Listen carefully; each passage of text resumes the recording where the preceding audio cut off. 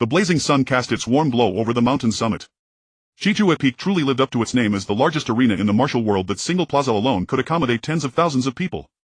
By now the place was already a seething ocean of bodies. At the very center of the plaza stood a fighting platform broad and imposing, roughly 4 zhan long and 3 zhan wide. The platform was square. Beneath it stood rows of tables and chairs laden with fruit and refreshments. The benches could seat 2,000 to 3,000 people, and the crowd had already swelled into a surging human tide. Some carried great sabers, some rested long swords at their hips, some shouldered spears, others held flywhisks. Representatives of every school and sect were present, both righteous and demonic paths thronged the mountain. At the very front of the platform stood a great cauldron, massive and imposing. The cauldron was filled with blazing crimson coals, and planted within them was a single sword. Its blade was 7 chi long, pure white and translucent, while its hilt was an eerie pitch black that made one's skin crawl at a glance. It was none other than the Heartless Sword. "I am the sect master of Jianjia sect," a man announced, "and it is our humble honor to have invited all of you to gather here today." Everyone knew very well that if not for the renown of the Heartless Sword, no one would have bothered to heed the summons of such a minor sect. Enough nonsense. If the Heartless Sword falls into the hands of petty villains today, we of the 5 Great Sword Sects will never let you off. We will hunt you down to the last. What is Jianjia sect that you think you can order us the orthodox sects around? A voice from the Yishan Sword sect cried out indignantly. Exactly. Among people of the martial world, the victor is king and the defeated are mere bandits. You were nothing more than a blind cat that stumbled upon a dead mouse and picked up a bargain. The members of Jianjia sect were furious at the insult. Half the people on the mountain abruptly stood up. They were almost all disciples of Jianjia sect. The rest of the crowd could not help but be startled. 2 shrill screams split the air. 2 people were struck by hidden weapons. The blood that flowed from their wounds was pitch black. The moment it touched the dust, it solidified into stone like clumps, black as coal. The crowd gasped in alarm. What kind of poison is this to be so vicious? An old man exclaimed in astonishment. It is Mingni water created by the devourer poison fiend Shintu Zhom. Another elder answered, and several old masters turned pale with shock. Mingni water was a legendary concoction from 500 years ago, as wondrous as the fabled Cape Imperial Palace itself. In the middle of the platform stood a thick horizontal beam rising roughly 3 zhan high. Suddenly the wind tightened, a black shadow flashed onto the top of the beam. The figure brought his hands together in salute, both feet steady beneath him. The people of Yishan Sword sect were astonished. This must be Miao Xiangren sect, master of Jianjia sect. Cough, cough. The elder was so emaciated he looked like nothing but skin draped over bones, his body dry and withered. All 3,000 people stared unblinkingly at him. He was the master of the Heartless Sword. Ling Xiao, who is that man? Why does he look like a dead person? I'm so scared. Can we leave? The girl stared wide-eyed. Ling Xiao watched captivated. Don't bother me. Let's go please. I don't want to stay here. The silly girl whined coquettishly. Ling Xiao felt goosebumps rise all over his skin. A chill crawled down Ling Xiao's spine. If you want to leave, go by yourself. Stop pestering me. The silly girl glared at him but dared not utter another word. I Miao have possessed the Heartless Sword for 20 years, the elder said hoarsely, yet due to my limited ability the secrets of Cape Imperial Palace remain unsolved. For this I feel deep shame. The Heartless Sword is a supreme treasure of the martial world, and we of Jianjia sect must honor the code of honor. Today as ever the judgment shall be made through martial skill. Because there are too many competitors, you must display your talents within the Chijue formation. Ling Xiao, why does everyone have to enter the Chijue formation? The girl asked. Are you done? Even if I tell you, you wouldn't understand, Ling Xiao replied, greatly annoyed. Why are you being so fierce? Woo. The silly girl burst into tears as she spoke. Ling Xiao's mind was in turmoil. All right, I surrender. They all want to obtain the Heartless Sword, but there are too many of them. Anyone who can pass through the Chijue formation will then fight atop the platform. Whoever triumphs will become the new master of the Heartless Sword. Hundreds of people leapt from the mountaintop in an instant, hurrying as a group toward one side of the mountain foot. Why are you running so fast? Aren't you going to wait for me? She protested. Why shouldn't I run fast? Footwork is my only true skill. I rely on it to escape with my life. Unlike you all who have mastered 18 different martial arts. I'm hopelessly stupid and can't learn a single one. Before the crowd stretched a vast lake. The moment they approached, an overwhelming stench assaulted them, so foul it made several people almost vomited on the spot. A few fainted outright, froth spilling from their mouths. One man leapt into the air, lightly tapping the surface to kick up a few splashes as he skimmed to the far shore. Ha, excellent. The silly girl laughed heartily, delighted. Those who had arrived first could only stare at her. A few more people jumped across, skimming over the surface like dragonflies touching water, reaching far in a few light steps. Suddenly there was a dull thudding sound. One man lost his footing and sank beneath the surface. Master! Several disciples on the shore cried out in despair, almost bursting into tears with anxiety. Then with another wet thump the fallen man burst back out of the water, his face now covered in swollen pustules bulging like the skin of a toad, nauseating to behold. Ah, ah. The silly girl screamed, burying her head behind Ling Xiao's back, too terrified to utter another word. Several people, swords in hand, strode forward with great swagger. At their head was a young man who carried no weapon at all, standing with his hands clasped behind his back. He was Cui Lei, one of Shui Wufeng's favored disciples. Quidditch, the silly girl called out happily. Cui Lei froze in surprise. How did this little lass know his name? Hee, young lady, are you well? It seems you are just as cheerful as ever after these few days. Is this place fun? He asked. It's very fun, she replied brightly. She seized Cui Lei's hand and led him toward the shore. Being suddenly tugged along like that, Cui Lei felt awkward and embarrassed. Quidditch, the water here is so black, not clear like back home. I really don't like it. I'm afraid to cross. Could you carry me over on your back? She widened her round eyes, gazing at him with earnest longing. Cui Lei reluctantly loosened his hand from hers. Young lady, he stammered, stiff with embarrassment. Hoof. Ling Xiao yanked the silly girl back. Why are you begging him? Don't you know your Ling Xiao Qinggong is second best under heaven? Why not first under heaven? The silly girl scratched her head, puzzled. At that moment another group descended from the mountaintop. Ling Xiao was startled. Your father is here. What? My father. Let's go. I don't want father, I don't want father. The silly girl grew increasingly frantic, clutching Ling Xiao and trembling uncontrollably. Her panic left Cui Lei and his companions dumbstruck. How can this girl have no sense of propriety at all? To suddenly cling to a man in front of everyone, truly she has no upbringing, someone muttered. She has truly shamed the face of her father, the Heishan old demon, another said. Yet remembering that Heishan old demon was hardly an upright gentleman himself, the group could only sneer coldly. Go. Ling Xiao swept the silly girl into his arms, holding her against his chest. With a single powerful stride he leaped onto the water, lightly tapping the surface several times before landing with ease on the far bank. What astonishing Qinggong, what superb skill! Rings of ripples spread across the water like falling raindrops. It was already no small feat for a person to skim across like a dragonfly. To do so while carrying another was truly admirable. In a blur Ling Xiao carried the silly girl onward at great speed. He had no idea how far they had gone, he only felt a faint fragrance against his chest, a delicate scent seeping into his heart, making him reluctant to stop and causing him to forget to put her down. Hey! Why aren't you putting me down? Aren't you tired? The silly girl asked in surprise. Sorry. Ling Xiao replied awkwardly, finally setting her down. Don't make a sound, Ling Xiao said sternly. The two of them hid behind a tree. Ahead on a small ridge, countless blades stained with red were embedded in the earth. Sheer stone walls flanked both sides. To ascend this mountain there was no other path, one had to pass through here. Two men were quarreling. The feud between your Shinnong sect and our Longwang temple should be settled today, shouldn't it? One was a monk, the other an old man with a head of white hair. The white-haired elder looked vicious, his eyes bulging as though he wanted to devour the monk alive. Jia Tsongtian said coldly, I, Jia Tsongtian, never take responsibility for my actions. You've come to the wrong person today. As he spoke he thrust out a palm. Song Shu Fa Tian.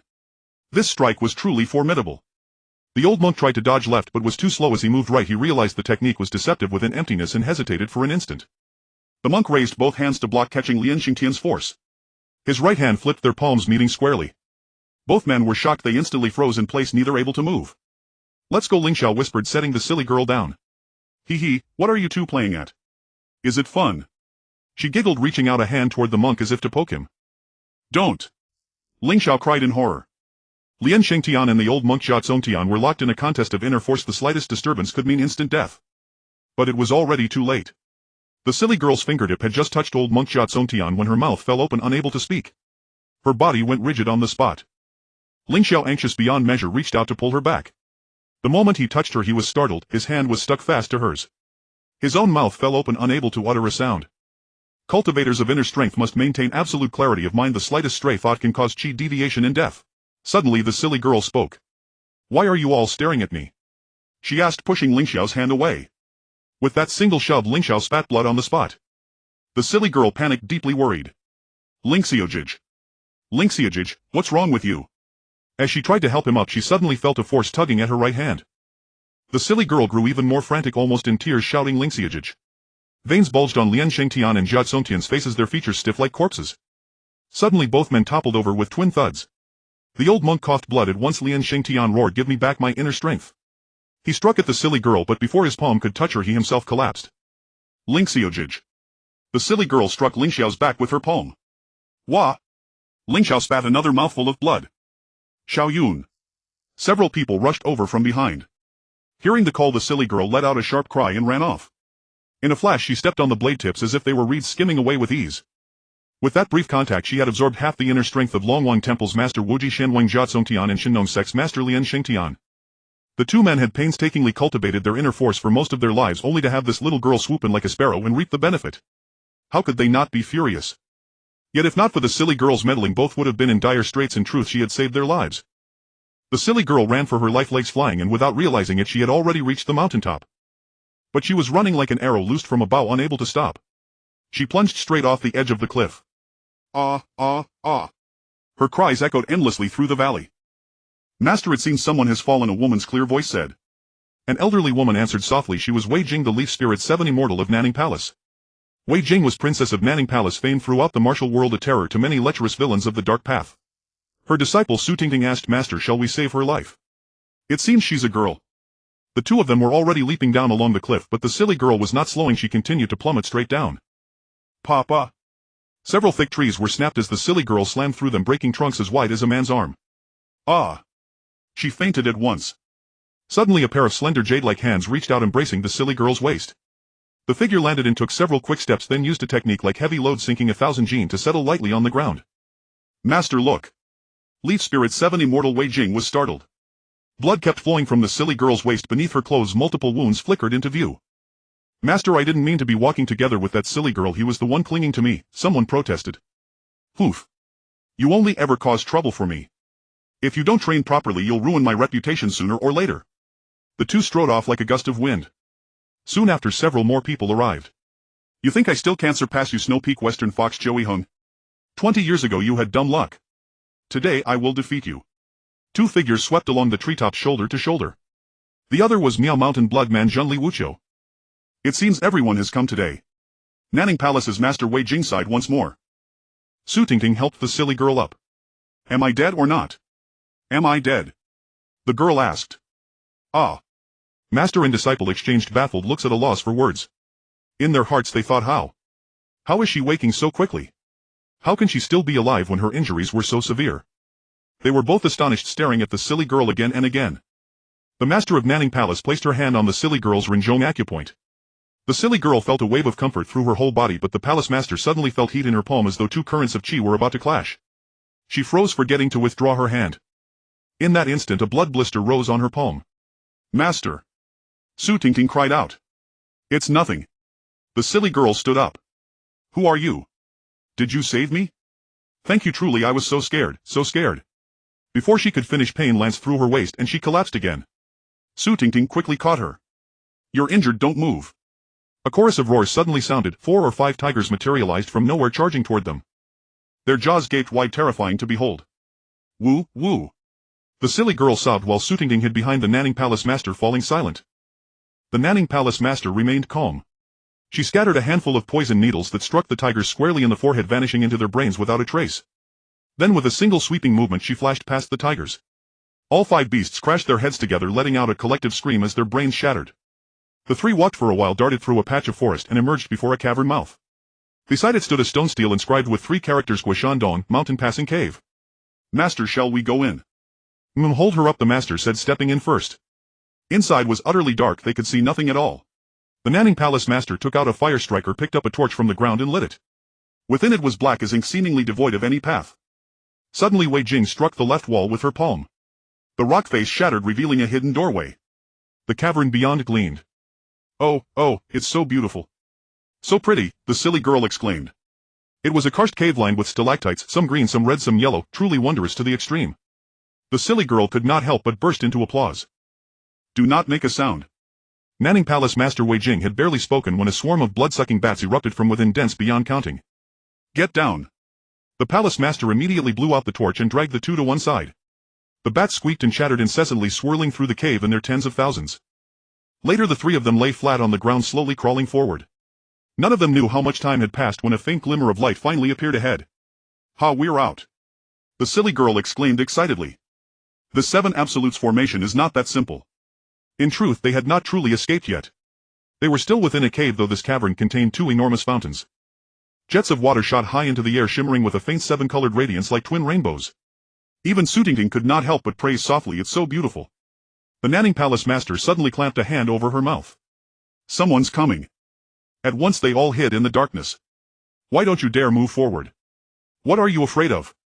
Miaoshan Bloodman Zhengli Wuqiu asked in puzzlement. Snow Mountain West Fox Choi Hung burst into loud laughter. Have you forgotten? As he spoke he struck out with one palm, knocking a palm-sized fragment loose from the stone wall. He caught it in midair with practiced ease, then flicked his wrist, hurling the stone toward the two fountains overhead.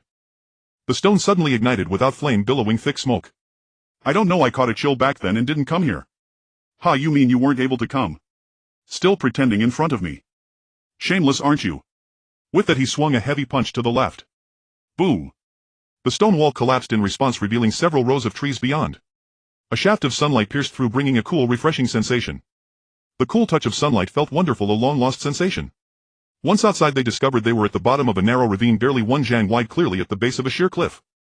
Miaoshan Bloodman Zhengli Wuqiu and Snow Peak West Fox Choi Hung had already vanished without a trace. Master, how do we get back up? The Nanning Palace master fell silent, saying nothing. I know how to get up there. The silly girl said happily. How do we go up? Su Tingting asked in a coquettish tone.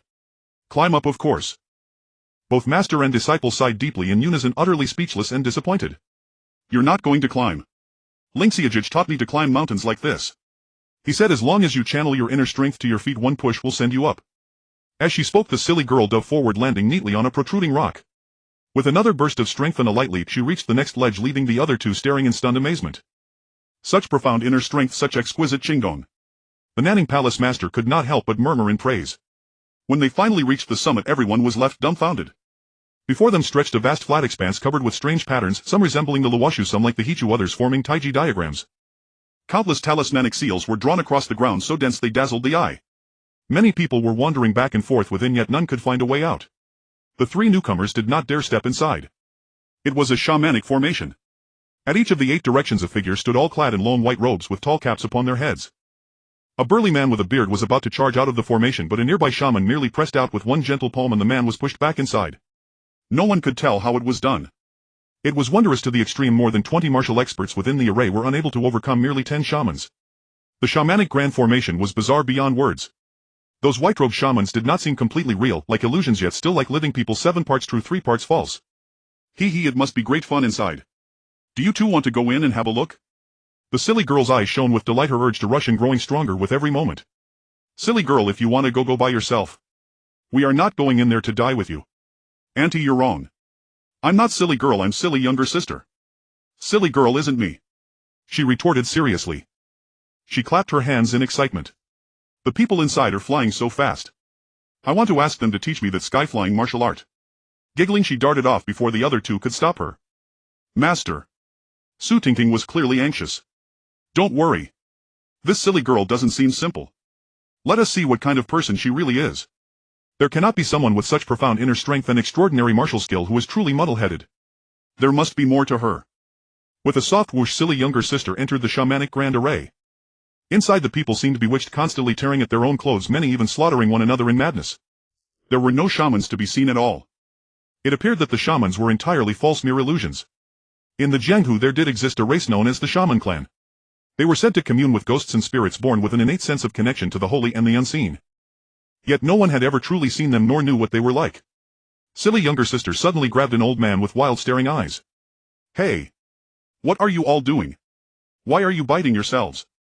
Don't you feel pain? Before she finished speaking the old man went completely berserk, spreading his arms to claw at her. His hair was in wild disarray, he was the very image of a madman. Ah! The silly girl cried out in shock, clutching her head as she tried to flee. But the old man's martial skill was formidable. Before she could turn he had already seized her wrists and sank his teeth savagely into her neck. Ugh, help! Silly younger sister wept and screamed. Master, should we go in and save her? She really is foolish, Su Tingting said anxiously. The Nanning Palace master still held his silence, quietly observing the scene within. Inside, a few with deeper inner strength had not been bewitched. They repeatedly struck toward the 10 shamans' positions, but no matter how much inner power they unleashed, it was reflected back with equal force. They were each forced back by sheer force. Father! Silly younger sister suddenly spotted her own father. Heishan old demon took one look and turned deathly pale. Xiao Yun! He cried. In a blur of motion he rushed forward like a gust of wind, flipping his palms to fling the old attacker Tu Zhang away, sending him crashing heavily to the ground. Xiao Yun, do not look at those shamans. They are all false illusions. If you gaze at them you will bleed from all 7 orifices and mutilate yourself to death. Why? Silly younger sister touched her own neck as if nothing had happened, yet blood continued to flow and the imprint of a row of teeth could still be faintly. Heishan old demon shook his head, his face full of pity, and took out a secret golden wand salve, carefully applying it to her injury. Heishan old demon seized her hand and charged toward the gap between 2 shamans. But just as they were about to burst out of the array, a surge of mental force struck them like a spider's web, ensnaring a fly, preventing them from escaping no matter how they struggled. Xiao Yun, run! He released her hands as he shouted. Yet silly younger sister could not escape that mental force either. Both of them were dragged together toward one of the shamans. Strange, why don't they have faces? Silly younger sister exclaimed in surprise. Intrigued, she reached out and grabbed the shaman's robe with both hands, giving it a tug. The garment came away and a slick black wooden pole toppled to the ground. Several more thuds followed as wooden poles fell one after another. All the shamans collapsed, leaving only heaps of clothing. Within the formation everyone's minds cleared. They stared at one another, furious yet ashamed. Many among them were prominent experts from major orthodox sects as well as renowned figures of the Jianghu. To find themselves in such an embarrassing predicament was mortifying beyond words. In a flash they all scattered and fled. Father, I don't want to leave. Heishan old demon clasped silly younger sister's hand and led her into a small grove. From afar the sounds of fighting reached their ears. Today our Yushan Sword Sect and your Tianshan Sword Sect are competing. If you are defeated, it proves that our Yushan swordsmanship surpasses yours, and the title of a #1 sword art under heaven should pass to Yushan Sword Sect. They saw 2 groups facing each other, more than 10 on each side, all swordsmen by their bearing, dressed in yellow and green, clearly distinguishing the two. The 5 elders of Tianshan were represented by Elder Ran and Elder Sheng, stepping forth to meet Hero Feng and Hero Zhang of the Yushan 3 heroes. These men were all well-known figures of the martial world. Their sword skills needed no further proof. Their prowess was extraordinary. Each was wrapped in a curtain of swordlight, leaving the onlookers dazzled. The longer they fought, the fiercer they became, until they were nearly staking their lives on every move. Even as established masters of the Jianghu, they could no longer worry about their reputations. Survival came first. At last each unleashed vicious techniques. Chi. Elder Ran stabbed Hero Feng, Hero Zhang stabbed Elder Ran, Elder Sheng stabbed Hero Zhang, and Hero Feng stabbed Elder Sheng, each landing a blow. The 4 of them ended in a draw. Thank you for your guidance. They clasped fists and stepped back. Yushan Sword Sect's swordsmanship lives up to its reputation. Excellent, marvelous. Now I would like you to witness the profundity of our Tianshan sword art. Old Jiong of Tianshan leaped forward, his long sword sweeping upward into the air, blossoming into 6 or 7 dazzling sword flowers. They were breathtakingly beautiful. Hoof. An elder's face darkened and he held his tongue. Old Jiong, forgive my offense, came the reply. Now the 2 sect leaders began their contest. As expected of grandmasters of a generation, their swordsmanship surpassed even that of the 4 earlier combatants, wondrous beyond compare. Both were wrapped in sword glow, one launching furious attacks, the other deftly evading. The aggressor could gain no advantage, the defender focused on observing, seeking a flaw in his opponent's technique. He hoped to decide victory in a single decisive strike, but such an opening never came. After more than 20 exchanges, the match remained even. Old Jiong, master of Tianshan, thought to himself, if we keep stalemated like this, when will it end? Better to sell him a favor. He suddenly drove his sword toward Xiong Wei's face, leaving his own lower body completely unguarded. Xiong Wei was briefly taken aback, then gave a cold laugh. Ha! He did not aim for the vital point, but instead met Old Jiong's sword directly, wagering his life in a frontal clash. Old Jiong's heart jolted, and shock and admiration rose within him. Xiong Wei truly has great courage. It seems I have already lost this exchange. A resounding clang echoed as their swords collided, inner strength surging against inner strength. With a muffled boom, both were blown back. Xiong Wei stood in silence, face solemn, sword held behind his right hand. Old Jiong smiled. Yushan swordsmanship truly lives up to its name. I, Old Jiong, have lost. The remaining 4 elders of Tianshan were stunned, ready to protest, but Old Jiong raised a hand to stop them. Their words died in their throats. Xiong Wei still said little. Thank you for your guidance, he uttered only these 3 words. Father and daughter continued on their way. Those silly younger sister kept seeking chances to slip away. Her father, Heishan old demon, maintained a cold expression, not uttering a single word. Father, look. Silly younger sister pointed with her hand. Between 2 trees lay 2 figures, dark blood seeping from the corners of their mouths. Heishan old demon took one glance and was shocked. They were Elder Huan and Elder Hong of the Tianshan 5 elders whom he had just seen. Father. She was about to say more when Heishan old demon quickly covered her mouth. A lone figure slipped away through the trees ahead. Few again. Heishan old demon spat heavily on the ground. Moments later the blood at the 2 men's lips hardened into stone. Their entire corpses swiftly petrified, becoming stone figures. This was a hillside within the 7 Absolutes formation. Ahead stood a small inn and the sun was just sinking in the west. A young man sat alone inside, drinking wine and eating his meal. Just as he was eating with relish, 2 groups entered from outside, one in yellow, disciples of Yushan Sword Sect, and another in red, disciples of Yushan Sword Sect. Innkeeper, hurry over and pour us tea. Don't make us wait until we lose our patience. The group in the lead was from Yishan Sword Sect. Among the 5 Great Sword Sects, Yishan was relatively small. However, they had recently produced 2 remarkable heroes known in the Jianghu as the 2 Outstanding of Yishan. The very name inspired deep admiration. Even more awe-inspiring, these 2 had dared to storm the Luo Wang cult by night, leaving not a single survivor, slaughtering all of its experts. Luo Wang cult was the largest faction of the present-day martial underworld. With such petty tricks you dare rampage everywhere. Both groups were stunned by the calm rebuke. The Yishan disciples exploded in fury. Where did this brat come from, daring to make trouble under our Yishan banner? Are you tired of living? The youth remained unruffled, fixing the Yishan disciples with a furious stare. I am tired of living, what of it? I simply cannot stomach scum like you blemishing the martial world. More than 10 men surged with anger, hands on their sword hilts, casting a glance toward their third senior brother Lan Jingwei. Lan Jingwei was already seething. He drew his sword and lunged. His fellow disciples followed, drawing their blades and encircling the young man. Poof! Before Lan Jingwei's sword could reach him, the youth shifted his body, flicked his right hand, and sent more than 10 buttons whistling through the air. Dang dang! Over 10 swords clattered to the floor. While they were still reeling in shock, a series of crisp slaps rang out, pa pa pa. The youth had already walked a full circle through them, delivering a slap to each man's face. The Yishan disciples, flushed with shame and rage, overturned the tables and snatched up their swords, once more prepared to fight into the death. The innkeeper, seeing this, bolted like a streak of smoke. You want to fight? Come at me, all of you. The youth still held a cup of wine in his left hand, draining it in one go. He paused, thinking for a moment, then sighed heavily. Fighting you is a waste of my time. You're all useless. I cannot be bothered with the likes of you. With that, he did not even look back, striding out alone. Suddenly 2 figures appeared from nowhere, blocking his path. Big brother, let me teach him a lesson. The speaker was Guan Yunqing, one of the 2 Outstanding of Yishan. Chen Haiqing nodded. Very well. Oh. So you're the 2 Outstanding of Yishan. One look at you and it's clear you have the bearing of heroes.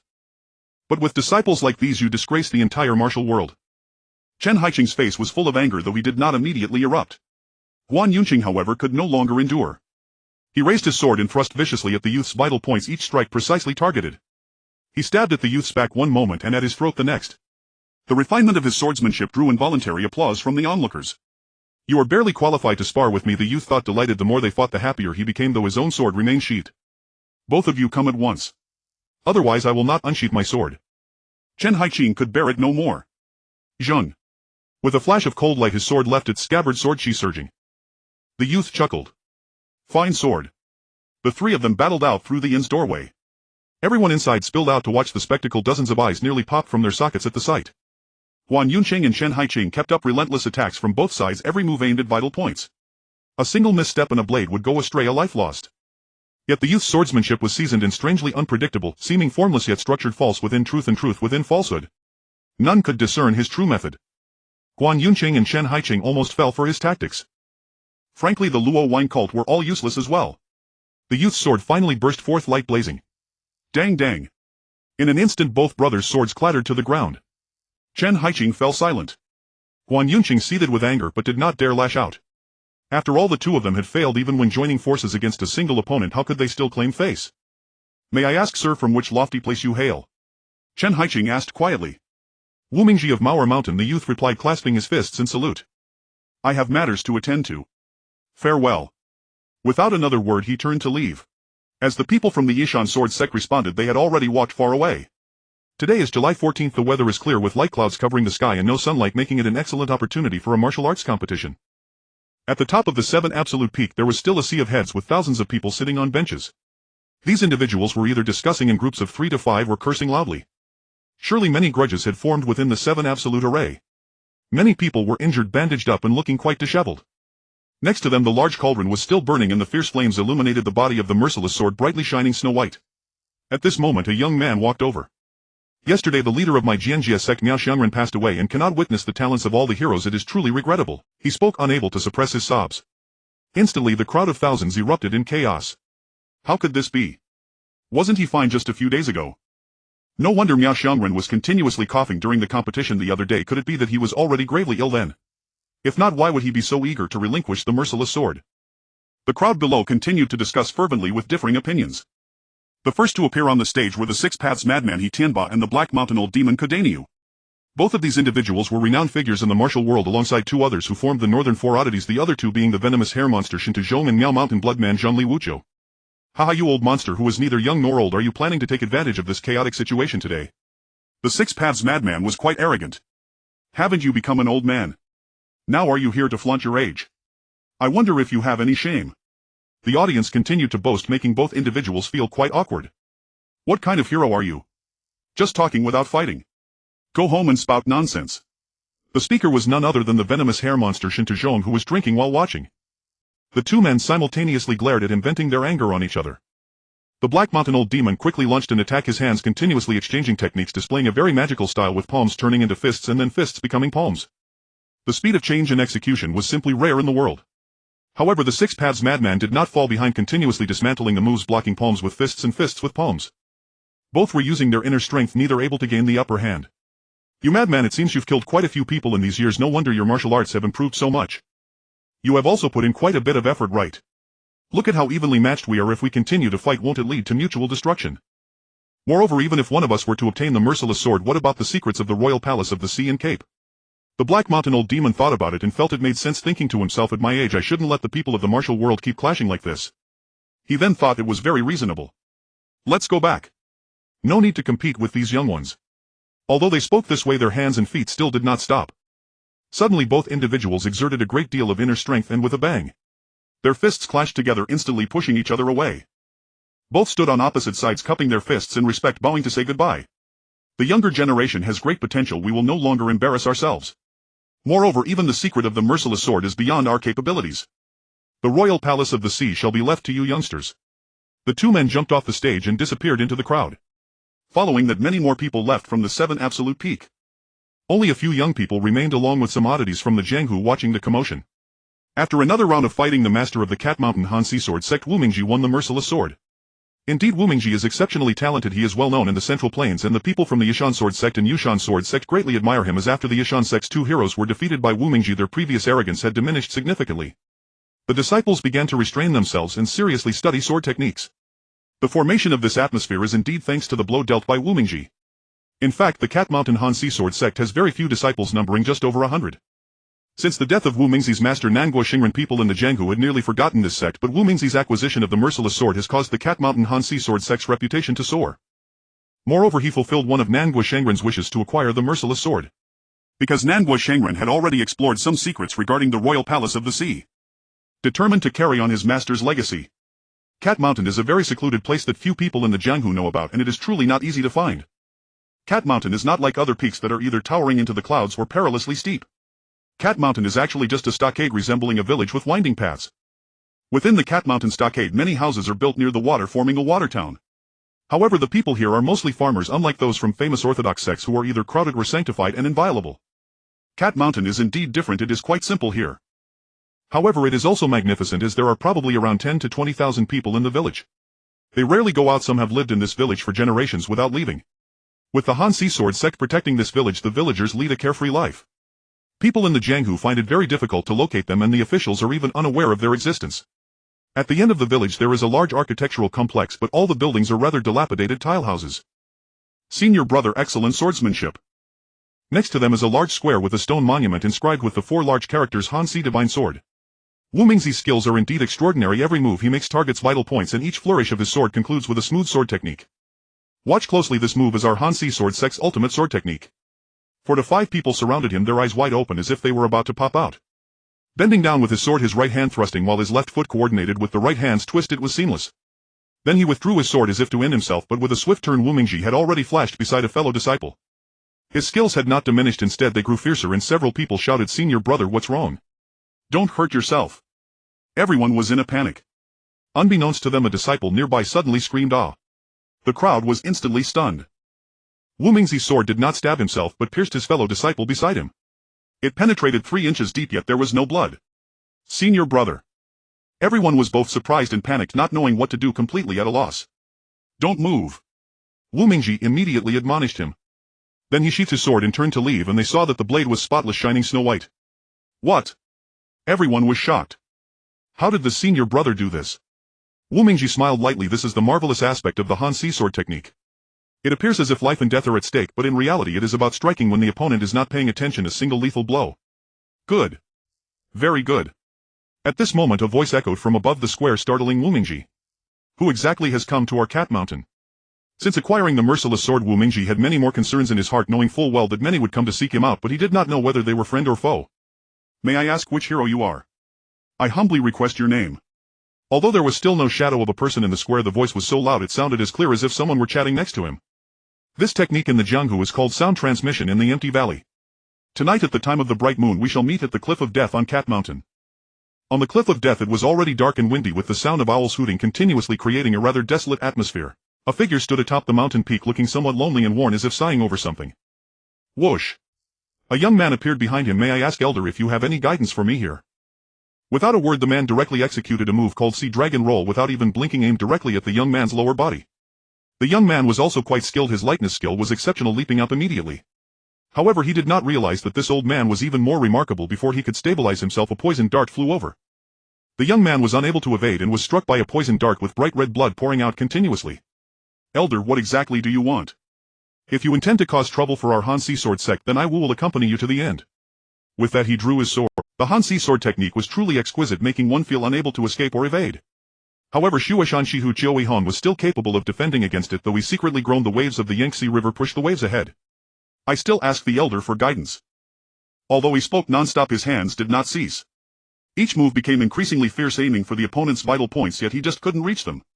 Many times Wu Mingji nearly caught Jiui Han, but he skillfully evaded, leaving one to wonder if he was a ghostly figure. Suddenly Wu Mingji revealed a flaw, attempting to attack Zhou Yaihang's deadly waist point. Jiui Han, seeing this, was overjoyed and couldn't help but become excited. However, the move had already reached halfway and it was impossible to retract. A devilish smile appeared at the corner of Wu Mingji's mouth. At that moment Jiui Han was greatly alarmed and could not stop in time. He hurriedly rolled away, appearing quite disheveled. Senior, I concede. Wu Mingji had already defeated Jiui Han with one move. Ha ha ha. Elder. Ha ha ha. Jiui Han laughed loudly. I never thought that after wandering the Jianghu for so many years I would unexpectedly lose to a junior today. It seems to be fate. Fate. Elder, did you summon me here for any particular reason? If not, I have other matters to attend to, so I shall take my leave. Your master took in a good disciple. Wu Mingji cupped his hands in respect. Elder, you flatter me. Your master must have told you right. Wu Mingji was immediately taken aback. You. Shuashan Shihu Jiui Han. This is for you. Before he could finish speaking he leapt away. Whoosh. A book flew over. Wu Mingji reached out to catch it and upon looking could not help but stare. Blueprint of the Royal Palace of the Sea. Startled Shuashan Feihu Jiui Han had already disappeared far away. Just as he wanted to shout, there was no longer a shadow in sight. After bidding farewell to his fellow disciples, Wu Mingji left alone with his backpack on his back, walking out of Cat Mountain like this. At noon Wu Mingji was in an inn sipping tea. All of you get out. If you don't disturb my mood here, I cannot eat with you around. The speaker was a girl. She looked somewhat silly. The nearby ordinary townsfolk saw this girl dressed like a swordsman and thought she was some young lady from a wealthy family. They didn't dare to provoke her and hurriedly left. However, a few younger martial artists were quite displeased, acting as if they hadn't heard her at all. They were quite arrogant. Little girl, you want us to leave? Unless you accompany me for a night. Hee hee. Several others began to snicker. Wu Mingji frowned and remained silent, feeling quite disgusted. You bunch are all perverts. All right.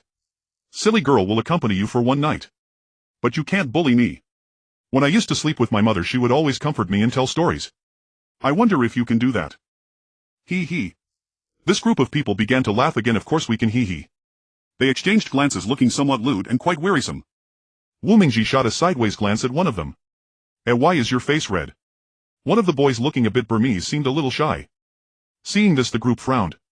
This boy was their young master. All right, today we'll give you to our young master. Let him enjoy himself tonight.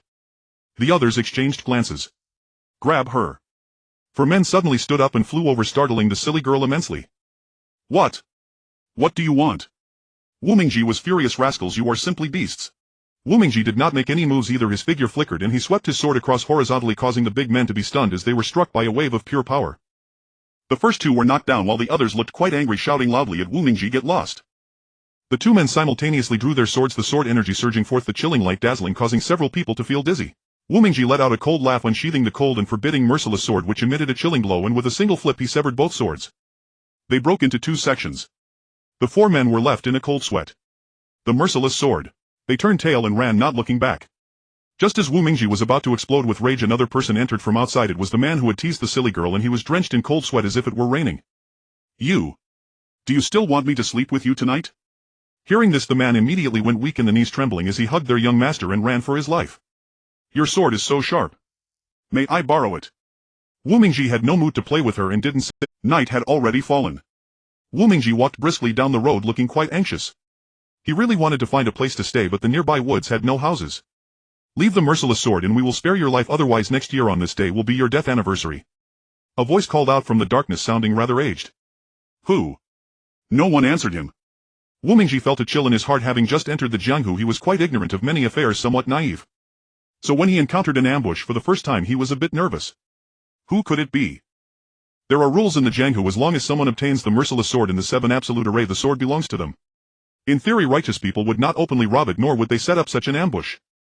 As Wu Mingji pondered, he determined it was likely people from the underworld, and he didn't take it to heart, continuing on his way, ignoring the person in the darkness. "Good lad." A few poison needles came flying over. Poof. Wu Mingji sidestepped and avoided them. The 3 poison needles immediately struck a large tree. In an instant the tree withered and it floated down just like that. It was quite dark. "Ha ha." The old man in the woods chuckled sneakily. Suddenly the leaves of the tree caught fire, emitting a foul smell. It was enough to make one want to throw up. "Hee hee, what are you doing here, you old monster?" Wu Mingji was just about to leave when a young man appeared from behind, unbeknownst to him. "So what if I am?" At this moment Wu Mingji. Just as he was about to say something, he fell down, unable to utter a word. He actually fainted. The young man let out a cold snort again. "Aren't you going to get lost far away?" The old man in the darkness hesitated after thinking for a moment, but finally grumbled, "I am doing this for your master's sake." Mao Zedai was taken aback, secretly calling out, "What a magnificent bloodthirsty hair monster, Shin Tu Zhong. Truly exceptional martial arts." With Mao Zedai was taken aback, secretly calling out, "What a magnificent bloodthirsty hair monster, Shin Tu Zhong. Truly exceptional martial arts."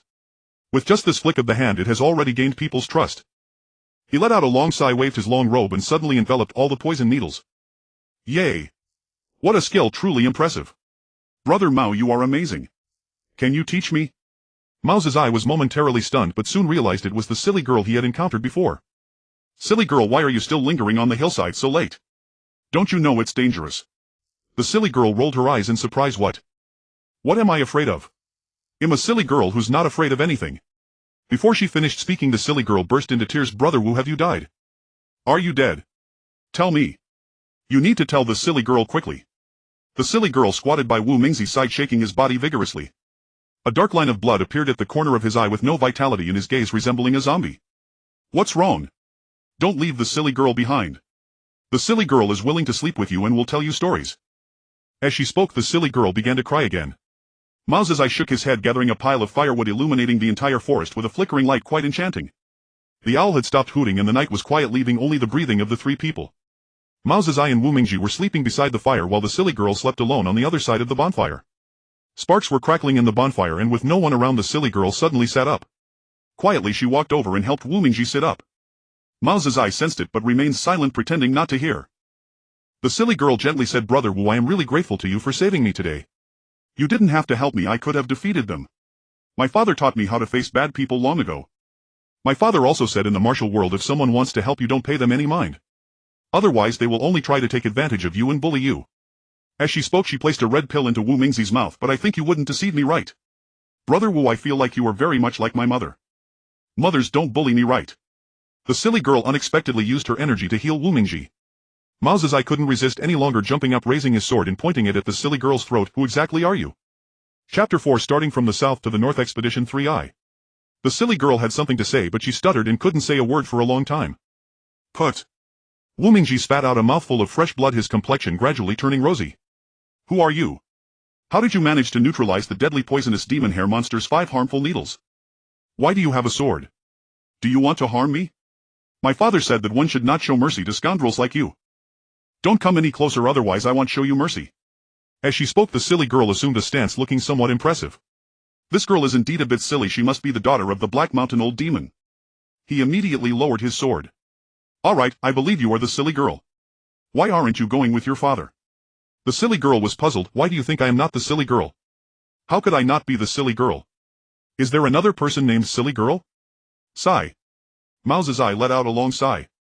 Forget it. Forget it. He couldn't help but shake his head. Silly girl, how did you end up here? Wu Mingji woke up. The silly girl went over to support him. At dawn several people entered a village that was quite large with probably hundreds of households. As soon as they entered the village they smelled a foul odor that was quite disgusting. Why does it smell so bad here? Brother Wu, brother Mao, let's leave. Don't go in.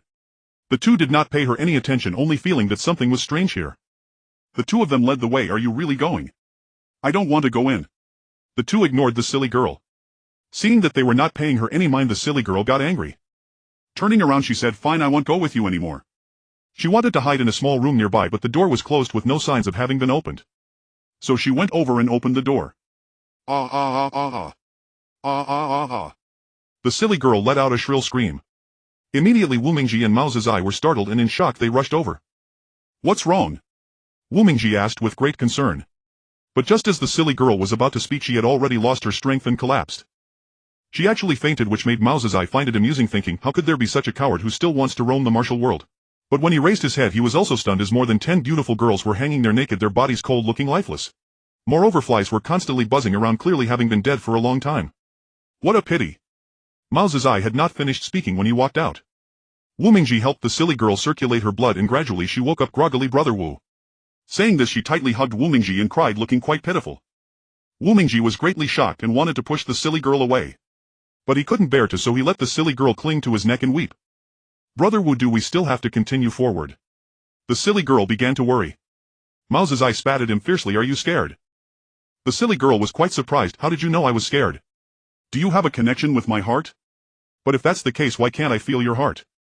The silly girl kept scratching her head. Sigh. Mao Zedai let out another long sigh, shaking his head repeatedly. Upon entering the village they saw a row of stone forests.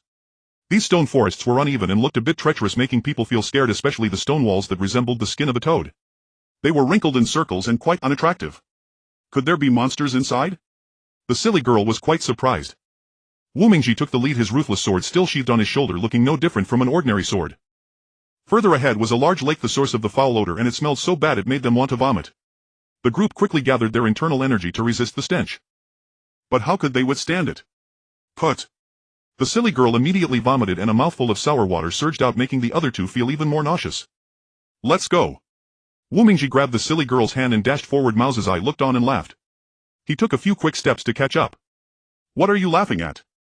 The silly girl turned back to look at Mao Zedai, confused. Look over there. In the distance on a pavilion a man was assaulting a woman who looked very angry and clearly unwilling. She was struggling, but the woman did not call for help.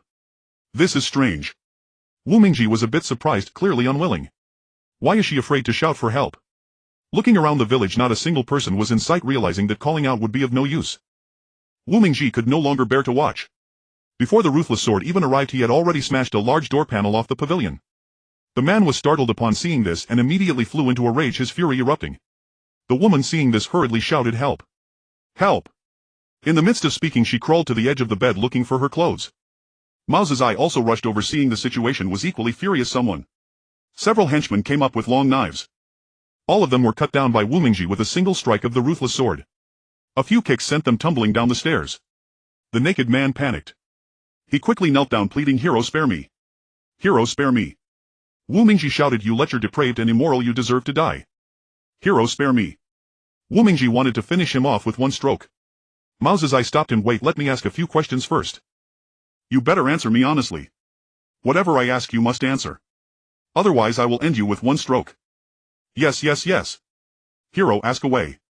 If I withhold anything may I die a horrible death. Mao Zedai turned around. Why is the freshwater lake here so foul? Where have all the common people gone? Because our king practices the Jade Maiden true art. Every time before practicing he must have slept with a virgin to be effective. Just now. This girl was the one our king just enjoyed and I was merely taking advantage of it.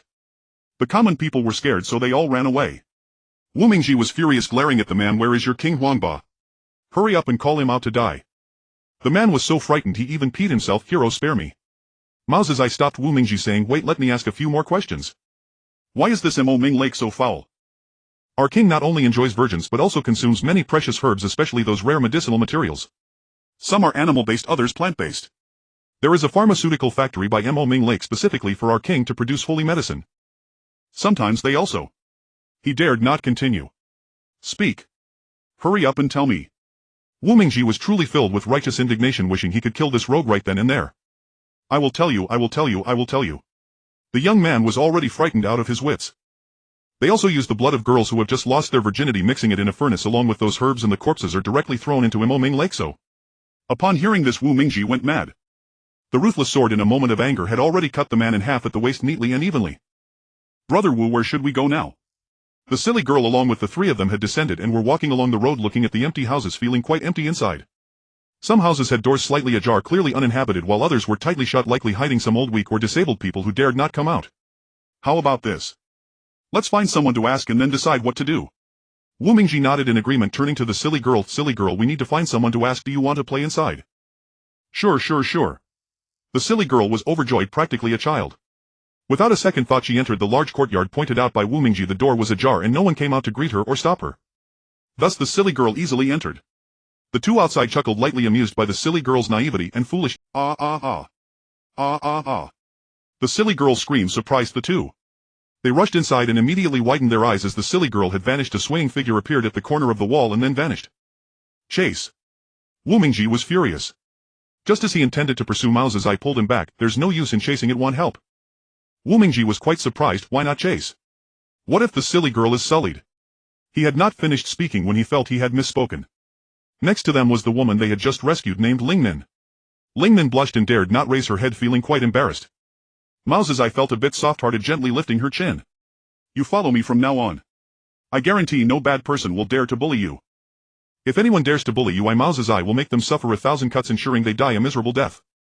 Ling Min felt immensely grateful to Mao Zedai, seeing him as her greatest reliance, her only and safest refuge in life. Her heart stabilized. Brother Mao, I know where they took the silly girl. I will lead you there. Wu Mingji was very worried about the silly girl. Then hurry and take us to find her. Mao Zedai held Ling Min, leaping onto the roof, flying eastward. Mao Zedai always felt a faint and enchanting fragrance around him, irresistibly captivating, almost drawing away his very soul.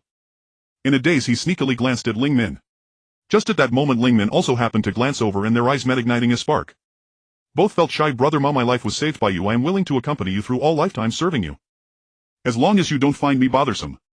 Mao Zedai found it hard to accept, gently covering her mouth. I know. Night had fallen and the group appeared at a corner of a large courtyard where several people were guarding the entrance. The guard was very strict. You two wait here for me, I will go inside to check it out. Wu Mingji said anxiously. No way. Mao Zedai pulled Wu Mingji's hand. We all go in. You enter through the front door directly, while Ling Min and I will enter through the back door. You create a commotion to draw them out, and Ling Min and I will rescue the silly girl. Upon hearing this, Wu Mingji felt it was a good plan, so he picked up the ruthless sword and walked straight to the entrance. Who are you? How dare you act recklessly in our Luo Wang sect? Wu Mingji did not say much. He saw the ruthless sword unsheathed and immediately struck down at the four men. The blade barely grazed their bodies and all four fell dead on the spot. No one knew what kind of sword technique Wu Mingji was using, however the Han Hai Sword Sect's swordplay was indeed remarkable, perhaps just a small demonstration of his skill. Several people rushed out, all furious and quite arrogant. The first man appeared to be over 30 years old with a bold personality and poor character, coming in with a mouthful of foul language. What the hell is going on with you today? How dare you disturb the peace? Wu Mingji did not say much either, just delivered a few blows. The ruthless sword is the sharpest sword in the martial world today, and ordinary weapons are no match for it. In an instant 4 long swords were severed in half, followed by kicks that sent these men tumbling aside. Who was so arrogant as to injure our people? Who are you? Are you the one in charge here? Hurry up and call your leader out. Wei Baoshang was instantly furious, brandishing his sword. With a move he executed a backflip, his long sword stabbing fiercely. Wu Mingji was taken aback. He did not expect such skilled individuals to be hidden in this den, realizing this person's swordplay was indeed not simple. It seemed he had to be cautious. Not daring to underestimate him, Wu Mingji and Wei Baoshang found themselves equally matched in battle. I'm so anxious. I didn't expect to encounter such a formidable opponent today. It seems I must summon the master to face this great matter. Thinking, all right, I will let you experience the might of our master. After a brief scuffle I immediately turned and ran. Wu Mingji, new to the martial world, had no experience. Seeing the opponent retreat, he quickly chased after. All right, if you're capable, come along. I want you to meet our leader. Wei Baoshang continued to lure Wu Mingji as they ran. Suddenly they arrived beside a very large room and came to a halt. From within came the sounds of a woman's moaning ugh. Ugh. Upon hearing this, Wu Mingji was instantly furious. He picked up the ruthless sword and swung it at Wei Baoshang. Unexpectedly Wei Baoshang dodged and opened the door but didn't enter. Inside a large man was furious. Who dares interrupt me at this moment of pleasure? Wei Baoxing shouted, my lord, a formidable martial artist has come to our gates today. He claims he will eradicate our Luo Wang sect, intending to kill us all. He thought the leader of the Luo Wang sect would storm out in anger, but to everyone's surprise the woman's moan ceased and the sect leader remained silent. Wei Baoxing found it strange. So he went inside.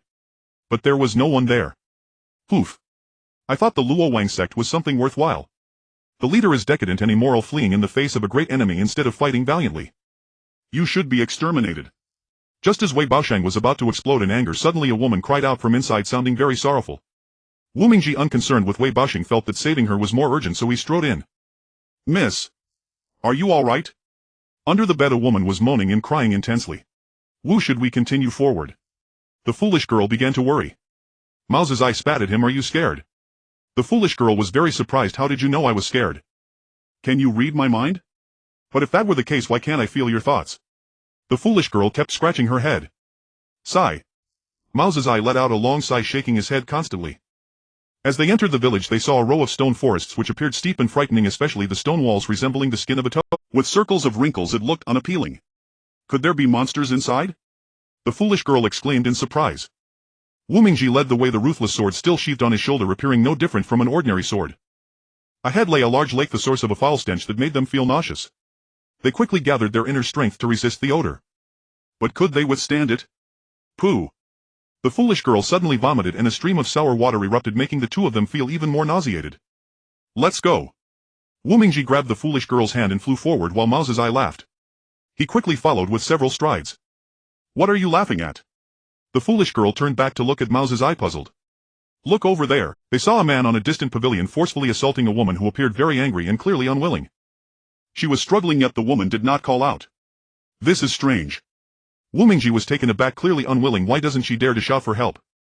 Looking around the village there was not a single person in sight, and he realized that calling out would be useless. Wu Mingji could no longer bear to watch.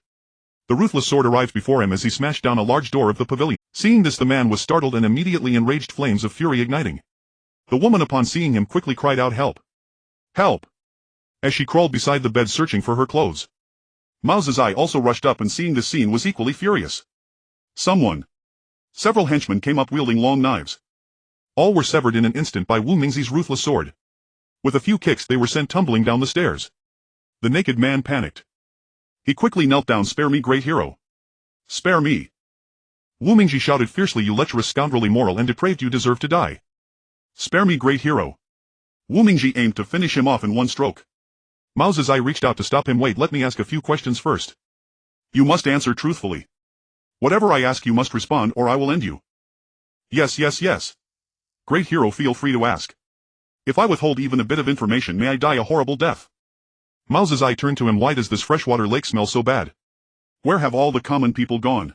Because our lord must cultivate the Jade Maiden true skill, so before each session he must sleep with a virgin for it to be effective. Just now this girl was the one our lord just used. I was merely taking advantage of the situation. The common people are terrified, so they all fled. Wu Mingji was furious, glaring at this man. Where is your scoundrel king? Hurry and call him out to face his death. The man was so frightened that he wet himself. Spare me, great hero. Mao's eye restrained Wu Mingji. Wait, let me investigate further. Why does this Mo Ming lake smell so foul? Our lord not only desires virgins but also consumes many precious herbs, particularly those rarely seen. Some are animal medicines, some are plant medicines. There's a pharmacy by Mo Ming Lake that exclusively produces holy medicines for our lord. He then hesitated and dared not continue. Speak. Quickly. Wu Mingji was filled with righteous anger, wanting nothing more than to slay this rogue. I will tell you. The scoundrel was already terrified and confused. They also use the blood of maidens who have lost their virginity, mixing it in the furnace with those herbs. The bodies are directly thrown into Mo Ming Lake. So Wu Mingji was immediately driven mad. In a moment of shock he had already severed the man at the waist perfectly even. Wu, where do I go now? The foolish girl along with the three of them had already come down, walking along the road looking at the empty houses, feeling very hollow inside. Some doors were ajar, clearly indicating that no one lived there. Those houses were tightly shut, suggesting that there were perhaps some elderly or infirm people hiding inside, too frightened to come out. I think we should do this. Let's first find someone to ask and then we can plan our next move. Wu Mingji nodded in agreement and turned to the foolish girl. Foolish girl, should we find someone to ask? Do you want to play inside? Sure. The foolish girl was overjoyed, acting just like a child. Without a second thought she entered the large courtyard pointed out by Wu Mingji. The door was slightly ajar and no one came out to greet or stop her. So the foolish girl easily went in. The two of them chuckled outside laughing at the foolish girl's innocence and silly demeanor. Ah! Ah! Ah! The foolish girl's shrill scream startled the two of them. They rushed in, their eyes widening in shock. The foolish girl had vanished and a swaying figure appeared in the corner before disappearing. Chase! Wu Mingji was furious. Just as he was about to pursue Mao Zedai pulled him back. There's no need to chase, it would be useless. Wu Mingji was astonished. Why not chase? What if the foolish girl is defiled? Before he finished speaking he felt he had misspoken. Beside them was the woman they had just rescued named Ling Min. She blushed, too embarrassed to lift her head, feeling very odd. Mao Zedai felt a pang of compassion and gently lifted her chin. Follow me, I promise no scoundrel will dare bully. If anyone dares to bully you, Mao Zedai will tear them to shreds, ensuring they meet a terrible end. Ling Min felt deeply grateful to Mao Zedai, sensing he was her greatest support, her only and safest refuge in life. Her heart gradually steadied. Brother Mao, I know where they took my sister. I will lead you there. Wu Mingji, very worried about the foolish girl, then hurry and lead us to find her. Mao Zedai took Ling Min's hand and leaped onto the rooftop, flying eastward. Mao Zedai always felt a faint and alluring fragrance beside him, irresistibly captivating, almost ensnaring his soul. In his daze he glanced at Ling Min. Just then she happened to look over, their eyes met and a spark ignited. Both felt a little shy. Brother Mao, you saved my life. I am willing to accompany you through countless lifetimes, serving you like a humble servant. As long as you don't find me bothersome. Mao Zedai found this hard to accept, gently covering her mouth. I know. Night had fallen and the group appeared at the corner of a large courtyard where several guards were stationed at the entrance. You two wait here, I'll go in and check the situation. Wu Mingji said anxiously. No. Mao Zedai firmly grabbed Wu Mingji's hand. We all go in, you enter through the front door while Ling Min and I will enter through the back. You create a ruckus to draw them out and Ling Min and I will rescue the foolish girl. Wu Mingji felt this plan was excellent and thus took the ruthless sword, striding straight for the entrance. Who are you? How dare you wreak havoc in our Luo Wang sect? Wu Mingji said no more. As soon as the ruthless sword was drawn he struck down at four people, the blade slicing through them, and they fell to the ground lifeless. No one knew what sword technique Wu Mingji used. However, as a member of the Hanhai Sword Sect his swordplay was undoubtedly superior. This was just a simple test of his skills. Several people rushed out, all furious and arrogant. The leading man, around 30, had a fierce temperament and a poor character, immediately spouting foul language. What the hell are you doing here? How dare you stir trouble on our territory? Wu Mingji didn't waste words and quickly struck them down. The ruthless sword was the sharpest weapon in the martial world. Ordinary weapons were no match for it. In an instant 4 long swords were broken in half. Then with a few kicks he sent those men tumbling aside. Who dares to act so recklessly against us? Who are you? Are you the boss here? Hurry and bring your leader out. Wei Baoshan was instantly enraged, brandishing his sword. With a white jade somersault his long sword lunged forward. Wu Mingji was startled. He hadn't expected that in such a den there would still be someone capable in the martial world. This person's swordplay was indeed impressive. It seemed he had to be cautious. Not daring to underestimate him, he and Wei Baoshang struggled to gain the upper hand. It seemed he had to be cautious. Not daring to underestimate him, he and Wei Baoshang struggled to gain the upper hand. It seemed they had to summon the master to face this great matter. He thought, all right, I'll let you experience the might of our master. After a brief skirmish he immediately turned and ran. Wu Mingji, new to the martial world, had no experience. Seeing the opponent fleeing he closely pursued. All right, if you have the ability, follow me. I want you to meet our leader. Wei Baoshan lured Wu Mingji as they dashed onward. Suddenly they stopped beside a very large room. From within came the sounds of a woman moaning, ugh. Ugh. Wu Mingji was instantly filled with rage. He raised the ruthless sword and swung it at Wei Baoshang. But unexpectedly Wei Baoshang dodged and opened the door, yet did not enter. The large man inside was furious. Who dares to interrupt me at such a moment? How dare you disturb my pleasure? Do you want to die? Wei Baoshang shouted, my lord, a powerful martial artist has come to our gates today claiming he will eradicate our Luo Wang sect. He aims to kill us all. They thought the sect leader would storm out in anger, but to everyone's surprise the woman's moaning ceased and the sect leader remained silent. Wei Baoshang found this strange. So he went inside. But there was no one there. Poof. I thought the Luo Wang sect was something significant. The leader is decadent and immoral, fleeing in the face of a great enemy instead of fighting valiantly. You should be exterminated. Just as Wei Baoshang was about to explode in anger, suddenly a woman cried out from inside, sounding very sorrowful. Wu Mingji, unconcerned with Wei Baoshang, felt that saving her was more urgent, so he strode in. Miss. Are you all right? Under the bed a woman was moaning and crying intensely. Wu Mingji grabbed the bedboard and threw it aside, instantly shattering it into pieces. Revealing a large hole, it was a long tunnel. The woman sat at the tunnel's entrance naked with a sharp knife embedded in her chest. This sight left Wu Mingji and Wei Baoshang dumbfounded. Miss. Wu Mingji rushed over to stop her bleeding but felt embarrassed as the woman was unclothed. Wei Baosheng was momentarily stunned but managed to blurt out saving her is the priority. Wu Mingji thought the same and approached to assist her. Seeing that the dagger wasn't inserted too deep, it seemed the situation was urgent and the sect leader had fled, so no severe harm was done. Wu Mingji gently pulled it out and applied the healing medicine. He even bandaged her wound. Wei Baosheng was still in a daze, not knowing what to think, when suddenly he jumped over. What do you want? Wu Mingji horizontally positioned the ruthless sword to block Wei Baosheng. I need to find our leader. Any matters can be settled once our leader returns.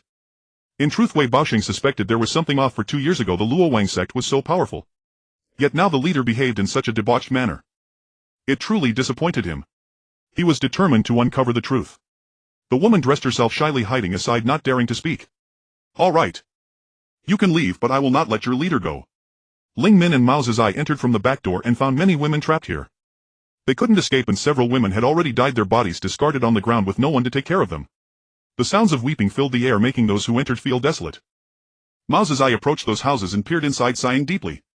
Poor women, if we hadn't arrived you would soon be defiled and dead. Brother Mao, should we rescue them? Ling Min's face was filled with compassion, for they empathized deeply. Of course we must rescue them, but this is not the time we should leave. But where could they escape?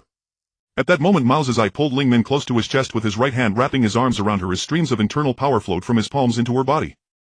Mao Zizai shouted at the top of his lungs, and the few people were stunned, frozen in place, covering their ears in agony. It looked like they were about to bleed from their 7 orifices and die. Spare me, great hero. Spare me. Tell me quickly. Where have you taken that silly girl? Ah ah ah. Ah ah. The group continued to roar, and upon hearing that Mao Zizai might let them go, they hurriedly exclaimed, all right, we will tell you. We will tell you. Mao Zizai coldly snorted at him, and the others dared not look up at him, fearing that he would kill them the moment he turned around. Spare me, great hero. Your silly girl is not here, she has been taken to the main hall. Main hall. Mao Zizai was quite surprised. Could it be? The silly girl has already been. Where is your main hall? Saying this, he kicked one of the thugs beside him. The man cried out in pain, it's in that building right in front.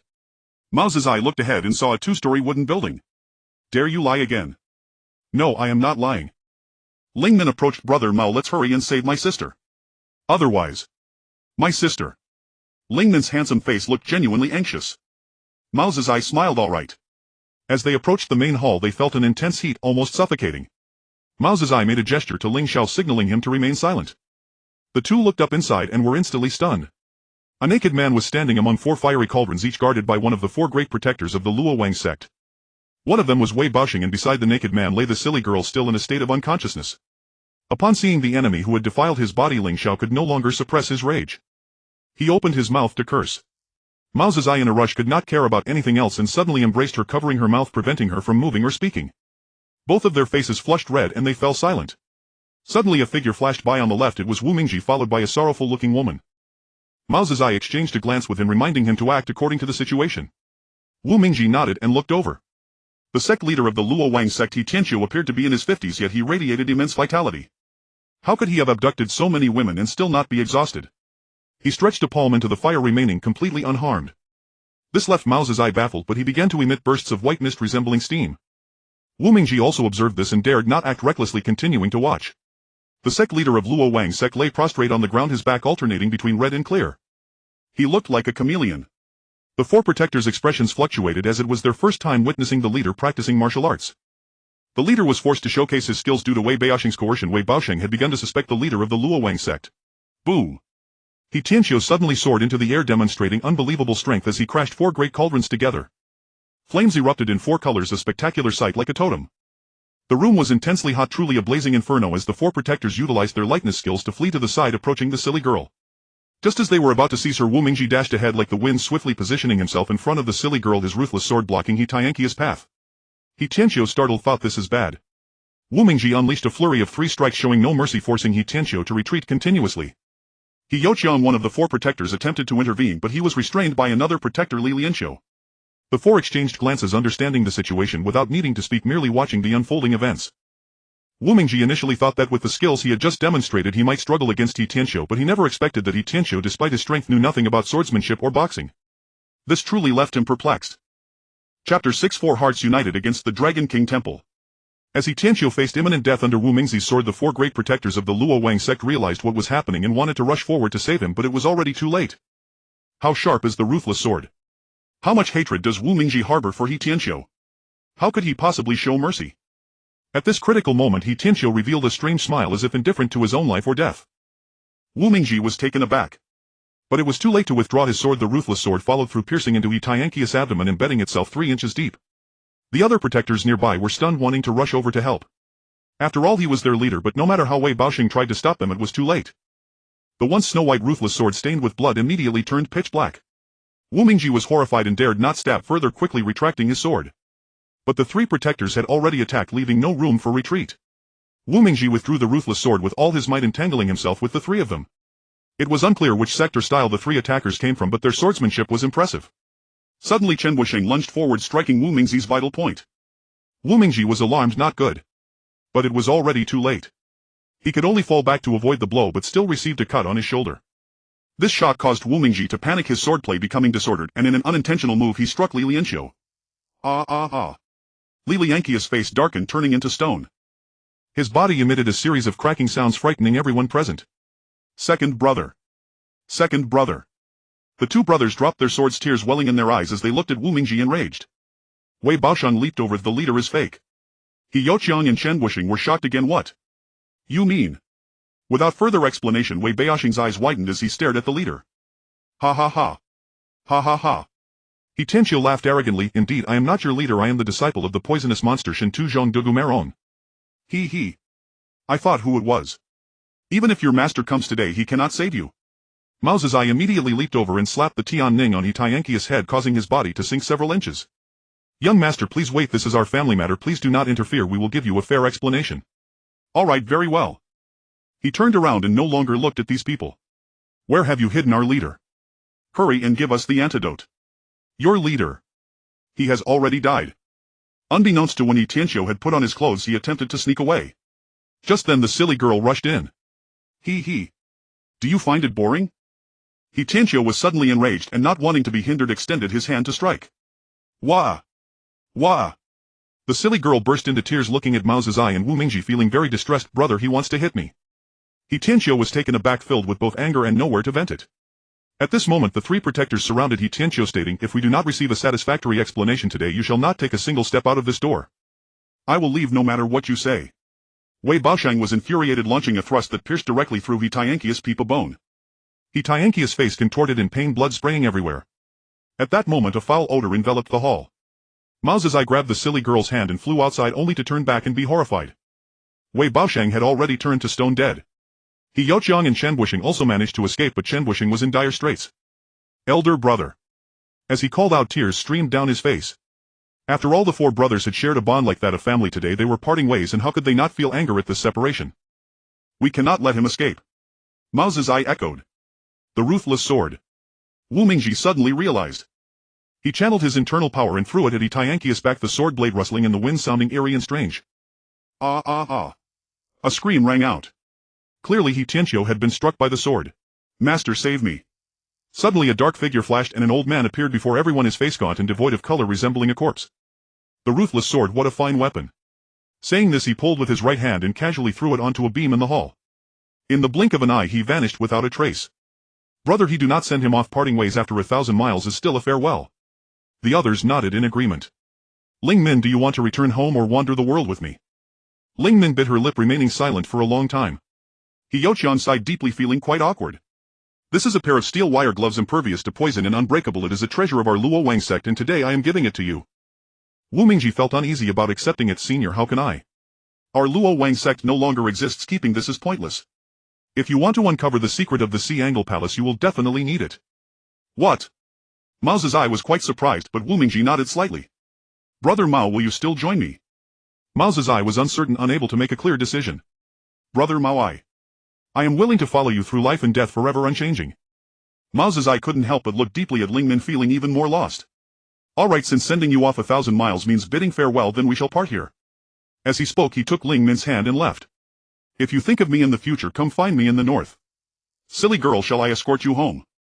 The silly girl immediately looked as if her eyes were about to pop out, covering her face and not daring to look at Wu Mingji. No, I want to venture the rivers and lakes with you, to tour the world, to slay demons and uphold justice, to uncover the secret of the bullhorn rooster. Wu Mingji laughed heartily. The two traveled for over 10 hours. What a grand archway, but why are there only 2 characters? It's unattractive. What does it say? Shanghai. Oh oh oh. Yay yay. I love the sea, brother Wu, let's go see the sea together. Wu Mingji merely smiled faintly, thinking about how long the road ahead might be. It wouldn't be so bad to have such a silly girl accompanying him. The journey would not feel lonely, though it might be perilous. He silently vowed to protect the silly girl well, ensuring she wouldn't encounter any mishaps. Chapter 6. Four hearts united against the Dragon King Temple 2. The two stayed in separate rooms at the inn, and it was already quite dark. There were no signs of movement in the courtyard. Presumably everyone had gone to sleep. Wu Mingji quietly took out the diamond silk gloves, stroking them repeatedly. At this moment the gloves, though lacking their previous luster, appeared quite simple and unadorned. They were plain with no particularly special patterns, simply stated with two small lines of text: Xiongtai Dragon King South and North Xiongtai Dragon King. The Dragon King Temple of Xiongtai Island. South and North Zhongheng. The South and the North. Zhongheng. Central Plains Hongshan. The more he thought, the more perplexed he became. Looks like a difficult life is about to begin. The secret of the Sea Angle Palace will be tough to unravel, and if I truly seek to uncover it, I will surely face many hardships. He sighed deeply, extinguished the lamp, and went to sleep. After a 10-day voyage, the two finally arrived at Xiongtai, a large island where the people were simple and primarily made a living through fishing, quite different from the farming lifestyle of the southern region. Oh Wu big brother, I'm so happy. Why is that? Wu Mingji also felt a bit excited looking at the silly girl, who seemed quite pleased. Because there are good people here, and here there is the sea fish to eat and coconuts to eat. Silly girl really loves coconut. Seeing the silly girl's innocent and romantic demeanor, Wu Mingji felt a wave of joy in his heart. That night they had nothing to do and slept peacefully in the inn. The next day after breakfast they called the innkeeper and asked, "We are not locals, can we ask you a question?" The innkeeper politely replied, "You are guests, and how could we neglect you? What would you like to ask?"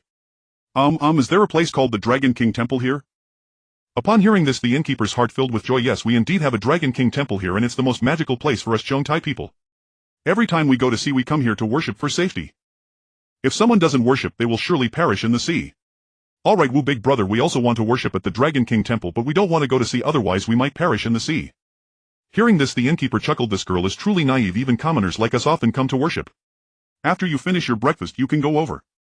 At this time it was the annual festival of the Dragon King Temple. Oh, it must be fun. I'll head over now. Goodbye Wu big brother. Before she finished speaking, the silly girl bolted out. Hey silly girl. But the silly girl didn't listen to Wu Mingji at all. After confirming the direction with the innkeeper, she hurried outside, and just as she reached the door there was no sign of the silly girl anymore. He sighed. "This silly girl is truly fearless. I hope she doesn't get into trouble." On the way he continuously heard people discussing the Dragon King Temple. So magical, the spirits of the Dragon King Temple have manifested today. What do you mean the spirits manifested?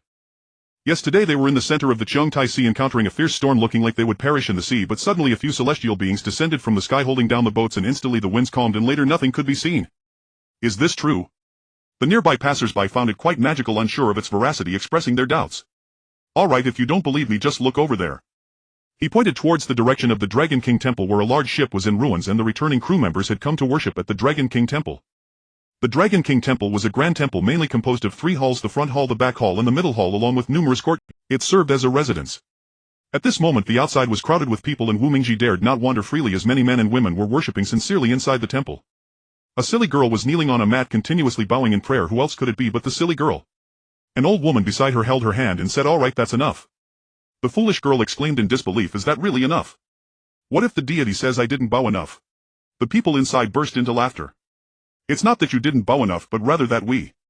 They continued laughing. Wu Mingji continued forward, eager to explore the location of the Dragon King Temple and familiarize himself with the surroundings. Upon arriving at the central hall, the scene was quite different from that of the front hall. Although people were still sitting on mats, they were not worshipping but attending a lecture where an enlightened monk was expounding on moral principles. "Haha, why are so many people gathered here?" A sharp feminine voice seemed to pierce through the entire hall. Indeed, the foolish girl had entered, and Wu Mingji was afraid that she would notice him, so he hid away in the shadows. Where did this wild girl come from? How dare she act recklessly in the sacred Dragon King Temple? A middle-aged man on the left was quite angry, and the dozen or so people on the mats were also worried about what punishment this girl might face. "What? My foolish sister just arrived here, can't she greet you? My father often told me that when entering a room one should greet others, or else it would be rude. My foolish sister is well-mannered." "Ha ha." The one with the smile said, "Fine, ignorance is no crime. You may sit on the mat." He pointed to a nearby mat and continued to expound on moral principles. Upon reaching the rear hall there were hardly any people present because the largest temple in the Dragon King Temple was actually closed. Usually no one would enter. An old woman hurriedly emerged with a broom and soon rushed to close the large door behind her. Wu Mingji felt something was amiss. Why is that old woman? Little did he know the old woman trembled at the sight of the emotionless sword behind Wu Mingji. Suddenly an individual dressed as a monk approached hurriedly inquiring, "Who are you? How dare you act recklessly in our Dragon King temple?" Wu Mingji was instantly taken aback. "When did I act recklessly here? You trespassed into our forbidden area. This is blasphemy against our deity." Upon glancing aside he saw a large sign that read "Sacred Ground of the Dragon King Temple, unauthorized personnel keep out." Feeling alarmed he exclaimed, "I'm sorry." Just as he was about to leave, a figure emerged from within. It was the immortal master Jia Tsongtian. "You little brat, don't think about running." He lunged forward. Although his attack was urgent, the immortal master Jia Tsongtian was still a middle-aged man with considerable strength. Wu Mingji was taken aback. In shock, Wu Mingji disregarded everything, drew the emotionless sword and aimed a fierce strike at the opponent, wielding the sword with unprecedented speed and precision. After all, this was a matter of life and death, and he suddenly unleashed his hidden potential, which made the immortal master Jia Tsongtian break into a cold sweat. "Good boy, that was close." As he turned to respond, he was stunned in place. The emotionless sword, it's the emotionless sword. Are you Wu Mingji, the disciple of the Han Hai sect? Upon hearing that the other party did not harbor any ill intentions, Wu Mingji relaxed a bit. "I am indeed the junior." The two of them halted their actions, but before they could regain their footing they were suddenly knocked over and fell to the ground. The internal strength of the immortal master was indeed profound, and Wu Mingji admired him greatly, not daring to show anger. "Please leave." He then extended his right hand, gently channeling his internal energy to push Wu Mingji out of the doorway. The monk immediately shut the door, not even glancing at Wu Mingji. Upon exiting the rear hall, Wu Mingji felt someone among the rubble and he was startled again. "Who is that?" He lightly took a step forward. The person moved quicker, clearly not weak in internal strength. Wu Mingji was somewhat astonished, thinking that if he were discovered a misunderstanding would be inevitable and a fight would not be far behind. He dared not slow down too much. "Mother." He saw that the person in front was an old woman. However, the old woman didn't pay him any mind. After a long while she finally said roughly, "You should go back. I won't be going back with you. This is destiny. Destiny has led our lives to this point and we cannot change it." The young man behind followed closely, saying, "Mother, let me kill the dog thief for you and then we can leave here." The old woman in front exerted more effort while the young man behind struggled to keep up. "Mother." Seeing he couldn't catch up, the young man felt a wave of sadness and he accidentally fell from the rubble. The old woman in front was startled. "Liar. My liar." She rushed to embrace him, feeling very distressed. Wu Mingji dared not approach, stopping beside a tree and watching quietly. "Mother." "Child, you should go back." "Mother, I'm fine. If you don't leave, I won't leave either." The old woman said, "Child, I cannot leave yet. I must confront the old thief." "Mother, come back with me. Let's return to the Central Plains so he can't find us." The old woman suddenly sighed deeply. "Child, don't be foolish. The dog thieves from the Dragon King Temple will soon catch up. You shouldn't follow me any longer. I cannot bear to see you tortured before my eyes." As she spoke, Cui Lei tearfully glared at the sky, feeling very pained. "Just go after them." The torches behind illuminated the sky brightly. A group of monks closely pursued, angrily shouting at the old woman, "Old woman, we have never treated you unfairly. Why do you still wish to flee? We have always respected you. Why can't you appreciate it?" The old woman resentfully replied, "I would rather die today than return with you." We have always respected you. Why can't you appreciate it?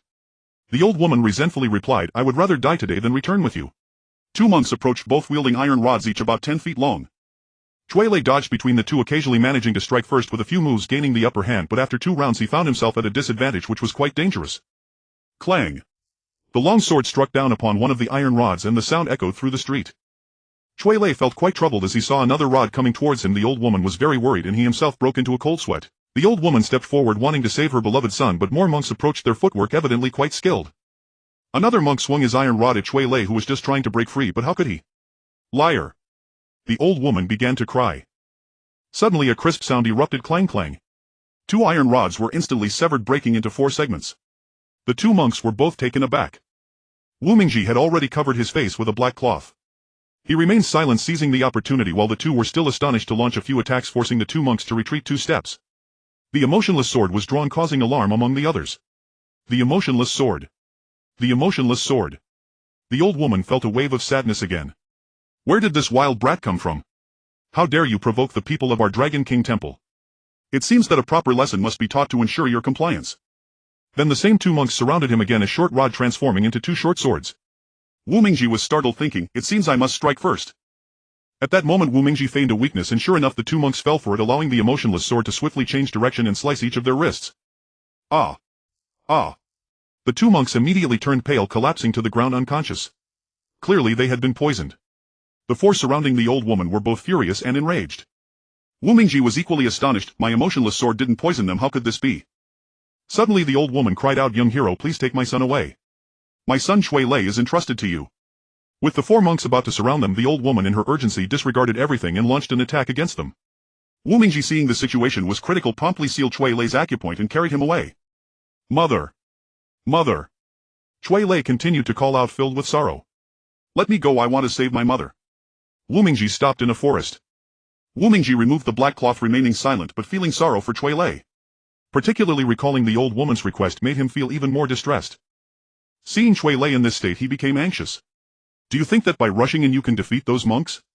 Do you think you can win over the old woman just like that? Is it really possible? What can you achieve by crying here? A series of reproaches left Cui Lei speechless, and he dared not cry out any longer. Suddenly Cui Lei knelt before Wu Mingji's feet, crying, big brother, you must save my mother. You must save my mother. Please get up. As long as there is something Wu Mingji can help with, I will certainly do my utmost to assist. Wu Mingji. So you are the outstanding swordsman from the Han Hai Sword Sect. Upon hearing Wu Mingji say this, Cui Lei fell silent. Brother, may I ask which sect you belong to? Cui Lei turned his face away, remaining silent. Wu Mingji did not press further. After a long sigh, Cui Lei finally spoke, my master is Bloodless Wind Sitomoron. Wu Mingji thought to himself, since he is a disciple of the renowned Bloodless Wind from the Central Plains, it should be possible to ask his master for assistance. But did he not consider it? There must be some hidden circumstances here. He decided not to question further. Don't move. Wu Mingji's expression was very tense, and Cui Lei did not dare to speak. There are 2 little people under the tree and a little sparrow on the tree. The sparrow doesn't chirp and the people under the tree are unhappy. It was indeed the foolish girl's voice, sounding a bit delicate. He. You might as well come out. Wu Mingji said calmly. Cui Lei was startled, feeling anxious, his mind solely on his mother. Big brother Cui Lei, how did you end up here? Aren't you in the Central Plains? Did you come to visit the foolish girl? Who told you? Did Brother Wu tell you I was here? Before she could finish speaking, she approached and grabbed Cui Lei's hand, shattering away. Don't touch me. Cui Lei struggled to shake off her hand. What are you doing? Really? I'm just concerned about you. You don't have to. Don't you know the foolish girl is very nice? She reached out again to grab Cui Lei's hand. Get away. Get away. Cui Lei stared wide-eyed at the foolish girl, remaining still. The foolish girl was frightened, becoming stiff, looking at Cui Lei without daring to move. Wu Mingji pulled the foolish girl aside. Your brother Cui is in a bad mood right now, so don't hold it against him. The next day Wu Mingji and the others disguised themselves and returned to the vicinity of the Dragon Gate Temple. Dear guest, may I ask what you would like? Just bring some of your best tea and snacks. The 3 began to drink tea. Has anyone seen an old woman with white hair, the one who sweeps the Dragon King Temple? A monk entered and loudly inquired. The patrons drinking tea were all startled. The shopkeeper approached, saying, this venerable monk, we haven't seen any such old woman here. The monk coldly snorted, if you dare to conceal anything, our Dragon King Temple will definitely not let you off. Certainly, certainly. 5 or 6 monks stormed out angrily. Brother Wu. Just as he was about to speak, Wu Mingji pressed down on him, then signaling the foolish girl with his eyes. The 3 left behind some tea money and hurriedly dashed out. The people inside were left dumbfounded. Upon reaching a corner, Wu Mingji quietly followed, using a secret technique to capture the monk, grabbing his throat. The monk barely had time to react and the others had already walked far away. Wu Mingji was elated, dragging the monk out of the village and into a forest. Do you want to die? Wu Mingji spoke, tightening his grip on the monk's throat. In shock, the monk had no choice but to yield, saying, I don't want to die, great hero, please spare me. Good, tell me why you want to capture the old woman. The monk was already sweating profusely with fear, no longer daring to hide anything. Our Dragon King Temple is divided into 2 factions. One faction consists of monks who recite scriptures and perform rituals for others. The other faction is the secular faction, composed of skilled martial artists who handle all matters big and small within the Dragon Gate Temple. The old woman has been restrained by them and has been held captive in the Dragon Gate Temple for 20 years. Wu Mingji was astonished. How can a monk's temple be divided into 2 factions? That's quite strange. So tell me, why is the old woman being held captive? Actually, I don't know either. Oh. Wu Mingji responded, suddenly turning aggressive. Alright, since you dare not tell the truth today, you shall experience the might of the Han Hai Sword Sect. The emotionless sword was drawn, swiftly flicked in front of the monk, nearly scaring him to the point of fainting. I'll talk. I'll tell everything. At this point the monk no longer dared to lie.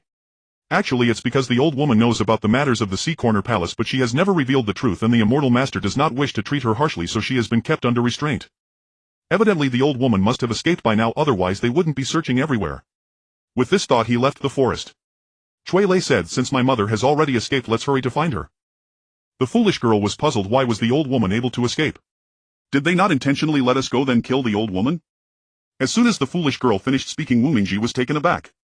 How did you become so clever? When did this happen? He felt quite puzzled.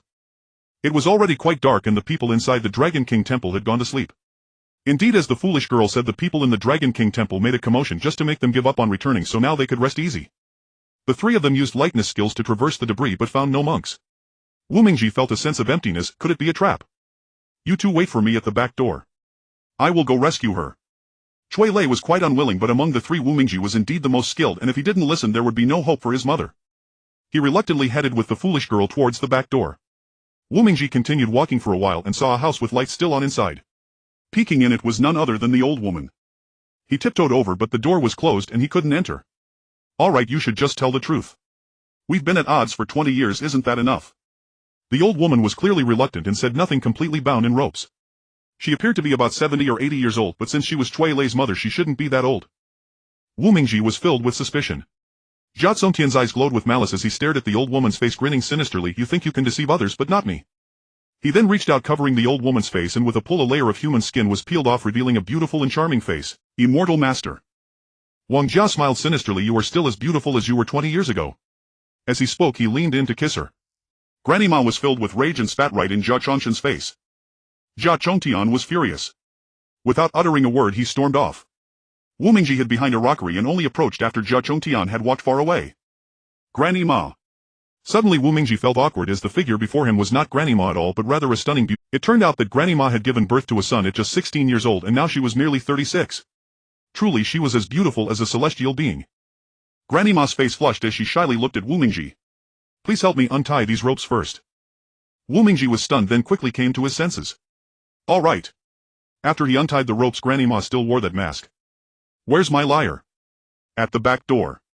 The two of them quietly slipped out without incident. Just as they were nearing the back door, a torch suddenly lit up, illuminating the entire Dragon King Temple. Jia Chongtian had surrounded Granny Ma and Wu Mingji with a dozen monks. Humph. Granny Ma's anger rose from the depths of her heart, yet tears soon streamed down her face. Wu Xiao, this headscarf is for you. I hope you take good care of it. Wu Mingji was still in shock as Granny Ma tore off her mask, her eyes glaring at the group of monks who were all astonished. When did she become so beautiful? Wu Xiao, you should hurry and leave. Long Weiniang looked at the numerous people around, knowing that escaping would be quite difficult. It was just the right moment to trap Jia Chongtian while he was fighting, allowing Wu Mingji to escape. However, Wu Mingji remained frozen on the spot. In his heart he was in turmoil. As a man, can I just watch a group of scoundrels bully a weak woman? Is this what it means to be a hero? Are you still the leader of the Han Hai-Gen faction? This inner conflict made Wu Mingji feel like an ant on a hot pan. Oh! Wu Mingji could no longer hold back, charging forward with the ruthless sword. The dozen monks were startled by his fierce advance and began to fear. Three of them rushed forward. Wu Mingji let out a loud shout, crossing the ruthless sword in front of his chest and thrusting it forward. Clang clang. The three iron rods instantly broke into 6 pieces. Little brat. 3 more followed behind and 6 of them firmly surrounded Wu Mingji. Wu Xiao, you should hurry and leave, don't worry about me. Wu Mingji felt a pang in his heart, astonished. It seems escaping today will be a bit of a hassle. His mind began to spiral into chaos. Wu Gu. A sweet voice called from outside the back door. It was the silly girl. Silly girl, there are many bad people here, quickly deal with them. Yay yay, this is going to be fun. The silly girl was agile, darting left and right as she began to slap everyone. The monks were quite uncomfortable being toyed with by the silly girl. I never expected to be played with by a silly girl. Instantly they were furious. On the other side, Long Weiniang was locked in a fierce battle with Jia Chongtian. There was no way to separate them and the confrontation was becoming more and more tense. Yet Jia Chongtian remained calm. With a flick of his right hand he unleashed a force that tightly surrounded Long Weiniang, causing her to gasp in shock. You all should leave quickly. Mother. Cui Lei had also entered. Now Long Weiniang felt even more anxious, thinking that everyone might not escape. Her heart became even more chaotic. Wu Mingji thought that the silly girl's martial arts were much stronger than his, so he urged her, silly girl, break their legs so they can't chase us. Her heart became even more chaotic. Wu Mingji thought that the silly girl's martial arts were much stronger than his, so he urged. Wu Mingji felt anxious. If you don't break their legs they'll catch up with you, strip you of your clothes and then violate you. Just thinking about the incident at the bottom of the mysterious lake made the silly girl tremble in fear. I don't want to. Then just do it. Okay. The silly girl was frightened, but she moved quickly like a ghost, darting past the dozen monks. She kicked each of them in the foot. Suddenly dozens of people cried out in unison. So it's you, wild girl. Jia Chongtian recalled that day in the 7 Absolute Formation where the silly girl had moved about unscathed. He felt a sense of foreboding. The monks picked up their iron rods and came after him, but Wu Mingji couldn't fend off 3 opponents at once. Silly girl. You've doomed your brother. The silly girl panicked, suddenly shouting. I'm sorry for Wu Gasake, I can only break your legs. You can't blame me if you end up legless. The others were even angrier, forgetting their status as they rushed at her. The silly girl was unaware of what technique she was using, but she dashed around the crowd, managing to cripple everyone. The cries of pain were incessant. You are the daughter of the Black Mountain Old Demon. Long Weining was shocked. But in the blink of an eye she was struck by a palm from Jia Chongtian, the pain piercing her heart. Mother! Chui Lei also rushed in and the two of them attacked Jia Chongtian together. I'm truly sorry, I didn't mean to do it, I really didn't mean to break your bones. The silly girl was acting on Wu Ge's orders, if I don't listen to him, hell send me back to my father. You all are doing this for my sake, so please bear with it. Following that, the silly girl began poking around each person's feet. Ah! Wu Mingji was astonished. Silly girl, what are you doing? The silly girl nervously replied, I need to check. What if their tendons aren't broken? What if they catch up? Wu Mingji could only smile bitterly. The monks were both furious and agitated. Let's go. Long Weining fiercely took action and pulled Chui Lei away. As dawn broke, the silly girl followed behind Wu Mingji, feeling quite bored. It's all your fault. Wu Mingji was puzzled. Why do you say that? If you hadn't told me to break their legs, we wouldn't be just the two of us. At least we would have had a few more people to walk with. The silly girl made a valid point and reproached Wu Mingji. He felt both annoyed and helpless. Ignoring her, they entered the street and Wu Mingji suddenly grabbed the silly girl, feeling quite worried. What are you doing? Why are you grabbing me? I still want to go to the lotus pond over there. Before she could finish, Wu Mingji covered her mouth. Look! He pointed ahead at a group of people. The silly girl almost shouted out, but thankfully Wu Mingji held her mouth shut. At that moment the two of them managed to remain undetected and the silly girl disguised herself as a man. Wu Mingji glanced at her and couldn't help but chuckle. What a handsome young man. What did you say? Am I attractive? Wu Mingji couldn't help but burst out laughing at the silly girl's confused expression. After 2 days the two of them arrived at Guiping County. How lively.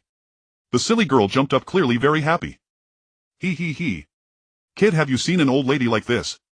3 or 4 burly men approached, holding a paper with a drawing of an old woman. The two of them watched in shock as the silly girl shouted, I've seen her. Wu Mingji turned pale, quickly signaling the silly girl with his eyes. No. I haven't seen anyone. Do you really have or not? One of the burly men grew angry. Woo. Suddenly the silly girl began to cry. Brothers, please be accommodating. My sister has a mental issue, so please don't hold it against her. The 2 burly men glanced at the silly girl, snorted coldly and then left. Alright, stop crying. Don't cry like that all the time. He. If I don't cry, how will they leave? Wu Mingji could only smile bitterly, truly at a loss for words. Don't you have any other way? Other way? The silly girl pondered. Outside the inn footsteps sounded and Wu Mingji quickly stood up. He blew out the candle, opened the window and stepped out. In the distance there were 2 figures, and after chasing for a while only one remained. The other person turned a corner and stopped pursuing the one in front. The person at the front seemed to be carrying something. Quietly Wu Mingji followed, and before he knew it he arrived at a large courtyard where the person in front slipped down. Wu Mingji jumped down as well just as he landed. The entire courtyard lit up. Where was the dark-clad figure from earlier? Who dares to come to our Shinnon sect? Wu Mingji was instantly thrown into chaos, feeling quite shocked. Someone capture him. 40 to 50 people suddenly surrounded Wu Mingji. It turned out the villains of the Shinnon sect had deliberately set a trap. Meanwhile the silly girl was still sound asleep. Outside 2 people were knocking on the door. Tall and thin, they looked quite handsome. It was Ling Xiao. The other was a woman, Su Tingting. Who is it? The silly girl felt quite helpless inside. As soon as she opened the door she was shocked. Ling Xiao. She hugged Ling Xiao's neck like a long-separated lover, bouncing with joy, making Su Tingting feel quite awkward. Silly girl, don't act like that. Ling Xiao was both amused and exasperated. I'll go tell Wu Ge that you're here. The silly girl was very happy and hurried over. However, after knocking for a long time no one came to open the door and the silly girl grew anxious. Ling Xiao realized something must have happened. When I came here I saw someone sneaking out with something on their back. So I chased after them. But then I noticed someone was chasing me, so I had to leave. I think the person behind might be your Wu Ge. Surround them. Outside torches were brightly lit, illuminating the entire courtyard. Ling Xiao and the others were quite astonished.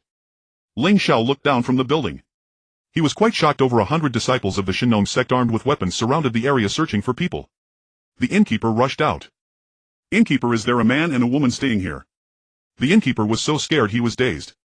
After a long time he finally managed to say yes on the second floor.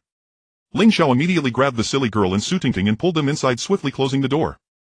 Su Tingting asked, "Are they coming for us? Is there anyone inside?" The few people outside began knocking on the door. Ling Xiao opened the window without saying a word and took off with both of them. They flew like 3 butterflies dancing over rubble, incredibly graceful. Of course, who could it be? The disciples of the Lone Wanderer couldn't be slow. When the burly men kicked open the door, they had already long gone. In the central hall of the Shinong sect stood 2 people, the sect leader Lian Xingtian and the leader of the Longmen Temple Jia Chongtian. The two had actually mingled together. This left Wu Mingji utterly disappointed. "Tell me, where is Long Weiniang?" Wu Mingji was tied up and lying on the ground, unable to move. While speaking, Lian Xingtian gathered his internal energy and slapped Wu Mingji again, asking, "What now? Will you tell me or not?" "I don't know," Wu Mingji stated resolutely. "I think it's better to forget it, this ruthless sword." Lian Xingtian surprisingly had his eyes set on the ruthless sword, and Jia Chongtian scorned, "Do you want to be a coward? Do you want to be ridiculed by the heroes of the world? Push him down." Wu Mingji was imprisoned in a basement. The surroundings were pitch black, devoid of any wind or light. Wu Mingji was quite scared, clutching the ruthless sword as he huddled in a corner. He didn't even know when he had fallen asleep. In a daze he suddenly heard someone speaking. Wu Mingji was alarmed, feeling that person was right beside him, yet he couldn't sense their presence at all. This was alarming. "Who?" He rolled on the ground several times in a hurry. "You need not know who I am. I am but a ghost." Hearing this made Wu Mingji even more terrified. He lit a fire stick and discovered a frail figure lying motionless where he had just been sleeping. It turned out that the previous gap below was just big enough for him to fit. "Child, do not be afraid, I am not dead. Although I have been imprisoned for decades, those old demons outside think I am dead, but they had no idea I am still alive." Wu Mingji let out a sigh of relief, feeling much better. "All right." He walked over. "How do you have the ruthless sword?" "Ha ha. You came at just the right time. Come help me cut this steel." Wu Mingji looked at the steel, which was as thick as a fist, wondering how he could cut it. Moreover, he didn't have that much strength. After taking a swing, the old figure sighed. "You should first practice my unique heart technique." "What heart technique?" Wu Mingji was quite puzzled. "Silly boy, for decades no one has been worthy of practicing my internal skill, and today I teach it to you. You still want to complain?" "That's not what I meant." The old monster recited the formula. "Did you remember it?" "Almost." "After a while, do you remember it now?" "I remember." After another while, the old monster asked again, "Do you still remember?" Wu Mingji's expression was quite awkward. "I forgot everything." "Haha, good, it seems I have descendants for the Shinzong fist." He then taught Wu Mingji how to circulate his energy and meditate. Wu Mingji felt a warmth throughout his body, all discomforts vanished, leaving him feeling quite at ease and happy. "Old senior, what kind of skill is this? It's so miraculous. Shinong true skill is indeed the most powerful internal skill in the martial arts world today. However, it is quite difficult to practice. If there is even a slight distraction while training, one could bleed from all 7 orifices and die. Where should we find Wu Gu?" Ling Xiao was quite surprised. "Are you talking about Wu Mingji, the one who has the ruthless sword? He might have already been captured." Su Tingting asked, "How do you know?" "Because if they came back to the inn looking for the little sister, it means they must already know the true identities of the two. This is a trap waiting for everyone. Let's go now instead of just talking here. My silly sister will not stick with you." In an instant the silly girl vanished into the vast night. Mother. Granny Long was severely injured from the battle at the Dragon King Temple that night, having been attacked by Jia Chongtian with a punch. She was still injured in her lungs. Long Weiniang gazed blankly at the sky, feeling quite disordered inside. Suddenly the sound of a flute filled the air. It was so melodious, so lingering, yet so melancholic. "It's master. It's master. It's master." Chui Lei was both surprised and delighted. "Oh." Listening to the conversation, Long Wanning couldn't help but smile in her heart. "After 20 years apart, will you still treat me as you always have?" "Mother, what's wrong with you?" Looking at Long Wanying's expression, he felt confused. Suddenly the sound of the flute faded away and Long Wanying's gaze instantly dimmed. "Master!" Chui Lei shouted loudly. But the voice was still distant. "Master!" No one responded to him.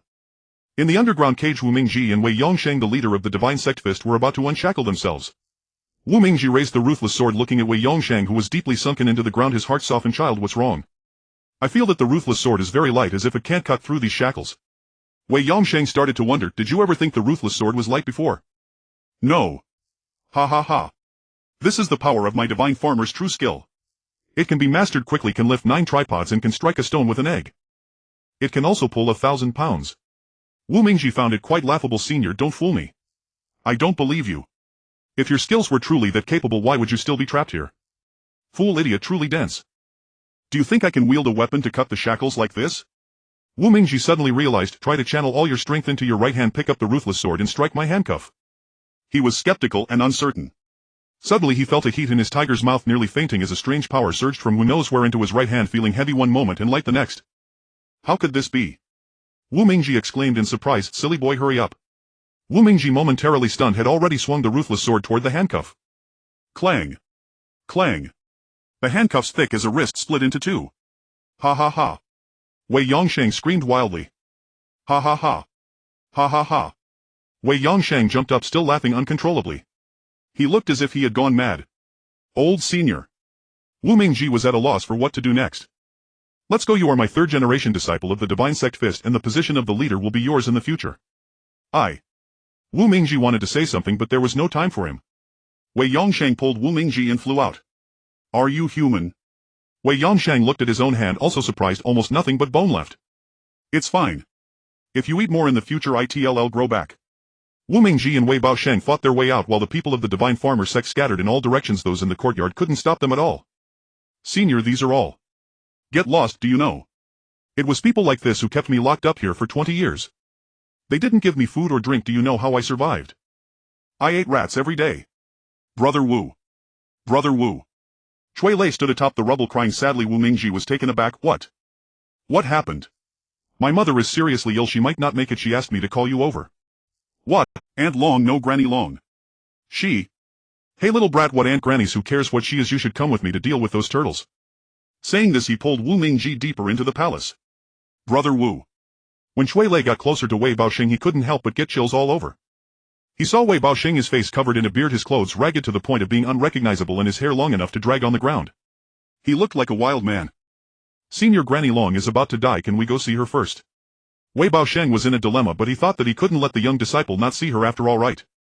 Can't we at least see her before she dies? How can she die without closing her eyes? All right. He'll come back later to teach those old turtles a lesson. Just watch how I train them. Turning back to glance at Chui Lei, he was stunned in surprise. Let's go. The few of them dashed away. Long Waning, wearing a mask, lay on the ground moaning constantly. Kid, hurry up, I don't like waiting for people. Granny Long trembled upon hearing this voice, slowly turned around looking at the person who resembled a wild man. Tears had already fallen. Baosheng. Eh? Wei Baosheng was very surprised. Who are you? Granny Long slowly peeled off her facial skin and Wei Baosheng was taken aback. Waning. The two of them shed tears unknowingly. You. Senior Wei, my mother was struck by a poem from Jia Tsong Tian, shaking her 5 organs. Now. What? Jia Tsong Tian. Poof. Immediately Wei Baosheng activated his internal energy to protect Long Wanying's vital meridians. Bring the ruthless sword here. Wei Baosheng snatched the ruthless sword and then turned around, tearing off Long Wanying's upper clothing. Senior. She is my wife. I have my own measures. You two guard the mountain paths on either side. Chui Lei was taken aback. He is my father. For a moment he couldn't find the words and Wu Mingji quickly pulled him away. Wei Baosheng gently sliced Long Wanying's body 5 times and fresh blood flowed out, but after a while the blood that flowed out was black and congealed. Baosheng. Long Wanying's lips moved slightly, her eyes still glistening, wanting to cry but unable to. Enough, don't say anything, just leave it. Saying this, he raised his hand to cover Long Wanying's mouth. Finding some herbs, he applied them to her, then used the ruthless sword to cut off a lot of her long hair and clean up her beard. He came back to Long Waning saying, listen, you won't die with me here, you will be fine. Long Waning was still filled with tears, unable to say a word. That night the few of them stayed in a farmer's house in the village. Mother. Long Waning said, liar, I'm fine, you don't need to worry, come here. Mother. Chui Lei walked over and sat beside the bed. Baosheng, you come too.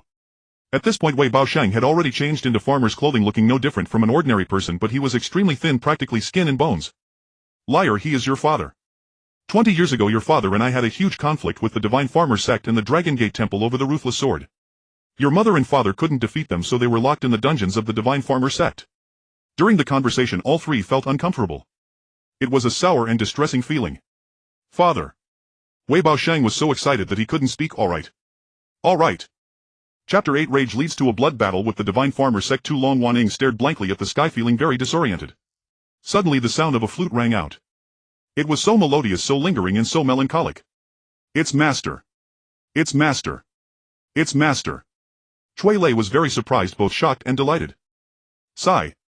Long Waning listened and smiled in her heart. After 20 years apart, will you still treat me as you always have? Mother, what's wrong with you? Looking at Long Wanying's expression, he felt confused. Suddenly the sound of the flute faded away and Long Wanying's gaze instantly dimmed. Master!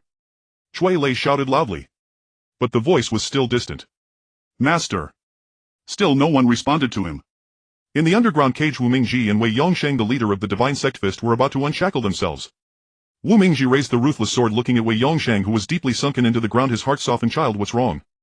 I feel that the ruthless sword is very light, as if it can't cut through these shackles. Wei Yongsheng started to wonder, did you ever think the ruthless sword was light before? No. Ha ha ha. This is the power of my divine farmer's true skill. It can be mastered quickly, can lift 9 tripods and can strike a stone with an egg. It can also pull 1,000 pounds. Wu Mingji found it quite laughable. Senior, don't fool me. I don't believe you. If your skills were truly that capable, why would you still be trapped here? Fool, idiot, truly dense. Do you think I can wield a weapon to cut the shackles like this? Wu Mingji suddenly realized, try to channel all your strength into your right hand, pick up the ruthless sword and strike my handcuff. He was skeptical and uncertain. Suddenly he felt a heat in his tiger's mouth, nearly fainting as a strange power surged from who knows where into his right hand, feeling heavy one moment and light the next. How could this be? Wu Mingji exclaimed in surprise, silly boy, hurry up. Wu Mingji, momentarily stunned, had already swung the ruthless sword toward the handcuff. Clang! Clang! The handcuffs, thick as a wrist, split into 2. Ha ha ha! Wei Yongsheng screamed wildly. Ha ha ha! Ha ha ha! Wei Yongsheng jumped up, still laughing uncontrollably. He looked as if he had gone mad. Old senior. Wu Mingji was at a loss for what to do next.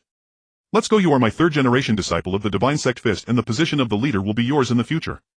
Wu Mingji wanted to say something, but there was no time for him. Wei Yongsheng pulled Wu Mingji and flew out. Are you human? Wei Yongsheng looked at his own hand, also surprised, almost nothing but bone left. It's fine. If you eat more in the future, it'll grow back.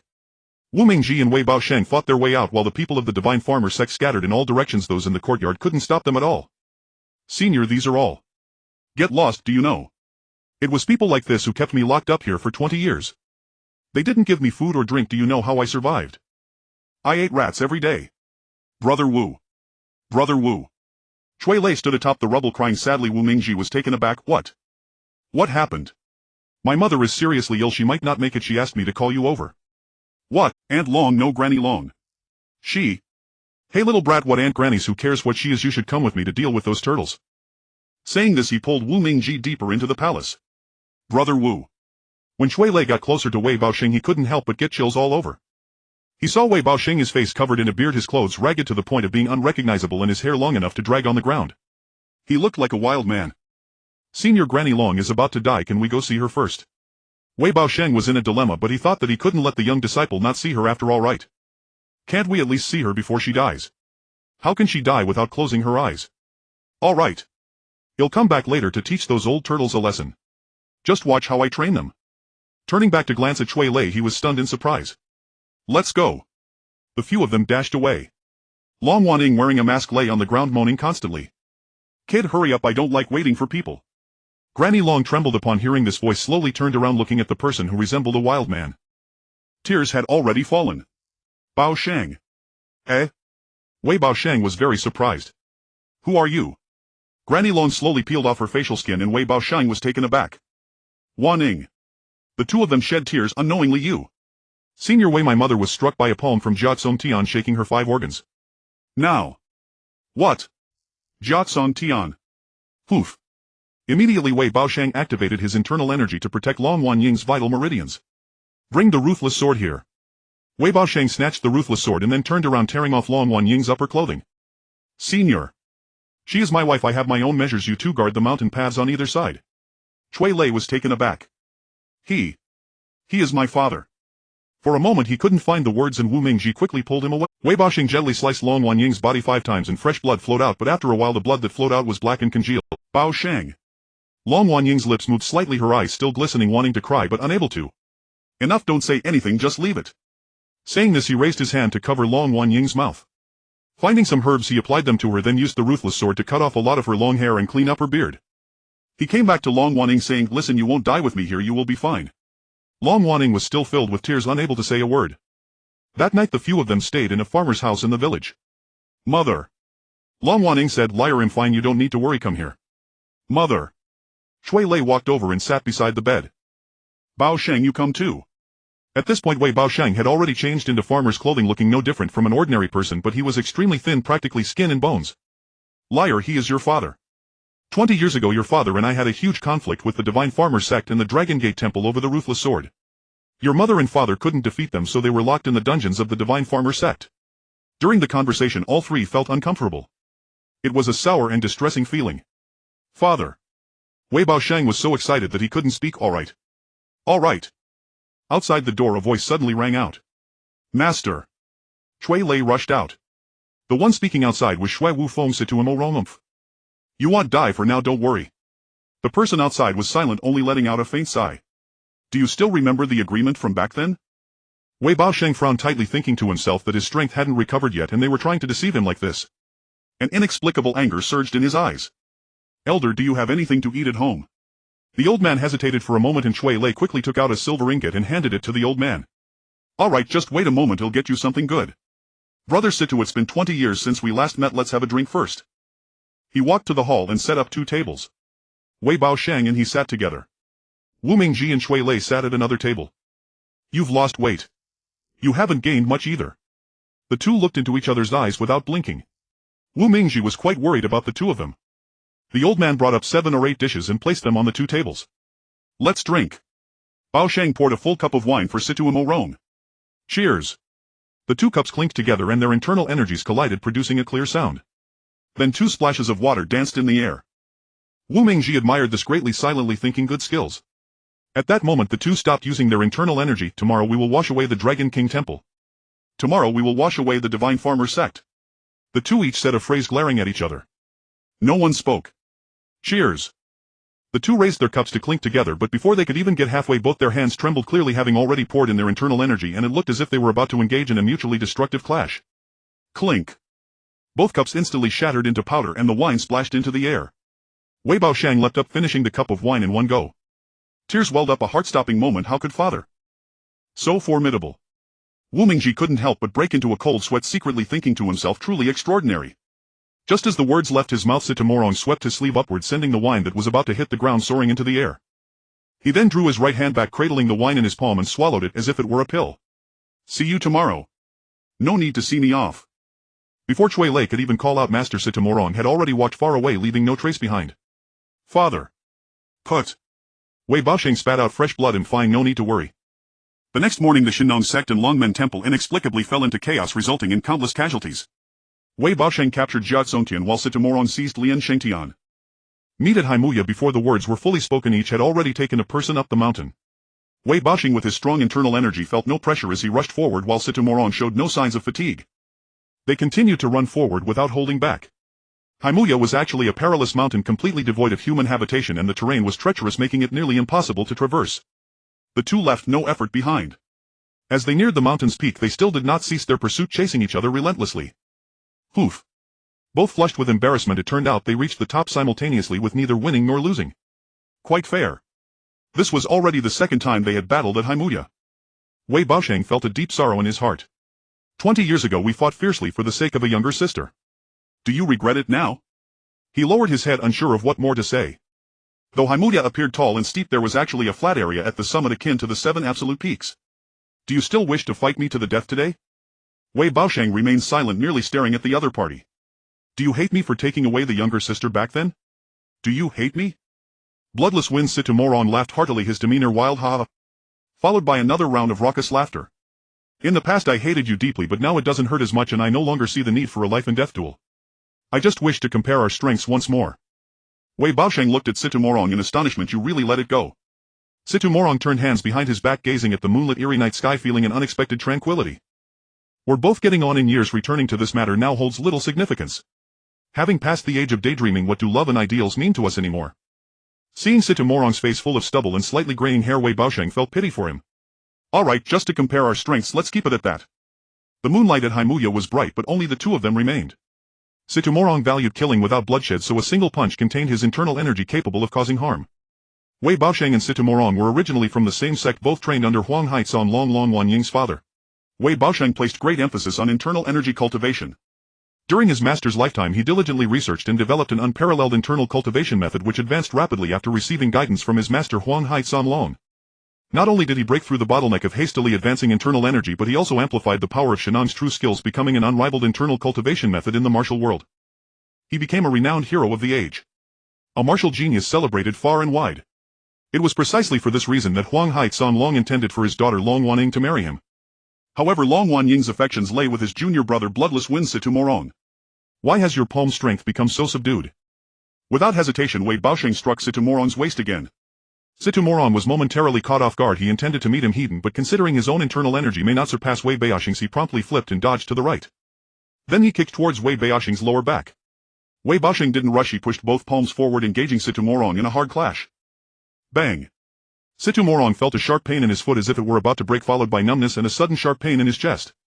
Wei Baosheng also faced a significant setback, his eyes narrowing as if his hands were not his own. His expression turned grim as he felt warmth in his throat and a mouthful of fresh blood spewed forth. Situmorong collapsed to the ground, unable to stand again.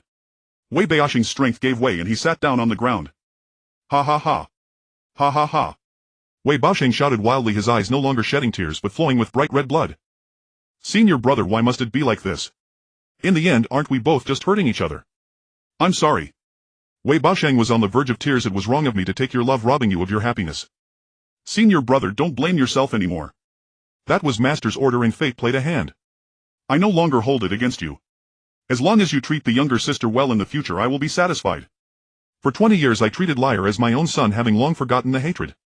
Morong. He suddenly broke down in tears, unable to voice his sorrow. Suddenly Chui Lei appeared on Haimuya with Wu Mingji the silly girl and Long Waning following him up the mountain. Su Tingting was supporting Long Waning, who seemed to be in considerable pain. Tears welled up in Wei Baosheng's eyes. What happened to you? What if the wound reopens? At that moment Situmorong was trying to stand, but halfway up he collapsed again. Chui Lei was alarmed. Master. He hurriedly went to help him up. Wei Baosheng also attempted to rise but couldn't manage it. He tried to push himself up with his hands, but they had grown weak, devoid of strength. It turned out they had inadvertently clashed internal energies, resulting in Wei Baosheng's hands being rendered useless and Situmorong losing a Baosheng. Long Waning felt a deep sense of unease. Both men were dear to her, one was her husband and the other was a junior brother who treated her even better than her husband. Yet they were both injured for her sake. Her heart ached terribly. With tear-filled eyes she rushed towards the cliff's edge. Baosheng Morong, I'm sorry for you both. I owe you both a debt that will have to be repaid in the next life. The others were shocked. No. But there was no stopping her. Long Waning had already fallen. Ling Xiao's eyes widened in shock. This is a problem. He exclaimed, swiftly jumping after her. Brother Ling Xiao. The silly girl was somewhat surprised. Why are you being so foolish? If you die, who will teach me to fly? She laughed again. Wait. You can fly, how could you die? No matter how high the cliff, it wouldn't kill you. Sure enough, Ling Xiao caught Long Waning as they jumped off the cliff together. What began as a crisis turned into a comedy. Mother.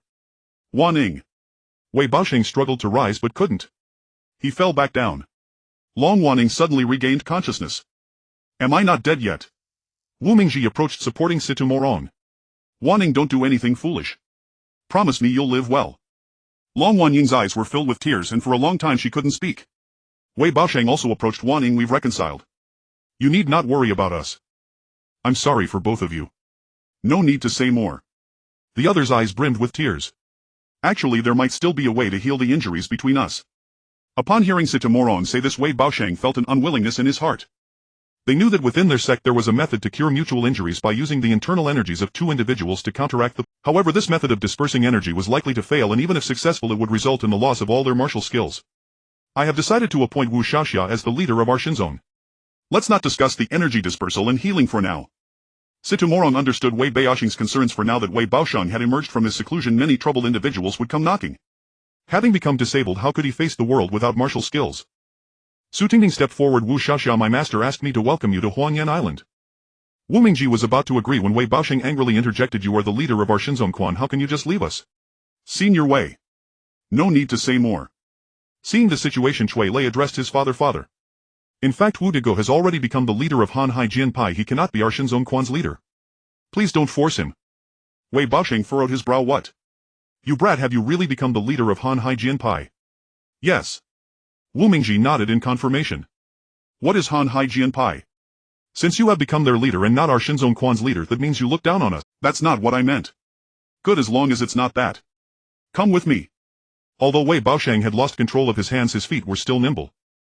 He took the lead and Wu Mingji approached Su Tingting. Let's go down the mountain first. That night Wu Mingji couldn't sleep in bed, tossing and turning. Help! It was Su Tingting's room and it was clear she was in danger. Wu Mingji was startled and rushed out, followed by Ling Xiao. However, the black-clad figure was already carrying Su Tingting and swiftly moving away. Ling Xiao thought he could catch up easily but soon realized he was falling far behind. He continued to lag behind, gradually losing the ability to catch up. Yet Wu Mingji was still closely trailing behind.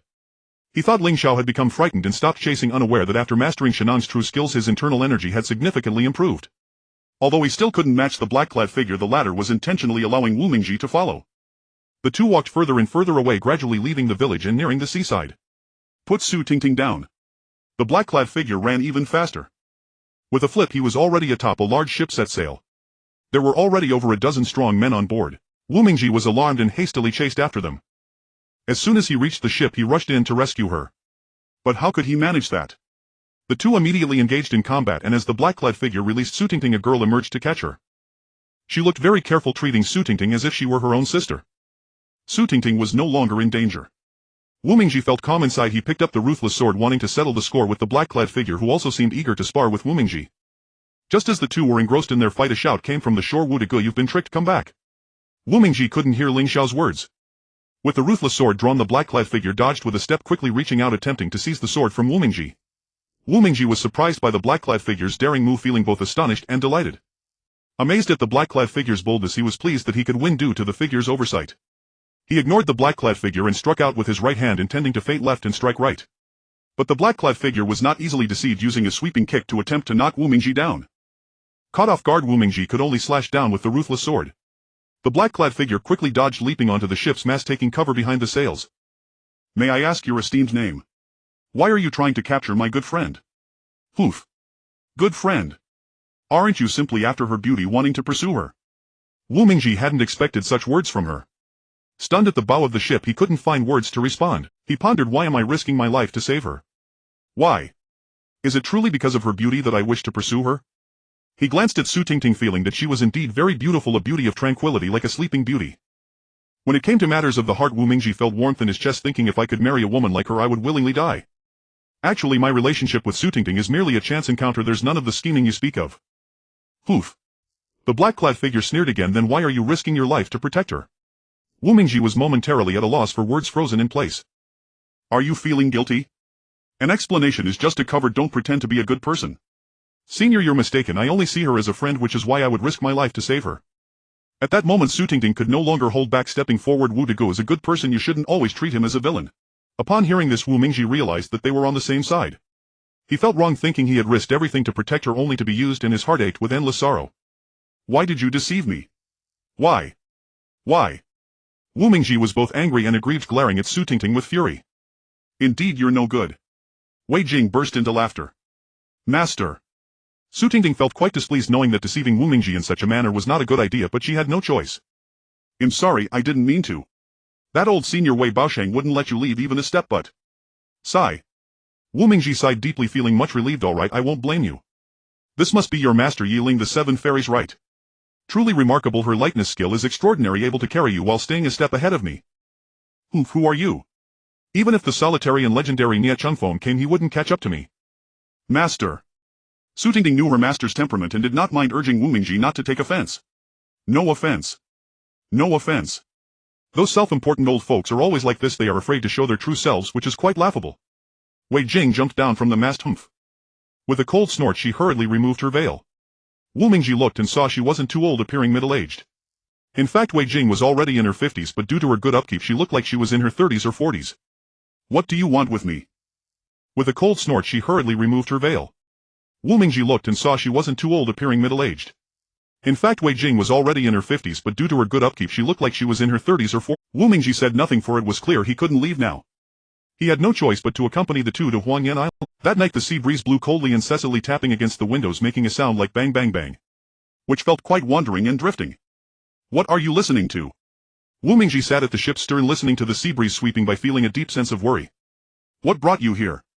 Aren't you sleeping yet? I was worried you were not accustomed, so I came out to keep you company. Here I am. You've come to the ship's tail alone. I was just reminded of a long time ago. In the past there was an uncomfortable feeling in her heart. Su Tingting was tall and slender, appearing very youthful and indeed a bit innocent. Wu Mingji glanced at Su Tingting, wanting to say you are truly beautiful, but the words caught in his throat. I remembered my parents, they... Su Tingting asked anxiously, seeing that she had taken the lead in the conversation, and was a bit surprised. Upon noticing Wu Mingzi's expression, she realized she had lost her composure and couldn't help but blush. My father and mother perished in a flood. They are no longer with us. I was discovered by my master on a plate. Su Tingting, seeing Wu Mingzi's sorrowful demeanor, felt pity for him. Let the past remain in the past. Wu Mingji quietly stole a glance at Su Tingting, who had beautiful features and bright eyes captivating in her. His mind wandered. A lecher is simply a rogue. Wu Mingji felt very embarrassed, while Su Tingting felt quite sad. Master, could you please stop targeting Brother Wu? Hoof. Wei Jing snorted coldly and walked away. The wind continued to blow, stirring the hearts of the two until they each fell asleep late into the night. This went on for 3 consecutive days. Wu Mingji did not ask why, knowing it would be futile. Even Su Tingting, who was somewhat kind to him, was hesitant to explain, stammering instead. It seemed hard to get along. On the 3rd day he saw a tall mountain peak in the distance. Su Tingting whispered in his ear, we've arrived. Later there will be more people and they can be quite rude. Please don't take it to heart. What? Wu Mingji was taken aback, unable to speak. Obviously surprised, he thought to himself that if one person was already so difficult, what about those on the island? Wouldn't it be worse? Just thinking about it made him afraid. Aren't you going to go up? As Wu Mingji was about to erupt, Su Tingting took his hand and walked up. He felt a warmth in his hand and didn't want to let go. On the shore there were over a dozen men and a few women waiting, some of whom were villagers, likely fishermen, who had to come greet the master upon her return. The master is the island owner of Huanya Island. We have many islands here and we are all very loyal to our island owner. Although her temperament is a bit extreme, she treats us well. At this moment Wei Jing walked up to a fisherman and loudly said, how has the fishing been this year? It's been alright, but there are times when we encounter fishing boats from other places. Overall our income this year isn't high. Then there's no need to pay rent this year. If you see any boats coming, report it immediately. I want them to come in but not leave. Before the words were finished, someone walked toward the shore. Master, a group of people called out, clearly delighted. Wei Jing nodded gently, followed by a large group of people who swaggered behind her. Tingting, tell him why we brought him all this. Yes, master. This is a story about the Sea Corner Palace. Legend has it that during the 3 ancient dynasties, the Xia dynasty had 3 kings who worked hard to build a royal city in a certain sea area. The royal city was named the Sea Corner Palace, but 1500 years later no one knows the secrets behind it. When the Sea Corner Palace was completed, the last emperor, King Zhou, spread 10 great mysteries across the world in 10 places. So you called me here to uncover the secret together. It's kind of, but also not exactly. Wu Mingji was stunned. Chapter 9: The mystery of the Huanya cave is unveiled. Huanya Island is considered a relatively large island, and reaching the end is impossible. Many people were moving about on the island. Elderly people walked along the beach with children, while small groups of children ran along the shore, creating quite a lively atmosphere. Before he knew it, the group had already stepped onto the island. Tingting, can you help this kid settle in? Wei Jing spoke disrespectfully, but Wu Mingji didn't mind much and didn't say anything. At night he stayed alone in a wooden house by the sea, listening to the surging sound of waves. Wu Mingji felt very unsettled. Thinking about the silly girl and the tears they shed, he imagined that Elder Wei Baosheng would be very angry. What should he do? For a time Wu Mingji couldn't calm his heart. He opened the window and looked up at the sky. A bright moon shone down on the coast, looking very bright. Since it was Wu Mingzi's first time at the sea, he was quite fond of it and was very curious about everything in the outside world. So he couldn't suppress his impulse, put on some clothes and went out. These wooden houses were built separately, and a few dozen meters apart there would be another wooden house similar to this one. Clearly the people on the island enjoyed solitude. He stretched, feeling slightly drowsy, but looking at the vast sea and listening to the crashing waves, his heart felt very excited and a smile spread across his face. Suddenly he felt invigorated. The sea was vast, with no birds flying, no boats, and no signs of life. He wondered whether the island was inherently desolate or if it simply had few inhabitants. Wu Mingji wanted to familiarize himself with the environment of Huanya Island, so he took off running. He quickly ran around the island, calming his heart in the process. How could it be? But he felt light on his feet, as if he were stepping on fallen leaves. After running for over an hour, he didn't know how far he had gone, but he finally circled the entire island. No, I need to familiarize myself with the environment on the island, so I leaped up into the branches, wanting to delve deeper. This jump startled him quite a bit. How could this be? Wu Mingji lightly flew up to the branches. He was suddenly surprised and delighted, unsure of what to say. He continued up, finding houses near the woods and beyond that the great mountain. There were hardly any inhabitants on the mountain. The villagers relied on the mountain, living by the sea. clearly unlike those in the south who lived either halfway up the mountain or at the summit. Further ahead was a huge stone peak isolated and not connected to any other peaks, yet it was the tallest on the island. Wu Mingji was curious and approached it. There was a stone door at the mountain's edge inscribed with strange ancient characters. Wu Mingji couldn't understand them at all. He couldn't help but wonder, has someone lived here long ago? Why? Seeing the fallen leaves on the ground that had not been cleaned, he was astonished. Why? He looked around and suddenly spotted a stone tablet. Forbidden area. Just seeing it made Wu Mingji jump in fright. He felt quite unsettled. This is bad if I get discovered. Thinking this made him even more flustered. I must leave quickly. Just as he walked a short distance, he encountered strange things. Many stones were arranged in different shapes, which was quite odd. Some resembled snakes, some looked like dragons, some like scorpions, and others like mice. Could it be a nest of snakes and mice? Wu Mingji was surprised again. He hurriedly left. Just as he was departing, the stone door quietly opened and a person slowly walked out. They were quite old yet had no shadow under the moonlight. They had no shadow. After breakfast we will meet the witch. Su Tingting led Wu Mingji after they finished breakfast, walking toward the other side of the beach. Not knowing how far they had to walk, Wu Mingji and Su Tingting chatted along the way, with Su Tingting telling him about some matters on the island. People have lived on Huangya Island for a long time, and those people are quite strange. Some understand ghostly arts while others possess unmatched martial arts. Why would such talented people end up on this island? It seems so desolate. When mentioning the downsides of the island, Su Tingting stopped and glared at Wu Mingji, feeling quite displeased. With her hands on her hips, she said, "If you don't understand, don't speak carelessly." What desolate? Wu Mingji felt so embarrassed.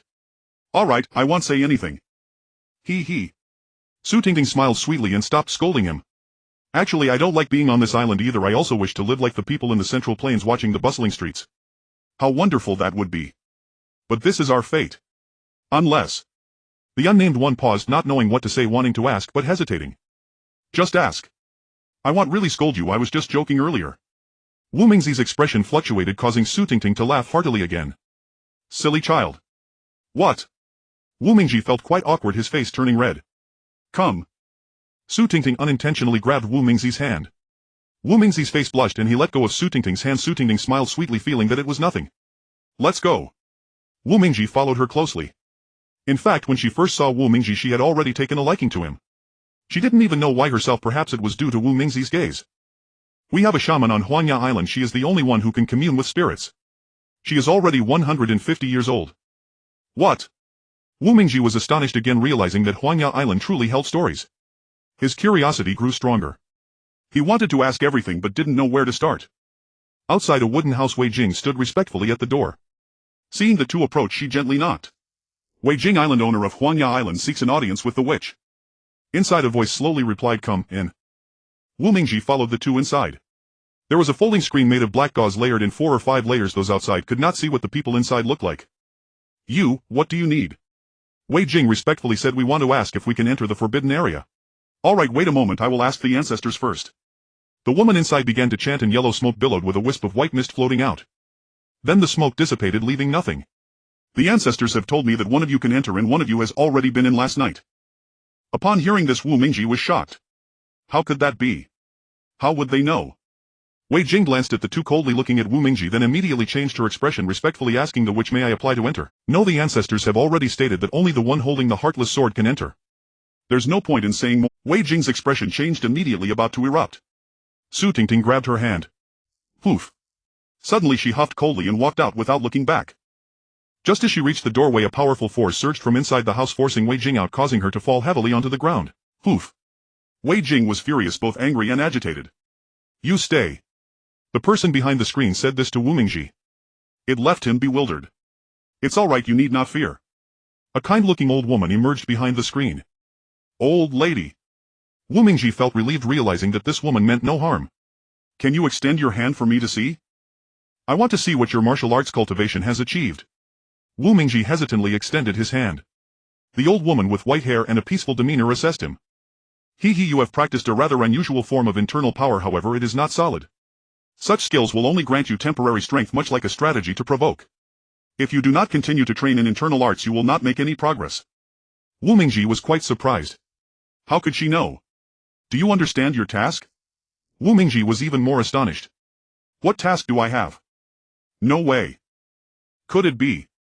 The witch released Wu Mingzi's hand, saying leisurely, "Our witch clan exists for this secret, and since you are the holder of the Heartless Sword, you should earnestly fulfill this task." What task? Are you referring to the Sea Corner Palace? The witch nodded. The Sea Corner Palace is a secret guarded by our ancestors for generations. It pains my heart to speak of it. What should I do? You will know once you reach the Huanya cave. Just as Wu Mingji was about to leave, the witch gazed quietly at him. Unable to resist, he turned back to look at her go on. The Huanya cave had not been entered for a long time since those who had managed to enter the forbidden area mysteriously disappeared. That night, accompanied by Wei Jing and Su Tingting, Wu Mingji approached the forbidden area. Wu Mingji stepped inside and Wei Jing wanted to follow him for protection. But as soon as she stepped in, a strange sound arose. Wei Jing was startled and quickly flew out. At that moment calm returned. Kid, remember I called you here to uncover the secret. If you dare to conceal anything, I will not spare you. Upon entering the cave, there was no obstruction, resembling an ordinary small cave. After walking for a while, the interior vastly changed, with pavilions and towers appearing looking enchanting. On a bridge sat a very beautiful woman. Upon closer inspection, he was stunned. It was indeed the silly girl. The silly girl waited on the bridge for someone, and after a while a man approached. Husband. The person who approached was none other than Wu Mingji himself, feeling very confused. Wu Mingji lost his rationality, his eyes filled with fascination. Husband. The person who approached was none other than Wu Mingji himself, feeling very confused. Wu Mingji lost his rationality, his eyes. Wu Mingji was still captivated by the sight, unaware of the ghostly figures appearing behind him. Later, a large waterfall appeared above the waterfall. Countless short swords fell, all broken blades, evidently the remnants of a fierce battle. As he continued, a trail of corpses remained, the stench making one feel nauseous. Suddenly darkness enveloped him and Wu Mingji lit a wooden stick, cautiously moving forward. Further ahead was the end. Just as he stopped, he noticed what seemed to be a door in front. But as he approached, the door vanished.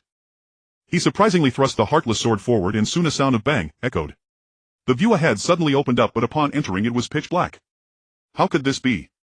Thousands of bats surged out and Wu Mingji quickly ducked as the bats flew past him.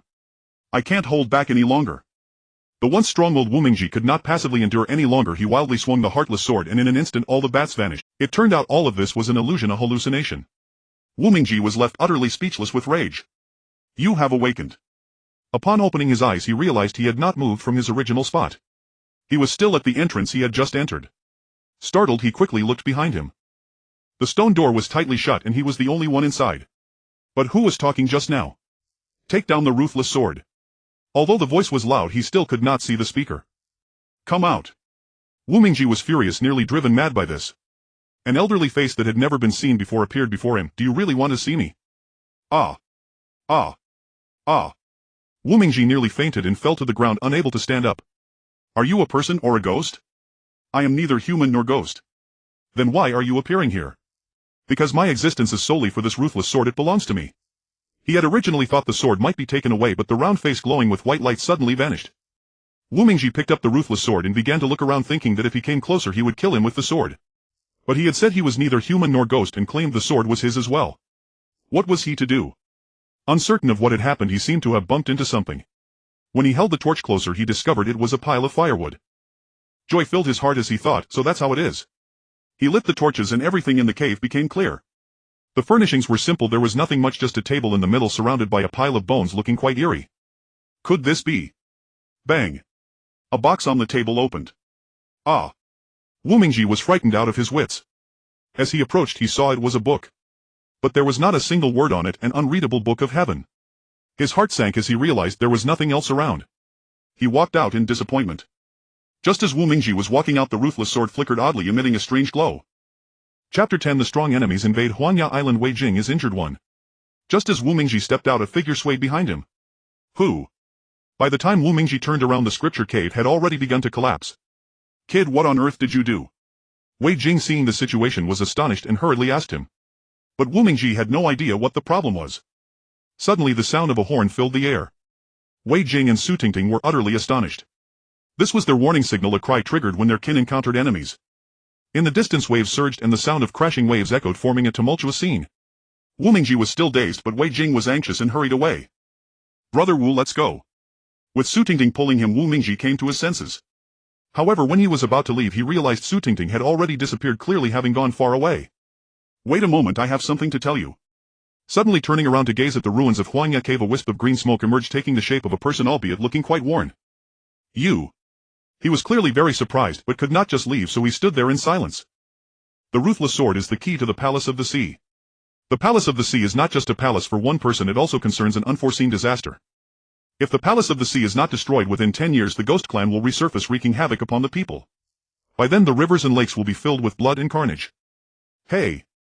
Wu Mingji was about to say something, but that figure had already vanished. Charge! Shouts rang out everywhere, 6 different voices coming from various directions, and chaos erupted on Huangya Island. The Palace of South Ning suddenly radiated with brilliance, and Wu Mingji was astonished. When had such a grand hall appeared? He saw flames erupting in the midst of the jungle. Inside, many women were shouting. The 6 saints of South Island were invading. The title of the 6 saints of South Island refers to 6 individuals: the Supreme Divine Whip Hu Qiu, the Wanderer Tianyi, the Death Spear Li Yanlua, the Linked Bao Duan Mu Qiu, the Soul-Calling Blade Wu Ma Xingkong, and the Master of Laughter Shangwan Darren. These 6 individuals reside on 6 islands near Huangya Island. Recently the master of the Palace of South Ning Wei Jing had been excessively domineering, not allowing fishermen from other islands to approach the waters of Huangya Island. The waters of Huangya Island are the best fishing grounds in the South Sea, with nearly half of the fish caught here. To the east a large ship approached. It was the Supreme Divine Whip Hu Qiu, who lived on Juling Island, home to nearly 1,000 residents, all fishermen. Usually there were over 100 people practicing martial arts, serving as the defenders of the island. A few fishermen rushed to the shore with tools like fish spears. A few people from the Palace of South Ning came to greet them, 5 women armed with weapons. Don't think that fishermen have no martial prowess. Among them were the 3rd-generation disciples of the Supreme Divine Whip Hu Qiu, who quickly overpowered the women in just 2 exchanges. The women were struggling, but there was no escape. They were captured. 2 more boats arrived from behind, and the second one bore a flag with an embroidered bow and arrow fluttering in the evening breeze. Brother Duanmu, it's been a while. A loud voice responded from the ship with the flag. Everything is just fine. Ha ha ha. The other ship's crew joined in laughter. They were all men, some fishermen, others decided to land on the island. Dozens of small boats rowed over, and more than 100 people followed in a grand manner. Surprisingly, no one came to intercept them, which made everyone uneasy. Indeed, as they reached the shore, the boats could not go further. They discovered the area was filled with stakes blocking their path. We can't go any further, there are stakes everywhere. A few strong men shouted angrily. One person on the boat yelled, then let's go into the water and walk over. Ah! As soon as someone entered the water, they screamed, no way. You can't go into the water, it's filled with iron nails. One person on the boat shouted angrily, Brother Duanmu, I think we can only retreat. Retreat? That damned woman has caused the deaths of many of our brothers. They will eliminate us completely. What will our fishermen eat? Moreover, we have already come. How can you expect us to persuade ourselves otherwise? Returning. The Wanderer Tianyi Lu Guisho said, but if you can't go up, there's nothing you can do. Duanmu Qiu angrily replied, who says I can't? While speaking, he held a bow that looked to weigh 300 to 400 pounds, made of pure iron, a full yard long, towering over 2 people. Startled, someone exclaimed, Brother Duanmu, can you actually draw such a large bow? Duanmu Qiu coldly smiled, why don't you try? The Wanderer Tianyi, feeling uncertain, quickly replied, forget it, I admit I don't have that ability. Ha ha ha. Duanmu Qiu let out another wild laugh, declaring, it seems you also lack that capability. Watch me. As he spoke, he picked up a large iron rod bound to a long rope measuring 400 to 500 meters in length. Calm and unhurried, Duanmu Qiu drew the bowstring, and with a whoosh and a dull thud the iron rod flew to the shore, embedding itself tightly in the sand, with only the end of the rope visible, earning applause from those on the boat. Someone on the shore had already shouted, praising loudly, good. Brother Duanmu's archery and strength are indeed formidable. Thus the people on the boat began to climb the rope. Charge. The people on the back of Huangya Island were thrown into chaos. It was actually the Death Spear Li Yanluo and the Soul-Calling Blade Wu Ma Xingkong leading their men forward, with many island residents shouting continuously. Their group had started burning, killing and looting, and the women on the island fell to the ground, with a few scoundrels even committing public insults. Some of the coming people found it intolerable. Hey, which island are you from? How can you do this? Scoundrel. The person caught up in excitement paid little heed, grabbing a woman and performing acts in the forest's concealment. The earlier shouting person, seeing he still showed no reaction, grew angrier and slashed forward. I must teach you this beast in human clothing. The man shifted to the right to dodge. You dare to ruin my fun? He complained angrily. Get lost. A kick came and the man crossed his knife and struck back. Please stop, young man, he is my husband. I was captured at Huangya Island. The man was taken aback. Ah. With a long sigh he left in anger, his face flushed in embarrassment. Chapter 10. The strong enemies invade Huangya Island. Wei Jing is injured too. Damn woman, today we are here to demand justice from you. Wei Jing coldly snorted once. The linked Bao Duanmu Qiu and the Wanderer Tianyi Lu Guisho both descended from the ship along the rope, truly arrogant. Suddenly hundreds of women dressed in white emerged from the Palace of South Ning, each looking furious. Some were elderly while others were quite young, with the older ones standing in front of the younger ones willing to die to protect them. Come out, all of you, and die together. Immediately torches illuminated the entire Huangya Island, revealing that there were many fishermen, around 1 to 2,000 of them, who lived in the center of the island, while the disciples of the Palace of South Ning resided outside, especially by the sea, to prevent enemy incursions. At this moment most had already been controlled by the 6 saints of South Island. 500 to 600 people quickly surrounded the women of the palace of South Ning, and Wei Jing was both astonished and furious, wishing to tear apart those old monsters. Seeing only women yet no men appeared to fight, the group from South Island was shocked. Damn woman, hurry and call your stinky man out, we prefer not to bully women. Fine, I will teach you a lesson, you wicked female demon. Wei Jing, enraged, clashed with the opponent. The one fighting Wei Jing was the master of laughter, Shangguan Darren. He did not use any weapons, standing with hands behind his back as he charged forward. Several young women tried to block his path, but they were no match for him. In no time 3 or 4 were knocked down to the ground. Those watching felt a shock in their hearts and fell silent. Using the move Cedar Mountain Gains the Moon, Wei Jing wielded her long sword with remarkable skill, enclosing herself in an impregnable defense, temporarily rendering the master of laughter Shangguan Darren helpless. What a wicked woman. Today I must be careful. He called forth his saber. In the exchange of blades it seemed as if they were trapped by something. Wei Jing launched her sword fiercely, and a slight error would leave her full of holes. Shangguan Darren felt a great pressure, suddenly jumping out of the fray and hurriedly grabbing a long spear from a disciple by his side, returning to the fight. Shameless scoundrel. If you can't win, you resort to underhanded tactics. The women of the palace of South Ning were furious, clearly overwhelmed, yet he sought victory through weaponry. In battle, if both parties have equal martial cultivation, the length of the weapon significantly determines the outcome. At this moment the actions of the master of laughter Shangguan Darren drew disdain from the other 6 factions that had come to the island. A long spear rapidly thrust forward, nearly piercing Wei Jing's waist. She sidestepped but couldn't react in time. With her long sword she made several thrusts at the abdomen of Shangguan Darren, who felt a moment of weakness and quickly changed direction, causing him to shake off the spear and turn it toward himself. The onlookers gasped in shock. Old Shangguan, don't harm yourself. It was only then that they noticed tears streaming down Shangguan Darren's face. Put. The long spear struck precisely at his thigh. Blood immediately flowed out. Why did you do this? Wei Jing felt a pang in her heart, standing there at a loss. It turned out that Shangguan Darren and Wei Jing were once a couple in their youth, but one day when Shangguan Darren saw Wei Jing with another man, he was filled with rage. Believing Wei Jing had truly changed her heart, he angrily left and had not sought another woman for over 20 years. But just now during the fight, when he saw the red mark on her hand still remained, he was suddenly seized with shock, feeling regretful yet again and at the same time heartbroken. The red mark was a symbol of virginity. If it still existed, it meant that this woman was indeed a virgin. Jinger. You need not say more. I have no relationship with you anymore. As he spoke, he thrust forward again. Those who had come with Shangguan Darren were even more furious. Kill the wicked woman. Kill the wicked woman. Because Shangguan Darren had shown favor to the palace master Wei Jing, but she did not appreciate it, leading to public outrage. The people of the palace of South Ning charged out with Su Tingting leading the way. Those men, seeing such a beautiful woman, hesitated to harm her, slowly retreating. This made matters even more chaotic, with some men nearly falling into the sea. You. The soul-calling blade Wu Mashinkong, seeing his men hesitate against such a weak woman, was furious. In anger he approached and kicked a few, causing several people by the beach to fall with cries of awe. A knife slashed out and Su Tingting swung her sword, aiming to stab Wu Mashinkong in the abdomen. Little did she know that Wu Mashinkong was quick, and with a wave of his right hand a large blade appeared, blocking Su Tingting's path.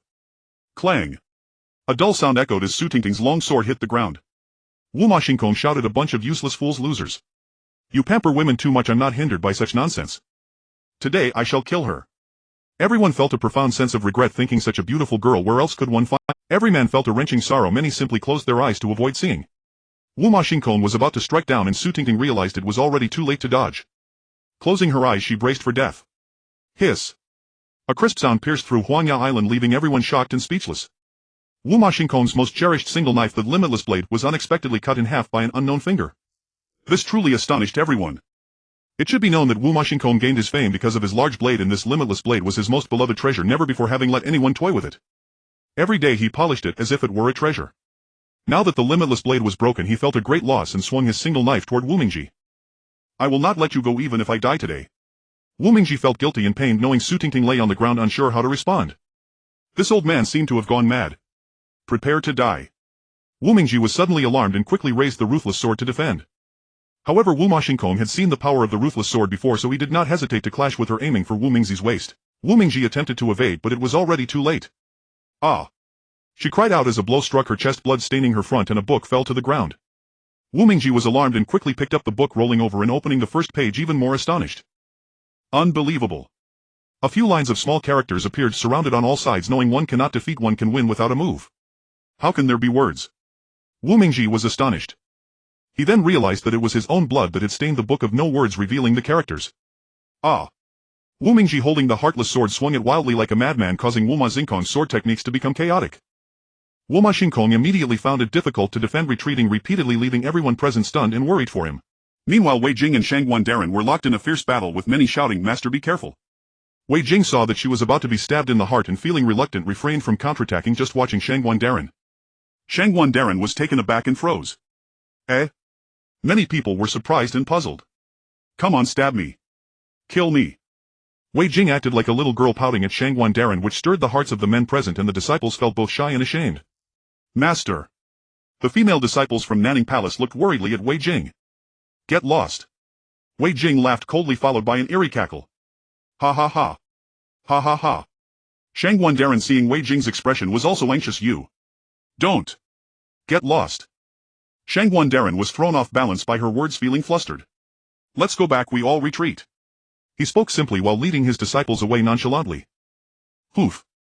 Master Xiao is your old lover, he can spare you, but even if we five let you go, our fishermen will not." "Hoof." Wei Jing snorted fiercely. However, this triggered her vital energy, and after competing with Master Xiao Shangguan Darren, she had already sustained considerable internal injury. Not only did she spit out a mouthful of blood, but it also frightened Su Tingting into tears, causing Wu Mingji to anxiously follow after her. The other 5 islands people had ceased their attacks, quietly watching Wei Jing and the remaining island masters. Only 5 of the 6 saints from the southern island remained. The 5 stood aside watching Wei Jing as she slowly got up. At this moment over 100 women surrounded her, protecting her at the center of the crowd. The fishermen from Huanya Island could only cry outside the circle, unable to enter. Some watched the battle with their children while others supported the elderly and wept. Some men even began to argue with others, nearly coming to blows. "Whoever dares to harm the old expert Wei today, kill me first. Otherwise you cannot leave." A young man spoke arrogantly, making the 500 or 600 people present laugh. Wuma Xingkong angrily retorted, "Just you." Wu Mingzi's anger surged as he saw Wuma Xingkong, instantly igniting his fury. "You can try again." Wuma Xingkong had nearly fallen into his trap earlier and, feeling lingering fears, dared not speak again. An elderly voice from behind said, "I would like to experience your prowess." "How dare you provoke us? Won't this make you famous if it gets out?" At that moment the wandering immortal Tianai Luguishu jumped into the fray, and Wei Jing angrily retorted, "Shameless arguing with a junior." Hearing this, Tianai Luguishu felt both ashamed and furious. "That's much better than bullying unarmed fishermen." The others had nothing to say. "I am willing to learn." "Good, you truly are a man. Today I will show you the might of the wandering immortal." As he spoke he flashed to Wu Mingzi's side, catching everyone off guard. Wu Mingji was taken aback, feeling a sudden heat on his back as he was struck by a punch. Blood spewed from his mouth and he fell to the ground. The waves roared violently and the sound of the ocean was truly shocking. The waves crashed and broke, continuously pounding the rocks, creating a series of sounds. "Ha ha. Kid, you should just hide." Wu Mingji felt a heat in his palms. He wanted to stand up but fell back down. Laughter erupted from the crowd, making the atmosphere feel icy. "If you have the ability, direct your anger at me. Why bully the juniors?" Without a second thought Wei Jing charged in again, striking Tianai Luguishu on the back, but he dodged swiftly and vanished from sight. He had already left the circle. It turned out Tianai Luguishu's skills were indeed formidable and his lightness skill was extraordinary. Had he not held back earlier, Wu Mingji would have long been dead. Now facing a dire situation, Wei Jing, as the island master of Huanya Island, felt at a loss. She truly wished to take her own life, but what would happen to her people if she died? At that moment her heart was in turmoil, truly feeling that life was worse than death. She took out a jade bracelet, drew 2 drops of blood and chanted a few incantations. Suddenly a fierce wind arose, sand blowing all over her face. The hundreds of people present hurriedly covered their ears, eyes and mouths. At this moment the yellow sand rolled and the waves continued. In an instant lightning flashed and thunder rumbled, yet there was no rain. Everyone was truly terrified and Wei Jing stood at the center. Her face showed shame, and soon the wind calmed, the sound of the waves subsided and the yellow sand ceased to roll. A figure appeared in the crowd, an amiable old woman, Wu Gu. Wu Mingji wanted to say something but could not. He glanced at Wu Gu as she quietly approached him and said gently, "It's okay, rest for a few days and you'll recover." She then gave Wu Mingji a blue glowing pill. The people of Huanya Island were taken aback, realizing it was their most revered Wu Gu Daxian, and immediately knelt down. Among this group Wu Gu stood out distinctly. Many began to pat their shoulders, brushing off the yellow sand, and suddenly they noticed a smiling old man appearing before them, which surprised everyone. "You all go back now, don't cause trouble here," Wu Gu said calmly. Though her voice was soft, everyone present heard it clearly. "Who are you? Who do you think you are? Just because you tell us to leave we will. What are you?" Tianai Luguishu felt very unconvinced. Lianuan Gong Duanmuqiu hurriedly grabbed his hand, trying to stop him, but it was too late. "Young man, please don't speak harshly, let's discuss this." Tianai Luguishu found the old woman easy to bully, becoming even more arrogant. "Old woman, today we will wipe out all the pirates on this island. If you are smart, leave quickly. Otherwise we will take care of you too." Ijue Shenbian Huqiu felt something was off and wanted to warn Tianai Luguishu not to be so reckless. But it was too late to stop him. "Sin.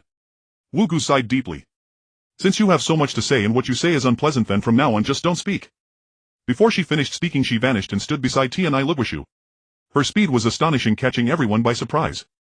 She chanted a few incantations and Tianai Luguishu found himself unable to speak. Wu Gu flew back and said to Wei Jing, in the future act more discreetly and don't put your people in danger, treat them well. As for your temper. Wei Jing could only nod in agreement. She then walked to Wu Mingzi's side. Do you still remember your mission? Wu Mingzi nodded in acknowledgement. You all go back now, don't linger here. As she spoke, a gust of wind arose, stirring up the yellow sand, and then she vanished. Boo! Another explosion sounded and Wu Gu's humble abode had turned into a sea of flames. Everyone was astonished. The five looked at each other, unsure of what to do. Tianai Luguishu was desperately trying to say something, but who could hear him? Tianai Luguishu was furious, wanting to vent his anger on the people of Huangya Island, but he was pulled back by Guan Muqiu. Brother Wu! Brother Wu! Brother Wu! Where are you? A loud commotion from the sea in the distance sounded familiar. Who else could it be but the foolish girl? Foolish girl! He wanted to say something, but a heat surged in his chest, rendering him speechless. Su Tingting helped Wu Mingzi, asking with concern, "Are you okay?" Her eyes were filled with affection and care. "It's nothing." Soon several people from the boat came up. Ling Xiao, skilled in lightness, rushed over first. Upon seeing Wu Mingzi seriously injured, he was taken aback. He noticed the fierce expressions on everyone's faces, realizing they were not easy to bully, so he chose not to act out. Chapter 11 Wu Mingzi's Travels on Nanwei Island 1. Wei Baoxing's hands were already crippled, so he had to cut them off, but he still moved about freely. "Stinky boy, were you caught by that nasty old woman? Are you okay?" Wu Mingzi was shocked to see Wei Baoxing without both hands. "Senior Wei, where are your hands?" Wei Baoxing smiled gently. "Forget it, no need to mention it." "Are you all right?" "Thank you, Senior Wei, I'm fine." He then scanned the people on Huangya Island. "Haha, you 6 little rats are here too. Ha ha ha." Wei Baoxing sneered dismissively, causing Tianai Luguishu to be speechless. Just as he was about to erupt, he was pulled back by Guan Muqiu next to him. Guan Muqiu said, "So it's the renowned Wei Baoxing from back then. We young ones have offended you, so we will take our leave." Following them were the true soldiers. These individuals donned armor. Senior Wei, let them go. Wei Baoxing was puzzled, but not knowing the details allowed it. Since Wu Mingzi, the party involved, said they could let them go, then let them go. After Guan Muqiu left, Tianai Luguishu, Lu Guishu, Wuma Shinkong and the deathly gun Li Yanluo all followed suit, leaving only Iju Shenbian Huqiu, and the island suddenly felt empty. Iju Shenbian Huqiu slowly walked over and gently said to Wu Mingzi, "Young hero Wu, I greatly admire your heroic spirit. I specifically invite you to visit our island and discuss matters regarding the Sea Corner Palace. I wonder if you would be willing." Wu Mingzi noticed Huqiu's respectful demeanor, which did not seem like deception, so he felt reluctant to refuse. However, he could not make the decision himself. He glanced at Wei Baoxing, who was indifferent, and then at Shui Wufeng Situ Morong. Situ Morong did not express much and simply said, "Since he has kindly invited you, based on my understanding of him, he will not harm you. You should go." It turned out that Iju Shenbian Huqiu was a very hospitable person. He treated others well, and whenever someone came to the island with difficulties, he would treat them with respect and even provide them with travel expenses to return home. "Wei, you go, we will wait for you on Huangya Island. Young hero, will you seldom come to the sea, right?" "Yes." The two stood at the stern of the boat, gazing at the morning sea surface as a bright moon quietly rose, looking out over the vast sea, making one feel an endless delight. However, the two had not slept for a day and a night, feeling quite tired. "All right, let's go in and rest. When we reach the shore, someone will naturally come to inform us." They both entered separate rooms, but they were in the same cabin. Outside, the sound of the waves was incessant and seabirds flew endlessly in the sky. The sound of birds chirping filled the entire sky, truly a thrilling experience. These were seabirds, specifically the largest seabird, the grebe. Wu Mingzi tossed and turned on the boat, unable to sleep, with no thoughts of slumber. So he sat up and looked around him. He stared at a wooden plank, not knowing what he was thinking.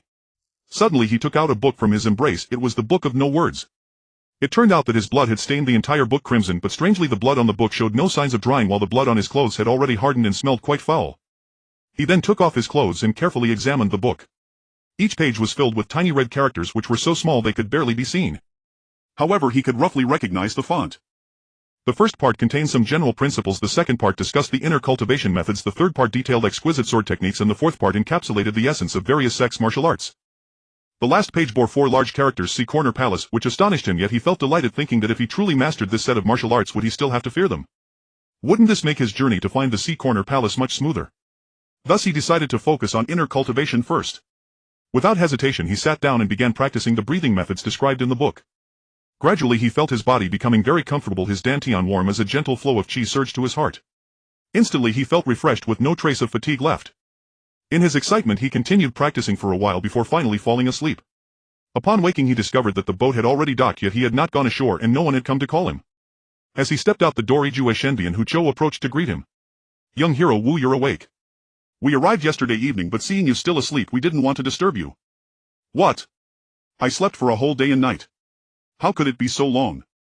Wu Mingji was immediately shocked, continually questioning himself. How could this happen? How could this be? How could this be? "Young hero Wu, there's no need to worry.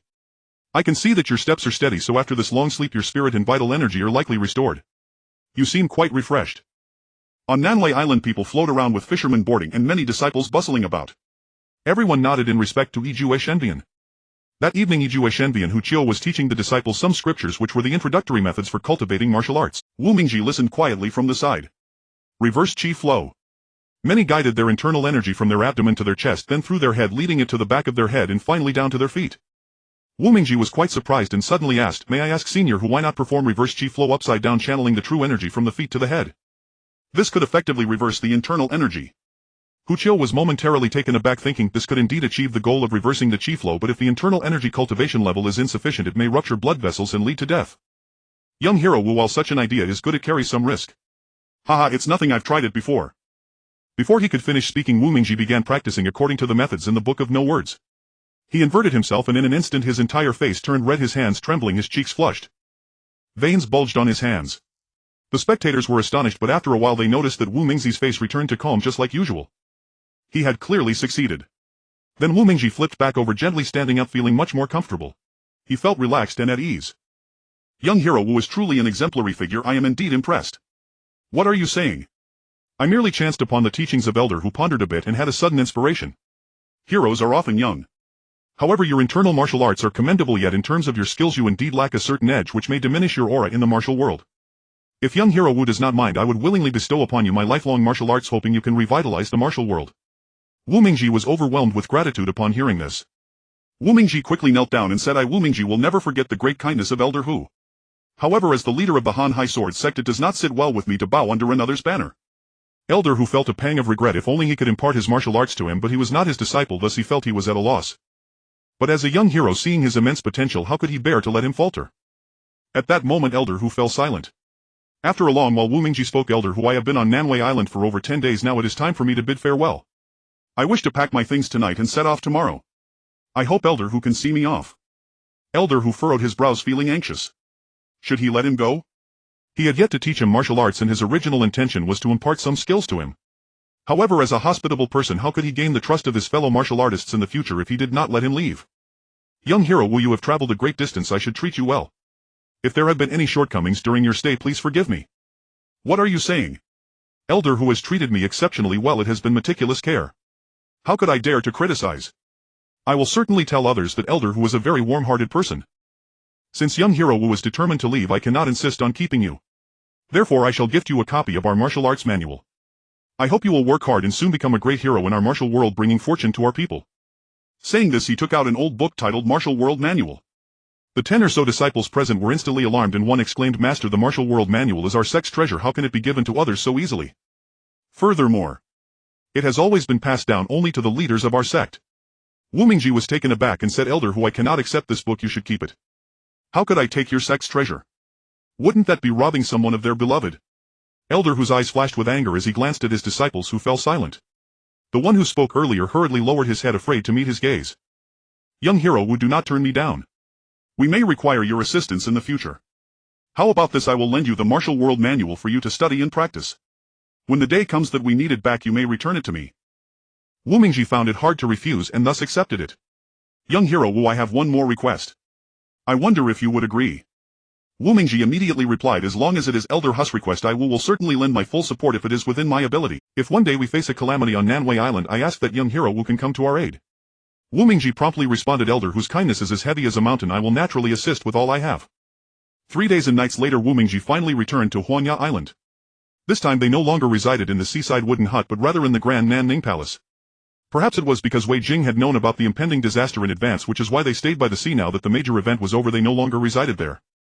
Nanning Palace is vast, with buildings resembling those in the southern water towns, featuring pavilions and towers reflecting on the lake, while fish swam energetically in the ponds. "Hey, who are you? How did you suddenly appear here?" Wu Mingji was startled, not realizing someone had appeared behind him. It was a delicate girl. Who are you? How did you end up here? Hey, I'm asking you first, why are you asking me? Wu Mingji explained, I am a guest here. I have visited before but just went out for a while and have now returned. Oh, I am also a guest here. My name is Ling Xiao. He. Wu Mingji smiled and then ignored her, walking away. The girl did not mind and went off to admire the flowers. That night, sitting on his bed and feeling restless, he took out 2 books. One was the Heavenly Book and the other was the Martial World Manual that Elder Hu had gifted him. He then began to read seriously, finding that the 2 books had many differences, especially in terms of internal martial arts cultivation. He was unsure which book to study. Should he learn from the Heavenly Book or the Martial World Manual? The Heavenly Book was profound and hard to comprehend, but the martial arts from the Martial World Manual required extensive practice. In the midst of his confusion, someone entered through the window. Brother Wu, you are not very loyal. Why did you return without coming to see me? It was the silly girl who startled Wu Mingji, leaving him standing there in shock. He hurriedly tucked the 2 books into his embrace and said, Oh, I just got back. I'm quite tired and didn't have much time. I just wanted to rest a bit. Once I'm well rested, I'll come find you. The silly girl walked over, raising her hands as if to hit Wu Mingji. What do you want? The silly girl said sulkily, You are a bad person. Wu Mingji found it strange. Why do you say that? The silly girl immediately grew angry. You still say you're not a bad guy. Don't you know? When you were in trouble, I risked my life to fight those bad guys, but now that you're back, you don't even come to see me. Don't you think you are a bad person? Wu Mingji felt both embarrassed and angry, unsure of what to say. All right, I apologize. No. The silly girl elongated her voice and everyone in Nanning Palace nearly heard her, startling Wu Mingji. He hurriedly covered the silly girl's mouth. Don't make a fuss, some people are already asleep. I don't care. The silly girl said defiantly. Her upturned mouth was higher than her nose bridge and Wu Mingji found himself at a loss, so he had to compromise. What do you want then? The silly girl smiled. I want you to hug me. Wu Mingji was momentarily dumbfounded. Wu. The silly girl shouted again. Wu Mingji, startled, hurriedly took her hand and said, All right, I'll hug you. As he spoke, he awkwardly approached her. How do you want me to hug you? The silly girl rolled her eyes and smiled cheerfully. Just hug my neck. Wu Mingji blushed. Isn't it girls who hug boys around the neck? Boys hug girls around their waists. The silly girl doesn't know. Then you hug my waist and I'll wrap my arms around your neck. Wu Mingji was both angry and shy and he fell silent. He wrapped his arms around the silly girl's waist. A wave of warmth surged in his chest and the faint fragrance truly made Wu Mingji dizzy. He looked at the silly girl with enjoyment. Why are you looking at me like that? The silly girl was quite surprised. Nothing. She became shy as she spoke. Since bidding farewell to Huangya Island, Wu Mingzi's heart has become somewhat chaotic. This time he is returning to Cheongtai, and even while on the ship his mind is in turmoil. The matter of the 2 books has already caused Wu Mingji a great deal of trouble. That night he did not go out, instead choosing to meditate alone in the cabin, practicing the internal cultivation methods from the Heavenly Book. He felt that since he had to practice both books, he would first practice the Heavenly Book and then the martial arts classic. Suddenly a fiery arrow shot through the air, embedding itself straight into the cabin door. With a loud boom, a great fire erupted. The people outside were astonished, shouting, Fire! Fire! Wu Mingji was shocked as he hurried outside, staring at the chaotic scene with a sense of helplessness. Wei Baosheng rushed out, immediately cursing furiously, The turtle, how dare he not recognize your grandfather's ship? On the shore appeared 2 familiar faces, Jia Songtian of the Dragon King Temple and Lian Shengtian of the Shinong sect. It turned out these 2 had secretly escaped while Wei Baosheng and the others were heading to Huangya Island, and they had gathered several figures from the martial world. They intended to annihilate Wei Baosheng and Situmorong in one fell swoop. Today we will ensure you have no place to be buried, perish in the sea of flames. Fire! In an instant thousands of fiery arrows rained down from the shore. The people on the ship were in a panic. Put out the fire. Hide. Dodge. Many sailors immediately jumped into the sea. Ah! The screams were incessant. The sea surface turned crimson as many sailors were lying in ambush beneath the ship. As soon as they saw anyone falling into the water, they mercilessly struck them down without a word. The people on the ship were like ants on a hot pan, unsure of what to do. Just as they faced life and death, the foolish girl unexpectedly started to cry. Woo! Situmorong and Wei Baosheng were furious. One kicked fiercely while the other threw back the incoming arrows, almost managing to return them all. Many on the shore were injured, groaning in pain. Ah! The 2 demonstrated remarkable skill, remaining calm and composed despite the arrows raining down like a storm. As Cui Lei stepped out of the cabin, Wei Baosheng angrily shouted, Get back in! Cui Lei was taken aback and without a word turned and went back inside. Wu Mingji thought, how can this be? If we don't drive those people away, how can we survive? I also want to test my own skills. I wonder if the martial arts from the Heavenly Book are truly formidable.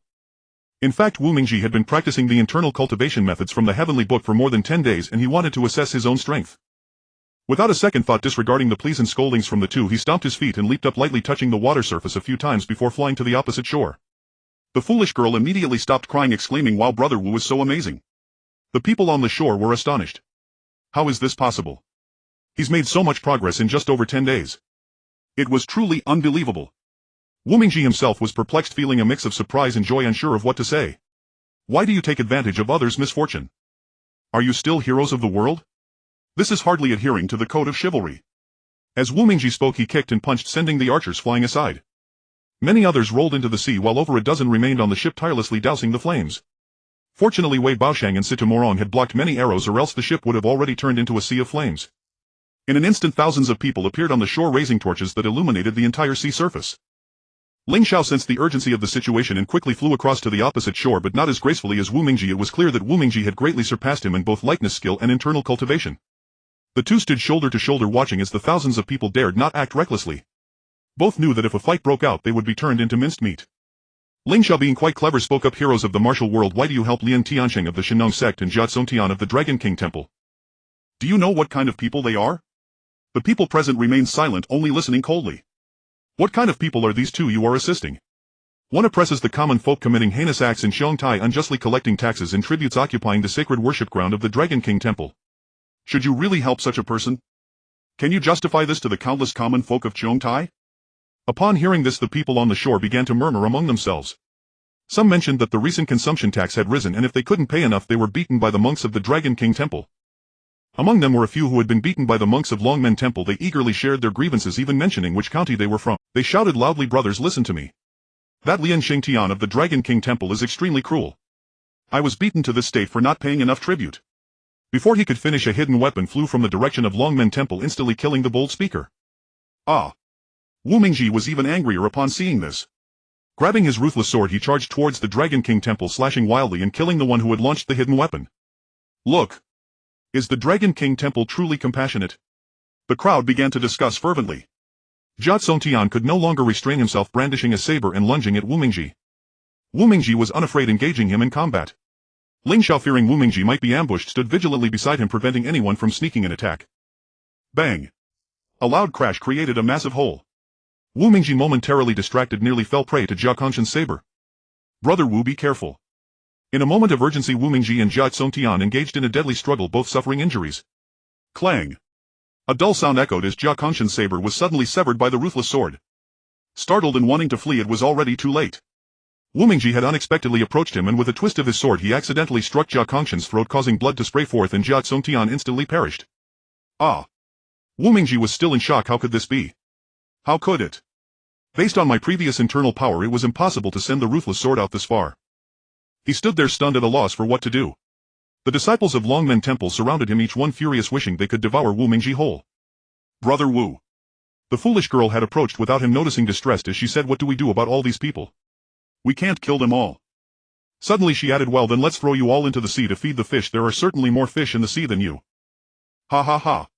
The foolish girl laughed heartily, feeling quite clever. "Watch out." Wu Mingji saw a fire arrow flying towards them, about to hit the foolish girl. In a moment of urgency, he pulled the foolish girl close and rolled on the ground. Ling Xiao looked on, his face suddenly reddening, an awkward expression overtaking him. Upon the death of Jia Tsongtian at the Dragon King Temple, the members of the Shinong sect were taken aback. Those who had been invited began to feel a sense of unease upon witnessing Wu Mingji's formidable prowess. Initially they had hoped to incinerate a group of people at sea, but Wei Baosheng and Sitamorong proved to be unexpectedly formidable, managing to withstand the barrage of fire and inflicting considerable injuries on their own side. Retreat!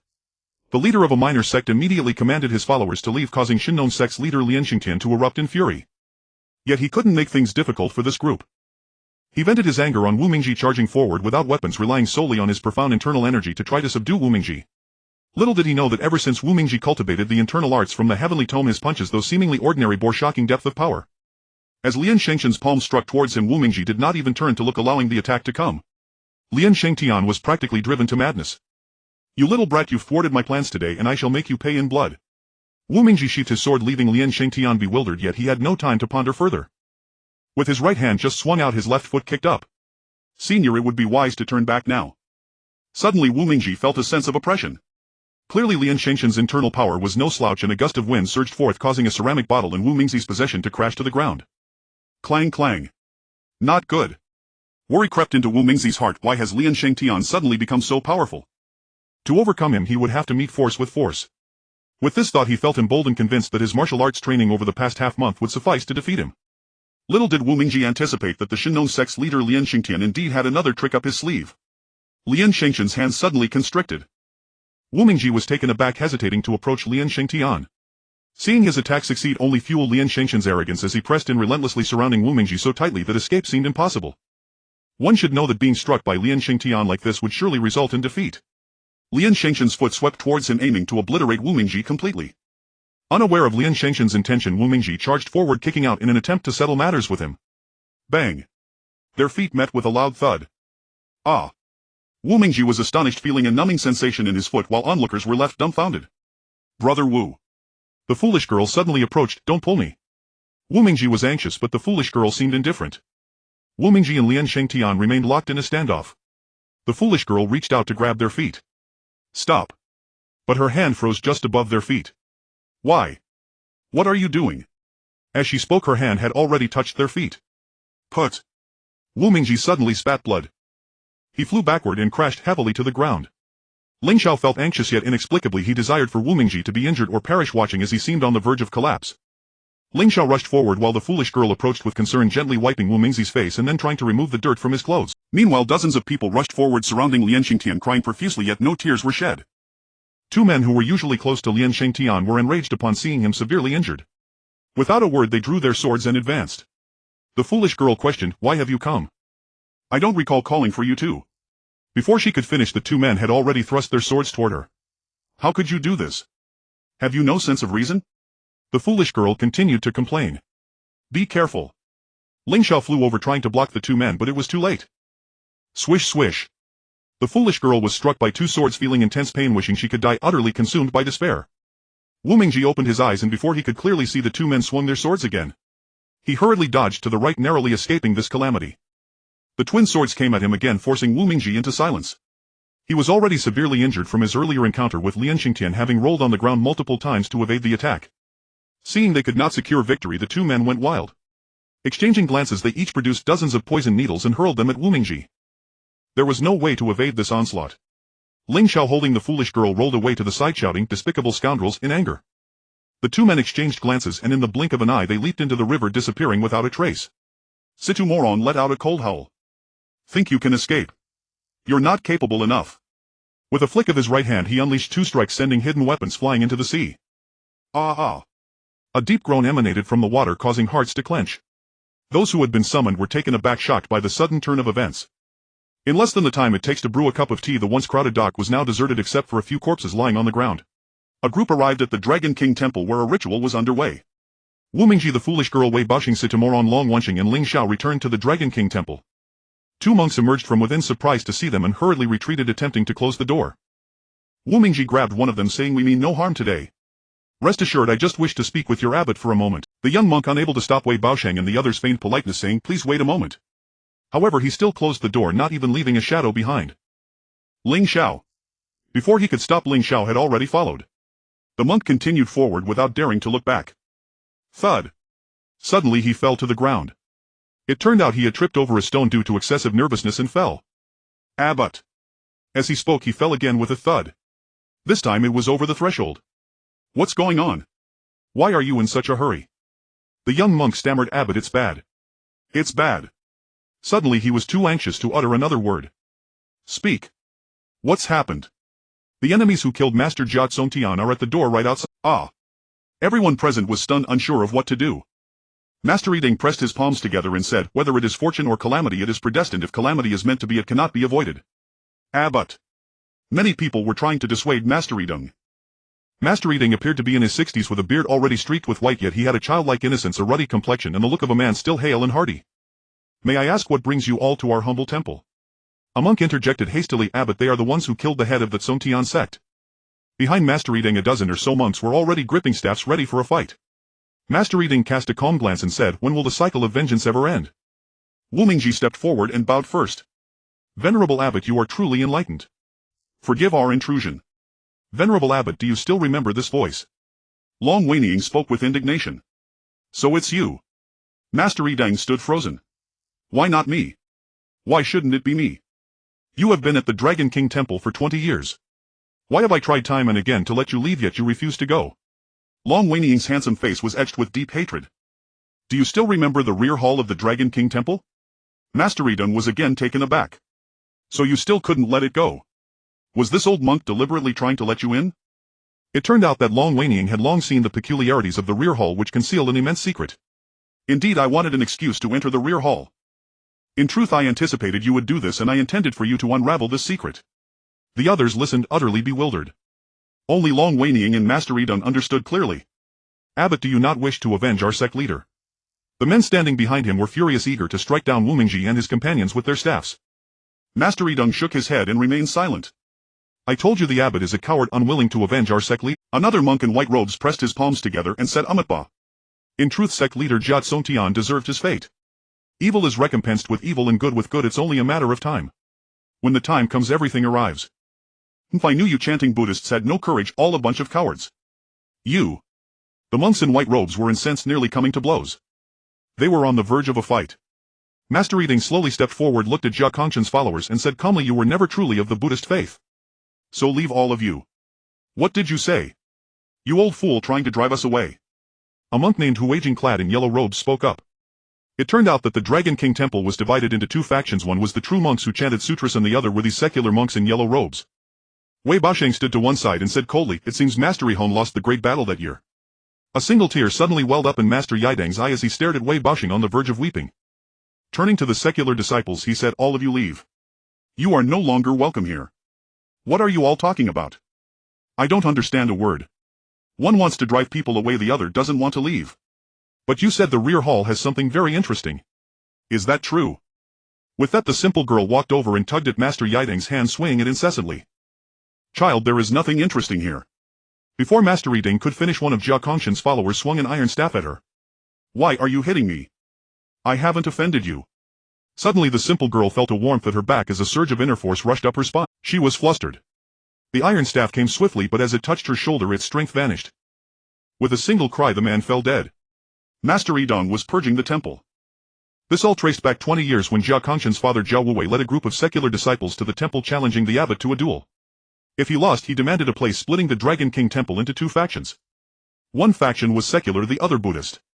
That duel 20 years ago left the temple in the chaotic state it was today. Seeing the tide had turned, the secular disciples felt a chill in their hearts and dispersed. Master Yidong said to the simple girl, child, are you all right?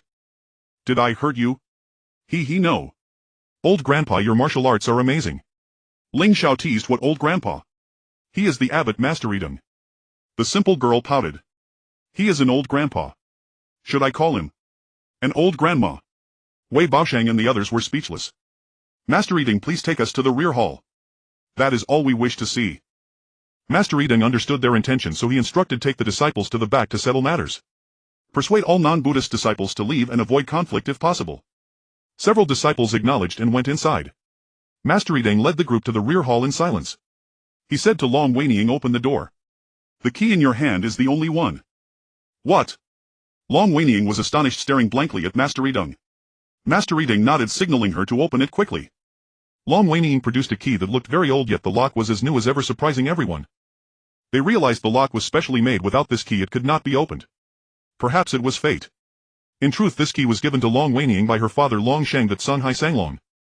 Long Sheng had once told her that this key opened the rear hall of the Dragon King Temple, but he never explained why the key was in her possession. The door opened to pitch black darkness so thick one couldn't see their hand in front of their face. Ah! The simple girl cried out, then added, don't pull me, let go. Get away. Long Weiniang lit the lamps one by one and suddenly the room was bright, leaving everyone stunned. Inside were 18 Arhat statues, each exuding a vivid spirit. Some had thick eyebrows and large eyes, some were haughty and others seemed invincible. They were rendered speechless.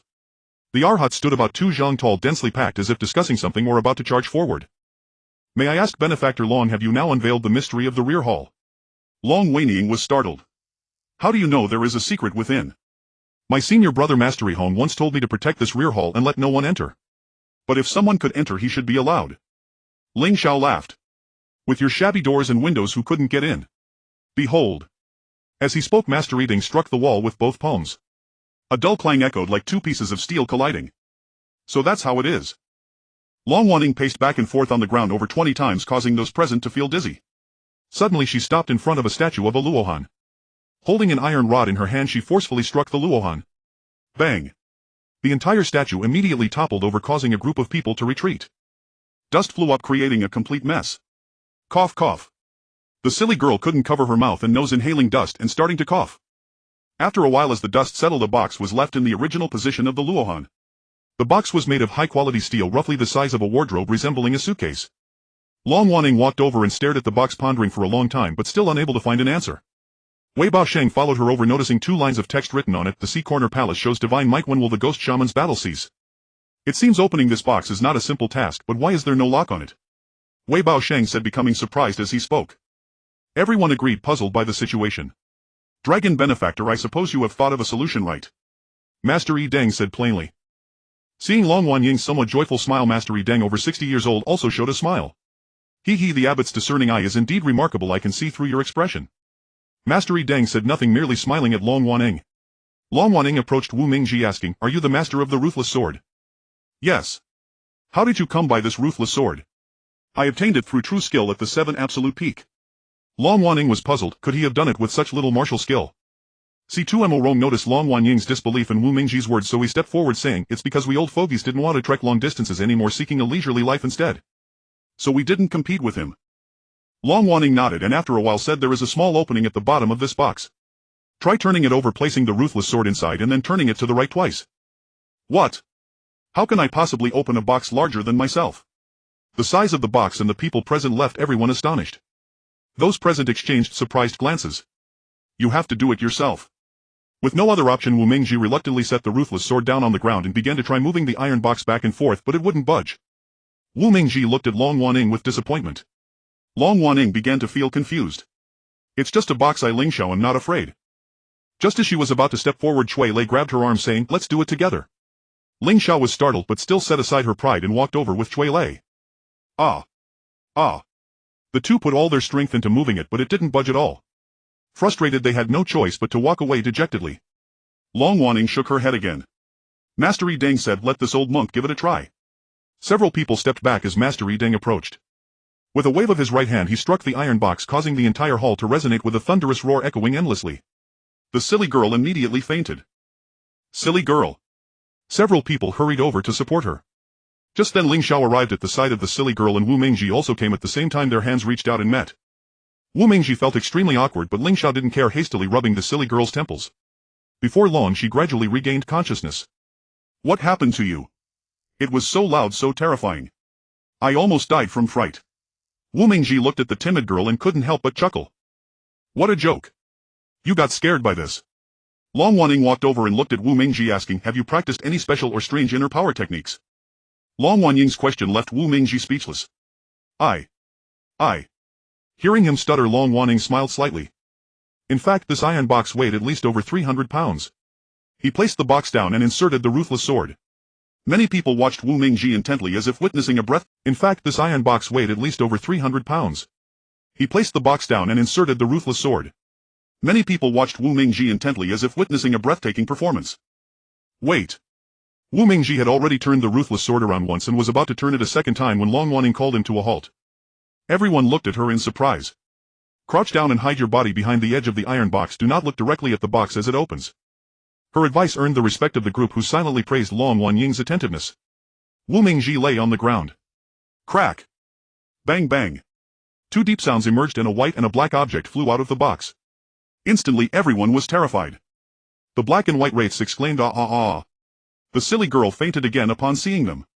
The pair of black and white wraiths gradually descended, quietly landing on the ground. There are 2 pieces of clothing fake. It was a false alarm. So a few people cautiously approached, wanting to see what else was in the box. The box was completely empty. Wei Baosheng and the others were astonished. How could this be? Were our ancestors playing tricks on the younger generation? Long Waning was also quite surprised, but soon calmed herself. She walked over to the black and white wraiths and slowly unfurled the 2 pieces of clothing. Next to the black and white wraiths there were not only 2 sets of clothes but also a hide. It was unclear what kind of hide. It was very stiff. This is it. Long Waning felt delighted but suddenly became despondent. What's wrong? What's wrong? You guys take a look. Wei Baosheng wanted to take a look but remembered he no longer had hands, so he signaled to C2Mo Rome. C2mo Rome supported himself with a cane in his left hand and took it with his right. Map of the Sea Corner Palace. Wei Baosheng sighed deeply, realizing that the Sea Corner Palace which had been spoken of actually existed. He couldn't help but weep tears of sorrow. He realized that much of his life had been ruined because of the Sea Corner Palace, silently shedding tears in his heart. The next morning after breakfast, Wei Baosheng, C2mo Rong, Wu Mingji, the silly girl, Long Wanning and Chui Lei bid farewell to Master Yi Deng. As they walked on, they were about to part ways again. Dad! Suddenly Chui Lei shouted, leaving Wei Baosheng both startled and delighted as he turned to look at him. Liar, I want to return to the countryside with your mother. Do you want to follow Master Situ or come back with us? Chui Lei was caught off guard by Wei Baosheng's question, unsure of how to respond. Still hesitating, Wei Baosheng urged young people should experience more and accept training, otherwise your life will end just like this. He seemed to want to give Chui Lei a clear direction. Long Weinian continued, your father is doing this for your sake. You're still young. Without experiencing more of the world and wandering in the martial world, there will be nothing memorable in your life. When you reach our age you will regret it. Wu Mingji added, brother Chui, my master often teaches me to practice more in the martial world. Only in this way can great things be accomplished. Haha. Amidst a crowd, Chui Lei felt like a child, hesitant and unsure of which path to take. Liar, just say it. Do you want to go back with me to train in martial arts, or do you want to go back with your parents? Sigh. Useless child. Wei Baosheng struck out angrily, truly frustrated. How could I have such a son? Long Weinian pulled Wei Baosheng's hand, signaling him to stop scolding. I will go back with my master to practice martial arts and explore the martial world. When I am ready to start a family, I will return to live happily with my parents. Ha ha ha. Wei Baosheng laughed heartily. Just as he was about to leave, Long Weinian suddenly froze. What's wrong with you? Wei Baosheng was suddenly surprised. Wu Xiaoxia, you young hero, you will definitely be a person of significance in the future. This terrain map of Haijiao Palace is yours. It should be returned to you now. I hope you can uncover the palace's secrets early and reveal the truth to the martial world. Wu Mingji accepted the leather from Long Weinian, feeling quite reluctant. Senior Long, Senior Wei, take care. In the future when you pass by Huanghai, come and visit us. Wu Mingji nodded heavily. Meanwhile, Chui Lei also left with Sitamorong, and soon only 3 people remained after the farewells. One was Ling Xiao, one was the silly girl, and the other was Wu Mingji. Wu Mingji and Ling Xiao seemed a bit out of sync, but didn't know why. They simply didn't talk much. The journey continued for 3 days without incident until they arrived at a place called Gaoliang County. Gaoliang County was a large county located about 300 miles northeast of Cheongtai County. At this moment the market was bustling, a scene of prosperity and vibrancy. Hotcakes for sale, 1 for a penny, very good and very cheap. The silly girl ran to the old man selling hotcakes and smilingly asked, can I have a hot cake? The old man, seeing that the silly girl was not dressed well and didn't seem like a beggar, said, of course, 1 for a penny. Hearing that she could, the silly girl reached out to take 2, smiling as she bit into 1, then ran to Ling Xiao's side. The silly girl couldn't say anything and could only make noises through her nose. Ling Xiao couldn't help but laugh and silently took a hotcake for himself. Holding the skewer of hotcake, the silly girl asked Ling Xiao, is it delicious? Taking a bite, she found it very tasty, slightly sweet and crunchy. Miss, you still owe me for the hotcake. An old man walked over slowly. Did you not say I could eat it? Why do you still want me to pay? You. The old man was momentarily speechless, dumbfounded. Wu Mingji chuckled, silly girl, stop messing around. He handed the old man 3 coins, here, take this. The 3 of them continued walking while eating the hotcakes. The silly girl was very surprised. Ling Xiao, gij wu de gey, why are there so many people sleeping on the street? She looked at several beggars sleeping on the street, asking in astonishment. Because they are homeless, so they have to sleep on the street. The silly girl was puzzled. I don't want to go home, so I am homeless too. Why can't I sleep on the street? Wu Mingji couldn't help but chuckle. Silly girl, are you really that silly? Because you have money you don't need to sleep on the street. No, I also want to sleep on the street because I don't want to go home. I am also a homeless person. Wu Mingji and Ling Xiao thought she was joking, so they didn't take it seriously. That night in the pitch-black darkness, the group settled down in an inn. The 3 were in different rooms. Wu Mingji was in the west room, Ling Xiao in the east room, and the silly girl in the south room. Seeing that the 2 of them had fallen asleep, the silly girl sneaked out quietly. Standing on the empty street, she was looking around. Suddenly the silly girl saw a group of beggars fighting over a beggar's chicken. What are you doing? The 5 beggars were startled and froze when they heard her. Who are you? What is a flower thief? The silly girl was stunned. The few cunning beggars realized she was just a silly girl and their expressions turned lecherous. With a smirk they said, like us. Then the 5 surrounded the silly girl. Hey, what do you want? The more they saw the silly girl panic, the more thrilling it became. Excitedly they said, do you want to accompany us today? The silly girl, a bit confused, replied, are you the one sleeping on the street? The 5 paused for a moment and then burst into laughter. If you don't want to work on the street, we can take you to a room. I don't want to go to a room, I just want to sleep on the street. The group was shocked and shook their heads. So you like this kind of thing? Then you are agreeing to accompany us. The silly girl readily agreed. The group immediately became excited and rushed forward to tear the silly girl's clothes. At this point the silly girl was truly dumbfounded. Hey, what are you doing? What do you want? The 5 vagabonds swarmed around her like starving wolves. Help! Help! Suddenly Wu Mingji appeared startled and rushed to the scene in just a few steps. From another direction Ling Xiao appeared. Each of them kicked one of the vagabonds. The one who wasn't kicked was still grabbing the silly girl's chest. The silly girl was terrified, standing there frozen, allowing the vagabond to touch her breast. When Ling Xiao saw this he couldn't hold back. Suddenly he kicked twice, sending the 2 vagabonds flying 3 meters away. Even he was astonished. Where did this strength come from? It turned out that Ling Xiao had used all his strength just now. Perhaps it was because he cared too much about the silly girl. Suddenly many people appeared among the rubble and both Wu Mingji and Ling Xiao were taken aback. The few vagrants were so terrified that they had already fled without a trace. At that moment 2 people were discussing among the rubble. Could it be members of the Sha Mei gang or the Iron Dragon gang? I don't think so. It's best not to stir up trouble. If we attract the attention of the big shots in the Jianghu, it would be problematic. The 2 waved their hands and several people following behind quickly fled. Wu Mingji hesitated, but Ling Xiaoyan could not stand by and chased after them alone. May I ask who you are? Why have you appeared here and are now leaving? Since we have met, why not exchange a few pleasantries? The leading person was quite surprised. How does this kid have such impressive lightness skill? The other person was also quite astonished. He might really be a significant figure in the Jianghu. It turned out that these were famous constables from Gaoliang County, one called Ding Tianzhu Liang Yuxing and the other named Zhu Lifeng, who indeed had no notable titles. Yu Lifeng said, "May I ask why you came over?" Ling Xiao replied casually, "It's nothing, just out of curiosity to pay a visit." "I mean no harm, why don't you stop and have a chat?" Liang Yuxing saw that Ling Xiao had no ill intentions and jumped down from the rubble. Soon everyone on the rubble jumped down as well. Looking around, Ling Xiao was dumbfounded to find that there were indeed quite a number of people here, at least 20. "Since we are friends, we won't hide anything from you. We are constables from Gaoliang County currently pursuing a few scoundrels from the Jianghu." Hearing this, Ling Xiao's curiosity deepened. Individuals in the Jianghu, whether famous or not, heroes or bandits, generally had no dealings with the authorities. Why would someone provoke the officials? Following that, Ling Xiao pressed further, "How did your Jianghu friends get entangled with the officials?" "This is something I don't understand." Yu Lifeng was about to say something, but Liang Yuxing grabbed his hand, signaling him not to disclose the details. "I'm sorry, but we have official duties to attend to." Liang Yuxing and Yu Lifeng bid farewell to you, young sir. "If there's a chance to meet again in the future, we will surely have a good gathering." "Alright, I am Ling Xiao and I thank you both." You are the disciple of the renowned Gu Hun." Ling Xiao blushed slightly and smiled faintly. "Indeed. Until we meet again." The 20 people departed. After returning to the inn, Wu Mingji was scolding the foolish girl. "I've told you many times not to go out alone and stir up trouble. I said to stay here in the inn, but you just wouldn't listen. Why are you scolding her? On what grounds do you blame the foolish girl?" Ling Xiao was furious and kept talking to Wu Mingji. Wu Mingji was momentarily speechless and angrily left. The 3 of them came out to the street for breakfast, where it was bustling with people. "Help! Help!" A man was running easily while holding a woman crazily sprinting through the street.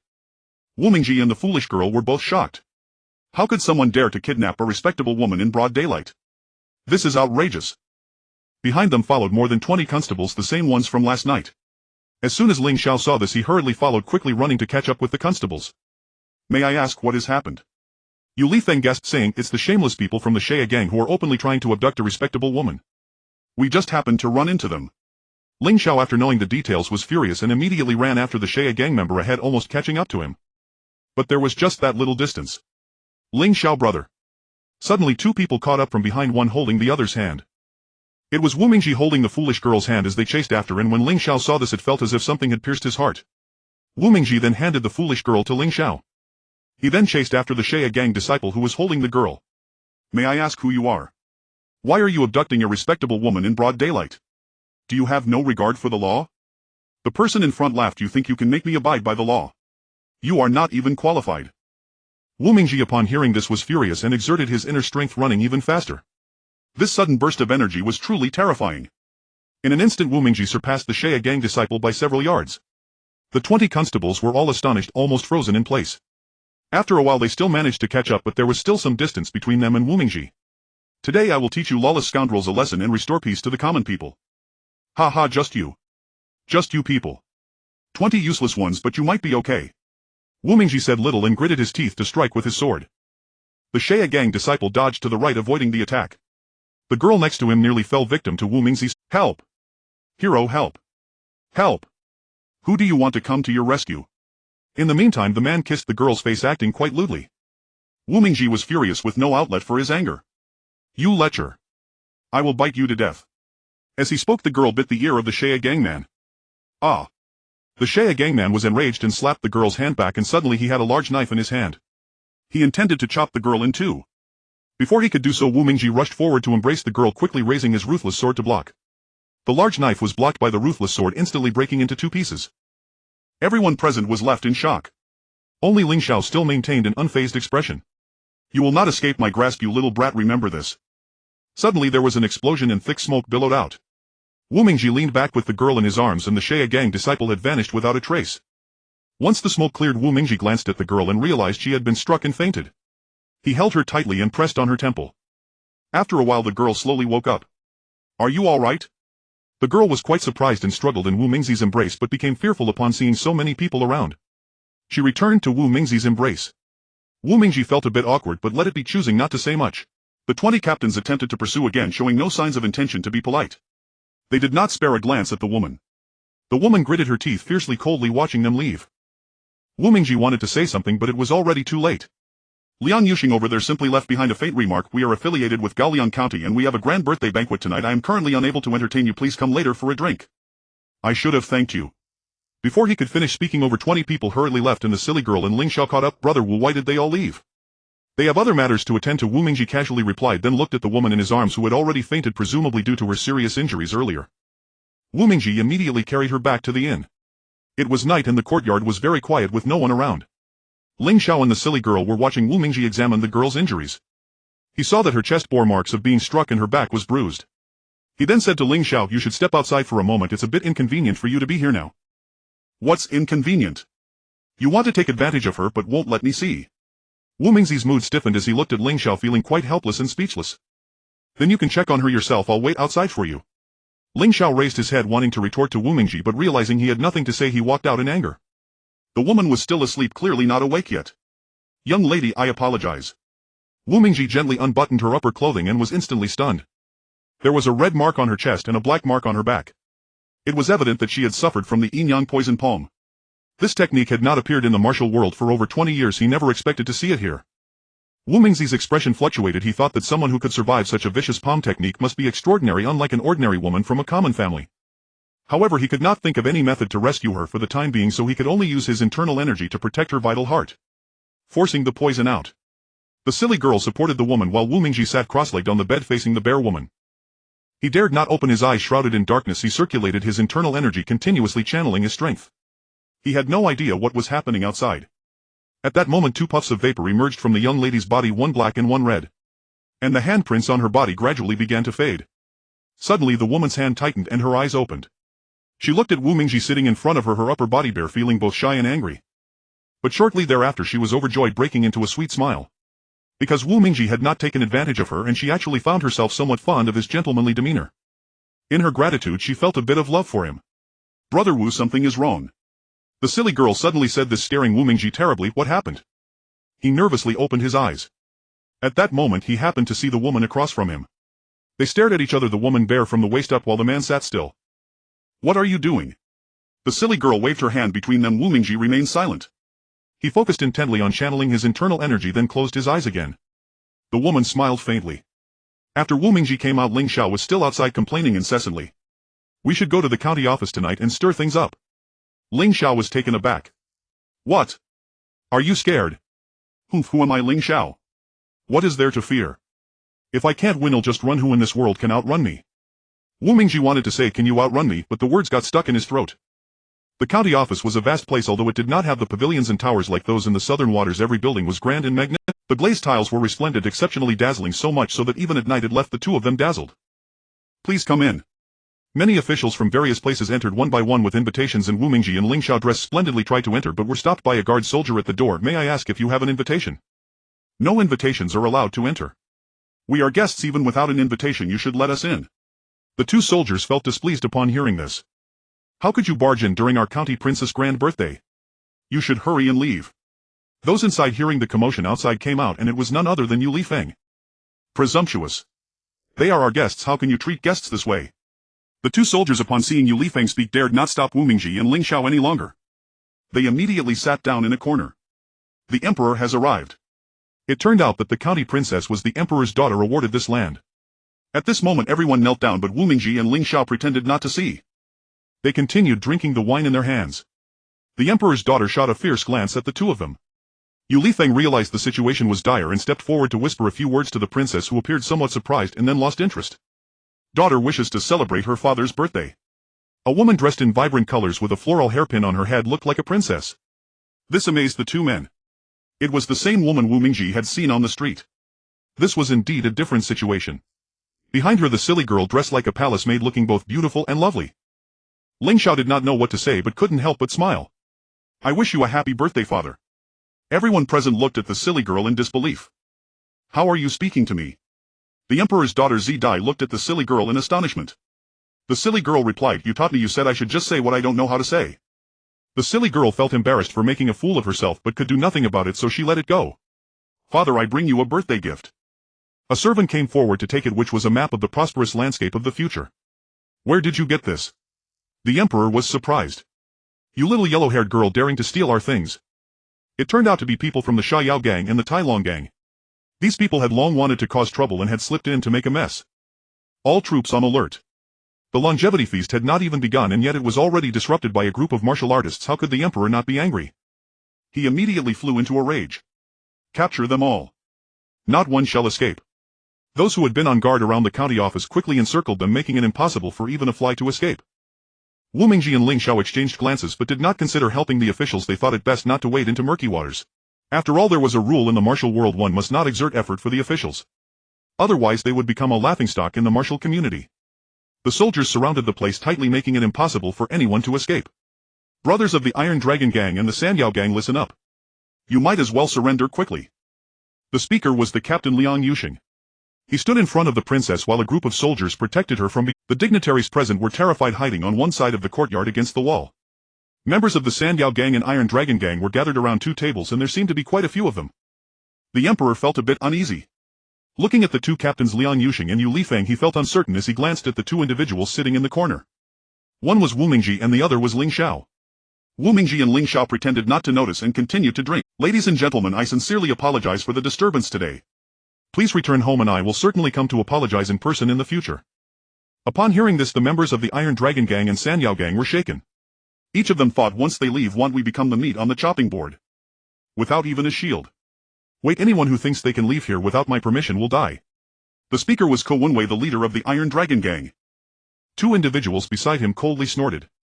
One was Gui Jing and the other was Chen De. These two were formidable, their faces filled with tough muscle, looking truly intimidating. The emperor suddenly erupted in anger with an indescribable rage in his nostrils. Someone. Suddenly the eaves were filled with people all armed with bows and arrows. Watching the group sitting on the pillars, he exclaimed, a bunch of useless trash. Cowards. The speaker was Mo Dingyan, the leader of the Sanyao gang.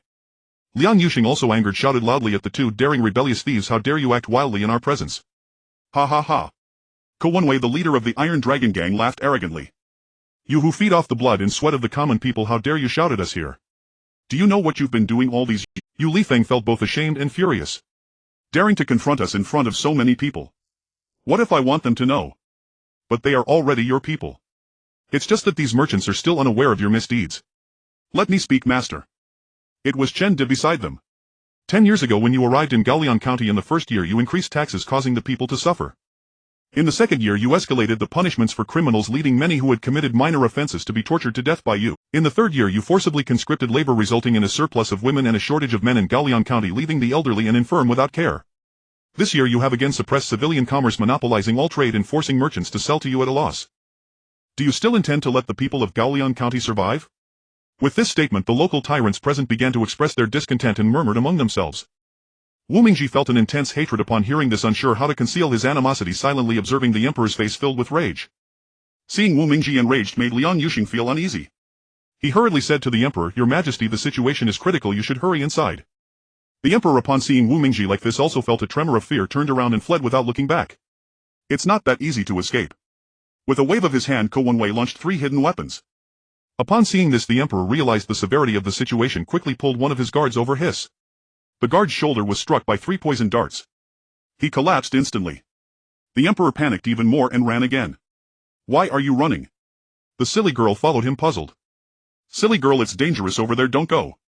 Before Ling Xiao could finish speaking, he chased after her. On this side, Yu Lifeng and the leader of the Iron Dragon Gang had already engaged in a fight, and the people on the upper floor kept shooting arrows, causing many brothers from the Sanyao gang to be hit. Fortunately, the arrows were not poisoned, otherwise they would definitely be doomed. Fire attack.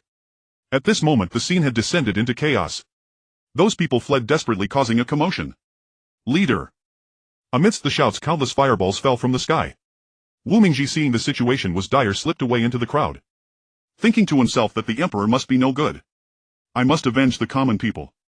Just as he reached the entrance, he turned back in through another way. He saw the other side of the courtyard was very quiet with no one around. Why are you leaving? Why are you leaving? The speaker was the silly girl still chasing someone, and that person was the princess. But Ling Xiao was nowhere to be seen, which puzzled Wu Mingji. Logically speaking, with Ling Xiao's lightness skill, how could the silly girl not keep up with him? This left him utterly baffled. Suddenly a group of men in black appeared ahead, and they stuffed the princess into a large black sack. Who are you? The two men in black said nothing, only snorted fiercely. Poof. Then two more men in black arrived behind them, each holding a large burlap sack, clearly intending to abduct the silly girl. In a panic, Wu Mingji didn't think much and swiftly dashed over. With his ruthless sword he slashed down at the burlap sack, severing it in two. The two men immediately surrounded him and fought evenly with Wu Mingji in the courtyard. The silly girl was delighted. Brother Wu, you are amazing, able to take on two. This made Wu Mingji feel disheartened, thinking, are you really that foolish? My life hangs in the balance and you're still able to. He was a bit scared of others coming to harm the silly girl. So he intensified his attacks, each move targeting the opponent's vital points. Initially the two men could still hold their ground, but now they found it increasingly difficult. They then planned to die together, with Wu Mingji hoping to escape, exchanging glances and simultaneously lunging at Wu Mingji with their long sword. Wu Mingji secretly chuckled, haha, just what I wanted. Do you think your petty skills can contend with my ruthless sword? Clang. Sure enough, as Wu Mingji predicted, the two swords were instantly severed in two. The two men exchanged glances, bewildered, unsure of what to do. Only instinctively fleeing. Wu Mingji did not pursue, coming to the silly girl's side. Are you okay? I'm fine, brother Wu, don't worry. The heavy weight on Wu Mingji's heart lifted, and he no longer blamed the silly girl. Where's Ling Xiao? He was captured. Wu Mingji was speechless. Why are you still able to laugh when Ling Xiao has been captured? The silly girl replied, why shouldn't I be able to laugh? He fell down first and then followed after he should have caught up. I find it amusing that his martial arts are as good as yours. He could run. I still say that even if he can't beat them, he can definitely outpace them. Indeed, even if I can't beat them, no one can catch up to me. Who said I've been captured by others? How could something so humiliating happen? Suddenly Ling Xiao appeared before the two like a ghost, very self-satisfied. The area within the county office has descended into chaos, with members of the Iron Dragon Gang and the Sha Yao Gang attacking in unison, numbering perhaps in the thousands. These people are fiercely battling against the officials, with countless casualties on both sides. Today we must bloodily seize the Gaoliang County office and take all the gold and silver treasures within. Upon hearing the leader's declaration, all the gang members were filled with excitement, transforming into outlaws, their morale suddenly soaring, leaving the soldiers on the verge of despair. Call for reinforcements. Two fire arrows shot up from the distant city wall, illuminating the entire Gaoliang County as if it were daytime. Run! A woman ran to Wu Mingji's side. It was Ji Dai. Wu Mingji was momentarily stunned. What are you staring at? Don't you run! The arrival of the officials from Shiping County is not a good sign. They have many members of the Wolf Head Army and will not spare you. They won't spare us either. What? Aren't you in league with them? Ling Xiao was taken aback. No, my father is their enemy. A great enemy, we must hurry. Wu Mingji was at a loss for what to do as a mournful cry echoed from afar. Brothers, hurry up. We cannot let the Wolf Army arrive first. The leader of the Sha Yao Gang was equally astonished. Over 1,000 people flattened the entire county office, with many carrying away treasures carts slowly departing laden with gold and silver. Gradually it became a long line of carts numbering at least 40 or 50. One could see that the Gaoliang army had extorted so much wealth. Awu. Many wolves appeared below the city wall, larger than usual, even bigger than ordinary leopards. The soldiers on the wall were thrown into disarray. Terrified half to death. Open the city gates. Suddenly the gates creaked open. Awu. Thousands of huge blood wolves surged into the city. They charged in like hunters on a hunt, ferocious and spectacular. A battalion of over 1,000 wolves larger than humans rushed towards a city gate, a truly magnificent sight. Following them were the true soldiers. These individuals donned armor exuding an imposing presence, inviolable as the wolf army passed. A commander shouted, charge. Instantly thousands joined the wolf army as they entered the city. Sometimes one might think they were not human, merely treating the city's inhabitants as prey. They were but hunters. Awu. Awu. The citizens in the city continuously emitted sorrowful cries. These blood wolves were nothing but beasts unable to distinguish between human and animal. Once they caught the enticing scent, they charged in, grabbing and biting down on a person. Wu Mingji looked upon the county city, which had turned into a hell on earth, feeling a deep sense of compassion. Ignoring Ji Dai's attempts to stop him, he rushed back into the street. Another person returned, wielding a ruthless sword and continuously striking at the blood wolves. Boom, boom, boom. A blood wolf weighing 300 to 400 pounds was struck in the right thigh by his slash. Blood gushed forth. Awu. A blood wolf was charging towards a door on the street. Inside, the sounds of crying were chaotic, many weeping children, women, and the elderly, their cries melding into a cacophony. It was truly heart-wrenching. Wu Mingji realized this was an inn. There must be many people inside. Whenever these beasts saw someone, they would attack like mad. Beasts? Wu Mingji was behind one of the blood wolves, which grew angry upon seeing him. It howled a few times, and suddenly several more blood wolves appeared from both sides. In no time they completely surrounded Wu Mingji. Wu Mingji was stunned. Rendered helpless. Brother Wu, jump up. On the rooftop appeared several figures: Ji Dai, Ling Xiao, and the silly girl. In a moment of panic, without a second thought, Wu Mingji jumped up, but due to his nervousness he exerted too much force and fell from the roof. Upon landing he was taken aback. The hall was completely quiet save for the cries of a few children. 3 or 4 blood wolves had already entered, gnawing on the bodies of the people with great relish. Woo woo. Woo woo. Nearby a newborn baby was crying out loudly, its cries heart-wrenching. He looked again and saw that beside the infant lay only the upper half of a woman. Her lower half was gone, presumably devoured by those blood wolves. Too abhorrent. Wu Mingji said no more, quickly gathering his strength to dash across the hall, and after a single sweep he killed the few blood wolves. Awu. Awu. A thunderous noise suddenly startled several people. The silly girl suddenly felt fearful and rushed into Ling Xiao's embrace, beginning to cry with a sound of ing. Ling Xiao's chest felt warm and he hurriedly comforted her, saying, "It's alright, don't worry, I'll be fine. But I'm scared." "Alright, I will kill them all. All beasts die." With his superb lightness skill, Ling Xiao wielded his sword and moved gracefully, stabbing a blade into the throat of each blood wolf he passed. Suddenly the howls of wolves echoed continuously. Awu. Several blood wolves collapsed to the ground. Ling Xiao was overjoyed and turned to the silly girl on the rubble. "It's alright, don't be afraid. I'm going to kill the remaining few." "Good, good." The silly girl clapped continuously from the eaves in support, while Ling Xiao smiled heartily below. Awu. This was bad. Many blood wolves rushed over from both sides of the street, as several nearby blood wolves had come over after hearing their companions' cries. This situation became dire. Ling Xiao suddenly grinned strangely and ran in front of a group of blood wolves, shouting provocatively, inciting their furious rage. Next he dashed to another group of blood wolves, taunting them further. This second group of blood wolves could hardly contain their wrath, opening their jaws intent on swallowing Ling Xiao whole. Awu. The blood wolves on both sides were incited by Ling Xiao's teasing, "Haha. Come at me." Ling Xiao purposely provoked the pack, and suddenly 2 wolves charged at him fiercely. Over 60 massive blood wolves charged forward, rushing towards him, while Ling Xiao continued his taunts. It seemed he would soon be caught and torn to shreds. At this critical moment Ling Xiao exerted his legs and nimbly leapt onto the rooftop. The 2 groups of blood wolves on the street collided, their heads bloodied and bruised. "Ha ha ha." The silly girl laughed in admiration, feeling very happy. Truly happy. "Who dares to kill my blood wolves?" On the rooftop appeared a group of armored individuals. Ji Dai was astonished upon seeing them. "Run." She hurriedly urged Ling Xiao and the silly girl to leave quickly. "Poof. Heroes do not flee, who fears whom? Do you think I am afraid of you?" "Brother Ling Xiao, don't be so stubborn, he is not an ordinary person. We cannot defeat him." Ji Dai was almost out of her mind with worry, while Ling Xiao showed no intention of leaving.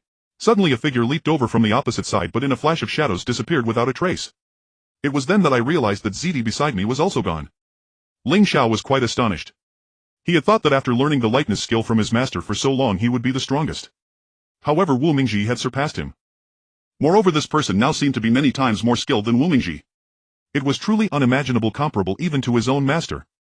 This sudden turn of events left Ling Xiao utterly speechless. Sigh. He let out a long sigh. Without saying a word, Wu Mingji charged ahead. In the city there were no blood wolves moving about. The place was desolate, there were hardly any people, and it was empty and silent. It seemed that due to the recent events the people in the city had mostly left, and those who hadn't managed to flee had perished at the hands of the blood wolves, leaving behind only unfinished corpses. Sigh. Wu Mingji sighed heavily, feeling a deep sense of desolation. Suddenly he thought of Zidi. Zidi had been captured while trying to save him. Feeling profoundly saddened, he stood atop the city wall watching the officers below drink heartily. Outside the city gates wealth was piled high and the soldiers were joyously celebrating their harvest. At that moment Ling Xiao and the silly girl also arrived. Wu Gij. Wu Gij. Wu Mingji ignored the two, his gaze fixated on the camp below. He saw that the east side was where the blood wolves were kept quite far from the camp. You two stay here, wait for me. I'll go rescue someone first. Who? Wu Mingji did not answer and quietly slipped away to a less populated area.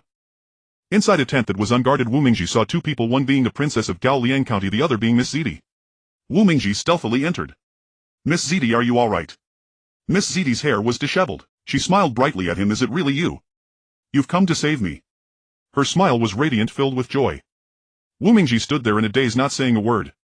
At that moment the princess also woke up. This young man. As she spoke she looked toward her daughter, suddenly speechless. Then realizing something she exclaimed, young man, my daughter has turned red, she must have taken a liking to you. Father. Wu Mingji was taken aback but felt a sense of comfort inside. My daughter is like this, she has met many people in the martial world but she has never seen anyone like you. The moment she saw you she blushed. I have had physical contact with him already. The princess was very surprised. It was unavoidable. The two young people turned red, making the princess want to laugh. You too. At this moment Zidi's face flushed. What's going on? The patrolling soldier outside noticed something unusual and rushed in. Wu Mingji quickly rolled out, dashing out of the tent. He saw that outside the area was brightly lit with thousands of torches illuminating the entire military camp as if it were daytime. Enemies. Enemies. As he spoke everyone noticed Wu Mingji. Shoot. A row of archers lined up and drew their bows. Whoosh. Thousands of arrows surged forward. Wu Mingji felt immense pressure, seeing a dense wave behind him, nearly making his head spin. In a hurry he slipped into the city gate, pressing against the wall, afraid to move. Tat tat. Tat tat. The arrows fell like rain. He secretly thought that was close. Young hero. Suddenly a head popped out from inside a room in the city. Wu Mingji realized he was being called. Wu Mingji leaped over and entered the room. Wu Gij. It turned out that the silly girl and Ling Xiao were also inside. Some people here were feeling guilty, others were regretting. It's all my fault. The one speaking was Ko Wenwei, the leader of the Iron Dragon Gang. Since a grave mistake has been made, we cannot blame ourselves. It was that old monster from Shiping County, all of this was his doing. It's all his fault. Mo Dingyan, the leader of the Shea gang, said angrily. Wu Mingji, feeling a bit puzzled, stepped forward and asked, what exactly happened, brothers? Actually, the princess of Gaoliang County is just a puppet. She was controlled by that old monster. It seems she has been captured again because that old monster has something important in her hands. He fears that others will steal it, so he brought the most precious wolf army here. What is this important thing that requires such a commotion? It must be something significant, but I feel sorrow for the people in the city. Eliminate the old monster and rid the people of their suffering. Over 100 people inside echoed this sentiment, shouting excitedly. Wu Xiaoxiao, I know your skills are not inferior to those of us two gang leaders. Are you willing to help the people? Help the people. The group was made up of passionate individuals. They understood that in the martial world loyalty was paramount and others valued your courage. Since all of you are willing to risk your lives for the citizens of Gaoliang County, how can I, Wu Mingji, fear for my own life?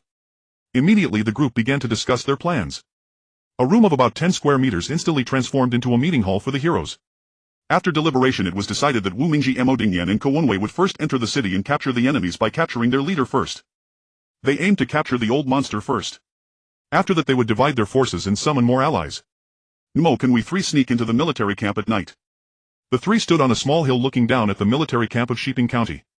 After their previous experience in Gaoliang County, the soldiers were very vigilant. Even the sight of a crow flying over a tent would be noticed.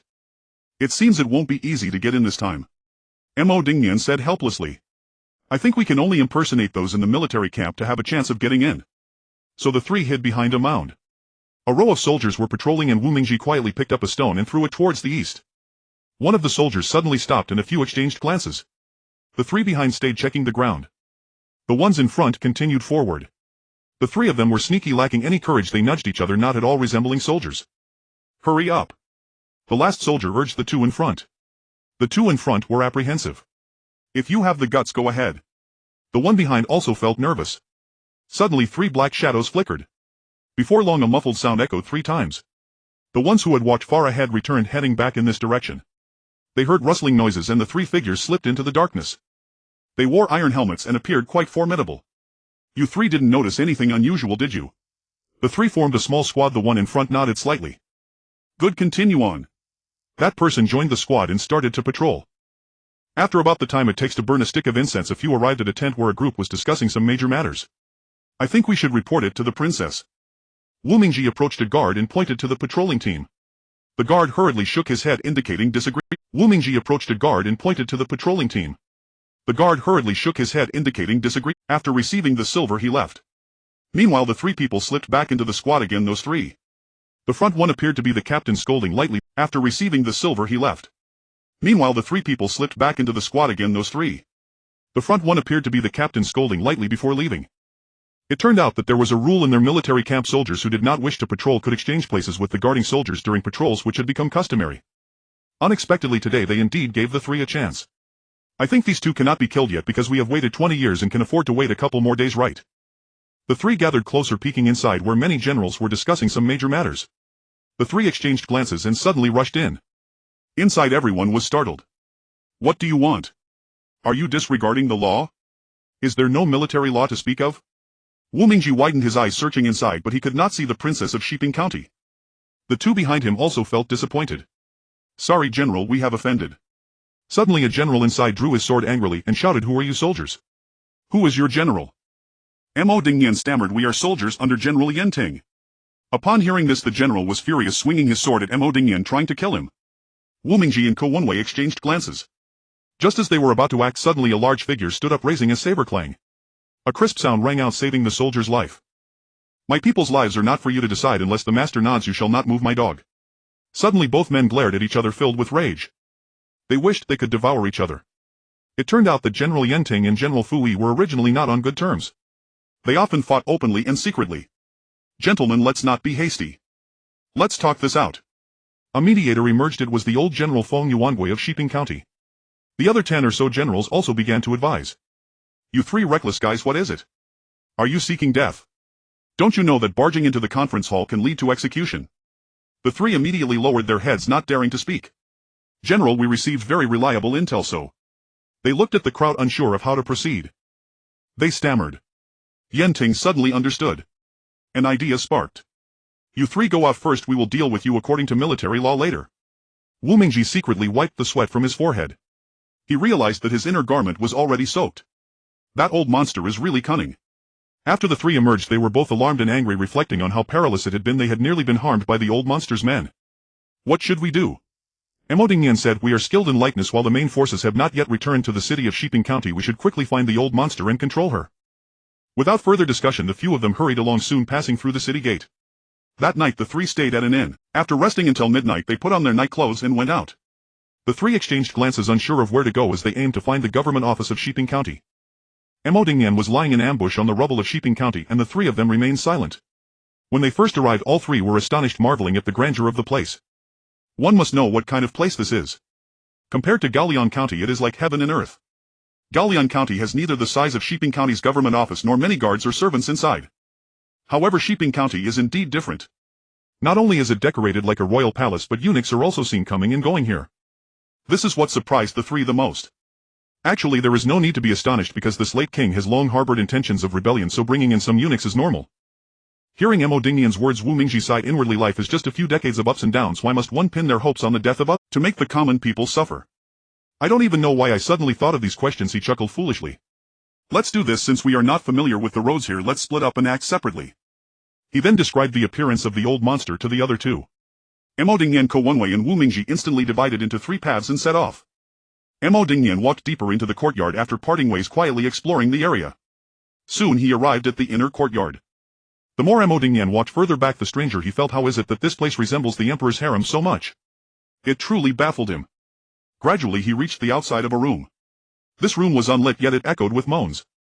Clearly a man and a woman were engaged in playful antics. For a moment Mo Dingyan didn't know whether to enter or not. He stealthily listened outside the door and the delicate sounds kept coming out, truly heating his heart. Young master, give it to me. Quickly. Mo Dingyan felt a rush of heat in his heart, truly wanting to break down the door and cut down the couple, but wouldn't that expose himself? Wouldn't it make him seem less than a man?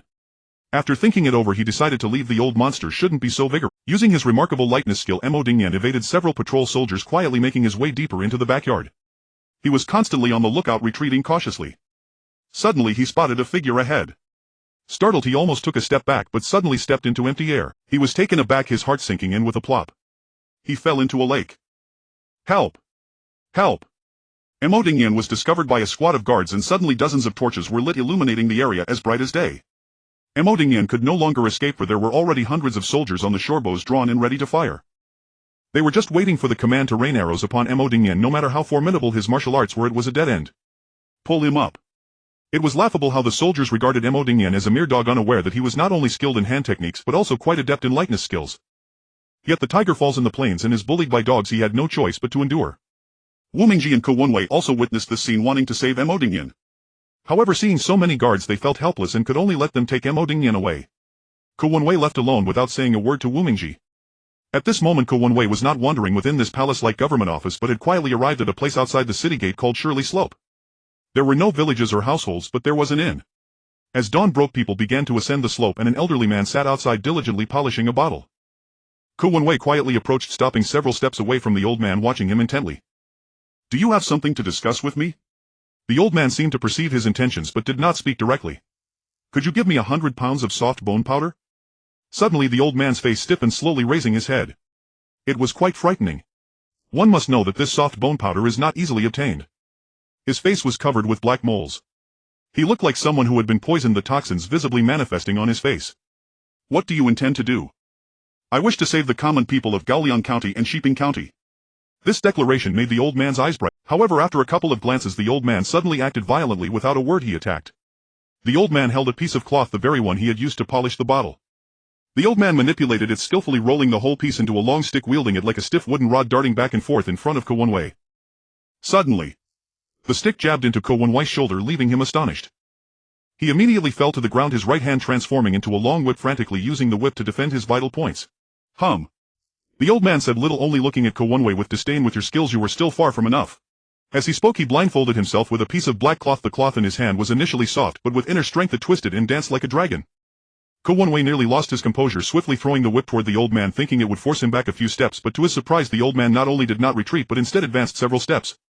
The old man snorted coldly again and then swept his stick toward Ko Wenwei's feet. Ko Wenwei quickly raised his arm to dodge this move.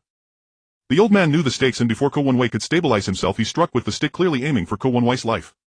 Ko Wenwei's heart jolted. He stood there joyfully unmoving, which surprised the old man slightly, but he did not dare underestimate Ko Wenwei or be careless. Sure enough, it was a ruse. When the old man's hand was about to strike, Ko Wenwei suddenly countered. The whip spiraled in the air and rushed toward the old man, catching him off guard. The old man staggered back a few steps. Ko Wenwei laughed even more wildly. The old man snorted coldly again.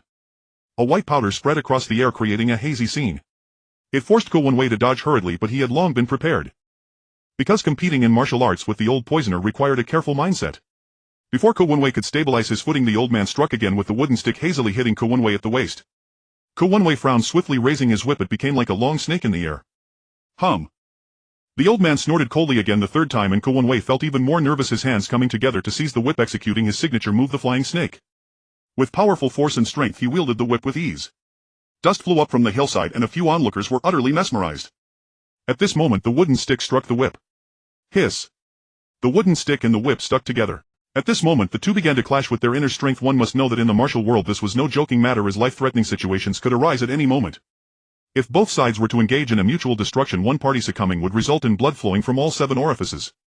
Clearly these two were of equal caliber. The old man's face was stiff as if he were a corpse, while Ko Wenwei's face twitched with veins popping, straining hard. "Do you really want us to perish together?" The old man did not answer, only coldly snorted while staring at Ko Wenwei. Suddenly a drastic change occurred as the old man appeared considerably more arrogant, while Ko Wenwei grew tense. "Senior, are you really going to watch the people of Gaoliang County and Shiping County be harmed by the old monster? Do you want them to live in fear?" After hearing this the old man showed some signs of being moved. For the old monster, the late king, was exceedingly ruthless. Rumors of his character circulated widely in the martial world, often igniting anger among the people. "Do you intend to use my 100 pounds of soft bone powder to attack the soldiers? May I ask who you are?" Hearing the change in the old man's tone, Ko Wenwei felt somewhat reassured. "Indeed, I am Ko Wenwei, the leader of the Iron Dragon Gang. I have already allied with the Sha Mei gang to oppose them. Numerous heroes from the martial world have also agreed to join." The old man snorted again. "Do you know how many famous people are exerting themselves beside the old monster? With your group. That's why I called on you to bring the soft bone powder." Ko Wenwei interjected. However, at this moment the old man was using inner strength, as if he had no intention of letting Ko Wenwei go. Ko Wenwei could no longer bear it, nearly having his meridian severed. Senior Ku. A figure rushed over from a distance holding a gleaming long sword 3 feet long with a bright white blade and an ugly black hilt. The person soared through the air descending to intervene between the two combatants. Pooh. After a muffled sound the two were instantly separated. The old man appeared unscathed but Ko Wenwei was struggling. Pooh. He spat out a mouthful of blood. Seniors, we have matters to discuss. Enemies should be resolved rather than deepened. The old man glanced at Wu Mingji feeling quite appreciative. Wu Mingji stood firmly in place. Even Ko Wenwei was curious. Such formidable inner strength. Truly impressive. The younger generation excels. We old bones are of no use anymore. Ko Wenwei also said indeed. The saying heroes emerge from the youth holds true these days. All right. This 100 pounds of soft bone powder is yours. The two of them were overjoyed. Outside the city gate at night a burst of meteoric flames erupted. Ko Wenwei said this was a signal indicating that our people had gathered and were ready to assault the city. They both swiftly made their way to the Shiping County government office. However, the security here was indeed not as strict as before. Yet there were still many patrols. Thinking of Mo Dingyan being captured, not knowing his fate, Ko Wenwei was filled with sorrow. Speak. Where has your old monster, the county lord, gone? Wu Mingji grabbed 2 soldiers to inquire. One coward was crouching behind a rock and did not dare to speak while the other was terrified. Our master is in the main building. Great hero, please let us go. Wu Mingji was about to let them go but Ko Wenwei widened his eyes and said to the clever soldier, aren't you going to tell the truth? I really don't know anything. Ko Wenwei was enraged and swiftly killed the frightened soldier beside him with a knife. The clever soldier, witnessing such brutality, immediately trembled in fear. Even if you called him a traitor, he would be willing, for his life was at stake. I'll tell you, our master is at a summer resort in the suburbs called the Beefingtang. You've wasted my time and still deserve to die. Wu Mingji spoke and thus he struck with a sword. Ko Wenwei casually tossed 2 firebombs. Although the smoke bombs were not bright, they exploded loudly at their peak. The shockwave echoed throughout the entire sky of Shiping County. That night the two rushed to the Beefingtang in the suburbs, which indeed was heavily guarded. Even a fly could be spotted, let alone a human or a demon trying to sneak in. Even your own people had to undergo several rounds of questioning. This left the two of them feeling dizzy. Old Senior Ko, how can we sneak in? This isn't a viable plan. At this moment the two were on a small hill watching the soldiers patrol below moving back and forth. Can we create a What? You can use your lightness skill, right? Wu Mingji said little, merely smiling. Alright, you sneak in through the side door and deliberately let the guards spot you. Then you dash straight ahead, drawing them away. The more you draw away the better. Ha ha ha. Great idea. Wu Mingji suddenly burst into laughter. Let's do it. You bastards, don't you see the master here? The group of soldiers was astonished and immediately chased after him. Fire arrows. Suddenly the sky was filled with long arrows. The arrows fell like rain. But Wu Mingji, agile as ever, skillfully dodged them. Seeing they couldn't hit him, they all swarmed over, shouting, enemies! Enemies! Enemies! The people from the military camp were thrown into chaos. Quick, quick! The following troops rushed up with Wu Mingji hopping from the top of the tents to the ground, dodging capture by the soldiers who were in disarray. A line of archers charged forward, followed by soldiers wielding spears. Over there! A large group rushed over, helplessly surrounding him. Meanwhile, Ko Wenwei seized the opportunity and slipped in through a less guarded area, almost invisible in his presence. This was truly astonishing. His martial prowess was unfathomable. Who dares to intrude upon our Beefingtang? Do you not value your life? Suddenly a large figure appeared, towering and muscular. He stood about 9 feet tall with a build resembling a black bear. Standing in front of a tent, he truly instilled fear in those who saw him. "Ha, where's your grandfather?" As he spoke, he suddenly moved and charged forward, slipping past him under his legs. Useless. However, before the big man could finish his sentence, he was left stunned. With a stretch of his legs, he fell limp. The entire person lay on the ground like a lifeless whisper, unable to move. Only his eyes kept spinning. "You bastard, do you want to die? Do you know who I am? I'm the strong man beside the king of the end." Ko Wenwei stepped a foot on his mouth. "Is that so? If you have the ability, go ahead and beat me." He then kicked him and turned to leave, clearly having sealed his acupoints. Ko Wenwei then moved deeper like a ghost, continuously dodging patrolling officers by cleverly utilizing cover. Whoosh! An arrow nearly struck Ko Wenwei, who was caught off guard and quickly dove into the nearby tent. Inside was an elderly woman. "What are you here for?" The old woman was mending clothes, her needlework not pausing. "I'm here to rid the people of harm." The old woman's eyes revealed a hint of sorrow. "Oh. You may go." Ko Wenwei did not expect her to speak like this and did not pay much attention as he peeked outside. Not far away were already pavilions and towers. He discovered that the architectural style here was such that the outside was a military camp for defense while the inside was the real resort. Ko Wenwei turned around just as he exited the tent. Whoosh! An arrow was shot again, nearly taking his life, passing right by his heart. Fortunately he turned quickly, otherwise he would have been dead. Ko Wei looked ahead, seeing it was desolate without anyone around. To the left was a military camp filled with tents, and to the right was the path into the resort. Looking further ahead, he suddenly noticed a gleam of white light from a large tree far away. He realized someone was hiding in the tree. He swiftly waved his right hand, revealing a hidden weapon. Ah! One person fell to the ground in response. Ko Wei, fearing there were others, did not dare to linger and quickly fired several hidden weapons into the woods, confirming there were no more people before daring to go in again. It turned out that this summer resort was heavily guarded, with soldiers patrolling on the ground and even hidden archers in the trees waiting to shoot. It truly left no path for escape. At this time, the outer edge of the resort, that is the military camp, suddenly burst into flames. Wu Mingji, feeling something was wrong, set fire to several large tents. However, with this, Wu Mingzi's hiding places decreased and he himself did not notice it. Suddenly a net fell from the sky and covered him.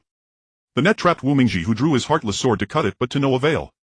He realized even the Heartless Sword could not harm it. Dozens of officers rushed over, laughing at Wu Mingji. Haha, run. I'll watch you run. Even if you had wings, you couldn't escape my grasp. Wu Mingji was captured, feeling very impatient, and was immediately kicked in the face by an officer filled with fury. Who instructed you to come here? A chubby man in the prison interrogated Wu Mingji. Wu Mingji coldly smiled. Those who share the world's anger must be punished. I never expected that aside from the military camp there would be a secret prison in this summer resort. It seems that without some forceful persuasion you won't confess. Bring it on. At that moment someone approached holding a basin of icy water. Pour it on him. Wu Mingji was drenched by the freezing cold water.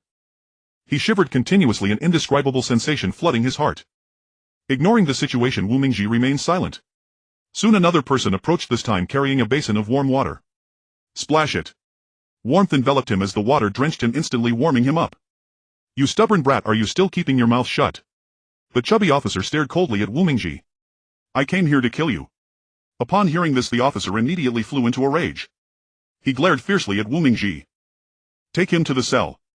Wu Mingji was pushed into a cell where two individuals were watching him, one with disheveled long hair and the other appeared somewhat affluent, which was quite at odds with his long hair. Brother Wu. A woman's voice caught Wu Mingzi's attention. It was Zidi. Zidi, is it you? I'm sorry, It's fine, it's none of your business. Clearly Wu Mingji was feeling guilty. Brother Wu, don't blame yourself, I don't hold it against you. Because. Suddenly Zidi fell silent, her lips quivering as she struggled to speak for a long time.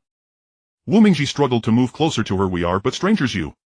Why are you trying so hard to save me? Zidi's question left Wu Mingji speechless, momentarily at a loss for words. Boo! Boo!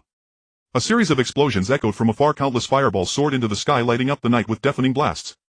Disciples from the Sha gang and the Iron Dragon gang surged into Shiping County. Shouts of battle rang incessantly, causing chaos throughout the city. The officials and soldiers fled in all directions. The gang members pursued fiercely as if they were hunting down an enemy intent on extermination. Before long they surrounded the summer resort. Ko Wei had already encountered the old monster. The End King was seated on a dragon throne. He appeared rather imposing, though somewhat aged. You ruined my dream. Destroyed my imperial aspirations. It wasn't me. It was you. I wonder how many benefits the emperor granted you to make you serve him so loyally. He didn't grant me anything, it was my own choice. Suddenly the old monster began to curse. When I advised you to resist the court with me, why didn't you choose willingly then? Ko Wei laughed heartily. Do you think I am someone who covets wealth and status? I aim to seek welfare for the people. So you two plan to divide Gaoliang County and Shiping County. Ko Wei fell silent, realizing that the Iron Dragon gang and the Sha gang were colluding with the court. On the surface they claimed to eliminate harm for the people, but in reality they sought to elevate their own status. The leaders of both gangs aspired to become county lords. Before long these gang members indeed seized control of all military forces in Shiping County. By the grace of heaven the emperor decrees the county lord of Gaoliang County has been ineffective and unworthy of the title, henceforth stripped of royal status and demoted to a common soldier. The county lord of Shiping County conspired to rebel and deserves death. However, considering past contributions, she will be exiled to the southern barbarians for the rest of her life and cannot return home. The affairs of Gaoliang County and Shiping County will temporarily be handled by Mo Dingyan and Ko Wei. The truth suddenly became clear, revealing that he had been kept in the dark. Wu Mingji was furious, but more than that he felt helpless. He walked out of the prison. Young hero Wu. Wu Mingji said nothing, ignoring Mo Dingyan and Ko Wei's incessant calls, pretending not to hear. Clearly saddened, he realized that he had risked his life only to be used by others. Yet he felt embarrassed to vent his frustration, enduring it all alone in silence. Let's leave. At some point Sha Mei and Ling Xiao had caught up with them. The two stood at the door. Brother Wu, what's wrong? Are you still unwell? Wu Mingji did not respond, continuing to walk outside step by step. Brother Wu. At that moment for some reason Ziti suddenly flew over and embraced Wu Mingji tightly. Why don't you want me to leave? Don't you want me to go? I like you. Wu Mingji smiled foolishly, not paying attention to anyone else. As he stepped out the threshold he fainted. He realized that he had overexerted himself, having endured such torment alternating between cold and hot water, which was a bit too much for him to handle. Brother Wu. In a daze he seemed to hear someone calling him. It was Ziti. By now she had changed into the clothes of a rural girl, no longer resembling a young lady. Ziti. Wu Mingji struggled to say a few words to her but felt too weak to speak. He could only gaze at her helplessly. You're awake. At that moment two people entered: Ko Wenwei, the leader of the Iron Dragon Gang, and Mo Dingyan, the leader of the Shea Gang. We sincerely apologize we didn't explain things to you and used you. Wu Mingji forced a smile but said nothing. In fact he couldn't speak, so he simply turned away from the two. If young hero Wu needs anything, feel free to command the servants. As they spoke, two maidservants entered and Mo Dingyan kept nodding in agreement, although it was unclear what he instructed. He. Brother Wu, are you still sleeping? Sha Mei suddenly ran over, standing at Wu Mingzi's bedside, shaking his hand incessantly. She appeared quite affectionate. Ziti felt a warmth in her heart, yet for reasons unknown she felt very sad and could no longer hold back leaving alone. Ling Xiao felt helpless too, but knowing Sha Mei's nature he did not feel jealous. Ziti was outside drying clothes, evidently Wu Mingzi's. Don't mind her, Sha Mei is a bit simple-minded. Don't judge her by typical standards, she is very innocent and does not have the intentions you might think. She and Brother Wu are very good friends. He did not know why he spoke such words to her. Ling Xiao found it quite amusing but was also afraid Ziti would mock him for being overly sentimental. Wu Mingji had stayed at the inn for 4 days. On the 5th day, feeling better, he casually bid farewell to both county lords. They felt extremely ashamed inside but were too embarrassed to force him to stay, so they sent him off with some travel money. Miss Ziti, I know you mean well, but... Wu Mingji stood at the exit of the courtyard carrying his burden. Ziti's eyes suddenly welled with tears. I still have to take care of my father. Sigh. Wu Mingji looked at the pale sky, feeling speechless. All right, take good care of your father. If I have the chance I will come back to find you. We won't be staying here any longer. Ziti hurriedly interjected. Wu Mingji looked at her in surprise. Where do you plan to go? We are going to my mother's hometown, a beautiful place called Yuhang County. People say it's a paradise. He. As she spoke, Ziti smiled happily.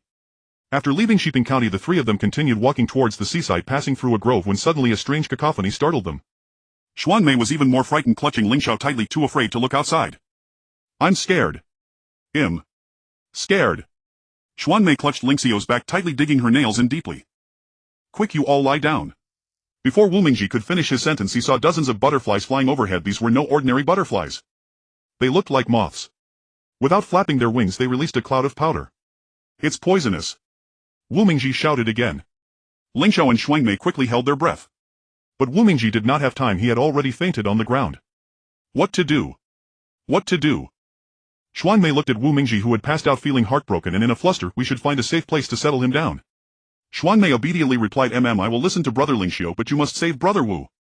Otherwise I won't listen to you, I'll play alone. Sha Mei remained so childish, but Ling Xiao could no longer smile. Let's go.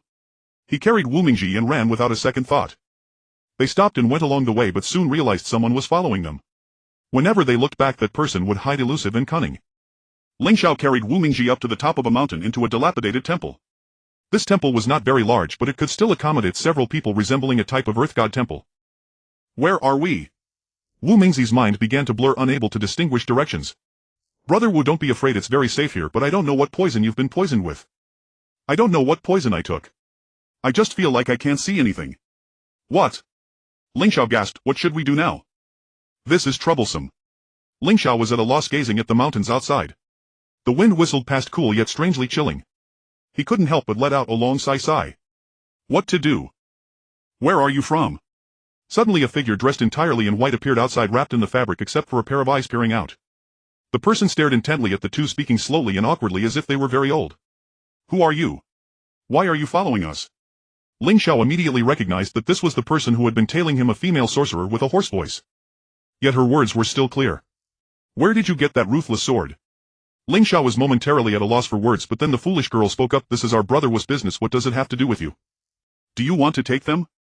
My foolish sister is the first person who won't let you take them. Otherwise I wouldn't be a foolish sister but a clever younger sister. The sorcerer gently shook her head and slowly approached the two.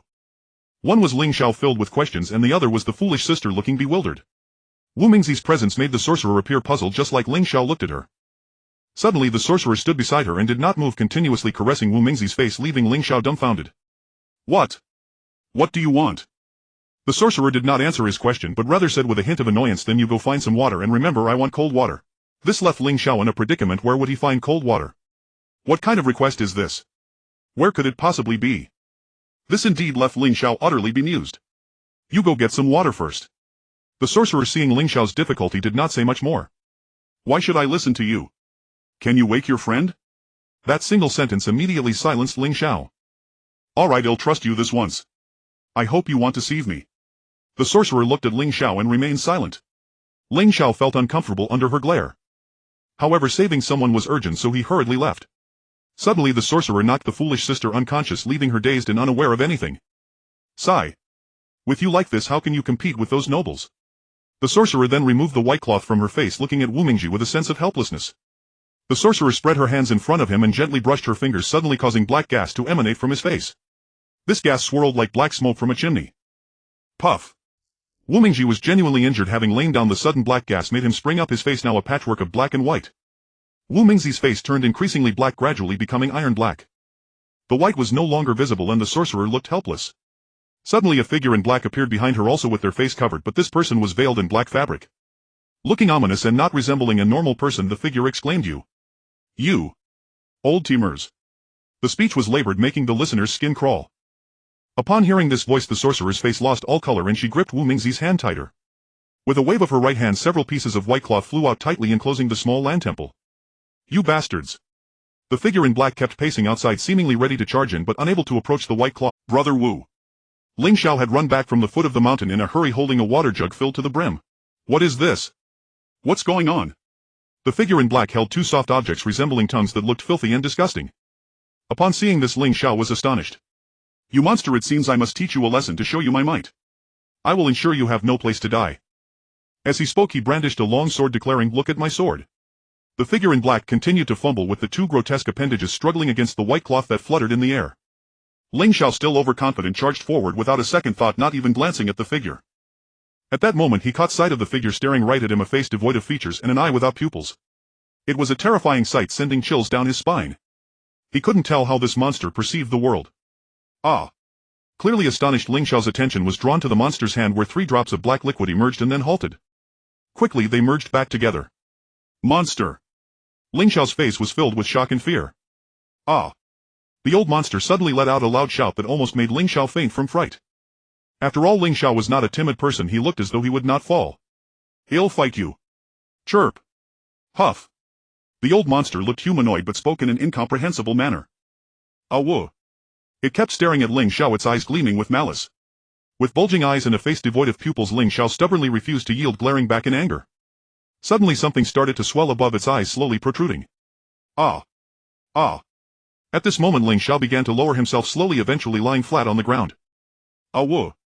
The black old monster bowed its head face to face with Ling Xiao. You! Ling Xiao was so frightened he couldn't utter a word. Woo ah! Woo ah! The black monster, neither human nor ghost, let out another loud shout. Suddenly 2 points emerged from its eyes and with a soft pop 2 eyeballs shot out, protruding a foot long. Ling Xiao almost collapsed. No matter how strong his willpower was, he could no longer hold on and fainted. Ah! Suddenly the white cloth inside vanished, revealing 2 people, one entirely wrapped in white cloth, a blinding sight. The other was Wu Mingji with a face full of surprise and anger. You dare come to see me? The sorcerer slowly uttered these words while the black-clothed figure began mumbling indistinctly, their words unintelligible. Wu Mingji found it impossible to communicate with him and had no idea what he was ranting about. Quick, hide! But it was too late. The black-clothed figure had already struck. The wizard had already rushed over, uttering incomprehensible words.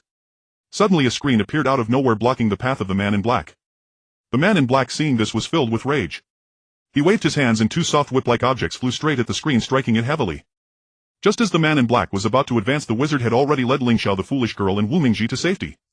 Thank you, senior, for risking your life to rescue us. Only now do I realize how kind this wizard is. Wu Xiaoxia, you are fine, but you've brought upon yourself much trouble. Wu Mingji said he was fine, but he felt quite reluctant inside. After all, this was a matter between the Witch Clan and the Ghost Clan, and it concerned the fate of the entire martial world. Senior, I would like to ask you a question. At this moment the 4 had arrived in an uninhabited forest. Now that we have come this far, Wu Xiaoxia, feel free to ask. What is the secret of the Sea Corner Palace? It turns out this wizard's name is Wu Xian. Since it has come to this, I shall not hide it any longer. 1,500 years ago our witch clan subdued the ghost clan, sealing most of their people in a deep abyss called Haimu Ridge. In this abyss, whether day or night sunlight cannot be seen, there is only darkness. Ling Xiao is still not awake and the foolish girl is still fast asleep. Then why did you force the ghost clan into Haimu? You have witches catching ghosts in your folklore, right? You must know about this. Wu Mingji suddenly realized, recalling how he had suffered from madness in his childhood, driving his master to seek out wizards to exorcise the ghosts, but none of them worked. Later his master took him through mountains and rivers to an unknown place where they encountered a wizard like Wu Xian, and after performing a ritual he was completely cured. Only then did he realize that it was a ghost possessing him. Wu Mingji, still in shock, asked, "Then what does the matter with the ghost clan have to do with the Sea Corner Palace?" The Sea Corner Palace is not a true palace, to put it plainly, it is a hell. Although the Sea Corner Palace is built magnificently filled with treasures of gold and silver, it is also full of illusions. The reason for creating this series of environments is to entice the leaders of the ghost clan to reside there under unified control. However, in recent centuries it seems to have been rather unsettled. The leaders of the nobility have grown weary of that life. Wu Xian said, his expression growing somber. If they were to escape, chaos would surely ensue. Wu Xian looked at the dense forest, his eyes filled with worry, a profound sorrow evident on his face. Wu Mingji suddenly stepped forward, asking, "Then Senior Wu Xian, since you have sealed the ghost clan, why worry about them escaping?" Wu Xian sighed deeply, becoming melancholic again. "What you don't know is that the Sea Corner Palace is not like a real palace on land. It is situated on an island submerged 10,000 fathoms beneath the sea, which surfaces once every 1,500 years. It is during this time, under the bright moon, that the nobility appear." Caw caw caw. A chilling cry came from behind, nearly sending Wu Mingji into a panic. Behind him were 4 or 5 members of the ghost clan, lacking eyes, making them temporarily sightless, yet their noses were extraordinarily keen. They kept sniffing around. Whenever they encountered something warm, they would linger there for a long time. Seeing this, Wu Xian suddenly produced a small exquisite spearboat. The small spearboat gently flew to the 4 noblemen, and with Wu Xian's incantation it gradually grew larger, eventually becoming the size of a normal ship, astonishing Wu Mingji with such a magical sight. 3 foolish members of the ghost clan had already boarded the spearboat, but one of them showed no intention of getting on, perhaps sensing Wu Xian's deceit. At that moment Wu Xian's eyes sparkled as he quietly observed the unfolding situation. The ghost suddenly launched an attack, swinging its right hand, and the soft whip flew towards Wu Xian. Wu Xian's face flushed with anger, but he was performing a spell and could not move. Wu Mingji perceived the urgency of the situation, swiftly brandishing the Heartless Sword and cutting through the whip, severing it into 2. Caw caw caw. Squeak. Caw. The ghosts on the boat were about to rush out, and Wu Xian was immediately alarmed. He quickly retrieved the spearboat. He tucked it away. The ghost let out a mournful cry, and the air was filled with a cacophony of ghostly wails and mixed emotions. Wu Mingji felt a wave of dread wash over him. This was truly a psychological torment. The daytime sky suddenly darkened, thick clouds gathered and thunder roared. Wu Mingji was drenched in cold sweat, unable to speak. This is the signal of the ghost clan's appearance. We should leave quickly. Then, Wu Xian understood Wu Mingji's intent. The members of the ghost clan cannot be killed. Indeed, at that moment the severed whip reformed. At this moment they realized that the nobles had no hands, only 2 soft whips instead. These whips were quite nimble, able to sense temperature. Caw caw. Unbeknownst to them, more figures from the ghost clan appeared, some with tongues out, others surrounded by black mist, and some looking pitiful. However, they were all dressed in black. Just like the witch clan, who were all clad in white. Just as they were about to leave, more and more ghosts gathered. Wu Xian suddenly felt a great pressure. Just as he thought to flee, he realized it was not possible. "Senior Wu Xian, must we fight?" Wu Xian nodded lightly, glancing at Wu Mingji, who dared not speak freely, for those ghosts, despite lacking eyes, had exceptionally keen noses and ears. "You take care of these 2 friends, I will go to the front." As he spoke, Wu Mingji charged forward alone. Caw caw caw. Instantly dozens of ghostly figures surged forward and 30 whips struck towards Wu Mingji. Wu Mingji was taken aback and stopped speaking, using his legs to propel himself, leaping over a span of more than a yard. The soft whips suddenly intertwined. Caw caw caw. Ah ah ah. The ghosts all screamed in unison, and Wu Mingji dared not be careless. The Heartless Sword in his hand moved like the wind, agilely slashing at the ghosts, relying on his light body to evade and strike. Suddenly ghostly wails echoed, followed by a chilling lament. The ghosts within were enraged, some whipping their long whips in despair, while others swung their 2 whips wildly. These whips were actually transformed from their 2 hands, soft and exceedingly flexible. "You see, they have none. You must strike their heads with force, only then will they faint." Wu Mingji suddenly realized. Looking at the 30 or so individuals, he felt quite flustered. In an instant Wu Mingji maneuvered through the crowd, trying to strike the ghosts on their heads. But just as he struck the first one, Wu Xian shouted, "Do not touch them with your hands." But he had already touched a ghost. Wu Mingji felt a numbness in his hand, losing all sensation. Dazed, he stared at those beings. Slap. A soft whip suddenly struck Wu Mingji. The pain was excruciating. In an instant Wu Mingji felt a sharp anguish. Black blood oozed from his skin and he collapsed. Wu Xian shook his head and began to cast a spell. Suddenly the wind howled and the trees on both sides were uprooted, leaving no sense of direction. The cardinal directions had become indistinguishable. Caw caw caw. Squeak. The trees were promptly swept away. Many ghosts were struck, one of them right on the forehead. Strangely, the bleeding ghost soon stopped. What had once been brain matter splattered, now miraculously sealed up. The ghostly figures collapsed after the impact, lying motionless on the ground. Gaga. Two individuals in black appeared, distinctly different. With gaping mouths like blood-red pits, their eyes bulging wide. Ah gaga. The two of them attacked simultaneously, making a cacophony of eerie sounds. Suddenly they extended four hands to pull a cart filled with burning coals. Flames danced high above the cart. Ghostly fire spirits.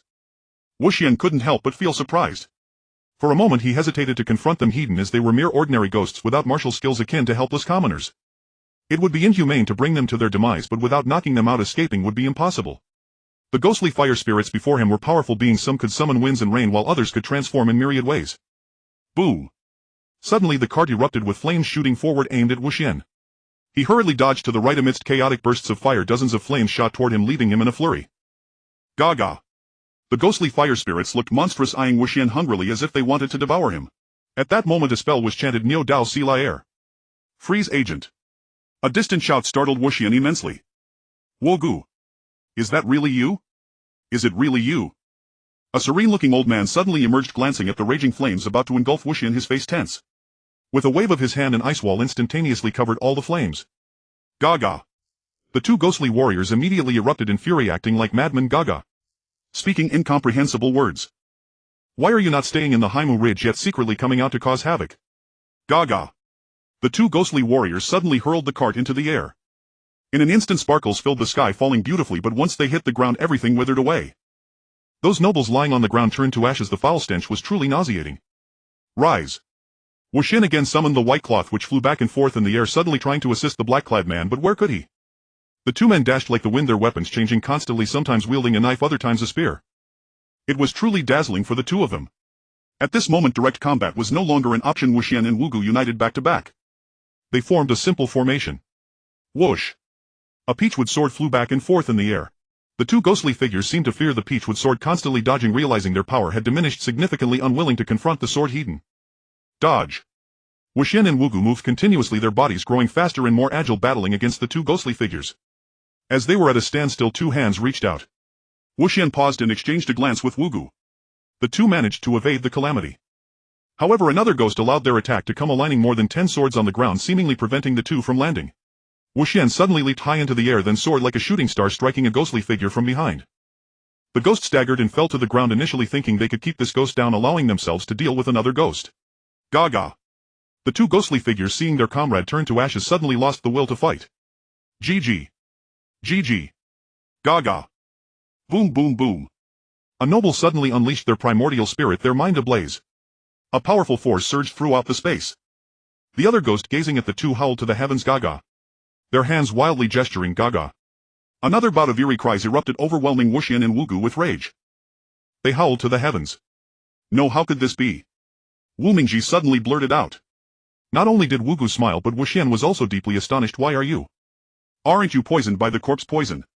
After gaining another's power, the noble grew even stronger. A long hand reached out swiftly, just then a pair of ominous hands stretched out, aiming to grab the two to the ground. Wugu swung her sword, but it missed. The sword's edge was sharp, yet she aimed again, unsure if it was luck or coincidence. At that moment the ghostly figure stood utterly still, appearing at a loss. Three figures moved like shadows, racing on the ground and then flying chaotically in the air. They floated like ghosts in the sky, as if the righteous should treat them with reason. Don't. How could you have been poisoned by this madness? Are you all right? Suddenly it was as if he had lost his mind, eyes blazing with fire, staring blankly at the black-clad figure, then charging forward. No.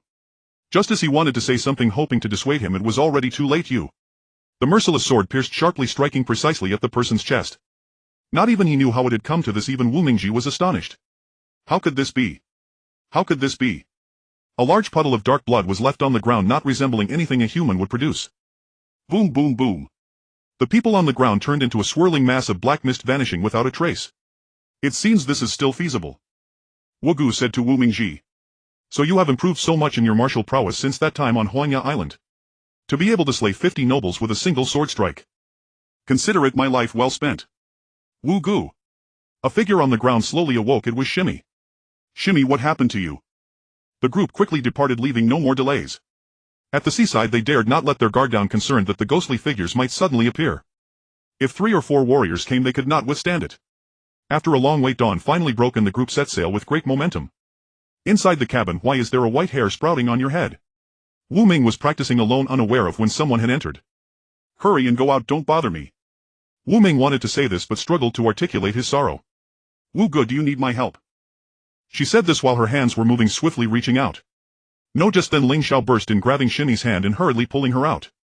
You really don't understand the danger of demons. Do you know that just now Wu Ge's life was almost taken by you?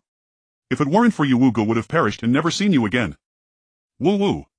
Shimmy felt deeply upset by the relentless scolding. She turned to Ling Xiao saying, why are you scolding me? You used to treat me well, why are you scolding me today? Usually it's Wu Ge who scolds me, why don't you defend me? But do you know what you are doing? I didn't do anything. Wu. Shimmy couldn't say anything more, bursting into tears and storming out. This time even Ling Xiao did not assist Shimmy, as he felt she was truly in the wrong and refused to admit it. This was even more unforgivable. Let's just forget it, we should be more cautious. Ling Xiao's anger had yet to subside, feeling both furious and agitated. Forget it. Wu Mingji quietly stepped out of the cabin, slowly approaching Shimmy. From now on be careful, otherwise you won't see your Wu Ge again. Shimmy looked at Wu Mingji. I don't want to. Wu Ge. As she spoke she embraced Wu Mingji tightly, refusing to let go. Ling Xiao could only sigh. Since Wu Xiaoxia has recovered we should leave this place. The foolish girl hid behind Wu Mingji, not saying a word, while Ling Xiao gave her no more than a glance. It seems they both held a prosperous county in their hearts. In the northwest direction of Jianan County, the ancients said since ancient times Yuzhang has flourished, unmatched in the world. Outside the city gate of Jianan County 5 people slowly approached. Hurry up with the inspection, don't be slow. A very strong soldier approached rudely, saying, where are you from? We came from Jianan County. Wu Mingji stepped forward to speak. What? Quickly capture them. Dozens of soldiers surged forward from behind. Hey! Why are you making a move? We haven't committed any crimes, right? Stop talking nonsense. You coming from Jianan County means you are not human. What?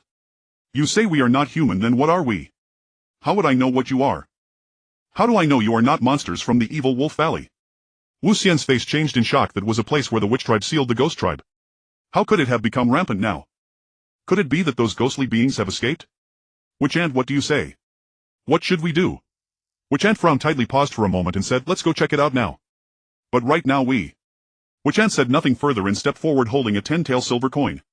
Sir, please make it convenient for us. We are not monsters, we are specifically the witches who deal with monsters.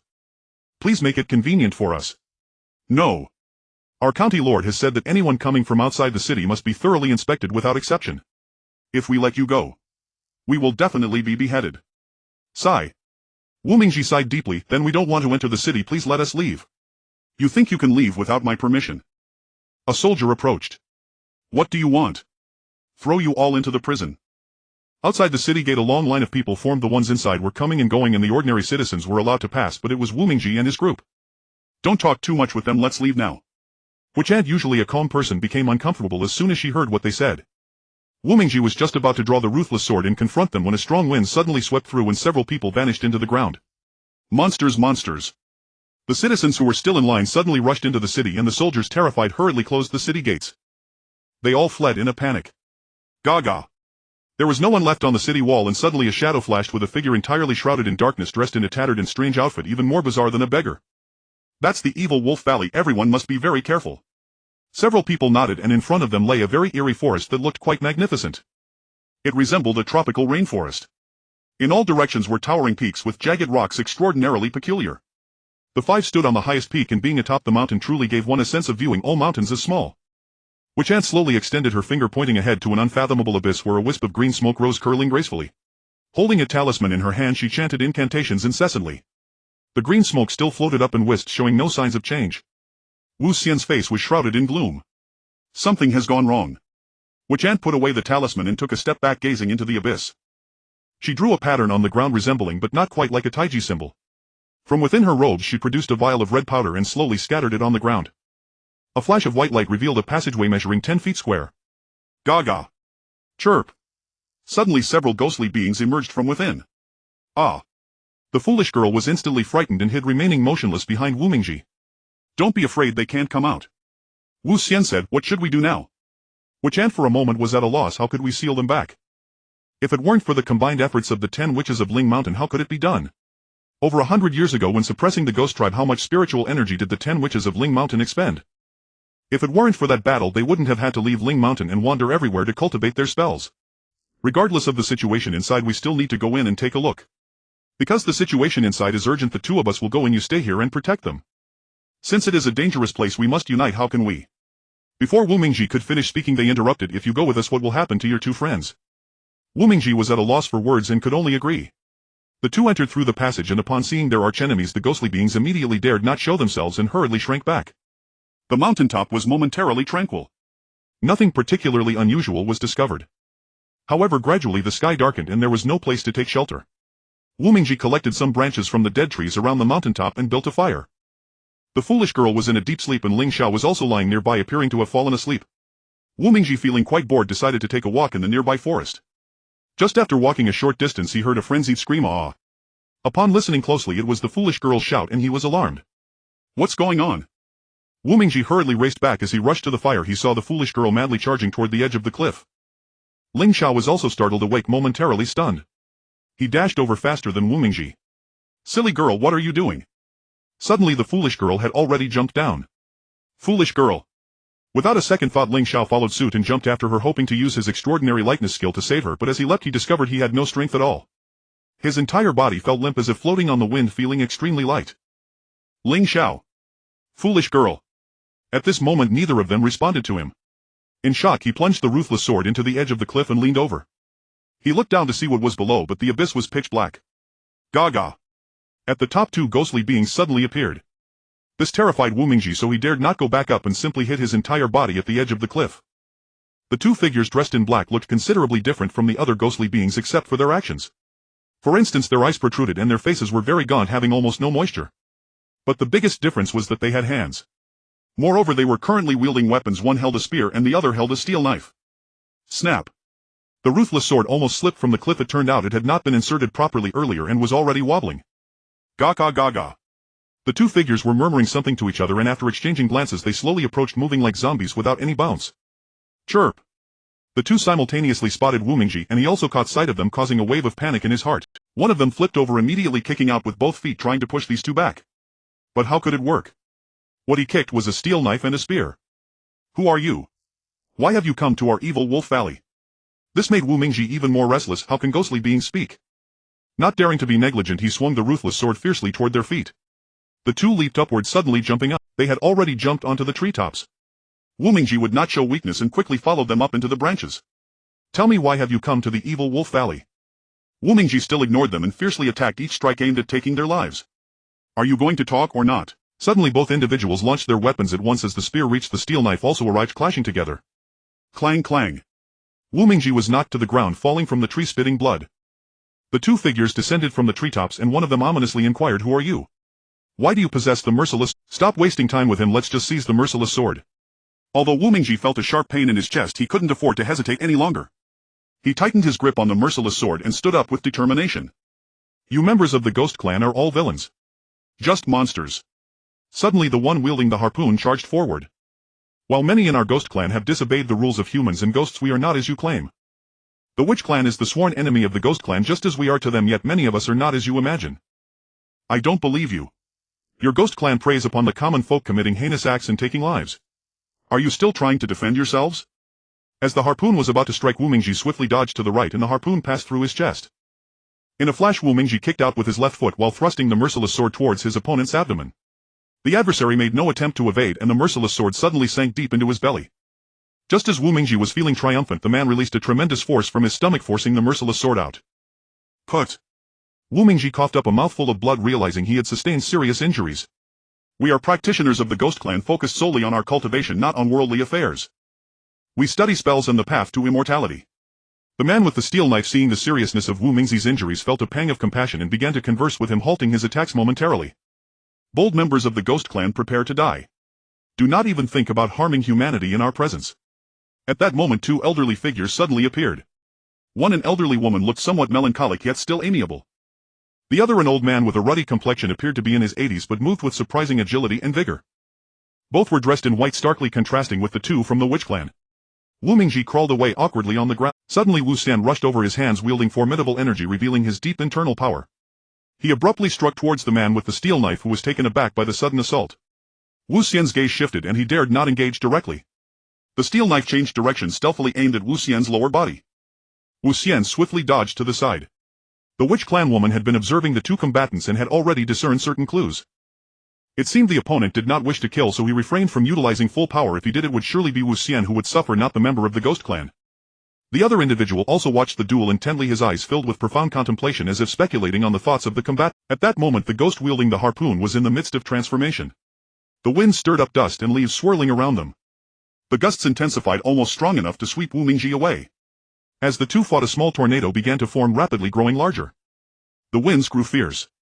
Wu Xian and the ghost ceased using weapons and began casting spells. Wu Xian's hands moved continuously, his lips chanting incantations. The ghost similarly manipulated a magical artifact, intoning his own incantations. Suddenly the swirling tornado split into two, one white, the other black. The two tornadoes upon colliding would separate, yet there was an inclination for them to come together again. Wu Mingji struggled on the ground, clutching a tree root, terrified of being swept away.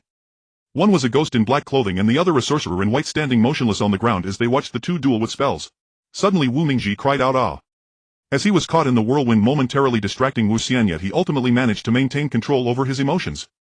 "Do you truly wish to fight me to the death? Your ghost clan causes chaos in the martial world and harms the common people, unworthy of being compared with our witch clan. While our ghost clan has its share of rogues, we also impose strict discipline. We do not exist to possess others and survive in shame, but to transcend the cycle of reincarnation. Yet you ungrateful deliberately oppose us, making it impossible for our ghost clan to have a peaceful day. Stop your nonsense. I do not believe you. You are the great protector of the ghost clan, seeking to slander me." In the blink of an eye, several strips of cloth materialized, intertwining in the tornado, attempting to ensnare the figure in black. "You are the great protector of the ghost clan, seeking to slander me."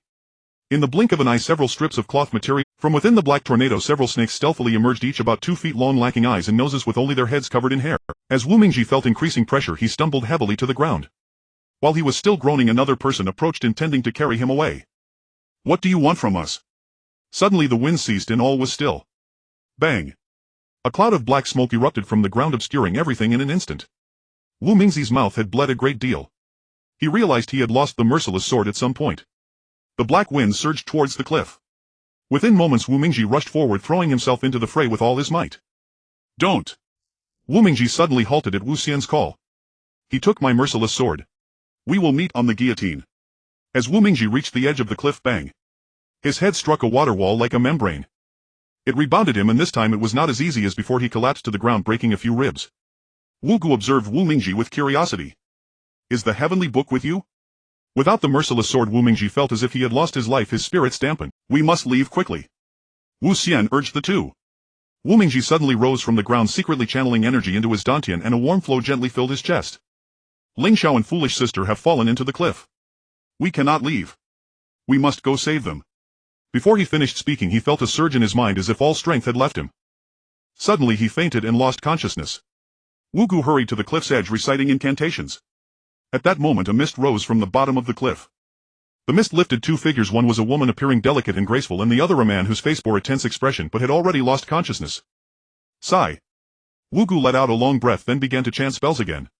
Suddenly white mist swirled around, enveloping Ling Xiao and foolish sister, gradually encasing them in a thick layer of ice. Down. At that moment Ling Xiao and foolish sister were laid on the ground at the cliff's edge by Wu Xian. "We should leave now, quickly head into the city." Wu Gu urged Wu Xian energetically. "But what about Wu Xiaoxia? Take him along." As they spoke, the three of them vanished into the earth. In the blink of an eye they entered the city. "Run quick." The streets were flooded with fleeing crowds, and no one dared to stay behind, hurriedly leaving. In the city stood a guillotine, now echoing with cries and wails. It was a scene of desolation, with many members of the ghost clan weeping. Only Wu Xian and Wu Gu understood what had transpired, and for a moment they were uncertain how to handle it. The winds began to rage, sand and stones flying, while shadows of black figures soared through the air. Ga ga ga. Thousands of members of the ghost clan converged at the guillotine. Suddenly there was a wailing sound, truly a scene of desolation. Those fleeting figures were indeed ghosts. Compared to what he had seen before, they were like a small fry compared to a big fish. At this moment Wu Mingji was able to stand up. The three of them hid aside, not daring to confront the ghost clan directly, for it was simply too overwhelming to resist. The wind howled even more fiercely, and the entire sky suddenly darkened. No one knew what was happening. A thick orange-yellow cloud appeared in the eastern sky, gradually moving closer to this place. It slowly approached the Wu Xian and Wu Gu both had ashen faces showing no color at all, which was quite alarming. Wu Mingji was very curious, why can't those ghost clan members see us? Wu Xian remained silent and Wu Gu had no time to explain. At this moment a talisman slipped from Wu Mingji's. A gust of cold wind blew and more than a dozen ghosts flew over, wanting to tear Wu Mingji apart in an instant. It was then discovered that Wu Xian had placed a talisman on himself, but being frightened like this made his soul almost scatter, nearly causing him to collapse. In desperation Wu Xian attached a talisman to his ring finger. Suddenly that group of ghosts could no longer see Wu Mingji and froze in the air. After a roar they returned to the other side of the guillotine. Wu Mingji's heart was nearly shattered. He sat on the ground, not daring to breathe too heavily, fearing they would discover him. Although Wu Xian and Wu Gu kept their eyes fixed ahead, their hands were constantly moving. They could see the cloud approaching the guillotine slowly. The area around the guillotine was already filled with ghosts all dressed in black, moving chaotically. It was impossible to see what they looked like. Sometimes some would stop to take a look, but not for long. This further scared the ghosts, causing them to run even faster. Wu Mingji suddenly saw those ghosts roaring incessantly. Suddenly thunder and lightning erupted and a massive figure appeared before the guillotine. Its face was so hideous and terrifying that Wu Mingji was filled with dread, making him go weak at the knees. On the side many ghosts moved unusually. Bang! Suddenly a faint thud sounded. Two ghosts had crashed into each other. Suddenly there was a commotion. A few ghosts nearby stopped and many others gathered around the Ghost King. The Ghost King was indeed not an ordinary being. He was over a head taller than anyone else, his face entirely dark, making it impossible to distinguish his eyes from his mouth. Ga. A few Ghost Clan subjects approached, chattering incomprehensibly. The Ghost King suddenly became furious, stretching out his right hand and forcefully pushing several Ghost Clan members aside. He looked quite fierce. The two people he pushed aside instantly met their demise, turning into a puff of dark smoke, disappearing without a trace. The Ghost King stared blankly at the orange-yellow floating clouds while the ghosts looked at him as if facing a formidable enemy. It was only then they realized that enemies had arrived, which was why the ghosts were so frightened. Wu Xian and Wu Gu were aware and naturally weren't too surprised. Yet they still maintained serious expressions. They knew that people from Ling Mountain had come. Considering that the evil Wolf Valley had already fallen, they couldn't tell how many powerful ghosts and Ghost Clan members had slipped away, making it difficult to respond, and they had no assurance of victory. If a group of men from the Sea Corner Palace appeared, what would happen? The human realm would definitely be destroyed by the ghosts. Boom boom boom. The Ghost King suddenly rose, his body towering over the other ghosts by more than 10 times. The ghosts all retreated, staring at Wu Mingji with wide eyes. Once the Ghost King left the guillotine, the female ghosts followed closely. They circled the entire town, but the yellow floating cloud behind them was getting closer and closer, gradually approaching the city. The Ghost King led a group of ghosts, transforming into a mass of pitch-black clouds suddenly soaring into the sky. The sounds of howling wolves and ghostly cries echoed throughout the entire Yuzhang County. More and more ghosts joined in and more people merged into the chaos. In an instant the black clouds roared with thunder and lightning, many ghosts screamed, and there was nothing left at the guillotine. But at this moment only 3 people remained in the city. One was Wu Mingji, another was Wu Xian, and the last was Wu Gu. In the sky there were 2 floating clouds, one orange-yellow and the other pitch-black. On the ground the houses were closed tightly and there were no more people fleeing for their lives, no more people hurriedly trying to escape. The town remained eerily quiet, yet it made many feel a deep sense of dread. The black cloud continued to swell and countless black figures flew up from the ground like a giant balloon, expanding endlessly. That yellow floating cloud remained the same size. The number of people turning into it was not many, and from the yellow cloud emerged a series of chanting sounds as if monks were reciting some scriptures. On the black cloud a slight commotion occurred, but the ghostly energy quieted down almost immediately. Ga. Countless Ghost Clan individuals were drawn up by a powerful psychological force. Ga. The last ghost cursed as he followed along, and the Ghost King stood there, causing the group to grow larger and larger. Whoosh whoosh. The sound of wind echoed eerie and gloomy, leaving Wu Mingji feeling disoriented. Elders. He kept saying, but in the blink of an eye he was left speechless. Where had everyone gone? Still no sign of anyone. The entire town was empty, leaving him all alone. The yellow clouds had approached the black clouds.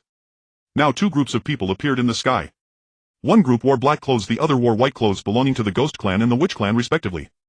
At this moment one person stepped forward to speak. It was unclear what they were discussing, their chattering was incomprehensible. Wu Mingji could only feel puzzled. Ga. One of the noble ghosts rushed forward first, indeed looking quite similar to a human, unlike the ordinary ghosts. Rather, he looked like a ghost who resembled the accompanying person. It turned out that the Ghost Clan was divided into 5 ranks. The first rank consisted of those akin to Ghost Kings who were tall and imposing. The second rank were those ghostly beings resembling humans, as they had mastered profound spells that allowed them to take on human forms. However, due to insufficient power they could not evolve into Ghost Kings. The third type of ghostly being included those who had just begun their cultivation. These individuals often lacked sufficient skill, regressing to their original appearances. The fourth type consisted of those phantoms, mere shadows with no physical form. Finally there were those of the lowest rank within the ghost clan, the ordinary ghosts. A person dressed in white rushed forward and immediately the two began to fight. The white-clothed individual wielded a peachwood sword, executing each strike with precision, each move aiming for the opponent's life. The peachwood sword struck the opponent's chest just right, and the figure in black swiftly dodged to the side, causing the sword to miss. It turned out that all the people in white were sorcerers. Wu Xian and Wu Gu also stood to the side. The man in black held a soft whip which was unlike an ordinary whip, being made of an indistinguishable dark material. It resembled the hands of those who rallied the crowd as if it were seamlessly integrated with their entire body. "Be careful!" Wu Xian suddenly exclaimed. The white-clothed fighter, sensing the urgency, waved his peachwood sword upwards, immediately blocking the opponent's path. But for some reason that whip dared not touch the peachwood sword even a little. The white-clothed fighter pressed on, eager to pursue the advantage, but the man in black was not foolish. Suddenly an enclosing aura surrounded them, preventing anyone from approaching. The white-clothed fighter found himself unable to get closer. Onlookers could only watch in astonishment as several figures emerged from the side preparing to assist, but it seemed there were few people on the noble side, only a ghost king. Though numerous, the people were not particularly capable. "Hey!" At some point an old man appeared behind Wu Mingji. He was not particularly tall and had a face full of white beard. "Who are you sneaking up on me?" The old man said. "I saw the thick ghostly aura and came here. I am a ghost catcher." Wu Mingji glanced at him and saw he was indeed a practitioner. Realizing he was truly a Taoist, "By your mother, how could you? Don't you see how many ghosts are here? Can you defeat them?" The old man looked up stunned. "I wondered why the ghostly aura was so strong. It turns out a ghost king has emerged. You should head back, hurry, and leave here or the ghosts will tear you apart." The old man felt a bit uncomfortable. "Though I may not be lowly, I am certainly not the type to be cowardly." Wu Mingji ignored him, fixated on the spectacle, his eyes glued, gradually entranced. "Ga ga ga!" From the black clouds came continuous shrieks. Three figures emerged from the yellow clouds. One was Wu Xian, another was Wu Gu, and the third was Wu Jin. Engaged in battle with the man in black was Wu Li, who was gradually faltering, his peachwood sword beginning to tremble. Bang! A blow suddenly struck Wu Li, forcing him back over 10 steps, and he fell to the ground.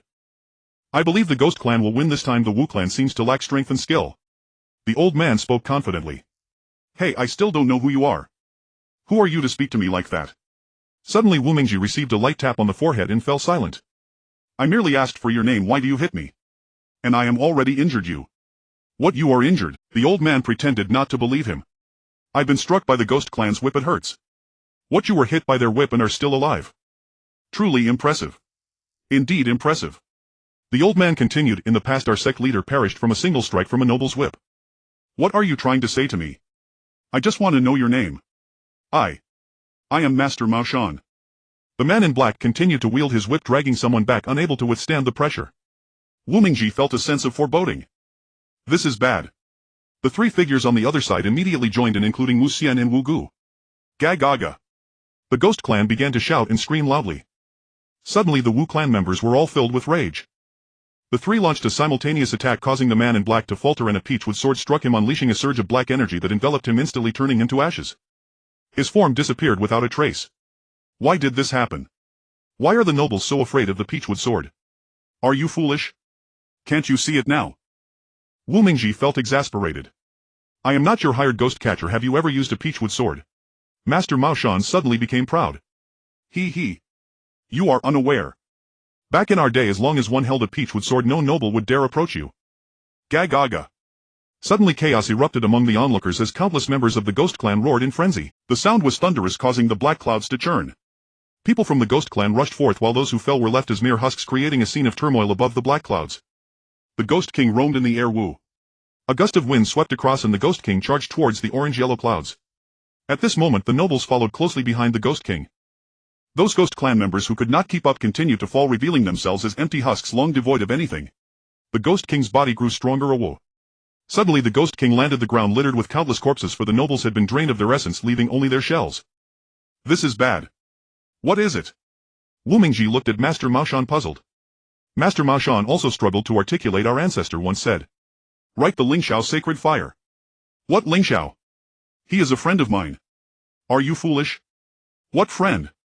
Be careful, if the Ghost King notices you it will surely kill you." The orange-yellow cloud suddenly ignited into a blazing flame, illuminating the entire sky. Within this inferno sat 10 individuals, each seated on a flat surface, chanting incantations. "What is this? You've forgotten I just told you. When did you say that? Are you truly foolish or just pretending?" For some reason Wu Mingzi's memory was exceptionally poor. He felt as lost as a bewildered giant.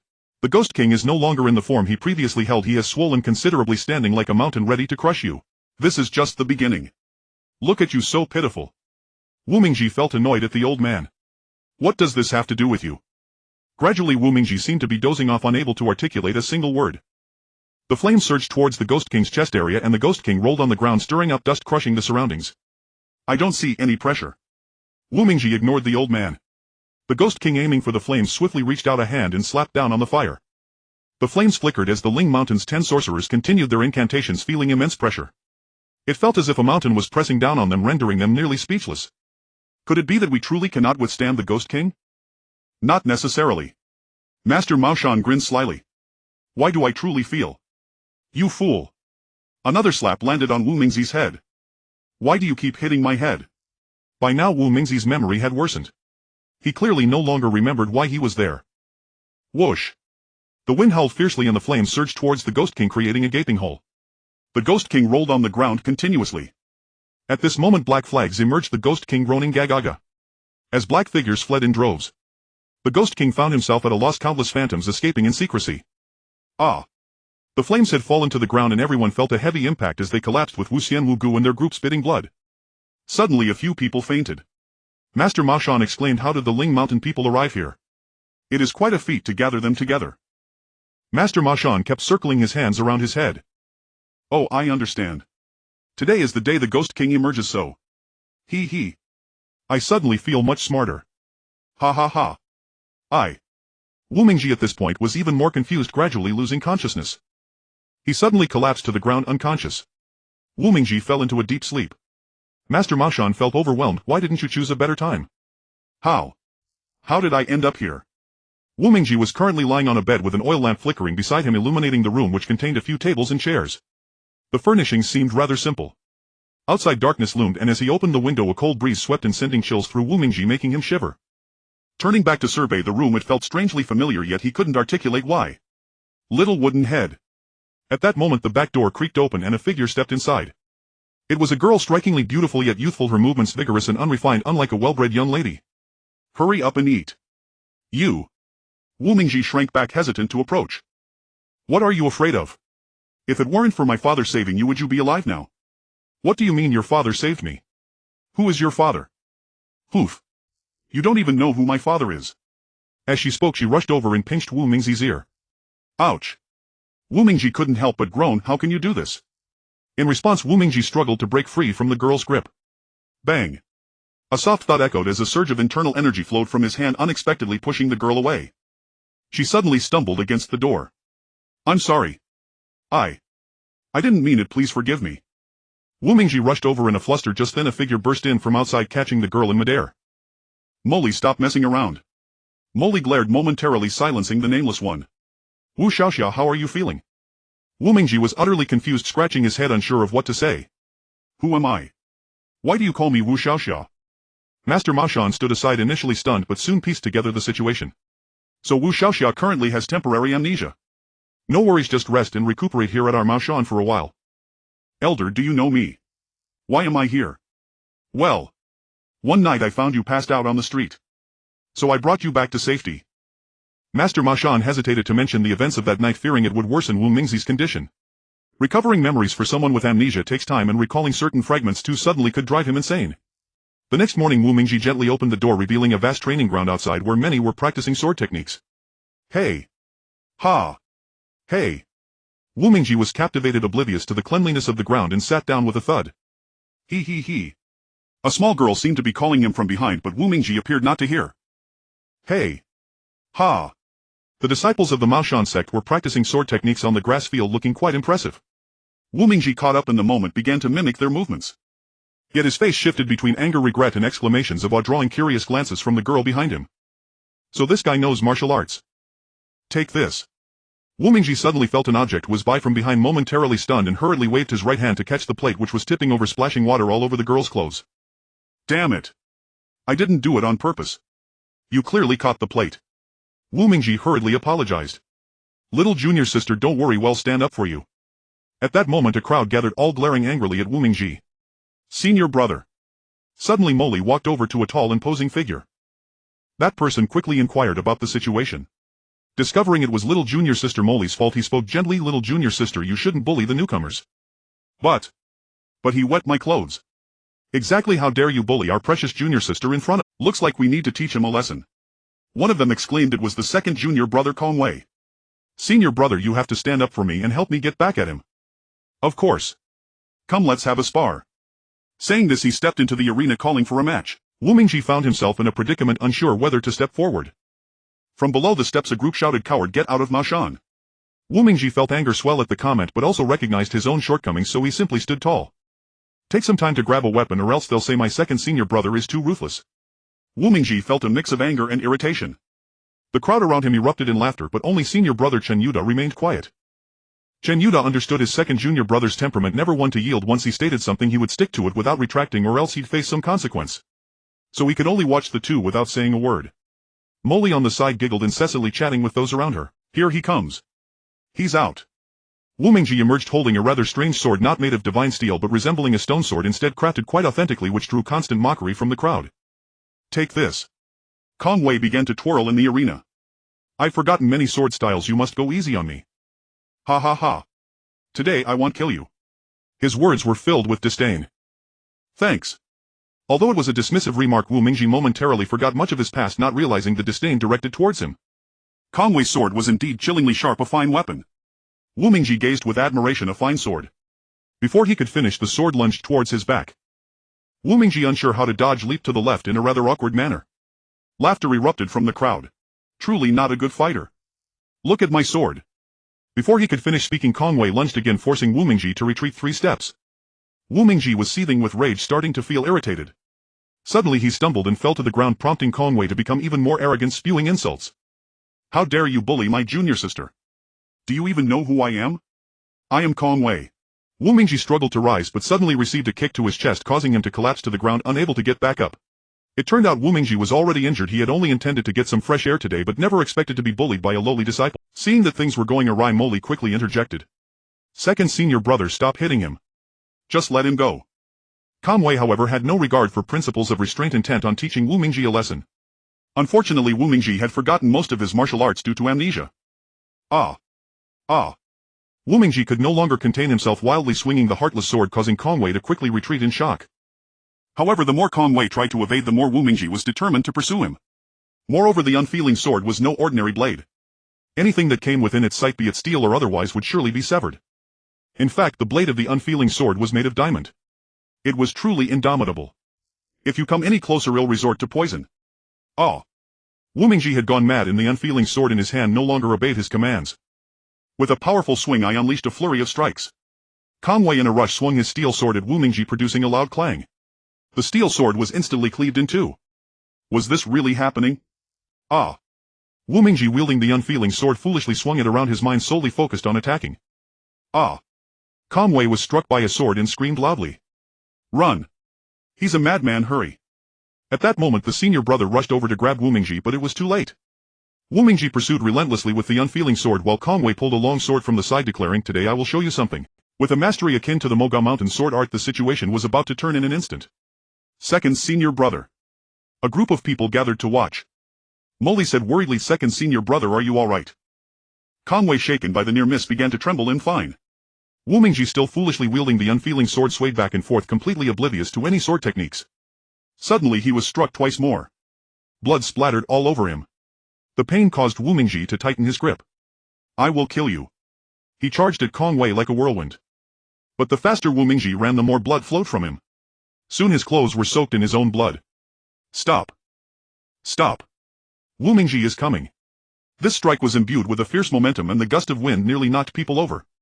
Wu Mingji's face was flushed as if he had ingested gunpowder. Everyone nearby holding swords wanted to help, but for some reason those who approached Wu Mingji were immediately rebounded away. In shock, the unfeeling sword still targeted Conway. Conway desperately dodged to the right but felt as if his body was glued in place, unable to move. He could only await his fate. Second senior brother. A group of disciples were astonished. Ah. At that moment Conway was struck by Wu Mingji's blade, landing squarely on his left shoulder. Ha ha ha. Ha ha ha. Wu Mingji raised the unfeeling sword and laughed maniacally. A few people tried to approach but were repelled by a surge of powerful internal energy. It turned out that ever since Wu Mingji practiced the internal techniques from the heavenly book, his internal energy had been increasing daily to the point where it could no longer be contained. As he shouted, all of the remaining internal energy was forced out. Not even a fly could pass without being crushed. Conway lay on the ground constantly shifting and trying to retreat, but at that moment he was spotted by Wu Mingji. Suddenly a red light flickered in Wu Mingzi's eyes as he glared at Conway. The unfeeling sword came crashing down, but Wu Mingzi's hand suddenly froze midair motionless. Predecessor. Conway under the sword was already terrified to the point of fainting, for he believed he was doomed. Yet the master of Moga Mountain intervened, saving both Conway and Wu Mingji. Wu Mingji suddenly collapsed. Quickly help him inside to rest and he'll deal with you later. Seeing Conway seriously injured, the master of Moga Mountain felt deep sorrow but blamed his disciples for causing trouble. He hurriedly helped Conway stop the bleeding. Conway's complexion turned dark, unable to speak for a moment. Second senior brother. Second senior brother. A group of people kept calling him, but he remained unresponsive, still in a daze. Master. Master. Hurry, second senior brother. The master of Moga Mountain examined Conway's shoulder, revealing a serious injury where the bone was exposed. It would be impossible for him to be fine. It seemed that recovering would be a long and arduous process. Take him to the pharmacy. 4 people lifted Conway's limbs and carried him away. As night fell, Moga Mountain was devoid of people. Apart from a few disciples, there was no one else around. Moga Mountain was a small sect historically known for exorcising ghosts, having captured countless spirits over the years. Ordinary people, upon hearing of ghosts, were terrified beyond measure. They would hardly dare to approach. Even if they truly sought to request spiritual assistance, it would only be during the daytime. Wu Mingji slowly walked out of the bathroom, still dazed and nonchalant, gazing at the dark night outside. Suddenly realizing he was covered in water, inadvertently slipping, he crouched on the ground. Feeling very tired, he didn't care anymore, lying on the ground and drifting off to sleep. Cough, cough. Conway woke up in the pharmacy and his little junior sister Molly stood by his side. Second senior brother, you're awake. At that moment Conway was trying to stand up slowly, but he found himself unable to do so. His hands had no strength at all. What's wrong? Molly looked at him anxiously, momentarily at a loss for words. Suddenly a pain shot through his shoulder and he fell back down. He'll go seek revenge for you. As he spoke, someone dashed out without waiting for Conway to say anything. Little junior sister. Don't be impulsive. But how can she hear me? She had long since run far away. Wu Mingji. You scoundrel, you rascal, you turtle bastard. Get out here quickly. But no one answered. The door was ajar and Molly rushed over in a panic, leaving him utterly astonished. What? Why are you sleeping at the door? Silly girl. Silly girl. He. Wu Mingji lay on the ground blissfully muttering in his sleep. Hearing this, Molly's initial resentment suddenly evaporated. So you're a sentimental person. She refrained from getting angry and simply gazed at him in a daze. Your martial skills are formidable. I saw how powerful your internal energy was when you injured second senior brother, but why do you know nothing about swordsmanship? Father said you just have temporary amnesia. So when you truly recover your memory, will you be very powerful? Molly was talking to herself. Wu Mingji suddenly woke up. What are you doing here? Wu Mingji was very surprised. I wanted to ask you. What do you want to ask me? Wu Mingji looked puzzled. Are you really foolish or just pretending? Poof. You injured my second senior brother and I haven't settled the score with you yet. As she spoke, Molly stood up proudly, puffing out her chest. What? When did I hurt your senior brother? I didn't. Wu Mingji grew more astonished. I was in the room the whole time. You. The silly girl was enraged to the point of exploding. You wicked person who does bad deeds without remorse, I'm going to beat you to death. Saying this, Molly lunged forward and started to hit Wu Mingji's chest repeatedly. Wu Mingji suddenly groaned and collapsed to the ground, utterly weak, and fainted in an instant. Someone. Hurry, someone. Molly was in a panic, feeling immense guilt. At that moment several people rushed over and upon seeing the scene they were all stunned. You. The master of Moga Mountain approached, his face filled with anger as he looked at the group. Don't you dare carry him inside. A few disciples of Moga Mountain, not daring to meet his gaze, quickly lifted Wu Mingji onto the bed. Molly wanted to say something, but before she could finish, the master of Moga Mountain had already left. Not even sparing her a glance, leaving her feeling utterly ashamed. Molly glanced at Wu Mingji, pouting angrily. Without looking back, she walked away. Bang. The door was slammed shut with great force. Outside the pharmacy, a crowd had gathered, peering in curiously. It turned out that the little junior sister had been inside with Conway and she had not come out since he entered. Everyone gathered outside to watch, but Molly didn't want them to see what they were doing inside, so she had long since closed the door. Second senior brother, are you all right? Where does it hurt? Conway felt very moved for a moment. I'm fine. Are you still saying you're fine? Just look at your shoulder. The bone is showing. As she spoke she looked at Conway with pity. As long as you're here I'm fine. Conway suddenly blurted this out, causing Molly's face to flush, and she smiled radiantly. Wow. The people outside instantly screamed in joy and burst into laughter. Who? Molly shouted, rushing out from inside. In a fierce manner the people outside scattered like bees. On Mashan there are more than 10 thatched cottages, among which the largest is the meeting hall, the place where the Mashan Taoist specifically addresses the disciples. Usually very few people come here, but today is indeed an exception. Master Mashan stormed in angrily. Do you really want to drive me to death? Behind him followed over a dozen disciples. Don't push your luck. His face was filled with rage as he glared at the group of disciples, making them too afraid to look up. All over a dozen people lowered their heads in silence. You. Master Mashan stammered, struggling to say a single coherent sentence. Master, we realize our mistakes, please calm down. Spoke the eldest disciple Chen Yuda. Master was about to say something, but a voice interrupted Master. It was that Wu Mingji who went too far. Not only did he provoke junior sister but also injured second senior brother. Slap. Master Mashan delivered a hard slap. A bunch of useless fools committing wrongs and then blaming others. Do you take me for a child of 3? Master Mashan was fuming. His anger had no outlet. The disciples, frightened, dared not retort. If I see you like this again I will not spare you. After finishing he left without looking back, leaving the group behind in heated discussion. Hurry, someone call for help. Jasmine was anxiously screaming in the pharmacy, and a group of their junior brothers came in, led by the eldest disciple Chen Yuda. You all. Step aside. Master Mashan led the way in front of the sect disciples. Seeing Conway's pale face it seemed things were dire, and he couldn't help but feel a sense of despondency, falling silent. Dad, what's wrong? Dad. Jasmine said worriedly. I see. What is it? Seeing Master Mashan silent, Jasmine felt even more distressed. His condition is getting worse, and now it's reached a point where there's no remedy. He might not survive the night. Upon hearing this from the master, the group of disciples exchanged glances, and nearly all of them wanted to cry. Dad. Please, I beg you to save him. I beg you. Master, second senior brother has always been like family to us, just like our siblings. If you don't save him we don't want to live alone. Sigh. Master Mashan sighed deeply again. This is a case of self-inflicted misfortune. Evil will meet its due retribution. Master, please save him, please. The group of disciples all knelt on the ground. Looking at Master Mashan, their clothes appeared pitiful. Sigh. Master Mashan waved his hand and the disciples dispersed. Conway sat on a special large rocking bed, the bottom boiling hot, making it difficult to rest. Sitting there, Conway was silent and still, his presence akin to that of a dead person, his gaze dim and lifeless. Straighten his back. At that moment 2 people came up, one supporting his upper body, the other tending to his lower half. Suddenly Conway was straightened, his entire body resembling a pen. Master Mashan sat behind him, continually supporting Conway's back.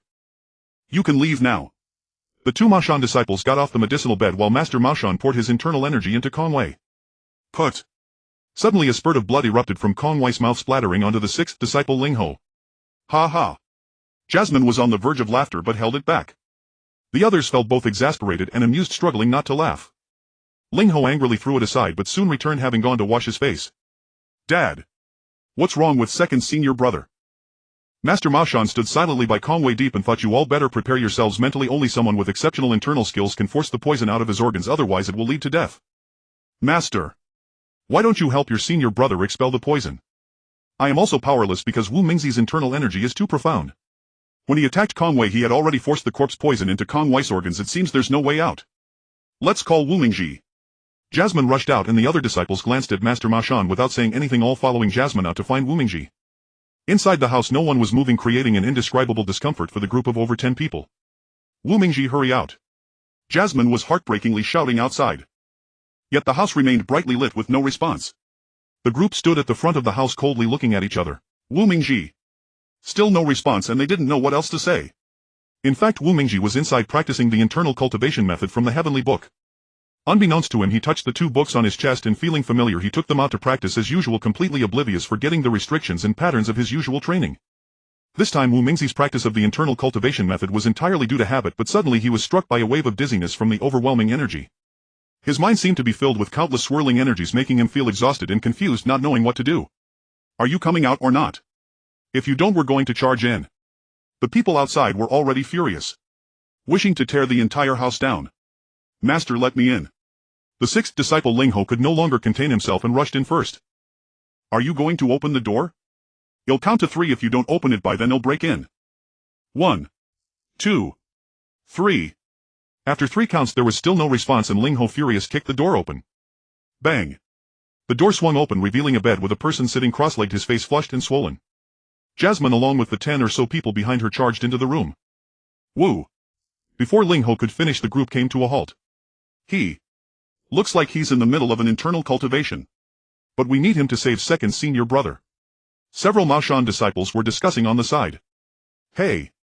Jasmine couldn't hold back any longer and poked Wu Mingji Jr.'s sister. This isn't right. Hey! Jasmine couldn't hold back any longer and poked Wu Mingji Jr.'s sister. This isn't right. Wow! Wu Mingzi's eyes instantly turned bright red, suddenly opening wide. He immediately saw Jasmine and angrily shouted, causing her to fall to the ground in fear, unable to speak. A figure suddenly jumped up, knocking several people down to the ground. At that moment 4 or 5 disciples of the Mao Shan sect fell to the floor. Wu Mingji crazily slapped around on the ground, continuously striking with his palms and then kicking out wildly. Boom! A large chunk of earth was kicked out by Wu Mingji, creating a massive pit in the ground. People inside walked out, standing at the entrance staring foolishly at Wu Mingji. You all! The Mao Shan master, seeing Wu Mingji look like a madman, his hair disheveled and his demeanor disheartened, a clear sign of being possessed, and he discovered that it was his own group of disciples who had caused this, erupting in fury. He immediately slapped his daughter Jasmine, causing her to fall to the ground, a bright red mark appearing on her face. Master! A disciple stepped forward wanting to plead for Jasmine, but the Mao Shan master was already furious, suddenly erupting into a rage and kicking that disciple away. Crack! The disciple's leg bones instantly broke into 2. The group of disciples was filled with terror, lowering their heads and kneeling on the ground, afraid to make a sound. Beasts, you bunch of beasts, isn't it enough that you harmed him? The Mao Shan master glared at the group, reaching an unforgivable rage. Wu Xiao. Wu Mingji swung a punch and the Mao Shan master couldn't evade it at all. He could only take the punch heavily. Suddenly feeling a bit of internal energy dissipate, Wu Mingji was no longer as crazed as before. He collapsed to the ground, staring blankly at the Mao Shan master. Master! The Mao Shan master was nearly shattered by that punch, but after all experience counts, he only suffered internal injuries and was not in immediate danger. Wu Xiao. I Mao Shan am sorry for you, but Wu Mingzi's eyes were still red but no longer as bright as before. Master, don't say that. If you hadn't saved me, I would have certainly died long ago. Now I don't even know who I am, so what does it matter? Wu Xiao. You seem to be becoming possessed. Wu Mingji fell silent. Upon hearing the words possessed, his eyes suddenly turned red again. He punched the ground, causing dust to fly and creating a fist-sized pit. With a bit of internal energy dissipating again, he thought, what should I do? Follow me. The Mao Shan master, seeing Wu Mingji had some awareness left, rushed over to grab her hand, heading in the designated direction. Conway has been poisoned, please Wu Xiao help him push the blood. Wu Mingji was momentarily stunned, staring blankly at Conway. His face suddenly turned red, slowly becoming as bright as a rooster's comb. A group of people gathered at the door, not daring to enter, intently watching Wu Mingji. Please Wu Xiao assist us. Wu Mingji slowly turned his head to look at the Mao Shan master, then turned back to look at Conway. But he remained motionless, just blankly looking back and forth at the Mao Shan master and Conway. Wu Mingji suddenly went mad. You are all not good people. He slapped Conway, unleashing an overwhelming internal force. The scream filled the entire pharmacy. Everyone was stunned. Conway screamed like a pig, startling many. Thud. Wu Mingji fell to the ground, completely unconscious. Quickly help him up. The sky was still dark and Wu Mingji lay sleeping soundly on the bed with a girl sitting beside him. It was Jasmine. I'm really sorry, I didn't mean to bully you. I didn't do it on purpose, please forgive me. Wu Mingji remained silent, sitting beside her when someone walked in from outside. You should rest a bit too, don't overexert yourself. Standing at the door was an elderly young man, the Mao Shan master. Father. The Mao Shan master nodded. Jasmine gently walked out, and just as she reached the door she turned back to look at Wu Mingji, secretly resolving to treat him well once he recovered. Go back. The Mao Shan master urged again. The next morning the rooster crowed early without stop, but no one got up, not even the old woman cooking breakfast. Wu Mingji had already gotten up early, sitting alone on the wooden bed, blankly pondering, unaware of what he was thinking. Who am I after all? Where should I point? Wu Mingji was talking to himself, not knowing what he was thinking. Creak. The door was pushed open, but there was no one outside, not a single figure. Wu Mingji casually closed the door and walked towards the back mountains. Along the way there were insect chirps and birds calling, with birds flying by. Who am I after all? Why am I here? Wu Mingji began to talk to himself again as he walked along a path up the mountain, the wind blowing continuously, starting to feel a bit cool. But he was dressed very lightly. Ouch! Wu Mingji stepped on a stone and instantly fell backward, unable to stabilize himself, letting himself fall freely. Sigh. If only I knew who I am. Why don't you know who you are? It was as if someone in the sky was asking him. But I really don't know at all. Where do you come from? Why did you come here? Have you asked yourself? It seemed like someone in the sky kept questioning him. Wu Mingji lay on the road gazing at the endless sky, a crescent moon still lingering in the air. I say, moon, why are you so curt and yet don't tell me who I am? Suddenly a flock of sparrows flew across the sky. You are truly free. I envy you. Envy your ability to soar. Envy your freedom to fly. Fly. In fact, I can also fly. Can I? Suddenly he recalled a few lines from the heavenly book. If you charge ahead first, you can soar into the sky. The force of the clouds depends on human effort. Once the heart is determined, it can soar into the sky. In an instant Wu Mingji ran, his legs kicked out, and he immediately soared up, leaping onto the treetops. He felt extremely comfortable flying back and forth among the treetops, feeling quite carefree. Wu Dage. Wu Dage. At this moment many people below the mountain were looking for Wu Mingji as they discovered he was missing. Did you find him, senior brother? Mo Li asked nervously. No. Chen Yuda quickly shook his head. Wu Dage. Where did you go? At that moment Jasmine was even more worried about Wu Mingji, as he had promised her just the night before to take good care of him, but now he was gone. Let's go check the back. The Mashan master said, leading a group of people towards the back mountain. Wu Dage. Wu Dage. Jasmine kept calling out as the group swiftly made it to the mountaintop. Suddenly they spotted someone walking back and forth on the treetops, astonished. Is that Wu Xiao? The group gathered around to watch. Wu Dage. Wu Mingji suddenly seemed stimulated, soaring. Don't come over. I don't know you. Don't come over, you are all bad people. If you come any closer I will jump down. The Mashan master was also quite surprised. How could he walk on the treetops so effortlessly? It was truly bizarre. Wu Xiao, your lightness skill is remarkable. Can we talk down here? Wu Mingji continued to run back and forth on the treetops, leaving everyone speechless. Indeed amazing, well done. The sixth disciple of Mashan, Ling Ho, praised him non-stop, captivated by the sight. You, this dead monkey head, haven't you ever seen the world? What do you mean by not seeing the world? Have you ever seen someone run on treetops? The third senior brother, Huang Haidong, was at a loss for words and stopped talking. Wu Xiao, would you like to know your origins? I can tell you. What, you know my origins? Upon hearing this, Wu Mingji immediately jumped down from the treetops. He didn't even know how he did it, nearly knocking down several disciples of the Mashan sect. You all quickly move away. Jasmine pushed aside a few senior brothers until she firmly stood her ground. What's wrong with you? Why are you always so angry with him today? What does it have to do with you? TCH.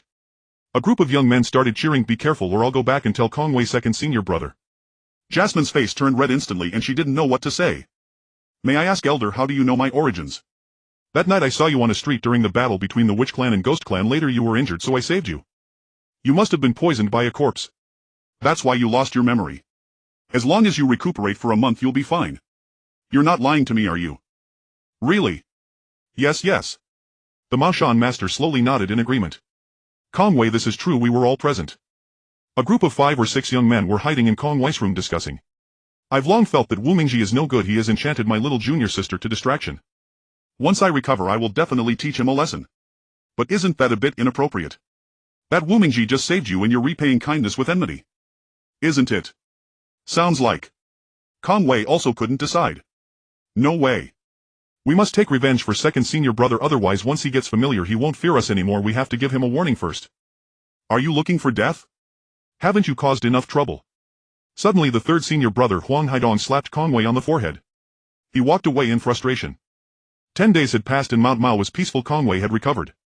On this day many people were practicing martial arts in the playground in front of the toilet.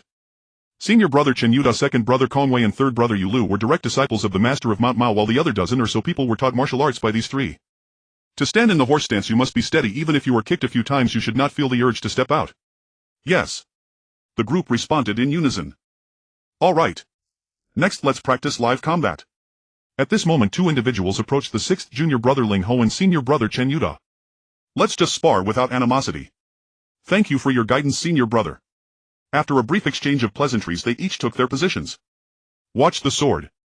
It turned out that the weapons they held were not finely crafted steel swords but wooden swords made from peach. This was because the greatest weakness of the Ghost Clan was indeed the peachwood sword. It was a hereditary flaw that could not be countered regardless of the changes made. Watch the sword. Senior brother horizontally brandished his sword and lunged forward. Ling Ho dodged, moving a step to the left, earning great admiration from several onlookers. Good footwork. If he had taken a step forward he would surely have been hit by the sword, but moving back allowed him to evade the initial strike, though he might not escape the follow-up attacks. If he tried to dodge to the right he would definitely get hit, as Chen Yuda's technique combined both feigned and real moves. Lacking in breath control. Chen Yuda noted Ling Hao's shortness of breath. Thank you for the instructions, senior brother. Ling Xiao swiftly flipped his right hand and struck at Chen Yuda with the peachwood sword, creating a few dazzling sword flowers. Not bad. Chen Yuda lightly deflected the sword's force and traced the peachwood sword against the blade of his opponent's sword. Ling Xiao attempted to break free, but it felt as if the peachwood sword was stuck. The harder he pulled, the more it resisted. In a panic, Ling Xiao pushed the peachwood sword forward. The sword suddenly pierced 3 inches into Chen Yuda's chest. Ha ha ha. Good swordplay, your skills have indeed improved, junior brother. Clearly Chen Yuda had been struck by this move. If we were to compare whose martial arts were superior, it would certainly be Chen Yuda, but in terms of swordplay agility, Ling Xiao was undoubtedly the better. Wu Mingji walked out from the toilet, yawned and sat on the doorstep observing the group of people. Conway suddenly spotted Wu Mingji and hurried over to pull him and saying, "Brother Wu, this time I genuinely want to compare swordplay with you. I wonder if you..." Wu Mingji felt quite reluctant upon hearing this. No. Conway was put in a difficult position as a crowd gathered around. "Second brother, don't provoke him, otherwise he'll just injure you again and no one will come to your aid." Conway felt embarrassed to death as Emily said, "Brother, we'll just have a match with him this time. We won't go all out. Shall we keep it light?" For some reason, after hearing Emily's call, he readily agreed. He. Wu Mingji picked up a peachwood sword and walked down with Emily. Conway also wasted no time and took his position. Watch the sword. He thrust a sword towards Wu Mingji, aiming for his thigh. Wu Mingji quickly lifted his leg, narrowly escaping the sudden attack. Then Conway turned the sword tip and aimed for the back of Wu Mingji's head. Wu Mingji tilted his body to evade but realized that Conway's sword technique blended feints with real strikes. He was thrown into disarray. No, don't. Wu Mingji found himself unable to resist or evade in time. Conway wanted to stop, but it was already too late. He could only helplessly watch as the sword thrust forward. Wu Xiaojie. Suddenly from the other side of the playground stood a figure. It was the master of Mount Mao. In a moment of urgency he felt powerless and Conway was horrified. What? A disaster. If Wu Mingji is harmed, I'll be scolded to death by my master. Regardless of the outcome, Conway would not feel good. An unexpected event occurred. The peachwood sword exploded with a loud bang. A fine peachwood sword shattered into powder and astonishingly Wu Mingji was unharmed. In a moment of panic, Wu Mingji had activated his internal strength, shattering the peachwood sword. He felt quite unwell. Why does my head feel a bit dizzy? This was even stranger. It turned out that the internal energy had leaked invisibly. Truly unexpected. Indeed, he is young and promising. While Conway was still stunned, the master of Mount Mao was already showering praises. At night, lights were lit outside and the playground was bright and lively. Inside the meeting hall, people were seated in abundance. The Witch Clan and humans are different races. The Witch Clan, humans and Ghost Clan all originated together from the primordial times. The conflict between the Ghost Clan and the Witch Clan began 1,000 years ago during the beheading disputes in Yuzhan County. Later, the important noble leaders were imprisoned by the Witch Clan in the Sea Corner Palace, and as tectonic movements occurred, they sank to the bottom of the sea. They were out of sight. Master, why don't we humans fight back against them? Haven't we ever had disputes with them? The Ghost Clan and the Witch Clan are both inherently magical beings. To them, we humans are merely insignificant creatures, hardly worth mentioning, so they don't even consider us human. What about the shamans? Don't they help us catch ghosts? Why do they assist humans? This is driven by interests. Those shamans are not really people of the Witch Clan. Just like we are not from the Witch Clan, but we have our ways to deal with them. The nobility has never regarded us as equals, so when the Ghost Clan is happy they toy with us, and when they are not they attach themselves to us, causing endless harm. The crowd listened in astonishment, truly like puppets. Master, does practicing martial arts here mean we are to eliminate the Ghost Clan? The master of Mount Mao fell silent. The Ghost Clan is not as simple to deal with as we imagine. They can use spells and we are still no match for them. Then what should we do? The disciples shouted. Join forces with others in the martial world to resist them. Emily couldn't help but speak up, but they won't believe that ghosts exist, nor will they accept the legends of the Witch Clan and Ghost Clan. You are absolutely right. The warriors of the martial world are primarily focused on physical combat and know nothing of spells. They certainly won't believe in them. Big brother Wu, I want to take you out for a walk. Jasmine stood outside watching him. Wu Mingji had not yet gotten out of bed. Don't come in, I haven't changed my clothes yet. Really, I haven't changed my clothes. Wu Mingji pulled the blanket tighter around himself. Ha ha. Jasmine said nothing and rushed in alone. I have things to say. What am I afraid of? As she spoke, Jasmine reached to pull the blanket off Wu Mingji. She shouted, get up. However, her hand, just as it was about to grasp, froze in place as she saw his bare body completely exposed. Get out, hurry and get out. Wu Mingji, both embarrassed and angry, felt as if he could die, utterly distraught. All right, just go. Quickly. Wu Mingji huffed repeatedly. Jasmine awkwardly ran out. It's time for breakfast. This one is for me. The sixth junior brother Ling Xiao quickly grabbed the biggest steamed bun with his chopsticks. Put that down, that's for big brother Wu.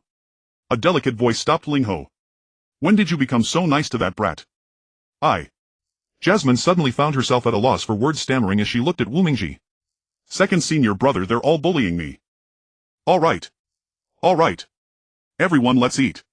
After a while the eldest senior brother said, where's master? Why hasn't master come yet?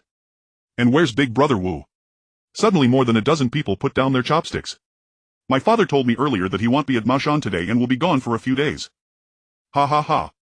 Now we can have some fun without master's restrictions. We can go wild here for a few days. Be careful.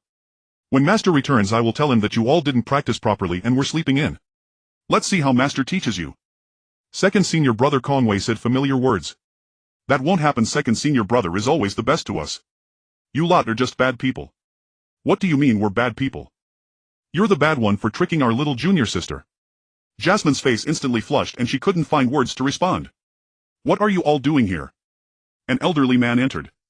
This person appeared to be over 70 years old but still had a lot of spirit, though his eyes were entirely dark. We're all having breakfast. Do you want to join us? Jasmine said happily. However, several disciples of the cat litter didn't respond. They stopped eating. It turned out that these few people realized he was not a good visitor who walks around with dark circles under their eyes. Clearly he wasn't a normal person. Having breakfast.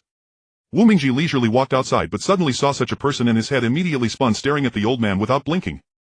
The old man also saw him at the same time.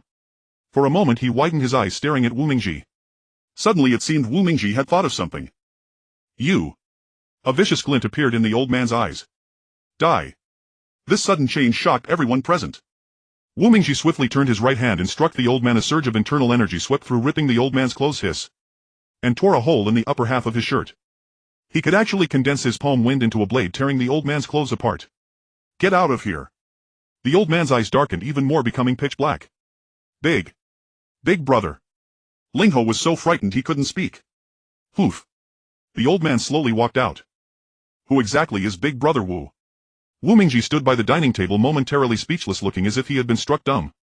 Jasmine walked over. Big brother Wu, what happened to you? Wu Mingji said nothing, staring at the dining table motionless. Ga. The old man let out a strange cry and vanished. Ah. Wu Mingji hugged his head and ran out alone, running farther and faster. Big brother Wu. Jasmine chased after him. Eldest senior brother, what's wrong with her? How would I know? A group of people began to wonder. Wu Mingji reached the top of the back mountain, panting heavily. The trees at the summit swayed, continuously rustling with sound. He took a deep breath. Ghost. Sigh. Wu Mingji let out a long sigh, squatting at the edge of the cliff. Looking at the view below was truly intoxicating. In the autumn wind of December it was the perfect time to enjoy the scenery. A young girl walked over. Big brother Wu, what do you think? It turned out to be Jasmine, who was quite worried about Wu Mingji. I'm fine, just recalling some things. Really? Jasmine brightened, saying, I just felt you seemed a bit distant today, recalling something from the past. Who was that old man today? Do you know him? He's a noble and a very formidable person. This person is highly skilled, and here besides me no one can match him. However, even the master of Maoshan can't guarantee victory against him. But... Jasmine looked at Wu Mingji with concern. Eldest senior brother, can you let me off this once? Since master isn't on the mountain, there's no need to be so strict. The sixth junior brother Ling Ho jokingly said. But we... Everyone get up. All of you get up. Eldest senior brother, can you let us off once? Get up. Chen Yuda shouted angrily, and everyone started yelling. Chen Yuda was furious. I'll wait for you all outside. 3 or 4 people were already sprawled on the grass. One was Wu Mingji, one was Ling Ho, and one was Conway. Today Wu Mingji was no longer the foolish person he used to be. He was gradually becoming more serious. Today let big brother Wu share his insights on martial arts training. As soon as Chen Yuda finished speaking, someone scoffed him. It was obvious they didn't believe in Wu Mingji's strength. How can a person who was foolish yesterday suddenly act as our teacher today? Ling Ho muttered dismissively. Wu Mingji immediately replied, first, there are noble individuals moving around everywhere. You all better be careful. That old man from yesterday was a noble person and very powerful. What? Look. This can break an egg against a rock and lift 1,000 pounds. Wu Mingji dragged a large stone with his foot, and it seemed as if he put no effort into it. Ha ha ha. Suddenly someone appeared on the roof of the restroom, the same person from yesterday, the old man. You dare come. In an instant Wu Mingji kicked out hard with his right foot, sending that stone flying, and it quickly flipped over towards the old man. You are too self-important. Instantly the two began to fight. One chased violently while the other fled swiftly, officially testing their chi skills. Their cries echoed as they dashed, stirring up clouds of dust. Why do you keep appearing at Ma Shan? He. Isn't Ma Shan known for catching ghosts? I am a master of the ghost clan. Good. The unfeeling sword gleamed out of its sheath, and with a flash of cold light it suddenly struck the old man's clothes. Good, you're stronger than me. The old man dodged but still received a cut on his clothes. As the old man turned to escape, Wu Mingji was determined not to let him go this time. No one knew if he would come back to trouble these people in the future. Suddenly the unfeeling sword became frenzied, making the onlooking disciples dizzy, truly unable to believe this was that foolish person from yesterday. How could he be so strong now? Master! A dozen disciples of the Ma Shan sect saw the master of Ma Shan returning. All excited, they rushed to greet him. Master! The master of Ma Shan nodded, watching the sparring between Wu Mingji and the old man. Seeing fists and feet flying, Wu Mingji still seemed to have the upper hand. You! Why do you keep coming to Ma Shan? You lot are the worst, imprisoning my clan members. What good people are you in the martial world? In our eyes we have long since disregarded you as anything. You! It seems that unless you were shown some color today you will not fear us. As he spoke, the unfeeling sword surged into action, striking fiercely at the old man, but no matter how Wu Mingji attacked, the old man always found a way to evade. Is that all you have? You should go practice more. Wu Mingji was furious, glaring at him, suddenly sweeping his right foot intending to send him tumbling, but the old man decisively dodged. Wu Xiaoxiao, please aim for his waist. Upon hearing this familiar name, Wu Mingji realized there must be a reason, thinking he would give him a taste of his own medicine this time. Wu Mingji kept flipping his body. The injured unfeeling sword kept rolling, spinning as it sliced towards the old man. Good boy. The old man almost found a way to counter Wu Mingji. Your internal energy is good, but you just don't know how to use it. Thank you for your guidance. In that moment Wu Mingji still couldn't defeat him, only achieving a stalemate. For some reason Wu Mingji suddenly recalled a line from the heavenly book: if the master is present one will be constrained, if one gains one will lose. Suddenly Wu Mingji began to weaken his force, pretending to be unable to hold on. Ha ha ha.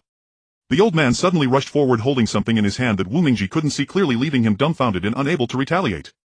Look out. It was a fierce attack. The old man had already charged over. Both hands wielded different short whips. Each strike was extremely fierce, and he showed no fear of the unfeeling sword. After being struck by it, there was no reaction at all.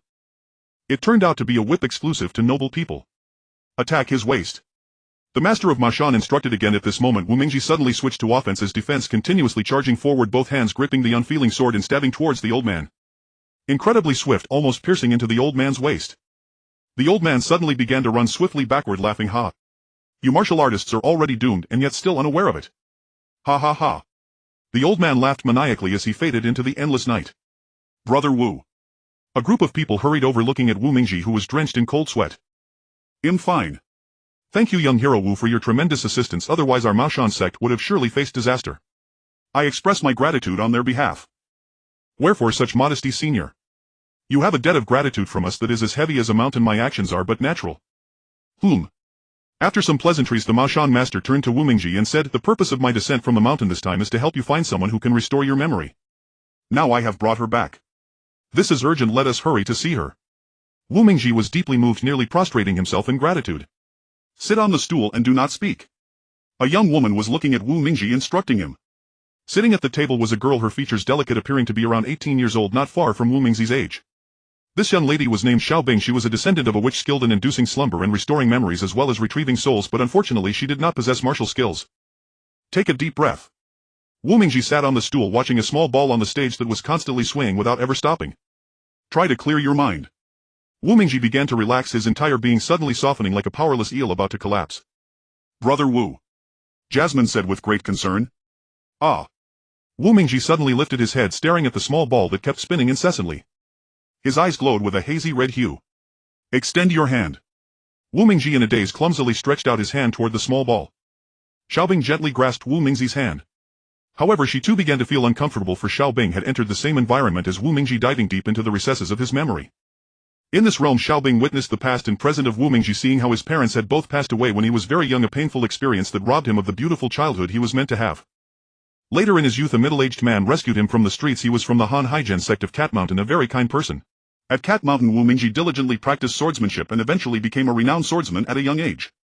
However, fate was cruel. Just as Wu Mingji was rising, the kind leader of the Han Haijian sect unexpectedly passed away. This painful blow lingered in his mind. The recent heavy experiences further stirred a whirlwind of emotions within. For a moment she found it hard to cope, her entire body heating up uncomfortably. Xiaobing, are you all right? The Ma Shan master asked with concern. Xiaobing's face suddenly softened. I'm fine, you don't need to worry. Wu Mingji broke into a cold sweat and suddenly collapsed to the ground. Several disciples of the Maoshan sect hurried over to help Wu Mingji up. They placed him on a bed. I will wait here for her to wake up. You all may leave first. Then I shall trouble you, Miss Xiaobing. No trouble at all. At this moment only two people remained in the room, Wu Mingji and Xiaobing, the light shining brightly. After a while Wu Mingji slowly awakened. You are awake. Do you remember a little of the past? Wu Mingji nodded in agreement with her statement. Alright, I will ask you some questions to help you better recall your past. Did you lose your parents at a very young age? After losing my parents I became an orphan sleeping on the streets until I was rescued by my master. Did your master's departure have a significant impact on you? Suddenly Wu Mingzi's mind began to whirl, waves of dizziness washing over him. Yes. My master's departure caused me to dream of him for a long time, unable to find peace. Have you encountered many strange and bizarre events lately? I have seen many ghostly figures and encountered things I have never seen before that disgusted me, yet I had no choice but to face them, which caused me much suffering. Do you still have two friends? At this moment Wu Mingji suddenly trembled with fear. Ling Xiao. Foolish sister. He suddenly questioned himself, where were those two? You do not know the whereabouts of these two friends. No, Wu Mingji nodded helplessly. I know where they are. Tomorrow we will go together to find your friends. Now you should rest well. Xiaobing stepped out looking relieved. How did it go? It turned out the Maoshan master was still slightly anxious, waiting outside for Xiaobing. It's fine, I have helped him restore his memory, but there is still one very important matter he needs to complete. Tomorrow I will assist him with it. Then Miss Xiaobing, do you need my assistance? No need. Xiaobing politely declined. Alright, then you should rest early tonight. After exchanging goodbyes the two returned to their own quarters to sleep. How much farther do we have to go? Wu Mingji suddenly felt lost. The place we are going is still quite far, we won't reach there today. Let's spend the night in this forest. They were headed to Wolf Valley, but it was too far to reach in one night. Alright, you'll go find some branches to start a fire tonight. Go ahead.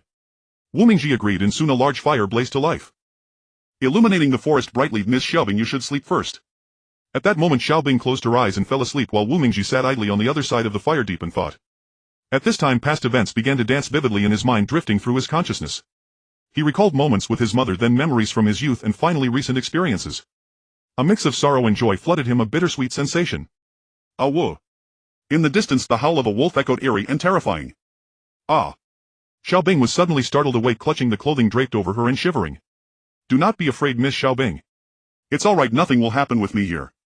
Xiaobing then fell back into a light sleep. Ahead lies the Valley of the Evil Wolves. Do you still remember anything? Xiaobing asked Wu Mingji. The flat area at the mountain's peak remained unchanged, and the scenes from that fateful night quietly surged up in his heart. The silly girl's smiling face and the figures of Wu Xian and Wu Gu gradually appeared in his mind. Yes, it's very familiar, truly very familiar, but some people are indeed missing. Your two friends are just below the cliff. What? Wu Mingji became quite worried. How do you know that? I saw them in your memories, placed there by an old woman at the bottom of the cliff. Then, please help me rescue them both, okay? Xiaobing remained silent but nodded, her face beginning to twitch as she looked at the cliff below. Miss, are you alright? Wu Mingji was very concerned for Xiaobing, fearing that something might happen to her and feeling guilty about it. I'm fine, don't worry. Xiaobing sat cross-legged at the cliff's edge, gazing at a layer of seals below, muttering incantations under her breath. Come up. Xiaobing suddenly shouted angrily, and two white objects rushed up and slowly flew to the top of the cliff. Over. In an instant those two stone-like figures gently lay on the ground. Silly girl. Ling Xiao. Wu Mingji hurried over, but the two appeared frozen like ice blocks, leaving him uncertain about their fate. Break. Crack. The two blocks shattered instantly, revealing two faces, one a rosy smile, the other a worried grimace. It was indeed the silly girl and Ling Xiao. Wake up. Ling Xiao and the silly girl slowly regained consciousness. The silly girl sat up, dazed, momentarily unsure of what to say. Brother Wu. Are you alright? Ling Xiao stood to the side, saying, I have something. What is it? Wu Mingji was both angry and anxious. Alright, we should hurry back, we can't keep Master Maoshan waiting for too long. Xiaobing hadn't finished her sentence when the silly girl interrupted. Sister, who are you? Did you come to find me? Yes, I came with Brother Wu to find you and Brother Ling Xiao. Then why are you looking for me if you're also looking for Ling Xiao? Do you like him? Xiaobing felt embarrassed, her expression changing suddenly. Silly girl, don't talk nonsense. The silly girl elongated her face toward Ling Xiao, remaining silent.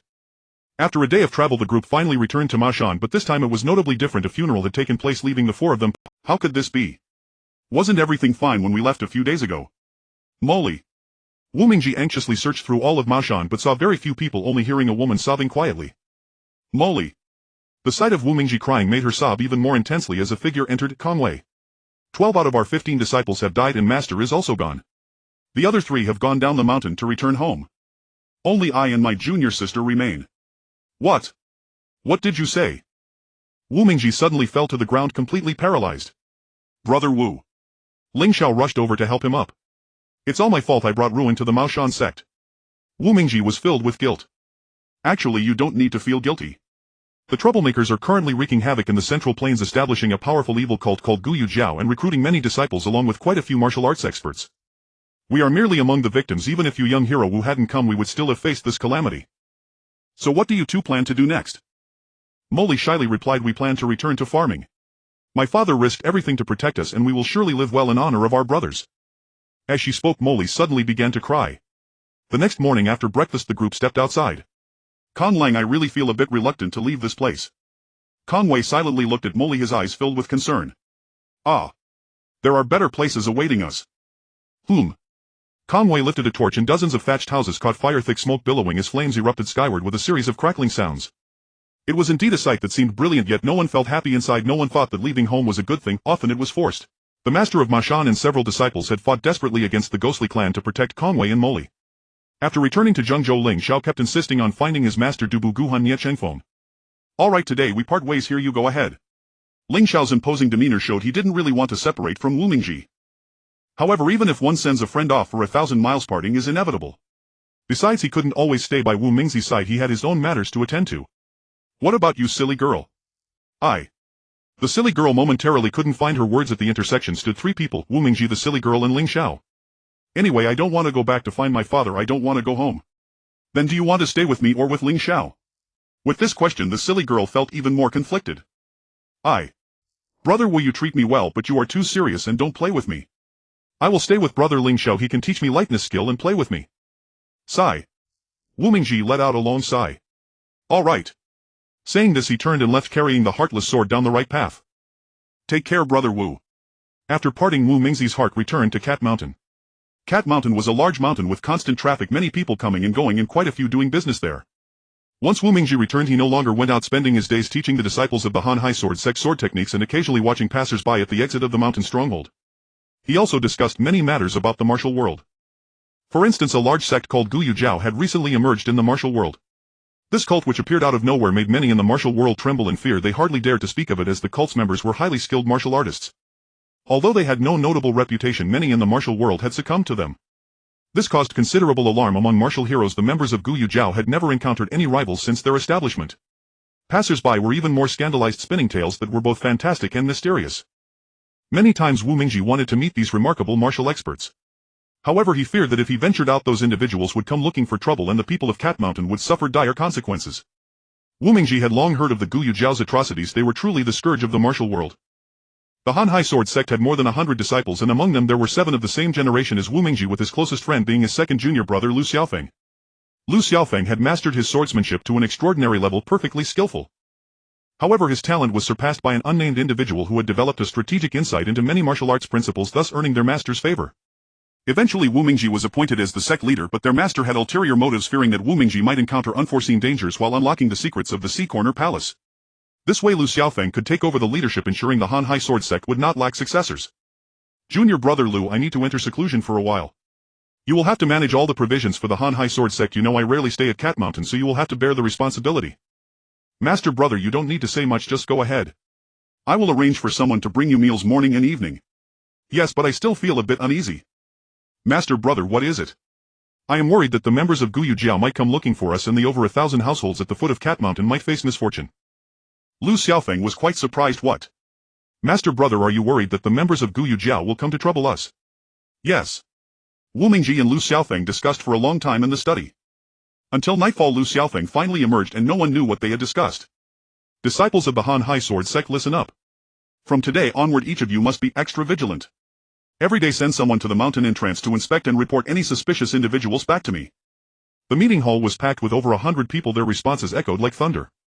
All of this is for the safety of Cat Mountain. You all know about the Guyu Jiao, right? At this moment the crowd gasped in shock, murmuring in discussion, looking at Lu Xiaofeng as if he were a figure of authority. The next day Cat Mountain was indeed under martial law.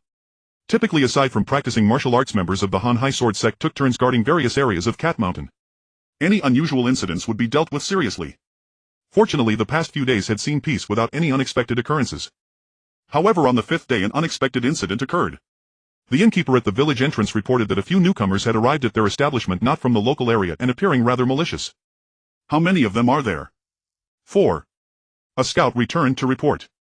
Have they exhibited any suspicious behavior? The innkeeper said that every night these 4 would go out dressed in a peculiar manner wandering around Cat Mountain. Gather the disciples immediately, we will conduct a surprise attack tonight. That evening someone reported that there were people dressed in black stealthily scouting on Cat Mountain. A disciple of the Han Hai Sword Sect asked Lu Xiaofeng whether they should intercept them. First. Yes. Several of them went out and for a moment the inside fell silent. Lu Xiaofeng said sadly, Senior Brother Wu, why did you have to enter seclusion at this time? It seems our Han Hai Sword Sect will find it hard to escape this calamity. Report, one of our people has spotted 4 figures in black approaching our Han Hai Sword Sect's residence. Pass my orders to extinguish all lights immediately, no lamp should be lit. At that moment the Han Hai Sword Sect had more than 20 tiled houses and it was estimated that 4 or 5 of them still had their lights on. After the order was given, all the lights were extinguished. A few people hid in a concealed corner watching the arrival of the group. Soon they saw 4 individuals all dressed in black with black cloth covering their heads, leaving only their eyes visible as they surveyed the night. It was evident that their skills were impressive, their lightness of foot was extraordinary. Lu Xiaofeng thought that very few members of the Han Hai Sword Sect could compare to these 4. Lu Xiaofeng's eyes widened, feeling a chill from the stark disparity in strength. You all stay alert, I will follow them to have a look. Several people nodded quietly. Lu Xiaofeng suddenly took off, leaping lightly like a butterfly. It was clear he was not inferior to the others, but he could see that his agility surpassed that of the last person among the 4. The last person lagged slightly, maintaining a distance from the front 3. As they moved further away, the last person fell behind. Lu Xiaofeng did not dare to get too close as he feared being discovered. The 4 individuals seemed to have no malicious intent, they likely came to gather information, not to annihilate a clan. At this moment the 3 in front stopped, leaning against the rubble of the Han Hai Sword Sect. As soon as they stopped, the last person caught up, saying, it seems this Han Hai Sword Sect is not a formidable sect. Did the leader send us 4 brothers here thinking it would be easy? I don't think it's as simple as you imagine. Since they called us 4 over, there must be a reason. I heard that the Ruthless Sword is within the Han Hai Sword Sect. The last person was momentarily stunned. That night was quite peaceful with no incidents occurring. The next day Lu Xiaofeng decided to increase the number of guards on duty at night. As soon as any unusual activity was detected, someone would report it immediately. Leader. On a small hill 5 figures appeared with a masked person at the front and the 4 individuals from last night standing behind. Tuoba Huanyi Linghu Danfei Duguwu He Situ Chiyun, how have you 4 managed with the task? The voice was very hoarse, making one feel nauseous. However, the 4 individuals obediently listened, demonstrating their docility. In response to the leader, we have accomplished most of the task and there shouldn't be any major errors. However, the one called Wu Mingji has suddenly gone missing. We have news about the Ruthless Sword and we will act soon to ensure we obtain it. The situation might not be as simple as you think. Should you fail, it's not a big deal, this is not an urgent matter. Focus on the main task at hand. Just do what you must and if necessary return to the church.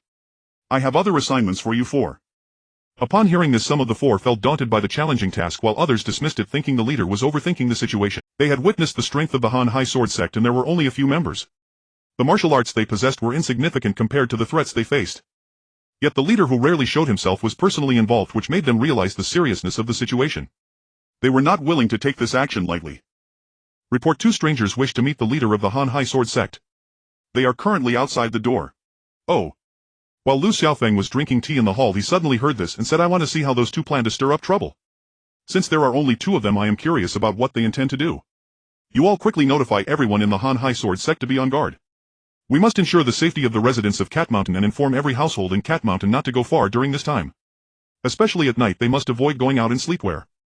Yes. Several people left. Lu Xiaofeng then sat in the hall like a leader preparing to receive guests. I wonder what brings you 2 distant friends here. Ha, friends from the martial world, Tuoba Huanyi. Saying this, Tuoba Huanyi clasped his hands in salute. The person behind also followed suit, friends from the martial world, Linghu Danfei. Lu Xiaofeng found it quite strange how people from the martial world had such peculiar names. Who would name themselves moreover, where did such lively figures come from in the martial arts world? He had no interactions with outsiders and the Han Hai Sword Sect would certainly not befriend such individuals. I am the acting leader of the Han Hai Sword Sect.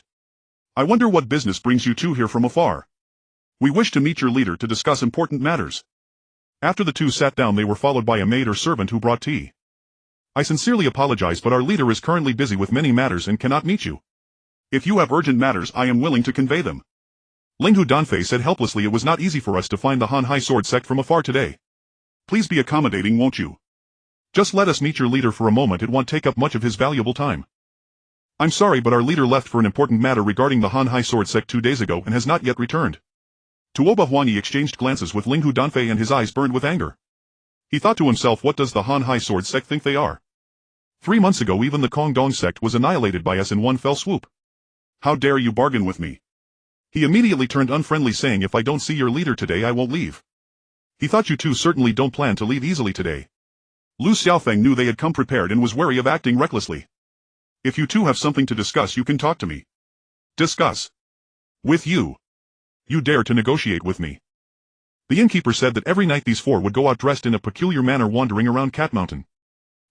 However, contrary to expectations, the cup did not shatter into a million pieces, it simply fell unscathed. Suddenly it burst apart like blooming flowers and the ceramic fragments scattered in every direction, followed by a muffled thud as water spilled everywhere. Tuoba Huangyi revealed an audacious demeanor, standing up and speaking arrogantly, if you do not hand over your sect leader today, my brother and I shall wash your Han Hai Sword Sect in blood. How dare you? Outside, more than a dozen members of the Han Hai Sword Sect approached armed. At this moment Lu Xiaofeng casually toyed with the back scratcher in his hand, and suddenly the cup and its lid split into 2 pieces and flew out, the cup aimed at Tuoba Huangyi while the lid flew towards Tuoba Danfei.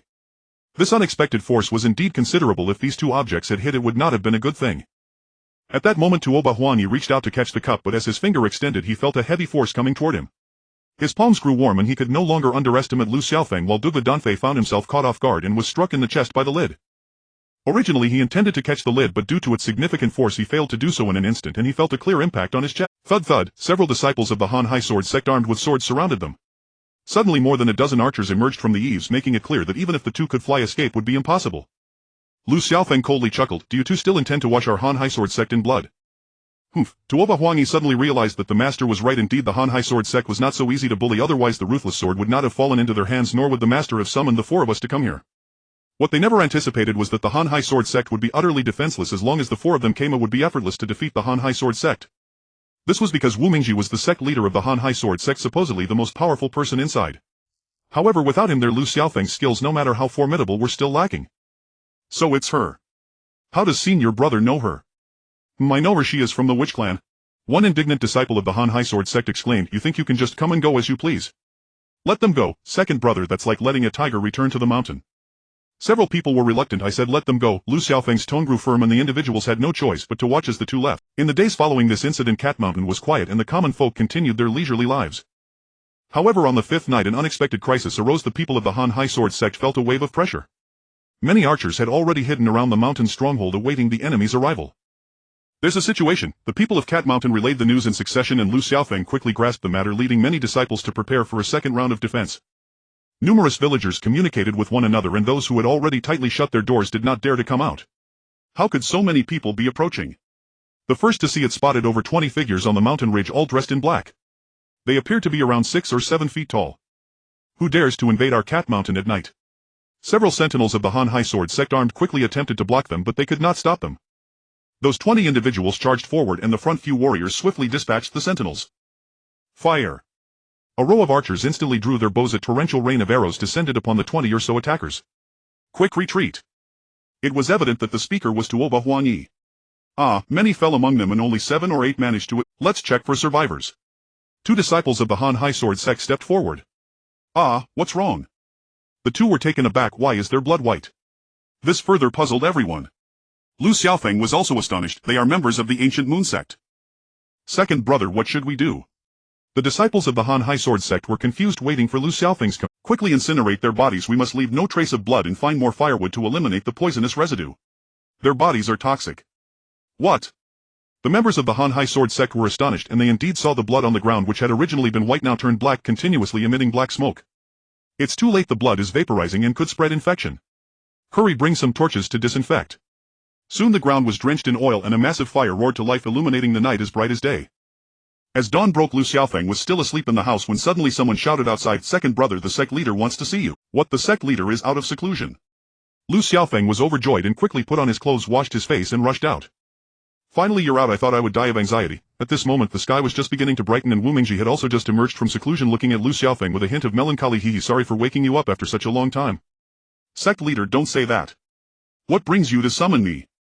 Well, I just came out and the disciples have been incessantly reporting about the invasion of the demon clan. I wanted to check with you about the latest situation. Lu Xiaofeng then recounted how Tuoba Huangyi had come to the Han Hai sect, detailing how the four had infiltrated the Han Hai sword sect at night, successfully intercepting the members of the demon clan and the matters involving the fiery demon clan. Wu Mingji listened attentively. I believe they will launch another attack on Cat Mountain tonight, so you must prepare even more thoroughly. There must be no mistakes. Lu Xiaofeng then led the disciples out while Wu Mingji returned to the living room to sleep. However, as he lay down he discovered a large hole in the bedboard, startling him. He quickly lit the oil lamp and realized that he had accidentally used his internal energy, causing the bedboard to break in two. Hee, Wu Mingji chuckled bitterly, wrapping himself in a blanket and sleeping on the ground. Since he didn't want to disturb the others, he thought it was time to sleep, not wanting to make them get up again. Although it was a gradual relationship, he had always regarded them as his own people. That night Lu Xiaofeng led many people to lay an ambush at the mountain pass, intending to capture them all at once. However, the white light kept flashing from the other side. It turned out that this time the ancient moon sect members had come equipped with shields, and there were significantly more of them than last time, likely numbering in the hundreds. After their defeat the night before, the members of the ancient moon sect had become much more cunning, while the Han Hai sword sect had not anticipated that they would use shields to block arrows. Instantly hundreds of them charged forward, and those who lagged behind were shot down in large numbers. Kill. After 70 or 80 people rushed in, there was no pause amidst the flashes of swords and light. Several were slain on the spot. Lu Xiaofeng could not remain idle, but he still managed to escape with his lightness skill. After the group left, over 20 corpses remained on the ground along with hundreds of gleaming shields. Wu Shixiang, trouble is brewing. Dozens of people from the ancient moon sect have charged in. It seems they are determined to wash Cat Mountain in blood. Quickly take the villagers of Cat Mountain and leave. I will cover your escape with the disciples. Shixiang, in this urgent moment Lu Xiaofeng almost cried out. Quickly go or it will be too late. Lu Xiaofeng complied and left. Today the disciples of the Han Hai sword sect face an unprecedented catastrophe. Life and death hang by a thread. Whoever does not wish to die, retreat with the villagers.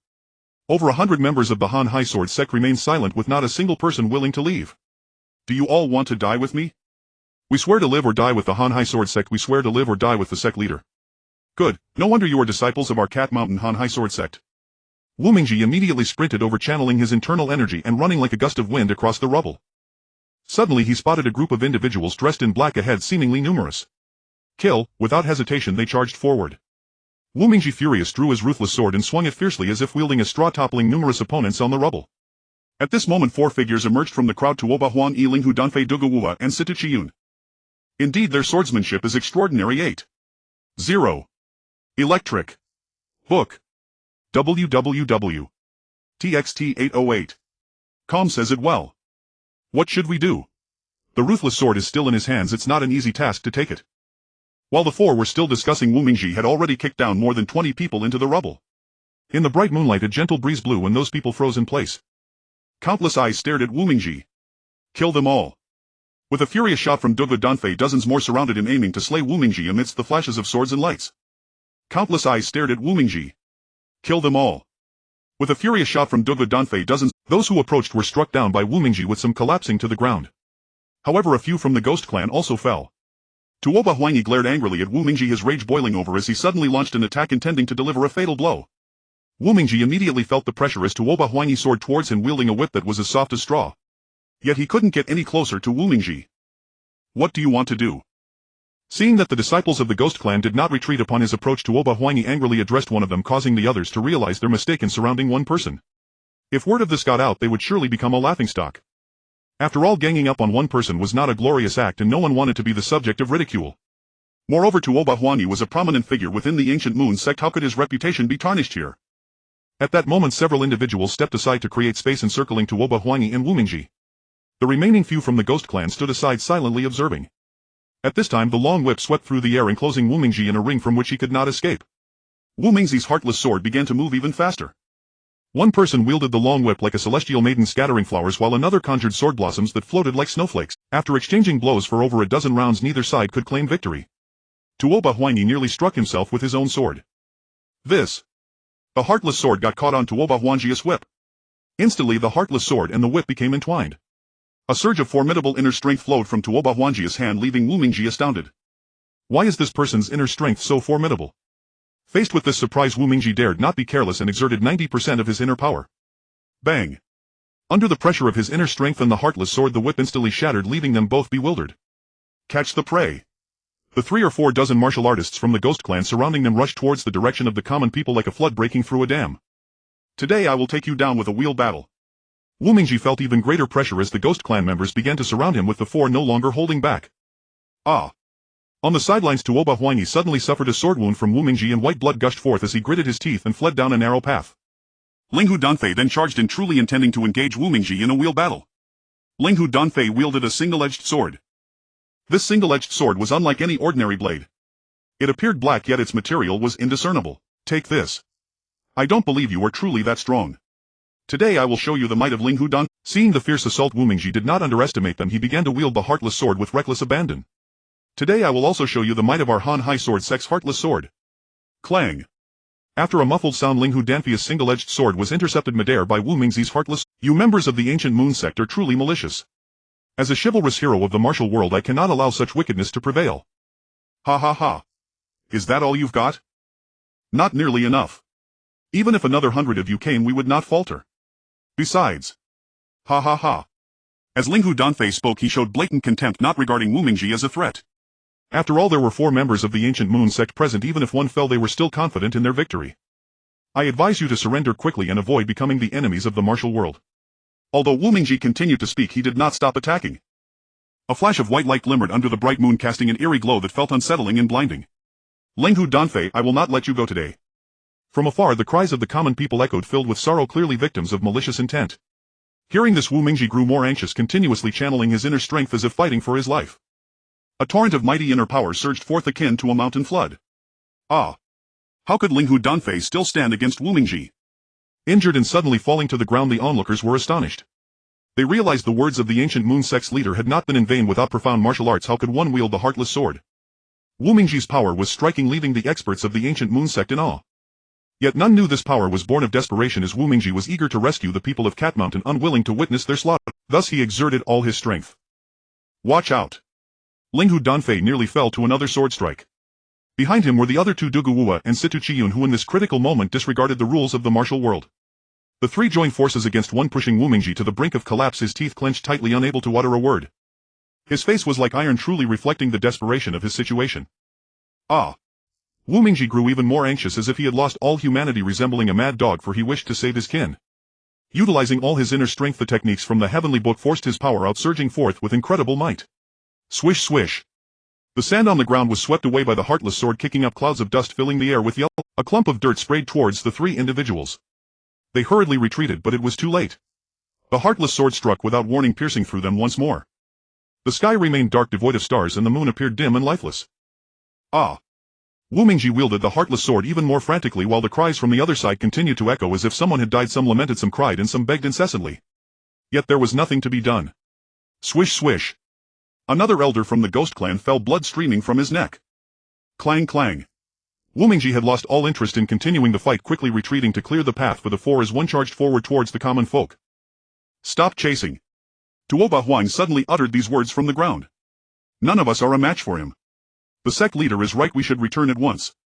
The 3 men, seething with resentment, said nothing more and departed, each riding a gust of wind. As 70 or 80 people relentlessly pursued the civilians of Maor Mountain, Wu Mingji raged like a mad dog, slaughtering anyone in black robes without mercy. On the streets, some disciples of the Han Hai Sword Sect fought back, while others lay wounded on the ground. Help! A disciple of the Han Hai Sword Sect was struck down by a black-robed member of Guyu's sect, who raised his blade for a fatal blow. But Wu Mingji had already arrived. With a ruthless swing of his sword, he cleaved the black-robed figure in 2. Ugh! The black-robed man fell to the ground without another sound. At that moment, Lu Xiaofeng arrived with a row of archers. Loose arrows. A dense rain of arrows flew forth, each one striking a black-robed figure. A crimson glow flickered in Wu Mingji's eyes, stunning many onlookers. Sect leader. Lu Xiaofeng had barely uttered those words when Wu Mingji shuddered and collapsed, his eyes vacant, likely unconscious from utter exhaustion. The sky began to lighten and Maor Mountain slowly returned to its usual calm. Several days passed and Wu Mingji lay motionless in bed with only a faint heartbeat. Lu Xiaofeng came to check on him many times, but each time he could only shake his head, sigh softly, and leave. Every time the disciples of the Han Hai Sword Sect gathered outside, anxiously asking as Lu Xiaofeng emerged, "Senior brother Lu, how is the sect leader?" Each time Lu Xiaofeng would only shake his head without a word. The group would then disperse in disappointment, each bearing a heavy heart. During the confrontation with the 4 Ghost Clan experts, the urgency of the situation had forced him to expend almost all his strength. Wu Mingji had truly reached the end of his tether. Had it not been for the miraculous medicine of the fire healer from Mauer Mountain, Wu Mingji would surely have perished. Even that faint breath would have ceased. Doctor, how is the sect leader? Will he awaken? An elderly physician emerged from the room. Lu Xiaofeng and a group of Hanhai Sword Sect disciples, as was their custom, surrounded the fire healer, asking incessantly. But his answer was always the same: whether he awakens depends on the will of heaven. By the sixth day the Guyue sect members had retreated far away, and no one came to cause trouble for a time, as the four leaders had sustained severe injuries that would likely take half a month to heal. Hurry! In his spare time, aside from checking on Wu Mingji, Lu Xiaofeng had not stopped directing the construction of defenses. Outside the stronghold, a wall 5 or 6 young high had been raised with a massive gate nestled between the stones. The wall outside the stronghold was complete, and beneath it toiled some of the younger villagers. Elder, we are sorry to make you carry stones at your age. The Hanhai Sword Sect has failed you. Master Lu, do not be so humble. The sect leader has yet to awaken for the sake of us old bones. Besides, building this wall is like building a fence around our own homes. It is for everyone's safety. It is our duty. Here, have some water. Lu Xiaofeng handed the old man a cup of water. The Hanhai Sword Sect could no longer withstand the Guyue sect. Considering the battle days earlier, half of their elite disciples were dead or wounded, and the second-generation disciples with some martial skill had suffered devastating losses. On top of that, the sect leader remained in a coma, his recovery uncertain. Sigh. Lu Xiaofeng let out a long, weary breath. Report, Senior Brother Lu. What is it? The Hanhai Sword Sect disciple said cheerfully. The sect leader has awakened. He asks that you return to see him. What? What did you say? The sect leader is awake. Yes, yes. The man spoke with great joy. Overjoyed, Lu Xiaofeng exclaimed, good. I will return immediately. He promptly gave a few instructions to some disciples and hurried back. Wu Mingzi's awakening filled Lu Xiaofeng with such surprise and delight that he was momentarily at a loss. He sat by Wu Mingzi's bedside, reluctant to leave. All right, I am fine now. You should go back, have your meal, and get a good night's sleep. Lu Xiaofeng was still hesitant. I'll stay and have dinner with you tonight just to see you. You? Haven't you already seen me? Honestly, am I not perfectly fine now? The inner cultivation method from the heavenly scripture was indeed formidable. Although Wu Mingji had been on the verge of death after several days of unconscious rest, his strength had recovered considerably, though he still could not circulate his internal energy. If he tried, his meridians would shatter. Recently he felt an overall weakness, a lack of strength throughout his body. Still, it was much better than when he was comatose. You should go back. I need to cultivate the inner technique and regulate my qi. It is not convenient. Only then did Lu Xiaofeng leave reluctantly. Sect leader, the fate of our Hanhai Sword Sect rests on you. Hearing these words, Wu Mingji suddenly felt a wave of desolation. What's wrong? Wu Mingji remained silent, staring blankly out the window. Brother Wu. You. Suddenly Wu Mingji snapped out of his reverie. I am fine. He himself did not know what he was thinking. This made Lu Xiaofeng even more uneasy. Are you really all right? I'm fine. Wu Mingji slowly sat on the bed, lying down quietly without looking at Lu Xiaofeng. In the end, Lu Xiaofeng walked out alone, his heart heavy with worry. The word stuck in his throat remained unspoken. He swallowed his feelings and closed the door.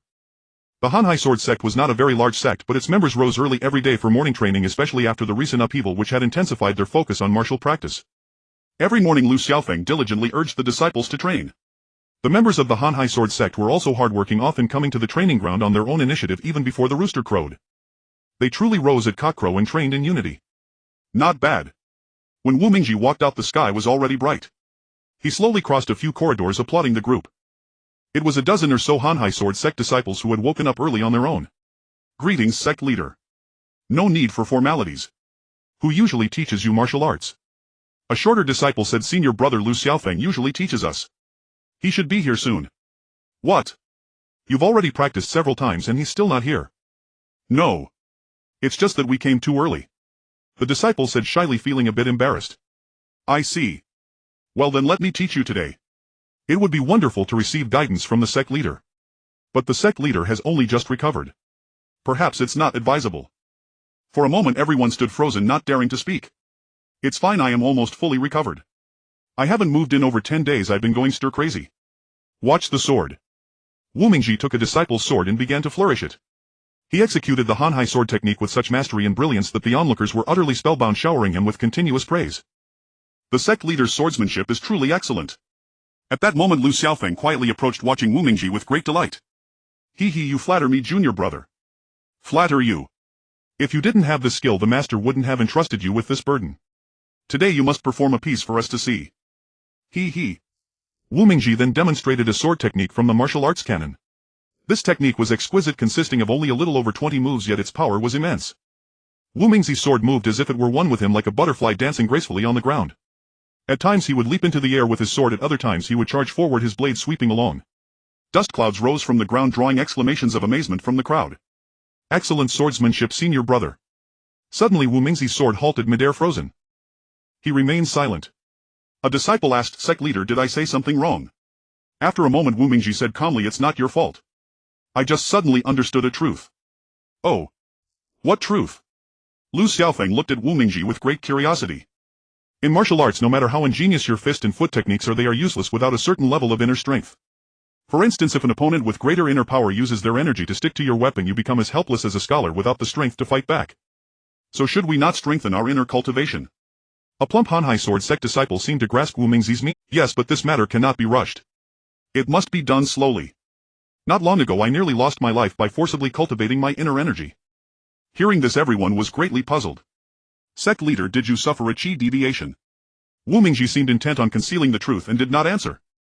In any case, you must cultivate diligently and never neglect the training of your inner strength. Come, I will teach you how to circulate your chi. More than 10 people sat down on the ground, crossing their legs. Their eyes were fixed on Wu Mingji, their ears pricked up, listening with intense focus. Therefore a true martial arts master must cultivate both internally and externally. Ha ha. A true martial arts master is just like our sect leader. The group all laughed in agreement, filled with joy. Summon all second-generation disciples of the Hanhai Sword Sect immediately. We must convene a grand assembly. Wu Mingji, seated in the study, bore an expression tinged with melancholy and even more so deep distress. He pondered inwardly whether the upcoming Temple Street Festival would be safe enough. Should it be cancelled? Such a decision would undoubtedly be a momentous affair. Sect leader, the Temple Street Festival of Maor Mountain has endured for over 2 centuries. To suddenly propose its cancellation might not be advisable, would it? Over 20 disciples of the Hanhai Sword Sect sat in the assembly hall, their opinions sharply divided. In my view, cancelling the Temple Street Festival is the better option. Why? Have you not noticed how the Guyue sect has been eyeing us covetously these past 2 months? If we proceed with the festival, many of their agents will surely infiltrate it. Then security will indeed become a grave concern. Another person spoke up. Security is a problem we can solve. I have a proposal for how to address it. Please share your thoughts, junior brother. Since the festival is still over a month away, we can send out invitations to the 5 great sects requesting their aid in maintaining security. Then even if many from the Guyue sect do infiltrate, we will be better prepared to handle them. Excellent. Your suggestion is not without merit, junior brother. However, it remains uncertain whether the 5 great sects will assist us. We have rarely contacted them, and the Temple Street Festival has traditionally never involved the martial world. Inviting them to help maintain security might indeed compromise our dignity. Sect leader, I still think we should cancel it. Sect leader Wu. Just then a man rushed in from outside, appearing flustered. It was an elderly man advanced in years. Seeing him, Wu Mingji quickly stepped forward to support him. Clan leader, please speak your mind directly. Sect leader Wu, you know the Temple Street Festival is a long-standing tradition of Maor Mountain. If we cancel it, I fear the hearts of our people will be heavy with sorrow. For so many years this is the day they have all anticipated. This unsavory 20 years festival must be conducted with great pomp and ceremony. In truth, Wu Mingzi's own mind was in turmoil, caught in a profound dilemma. Canceling it would be difficult, and not canceling it would be equally challenging. If they cancelled, the common folk who had been looking forward to this day would be disappointed. If they did not cancel, the current precarious situation would hardly permit it. It was truly a predicament of 2 equally undesirable choices. Clan leader, I will give it careful consideration. We are currently discussing this very matter. Please come and listen in. Immediately a disciple of the Hanhai Sword Sect brought a stool for the clan leader to sit on. The assembled disciples continued to voice their opinions, some proposing countermeasures, others debating the merits of holding the festival. In the end, those in favor outnumbered those opposed, and the decision was made to proceed. As he was about to leave, the clan leader said to Wu Mingji, "Sect leader Wu, 20 years ago the previous sect leader of the Hanhai Sword Sect left a token with me. He instructed me to open it when Maor Mountain faced dire straits and give it to the current sect leader. Now that our mountain is in peril, I bestow it upon you, hoping it may bring us some aid." The clan leader handed Wu Mingji a yellow brocade pouch and then departed. Thank you, clan leader. That night Wu Mingji could not sleep, nor did he feel any drowsiness. He lit a lamp alone in his room, staring blankly at the pouch in his hands. Sect leader. A knock came at the door. It was Lu Xiaofeng, who had come to see Wu Mingji. Wu Mingji put away the brocade pouch and said to Lu Xiaofeng, "The task ahead is indeed formidable. Many from the martial world will follow the common folk, drawn by the festival's fame. If members of the Guiyue sect do infiltrate, our security problem will be a catastrophe. Sect leader, you must not blame yourself too much. We all understand the current circumstances are difficult. Holding this grand festival will not be easy, but heaven never seals off all exits. I believe the heavens will not destroy our Hanhai Sword Sect or Maor Mountain. So what should we do? As things stand, our defensive fortifications are still insufficient. Last time, to defend against an invasion from the Guiyue sect, we built a city wall, but it is not strong enough. I believe our next step should be to reinforce this wall and then expand the ranks of the Hanhai Sword Sect. We have too few disciples and their martial skills are lacking. Improving their fist and foot techniques is not easy, and their internal energy cultivation is also insufficient. I know of a rather quick internal energy cultivation method. However, this technique is quite harmful to the body, though its effects are rapid. It was taught to me by a master when I was in dire straits. It can increase one's internal power tenfold in a short time. What? Such a martial art exists in the martial world? That can't be. Lu Xiaofeng was astonished, truly unable to believe it. His heart was filled with shock. Could internal power really be cultivated so hastily? It was indeed a most extraordinary thing. That senior's name is Wei Baosheng. He was imprisoned for over 20 years. During those years he dedicated himself to intense study and eventually devised this mental technique. But without his permission, I am hesitant to let the disciples practice it. Why not? Our Hanhai Sword Sect is now in a time of crisis. If the Guiyue sect launches a full-scale invasion this time, we will surely be defeated. Whether we will even survive is another question. Wu Mingji thought it over, still feeling conflicted, but he found Lu Xiaofeng's argument quite reasonable. Very well, I will teach you now. But remember, for the next 7 days you must not drink alcohol or engage in sexual activity, or your blood qi will reverse and you will die. What? There are such requirements. This is the unique aspect of this internal energy technique. Without a body of pure yang you cannot cultivate it successfully. So that's how it is. Lu Xiaofeng finally understood. Following Wu Mingzi's guidance, he began to circulate the qi within his body step by step. Streams of soft warm energy flowed through different parts of his body, coursing ceaselessly within his blood. It moved from his head to his chest and then from his chest down to his legs. After the blood qi had circulated for one full cycle, his entire body felt an unprecedented wave of comfort and relaxation. Then during the second cycle of circulating his blood qi, 3 or 4 additional streams of scorching hot energy suddenly emerged on his back. This caught Lu Xiaofeng completely off guard. He tightly shut his eyes, not daring to speak a word, while Wu Mingji continued reciting the mental method beside him. Do you now feel many streams of qi chaotically surging through your back? Is it very uncomfortable?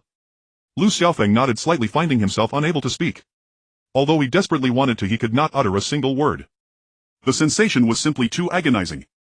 Try to transfer all this blood energy to your feet, Wu Mingji said as he helped Lu Xiaofeng smoothly circulate his inner strength, allowing the blood energy in his body to flow freely. After the time it takes for a cup of tea to steep, Lu Xiaofeng finally stabilized his palms covered in sweat. He slowly opened his eyes. How do you feel? Are you all right? Thank you, sect leader, senior brother. I feel extremely comfortable now, as if my entire being has fallen into a cloud, light and very pleasant. Mum, that's normal because your inner strength has increased more than tenfold. You're likely not far from the experts of the Guiyue sect now. However, your martial arts techniques need to catch up. Then, senior brother, practice it again. That way your martial arts can be enhanced. I can no longer practice it now because everything has a point of diminishing returns. When one reaches extreme good or extreme evil, it will develop in the opposite direction. If I continue to practice, I will inevitably develop in the opposite direction. If I don't die, I will surely lose all my martial arts skills. Ah. Is that really so? Go back and rest.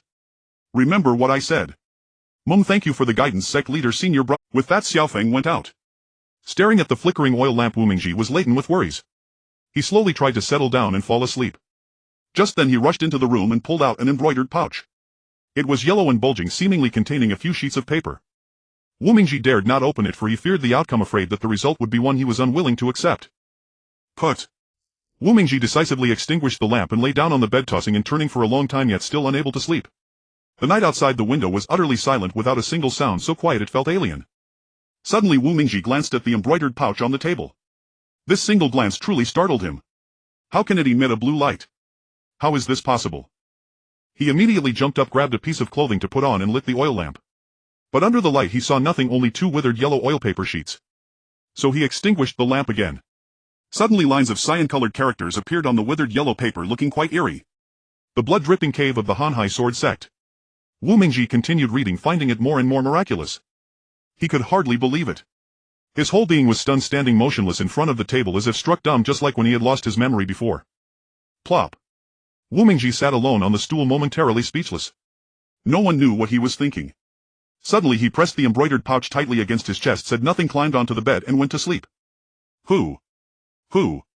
He snored loudly, sleeping soundly as if he had encountered something joyful, laughing heartily as if in a dream. Ancestors of the Hanhai Sword Sect. I thank you. No one knew whether Wu Mingji was talking in his sleep or speaking the truth. Only he himself knew in the darkness. Only he knew what was truly in his heart. The sky outside was still pitch black. There was no foul smell of birds, no clamor of human voices, no comings and goings of people, just tranquility and natural peace.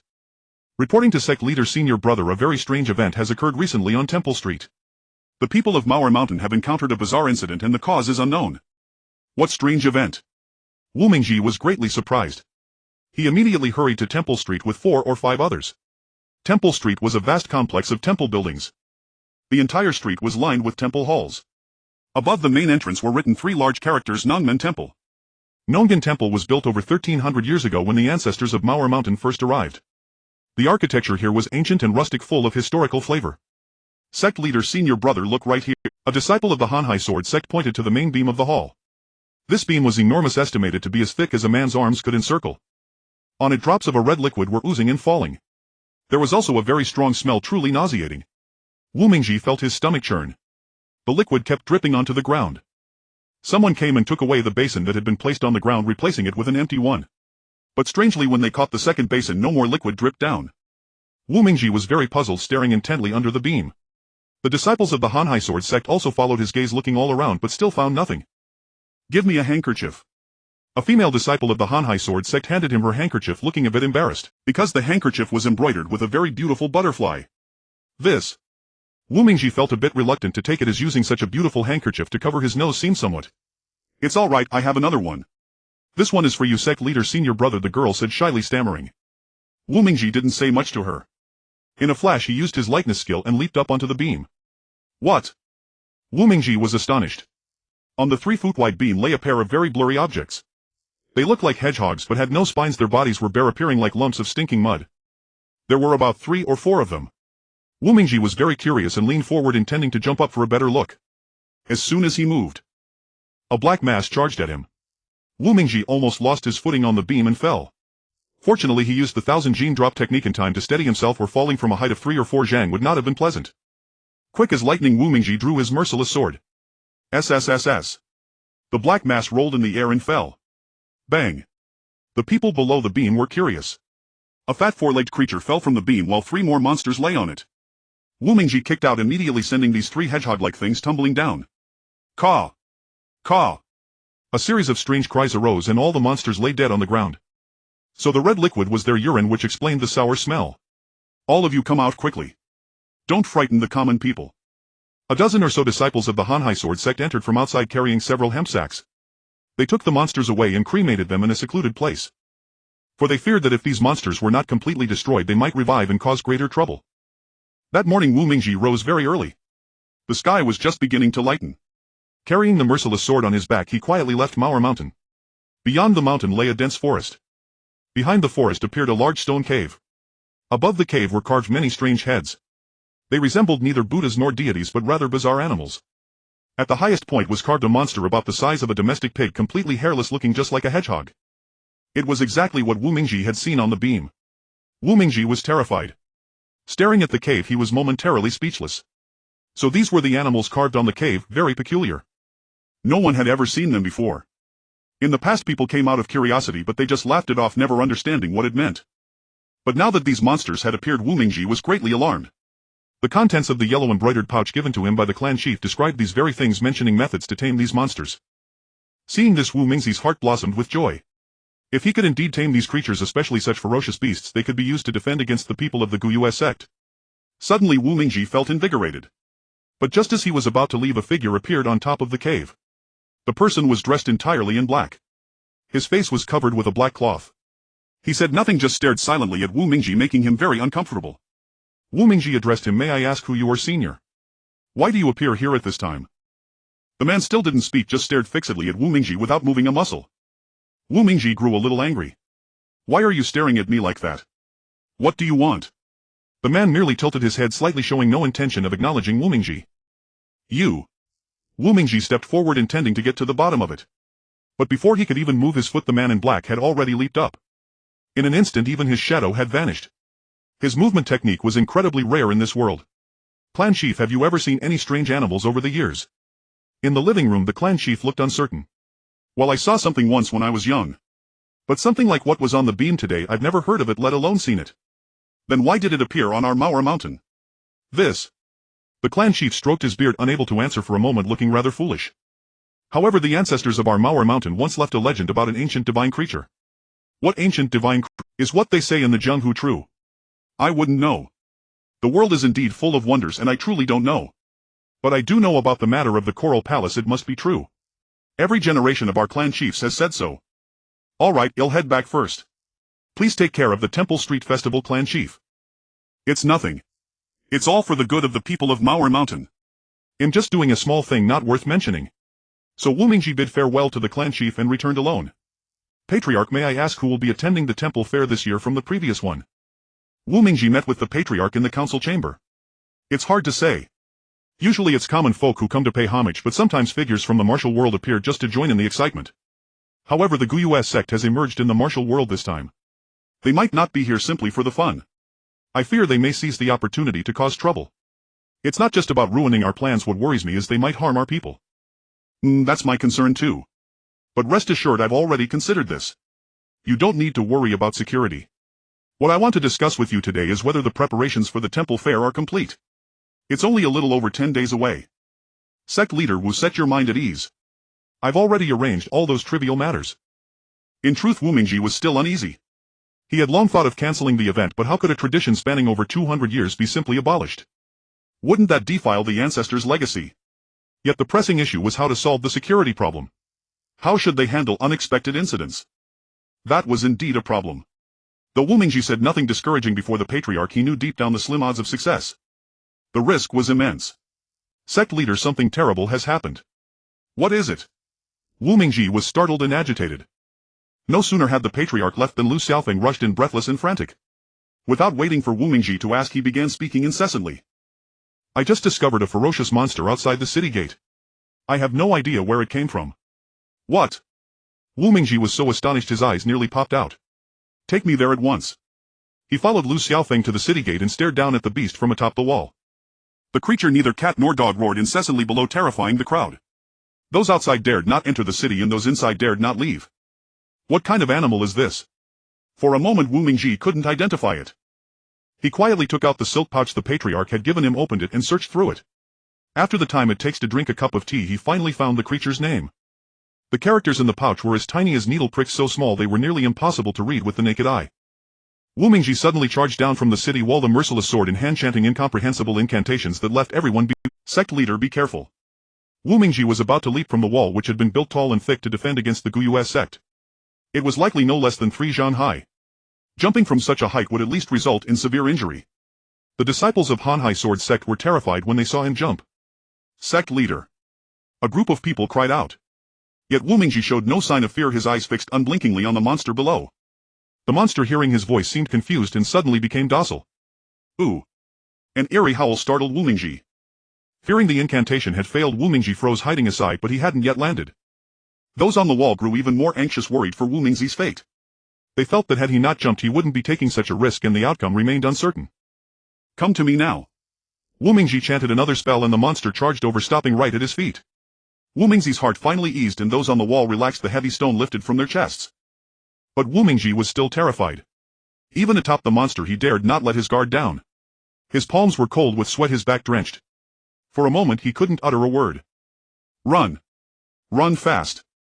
The bull-like beast galloped around beneath the city gate, drawing laughter from the crowd as if watching a clown perform. Wu Mingji was overjoyed. He urged the creature on, riding it tirelessly. A tragedy turned into a comedy, filling everyone with delight as they watched. Then Wu Mingji dismounted, standing on the ground to observe the beast. Its head was pointed somewhat like a bull's, but without horns, and its eyes were as large as fists, translucent and crystalline. Wu Mingji was captivated. Ha ha. So you are the 9 infants divine beast. He chanted another incantation. The 9 infants divine beast stared at him motionlessly, as if recognizing him as its master. The pouch had contained the incantation for taming divine beasts, which saved Wu Mingji. This was part of Wu Mingji's security plan. He had intended to use divine beasts to protect the people. But this was the second type of monster to appear. Whether there were more remained uncertain. Ooh. The 9 infants divine beast suddenly let out a loud cry startling Wu Mingji. He thought it was about to run wild but it turned out to be a false alarm. The people on the wall laughed until they doubled over. That night Wu Mingji ordered his disciples to lock the beast in a room and had the Hanhai Sword Sect members guard it strictly. You will take turns watching it tonight. Not a single mistake. If anything goes wrong you'll hold you accountable. Yes, we will guard it with the utmost care. Several disciples of the Hanhai Sword Sect stood outside surrounding the small room tightly. Inside the 9 infants divine beast slept soundly. The temple fair will be held tomorrow. Let me assign your tasks now. Wu Mingji began delegating duties to his disciples. After everyone had left he realized it was already dark. Wu Mingji was surprised. It's time for dinner. Wu Mingji muttered to himself. Sect leader, you've been working too hard lately. If there's anything you can't handle just let me arrange it. Lu Shidi at the Hanhai Sword Sect is the one who brings me the most comfort. You've helped me enough, without you I would truly be overwhelmed. It's nothing as long as I can do more for senior brother I won't hesitate. Do you feel there is anything lacking these days? Senior brother, I haven't noticed anything lacking, but I did come across a very strange person. However, they don't quite seem like a member of the Guyu sect. This revelation surprised Wu Mingji greatly. How could that be? What kind of person? It's a girl dressed entirely in white with her face wrapped in white cloth, so I couldn't see who she was. Where does she stay? In the fish inn on the street.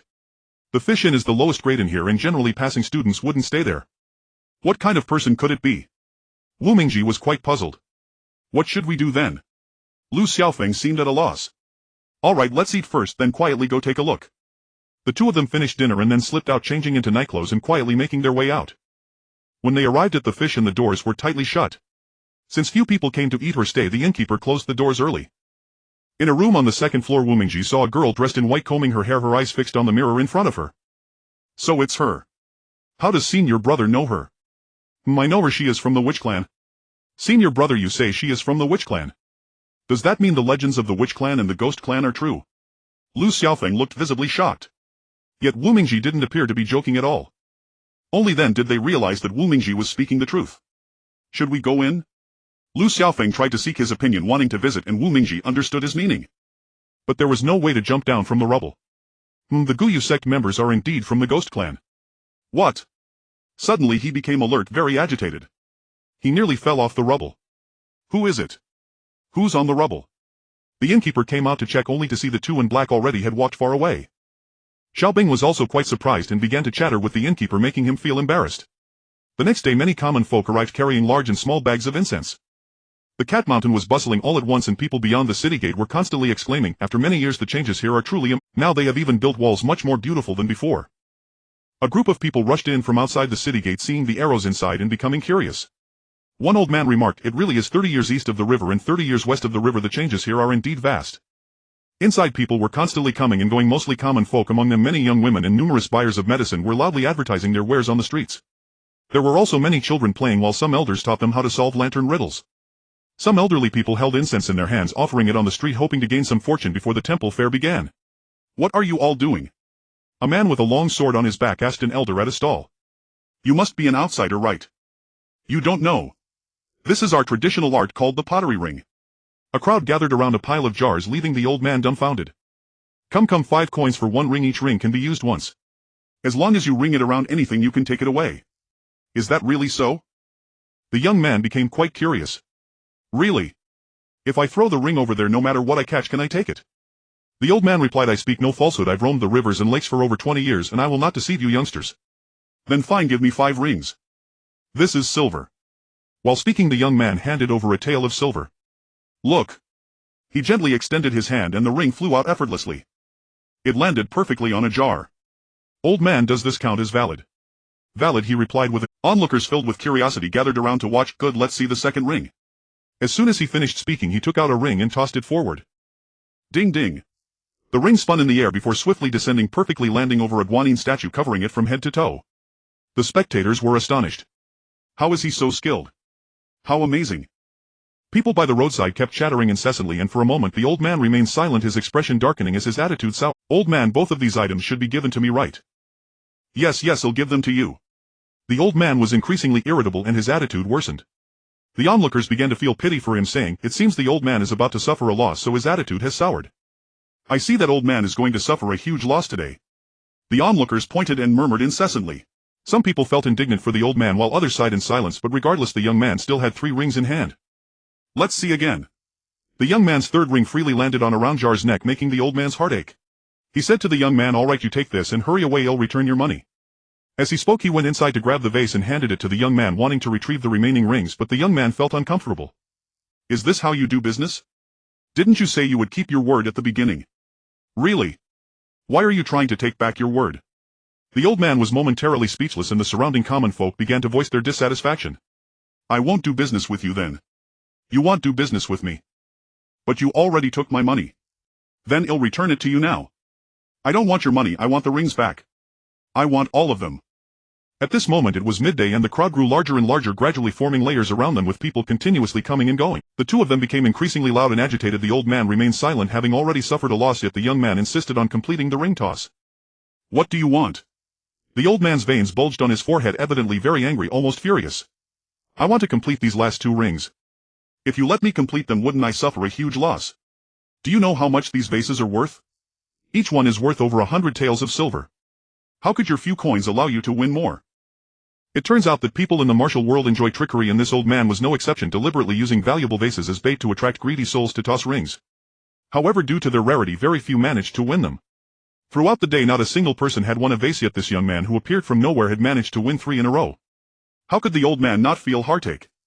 Suddenly the old man took action, intending to deal a fatal blow to the young man and teach him a good lesson. Yet the young man was no pushover, he had the skills to counter the old man's attack. He quickly leaped backward and made a swift escape, still clutching 3 vases in his arms with 3 rings atop his head. Old man, when I return next time your 2 rings will still be with me.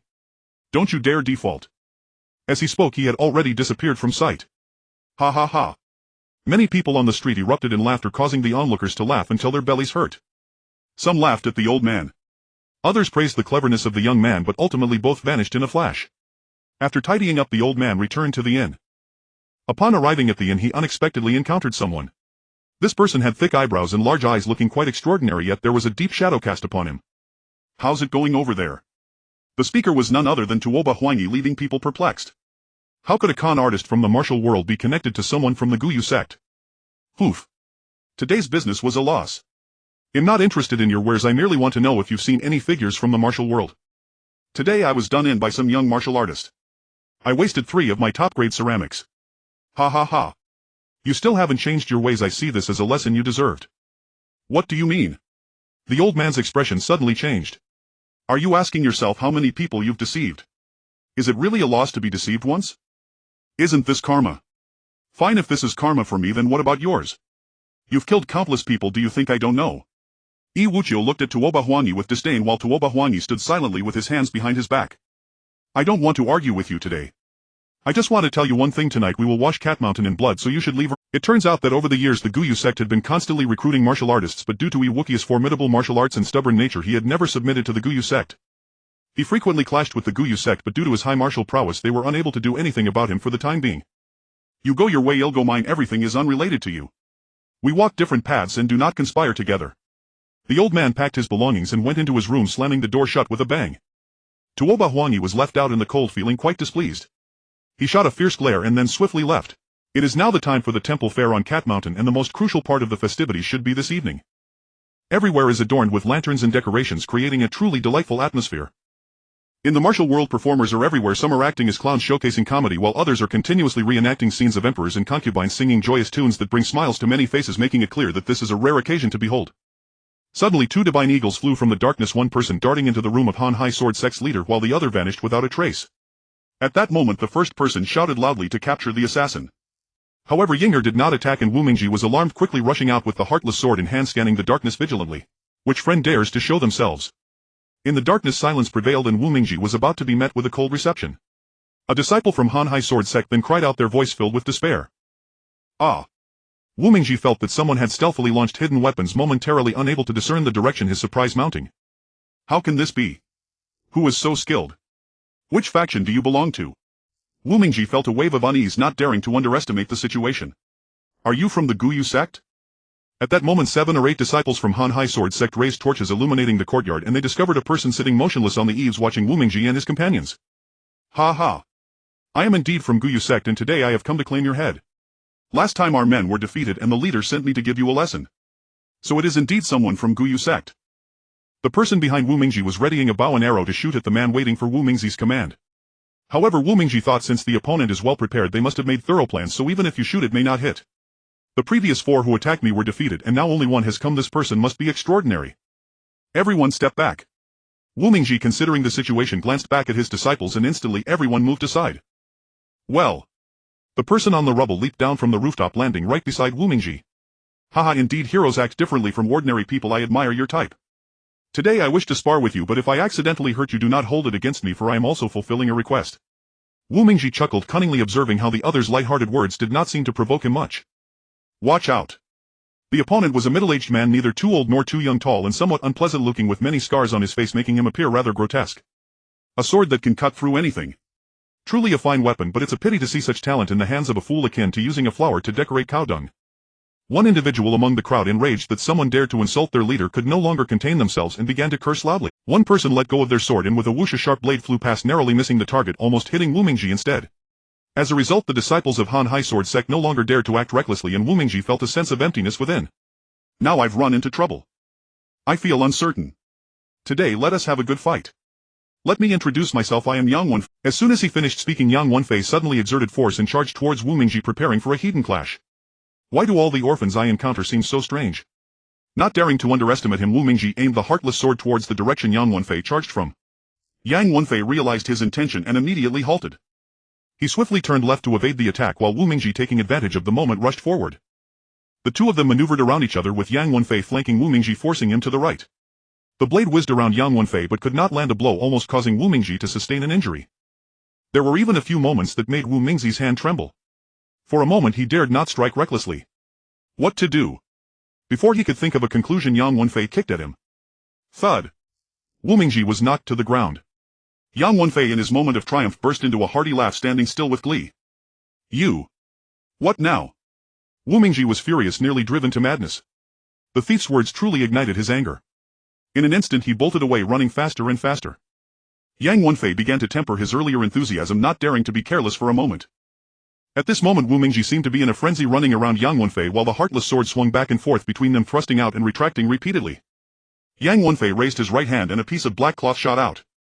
Whoosh! It was immediately pierced through. In the midst of the clash of blades, Yang Wenfei was hit, blood gradually flowing from his palm. Poof! Yang Wenfei bellowed, his body darting away. Attempting to chase after him proved futile. The dozen or so disciples of Han Hai Sword Sect wanted to pursue, but it was already too late. Forget it, no need to chase. Everyone come back. Wu Mingji led his group to the temple street, where the lights were bright and the scene was one of bustling prosperity. The water in the small river flowed gently, producing a tinkling sound. On the bridge 2 young people, a boy and a girl, were gazing at the river below. Wu Mingji did not pay attention to the two of them and continued forward with his companions. At that moment they encountered a group performing martial arts, with many spectators standing raptly watching. I am the famed Li Fenghua, renowned for my single sword technique, traversing the martial world for over 20 years with no one unaware of my name. As he spoke, a large man was skillfully wielding a wounded projectile, showcasing impressive agility and martial prowess. Further ahead 2 individuals began to sing in front of the temple, performing a piece titled High Mountains and Flowing Water with an exhilarating melody. The tune fluctuated between highs and lows, sometimes plunging into valleys and at other times soaring into the heavens. Indeed, true experts in the martial world. After dropping a silver ingot, Wu Mingji intended to leave when someone approached from behind. Brother Wu. It turned out to be a graceful woman, tall and slender, dressed in white. Xiao Bing. How did you get here? Wu Mingji feigned surprise, though he had already seen Xiao Bing earlier. Yes, I've been here for a few days. I'll be going back after today. Alright, let's have a good gathering then. He simply led Xiao Bing into a narrow alley. The two sat down at a tea house. You came here to join in the excitement, didn't you? Xiao Bing smiled and said, not exactly, there's another reason for my visit. Suddenly Xiao Bing fell silent. Wu Mingji was quite curious. What is it? Actually, I need your help with something. What do you need help with? Wu Mingzi's expression turned puzzled. I want to find Wu Dage. Ha ha ha. It's useless to look for him. Even if you seek your master Wu Xian, it would be in vain. Just then someone walked by. It was Yi Wuqiu, the one who had argued with Tuoba Huang in the temple street that day. Yi Wuqiu picked up a cup of tea and started drinking with great enjoyment. I might as well tell you, the people from the ancient moon sect have spared no expense this time. You won't even get a chance to escape, let alone save anyone. Little Bing, you want me to help you save someone, right? Xiao Bing nodded without saying a word. Alright, wait for me to finish my tasks in the next couple of days and I'll accompany you to save them. Ha ha ha. Let's see if you can see the sun tomorrow before saying that. The two widened their eyes in disbelief as they stared at Wu Qiu. Meanwhile he continued to drink from his gourd looking quite intoxicated. Report to the sect master: 2 disciples from the Han Hai Sword Sect just went missing. When did this happen? A disciple from the Han Hai Sword Sect rushed forward, clearly anxious, struggling to express himself. They quickly bid farewell to everyone and arrived at the scene of the incident. Report to the sect master: this is the place where the 2 of them went missing just now. Wu Mingji glanced around and immediately became furious, realizing this was a street corner, one of the busiest places. People were constantly coming and going. How could someone simply disappear? You all hurry and find Lu Xiaofeng. I need to ask him something. Shortly after Lu Xiaofeng arrived. Do you know about the 2 people who went missing today? After confirming their identities based on the description given by the subordinates, he said, I've been keeping an eye on those 2 over the past few days. I suspect they are spies from the ancient moon sect. I see. That makes sense. There were actually spies from the ancient moon sect within the Han Hai Sword Sect, which allowed them to infiltrate.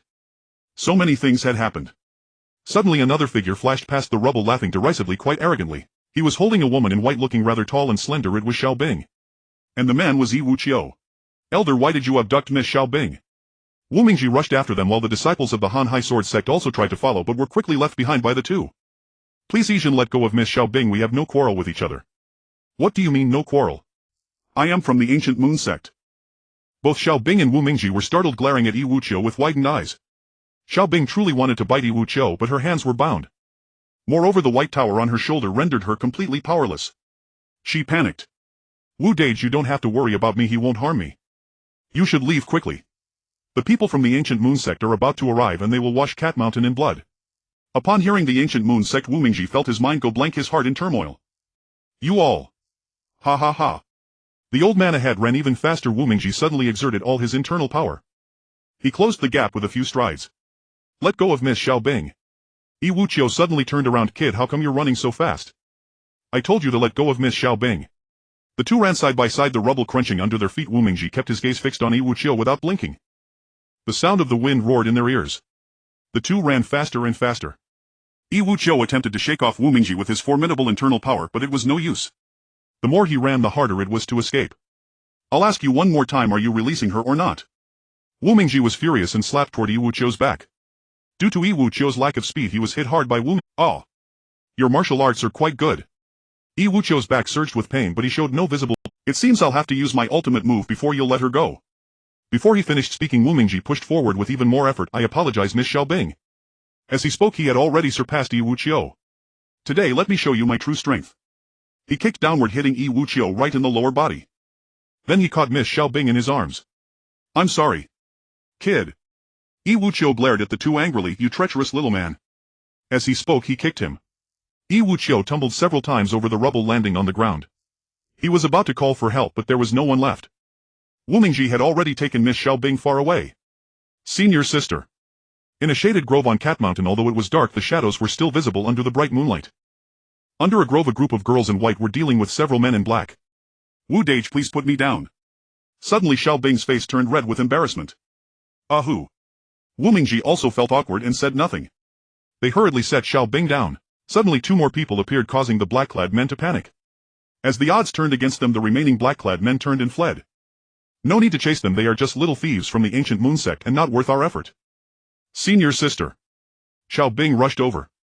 There were 3 women. 2 were tall and slender, while 1 was plump, not very tall, resembling a winter melon. They stood together, not quite in sync. Ling Yu, Ling Zhen, Ling Xian, why have you all come as well? Xiao Bing happily held the hands of the 3. Where's your Ling Sui senior sister? As soon as Xiao Nanguo was asked, she became embarrassed and couldn't say a word. She went to the world of the white bones. What was she captured by the ancient moon sect? Why? How could this happen? They want to use the fragmented world to work for them because we've come out of hiding. The 3 looked at each other reassuringly, suddenly turning to Wu Mingji in unison. Who is this? This is the leader of the Han Hai Sword Sect. He is my friend, don't be formal with him. I heard the young and talented Zhang Menra of the Han Hai Sword Sect is indeed impressive. He is quite a remarkable man, I like him. Oh. Suddenly chaos erupted from the direction of Miao Street, shocking everyone as a massive fire blazed, leaving everyone stunned. Something happened at the Han Hai Sword Sect, something happened at Cat Mountain, we must hurry back. Wu Mingji didn't wait for the 4 to respond and flew away alone. The others were about to say something, but there was no time. You wicked thieves from the ancient moon sect, prepare to face your doom. A plump old man shouted in the street, wielding a meteor hammer. Each meteor hammer was estimated to weigh around 300 pounds. The fools had already fled, leaving behind only some lit incense still burning. And some curling blue smoke. You all watch carefully. The old man was indeed fearless, unfazed. 2 meteor hammers swung continuously, densely packed with not a single gap left. Bang! One of the people was struck by the meteor hammer and his brain matter spilled out, lying on the ground in a pool of blood. The other person was slightly better off, having sustained an abdominal injury, yet lay on the ground motionless, knowing he was on the verge of death, struggling to crawl away. But the old man wouldn't give him the chance. He kicked him on the head. Ha ha ha.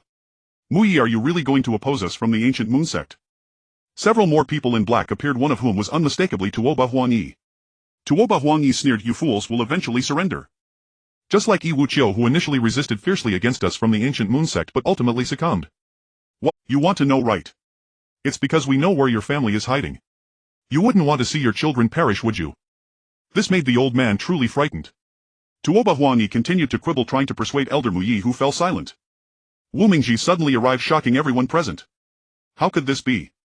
Haha, you traitors from the ancient moon sect, today we shall rid the Jianghu of your menace, and let's see how you handle the sharp blade of Tuoba Huangyi. However, Tuoba Huangyi had experienced Wu Mingzi's might a few days ago, so he dared not act recklessly and kept retreating. He aimed his sword at Tuoba Huangyi's heart, but Tuoba Huangyi was quite agile. Before the unfeeling sword could reach him, he dodged to the side, leaping into the air. Just as he landed perfectly in position, another sword came stabbing from the other side. Old my don't listen to his words. At this moment Wu Mingji was furious, glaring at Tuoba Huangyi with intense hatred, wishing he could swallow him whole. Tuoba Huangyi on the other side chuckled cunningly. People of the ancient moon sect seek to unify the world, but how could you men of the rivers and lakes ever understand that? You won't get away with your cunning. Wu Mingji retorted defiantly, thrusting his sword forward, determined to cut off all of Tuoba Huangyi's escape routes. Old Mai clashed with another member of the ancient moon sect, none other than Ling Danfei, who was the one that angered Wu Mingji. He regretted not dealing with the 4 of them back then, which would have prevented all of this chaos. His eyes immediately sparkled as he gritted his teeth fiercely, declaring to Tuoba Huangyi, today I will kill you. Is that so? Wu Mingji instantly erupted in fury, unable to bear it any longer. With a wave of his right hand, the Heartless Sword surged forward with astonishing speed. Whoosh whoosh. Wu Mingji unleashed 3 consecutive sword strikes surrounding Tuoba Huangyi, completely making escape impossible. Feeling the pressure, Tuoba Huangyi dared not underestimate him anymore. He wielded a saber with great agility, but after more than 10 exchanges the Heartless Sword severed his saber in 2, dropping it to the ground. Tuoba Huangyi was taken aback, wanting to flee, but it was too late. Ling Danfei saw the dire situation but couldn't make it in time, so he shook off Old Mai and rushed over. Wu Mingji secretly chuckled, now's my chance. I'll eliminate you both amidst the chaos.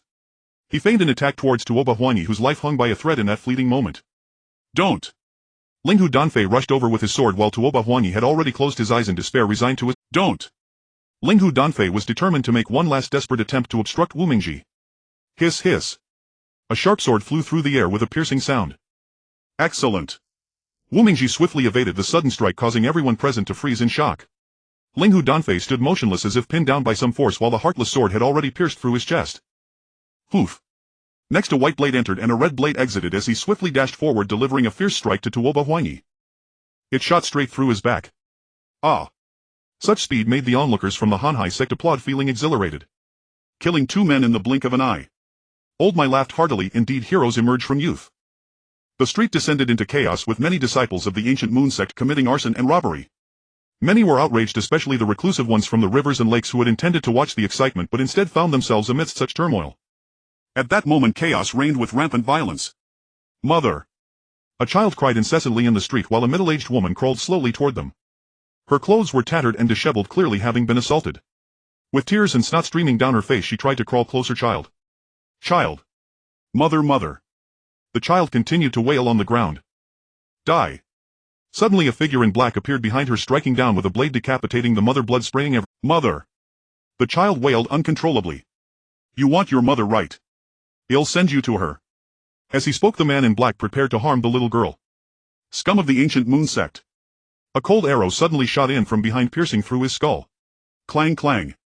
A saber fell to the ground, the sound ringing in the air. Mother! Don't be afraid, child, I'll take you to a safe place. It was a middle-aged man accompanied by a woman who rushed over to embrace the little girl, continuously offering comfort. Senior Brother Jean, I see that many members of the ancient moon sect have surely come tonight. This is not a viable solution, we must capture the leader first. These 2 were indeed the renowned windless wanderers of the Central Plains, the Jean gang couple. They seldom ventured into the rivers and lakes, coming this time to attend the Cat Mountain Temple Fair and to visit the Hanhai Sword Sect again. Previously they had a connection with Wu Mingzi's master. The dawn broke, revealing the ravaged Cat Mountain in ruins. The clan leader was crying loudly on the streets, truly heartbroken. People continuously tried to console him, but it was of no avail. It was all my fault, I brought this upon you. If I hadn't insisted on holding the temple fair, I wouldn't have drawn so many people here. If it weren't for that, those members of the ancient moon sect wouldn't have come. As he walked along the way, he saw many people. Some had lost their homes, some had lost close relatives, and others had lost precious possessions. A chorus of grievances filled the air. Wu Mingji felt a deep sorrow as he looked at the more than 1,000 households in Cat Mountain that were on the brink of becoming ruins. It weighed heavily on his heart. Alas! Master, the urgent matter is not to wallow in sorrow here, but to gather the disciples to handle the aftermath and respond to the ancient moon sect. Lu Xiaofeng's words awakened Wu Mingji, who glanced at the clan leader and then left in haste. Master, there are people waiting outside to see you. Who are they? Wu Mingji, who had been lost in thought in the study, immediately perked up. A man and a woman, they seem to be a couple. Wu Mingji was puzzled. Who could they be? I don't think I've seen them before. Since Wu Mingji had entered the rivers and lakes, he hadn't encountered many people, and those he did were mostly young like Ling Xiao and Sha Mei. Tell them to wait for me, I'll be there shortly. Yes. Wu Mingji hurriedly changed his clothes and rushed to the hall. May I ask who you two are? Before Wu Mingji could finish his question, the woman replied, We are the Jin Gang couple. This revelation left Wu Mingji stunned, realizing they were the renowned Jin Gang couple. I apologize for not welcoming you properly. No need for formalities, Wu Xiaoxia. I have had many discussions with your master in the past. We mainly came to pay respects to your master. Wu Mingji felt relieved upon hearing this.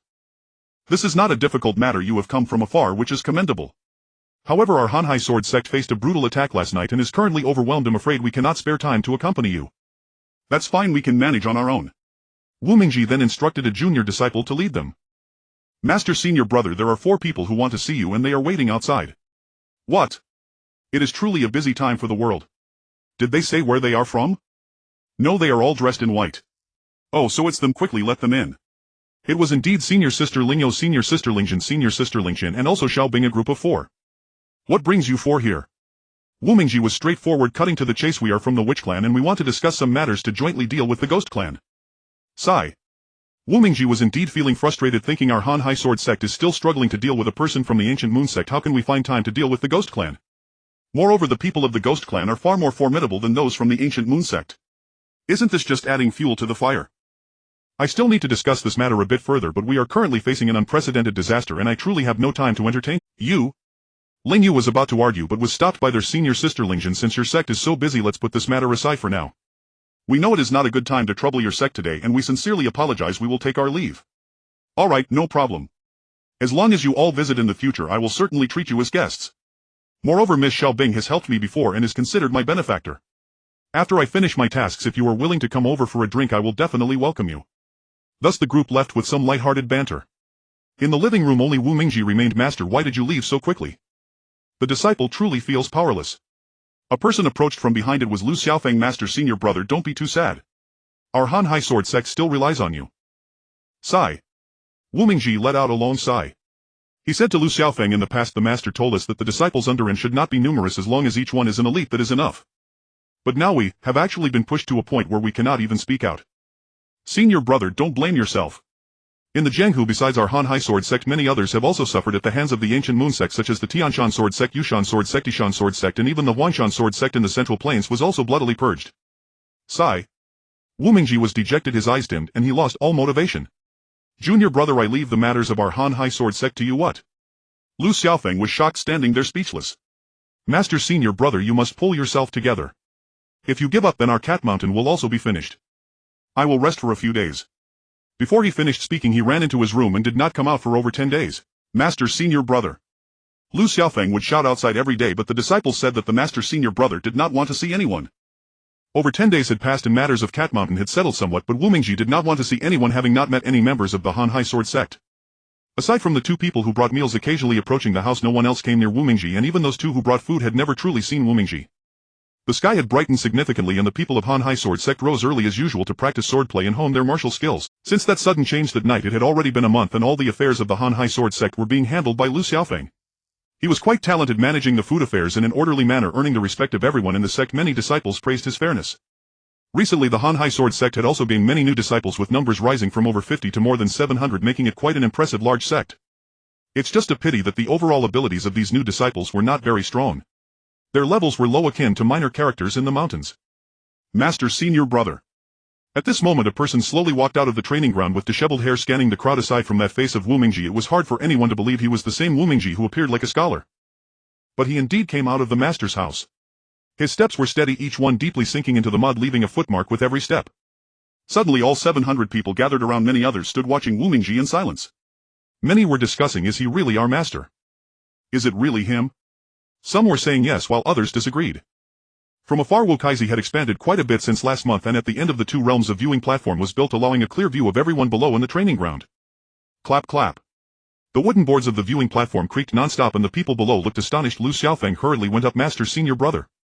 Wu Mingji nodded at him, extending his right hand, and Lu Xiaofeng extended his right hand in return. Suddenly Lu Xiaofeng was taken aback.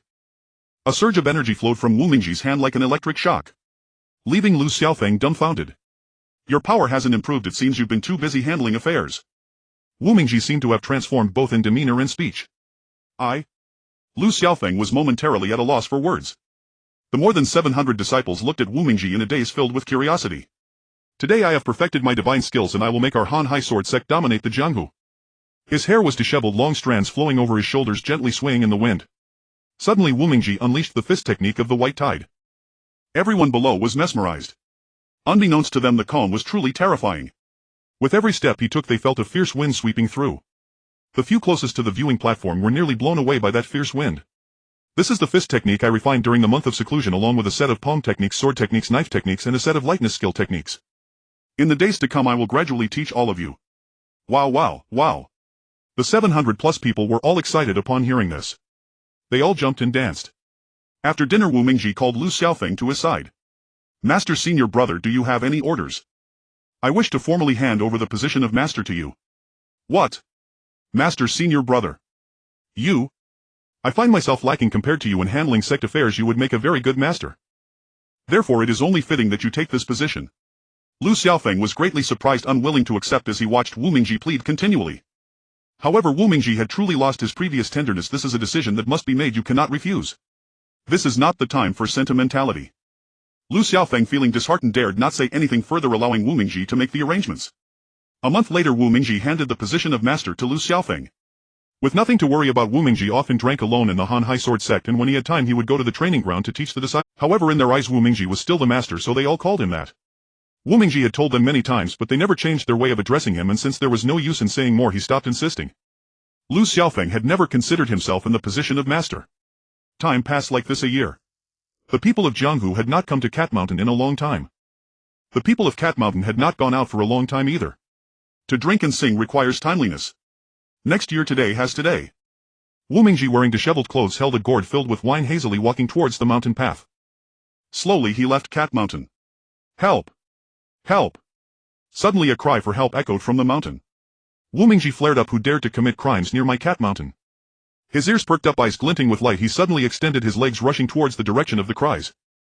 He appeared like a ghost, truly frightening. Clap clap.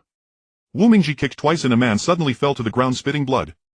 It turned out to be a person from the ancient moon sect who had abducted a woman from somewhere and was about to act when Wu Mingji spotted him. Woo woo woo. The woman suddenly burst into tears. But upon seeing Wu Mingji she became even more frightened, for Wu Mingji's appearance was even more terrifying, dressed in ragged clothing with a beard longer than his hair and eyebrows that often looked fearsome. Like a devil. Don't be afraid, young lady, I am Wu Mingji from the Han Hai Sword Sect. I won't harm you. Upon hearing the name Wu Mingji the woman shrank back and stopped crying, though she was still very scared. Where did this brat come from? How dare you ruin my grand plans? The person from the ancient moon sect approached, holding a sword, looking furious. Are you from the ancient moon sect? Now you know fear, right? Without saying another word Wu Mingji waved his right hand and the ruthless sword immediately flew out. Snap. The sword was cut in half. People from the ancient moon sect deserve to die. Deserve to die. With that he turned and left without looking back. Soon several mysterious incidents occurred in the martial world. It was rumored that over 10 of the 72 assassins from the ancient moon sect had been mysteriously killed, and all were found cut in half. Many people on the shores of the lake were delighted. Some even rolled up their sleeves, cheering in the tea house. The happenings in the tea house spread out. That person was pursued to the north. On this night beneath the city of linen. Even if I die, there will be countless others to rise up. If you kill me, there are thousands upon thousands of me who will stand up. All of you from the ancient moon sect deserve to die, deserve to die. At the base of the city wall 10 martial arts masters dressed in black formed a circle, surrounding a man in the center. They deserve to die. People from the ancient moon sect all deserve to die. Everyone was astonished. Sitting on the city wall was a person holding a gourd. Taking a sip then pausing. Depending on whether he liked it or not he would shout something. Who are you daring to act recklessly before us? The dozen or so martial arts masters of the Guiyue sect stared calmly at the figure atop the city wall. The man's hair was disheveled, his spirit utterly depleted, yet a deep resentment emanated from his very bones. His clothes were in disarray and his attire suggested he was no disciple of any orthodox sect. The moonlight that night was dim, yet had illuminated Wu Mingxi's features with stark clarity. Who I am is not important. What matters is who you are. As long as you belong to the Guiyue sect you all must die. The 10 men were enraged, itching to drag Wu Mingxi down from the city wall and flog his corpse. But Wu Mingxi did not deign to give them another glance. With utter contempt he added, your Guiyue sect is steeped in evil. I've been looking for a chance to settle scores with you. Today you've run into me and that's your misfortune. I'll let one of you go back to deliver a message, but the rest must die. This statement instantly ignited a wave of public outrage. The 10 men leaped up as one. Their lightness skills were formidable, allowing them to scale the fortified Shanghai wall in a single bound. Their lightness skills were extraordinary, displaying great prowess. Even Shen Jiaowei below was stunned into a stupor, silently applauding their skill. 10 short swords thrust simultaneously toward Wu Mingxi, aiming to bore holes through him. As the blades were about to reach him, Wu Mingxi showed no intention of dodging. With just 2 fingers he flicked to the left. 2 swords were suddenly sent flying, rebounding toward the men on either side, forcing them back. With such paltry skills you dare to oppose me? You're asking for death. Excellent skill, truly excellent skill. With just 2 moves he forced back 10 men. Chen Jiaowei silently praised him, filled with admiration. Suddenly Wu Mingxi felt a surge of pressure. Each of the 10 men wielded their swords with exquisite technique. Every move and every strike had its unique merit. The clashing of swords forced Wu Mingxi to take them seriously. It seems I have to resort to a ruthless move, he muttered to himself. Break. Break. Break. Break. Break. Break. Break. Break. Clang. Clang. Clang. Clang. Clang. Clang. 10 long swords fell to the ground simultaneously. The 10 men were both ashamed and furious. They all wanted to fight Wu Mingxi to the death. 2 of them attacked again, one aimed for his back, the other for his lower body, leaving him no escape. You 2 are overestimating yourselves. Die. With a flick of his right hand both men were sliced in half at the waist. The remaining 7 or 8 were terrified out of their wits and tried to flee, but how could Wu Mingxi let them go? He dashed forward with lightning speed, running back and forth along the city wall, his merciless sword showing no mercy. With a series of thrusts 7 men fell to the ground. Another man was kicked off the city wall by Wu Mingxi. At that moment Wu Mingxi turned to leave. Hero, please stay. Chen Jiaowei from below the wall suddenly called out to him. Why aren't you leaving? Is there something else? May I ask the hero's name? Wu Mingxi suddenly paused. A night wanderer, a madman of the Jianghu. A night wanderer, a madman of the Jianghu. A night wanderer, a madman of the Jianghu. A night wanderer, a madman of the Jianghu. Chen Jiaowei was deeply puzzled beneath the city wall. Who was he? The Guiyue sect member, seeing an opportunity, scrambled away. The Black Mad Hero. Outside Linen Prefecture there was a dilapidated abandoned temple, usually deserted. Wu Mingxi, having nowhere else to go, had been squatting there. He had been there for over 3 months. That morning, before Wu Mingxi had even risen, a rustling sound came from outside, followed by distinct footsteps. It seemed quite a few people had arrived. Wu Mingxi quickly peered through a crack in the door. He was startled by what he saw. Over 20 men, all armed with weapons, and 3 or 4 others carrying strange objects. Open up. Suddenly someone shouted. With a bang the inch-thick door was kicked open. But inside it was empty, not a soul in sight. The only thing visible was a straw mat spread on the floor with a few tattered quilts on it. Don't let him escape. Search thoroughly. Wu Mingxi, knowing someone was coming for him, had already leaped onto a beam. The beam was large enough to conceal a person from view below. Report. We found no trace of the Black Mad Hero. What? Bring Xiao Lu here. A young man in black approached, stammering, I was watching here all night. I didn't see anyone leave. I saw him come in with my own eyes last night. Then why is he gone? Get out. The leader bellowed in fury. Suddenly laughter rang out from the beam. Ha ha. So you're looking for me, the Black Mad Hero? Not bad, I quite like that name. The men below were stunned and quickly retreated a step, none daring to approach. Wu Mingxi flipped down and landed on the ground, showing no sign of nervousness. Was it you who killed my 9 fellow disciples? Oh, so you're all from the Guiyue sect. I was just looking for a chance to settle scores with you. I didn't expect you to deliver yourselves to my doorstep. The disciples behind were both shocked and enraged. Those holding weapons stepped back while three men carrying liquid approached, aiming to spray Wu Mingji with the substance. A pungent acrid smell filled the room, stinging the nose. Wu Mingji felt sick in knowing that if that liquid touched him he had no idea how he would die. You dare to ambush me? Furious, Wu Mingji wanted to kill them all. But the liquid was not boiling water, its potency was immense. Wu Mingji leaped onto the beam. The liquid dripped onto the ground, sizzling and bubbling as if in a cauldron. Wu Mingji was horrified, feeling the grave danger. He was truly shocked. You bastards! Just wait and see how I'll deal with you today. Enraged by this attack, Wu Mingji was determined to kill them all. With a whoosh, dozens of steel needles flew down from his hand. Screams erupted as many were struck. Those holding the sprayers screamed incessantly. You dare to poison me? He picked up a bamboo tube from the ground and dipped his steel needles into it.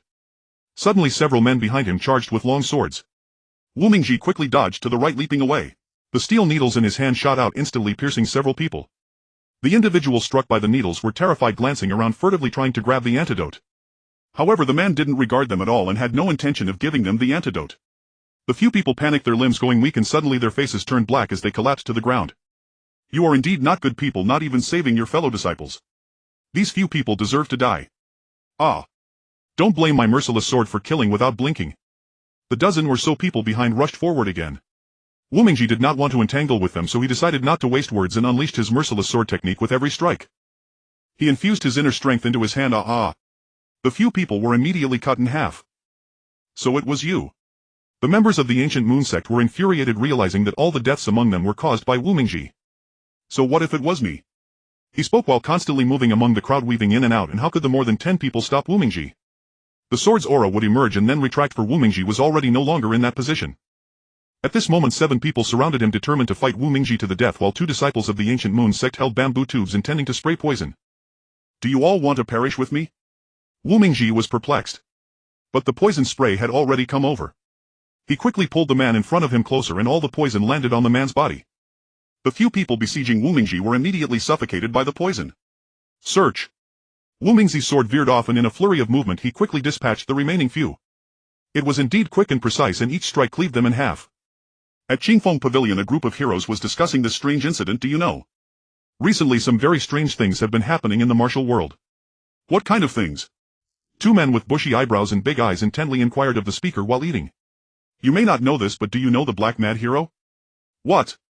Are you talking about the Black Mad Hero? The man with bushy eyebrows immediately stopped eating. Do you know his background? Of course. The man appeared quite proud. Then tell me, what is his background? It turns out that person is Chen Xiaohui, who gave Wu Mingji the nickname Black Mad Hero after meeting him that day. A few more people joined the conversation, seemingly from the martial world, as they wore swords at their sides.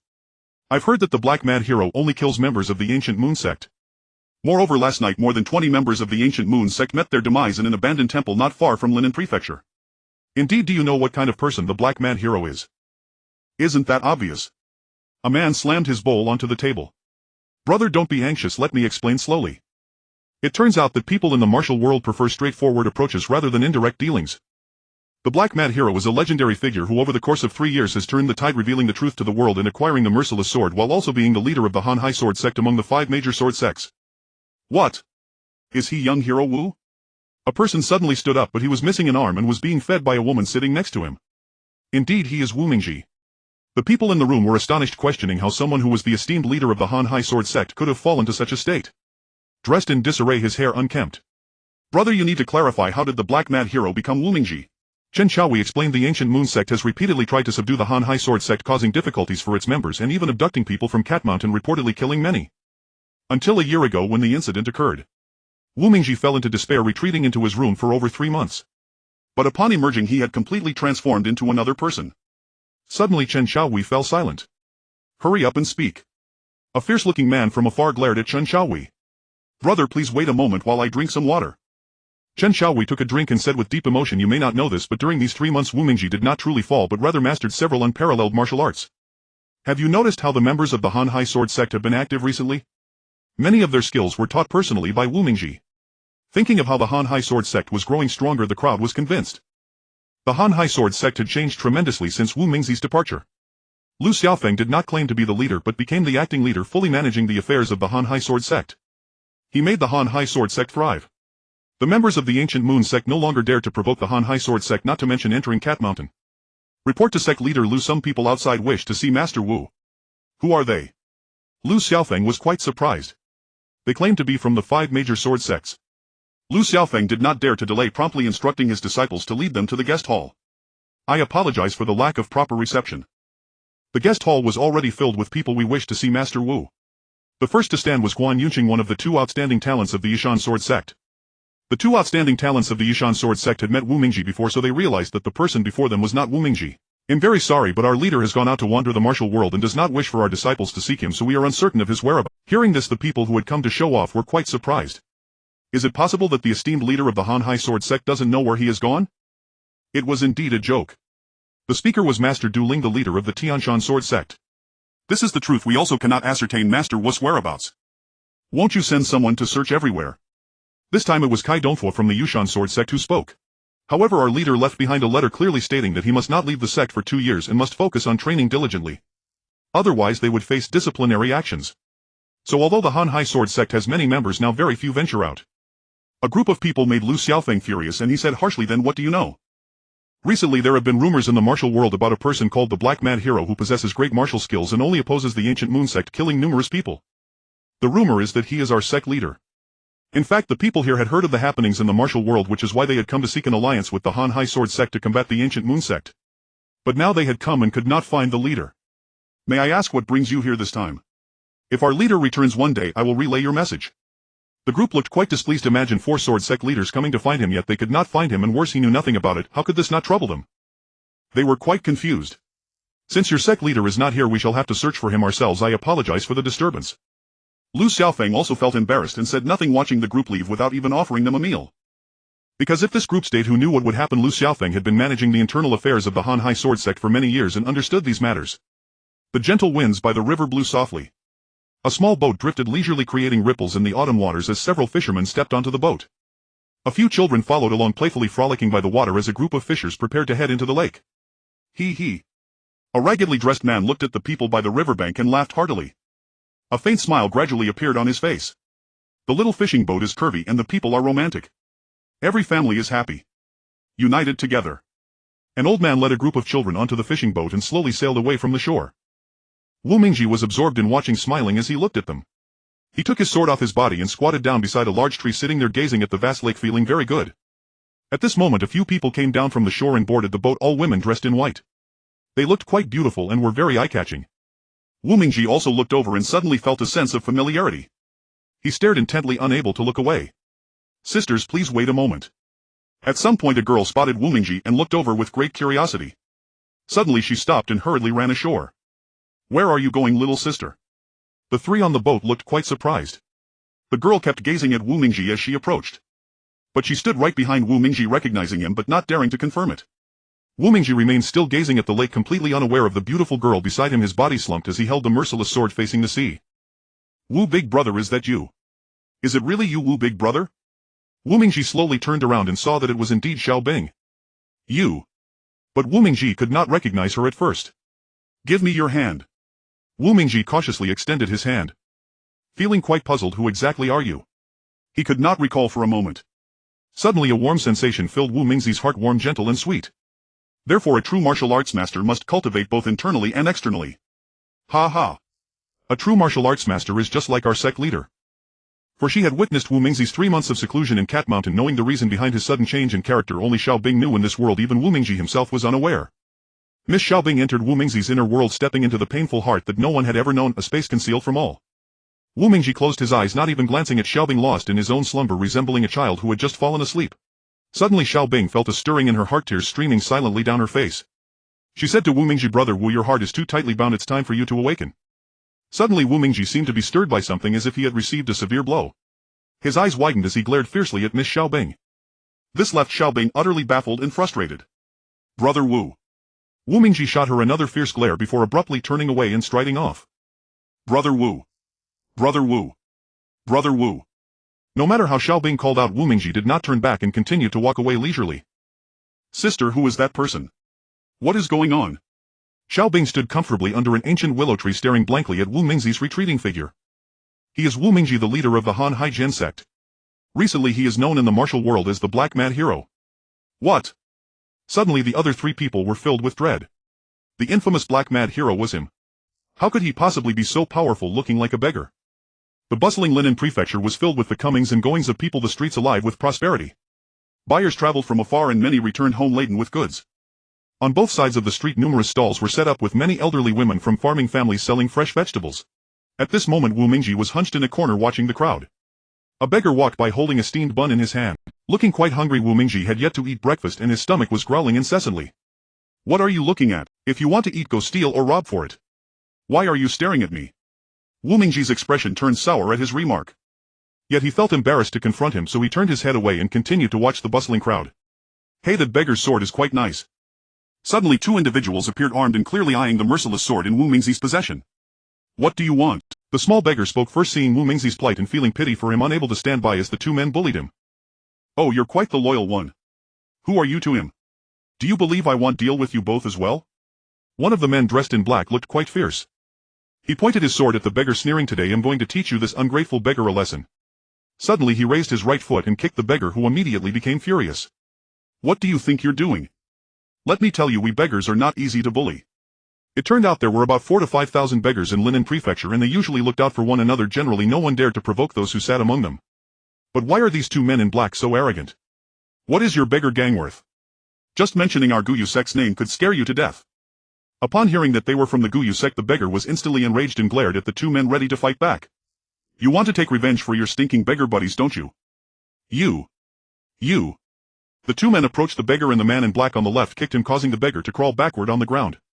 What do you want? What do we want? We can do whatever we want as members of the Guyu sect.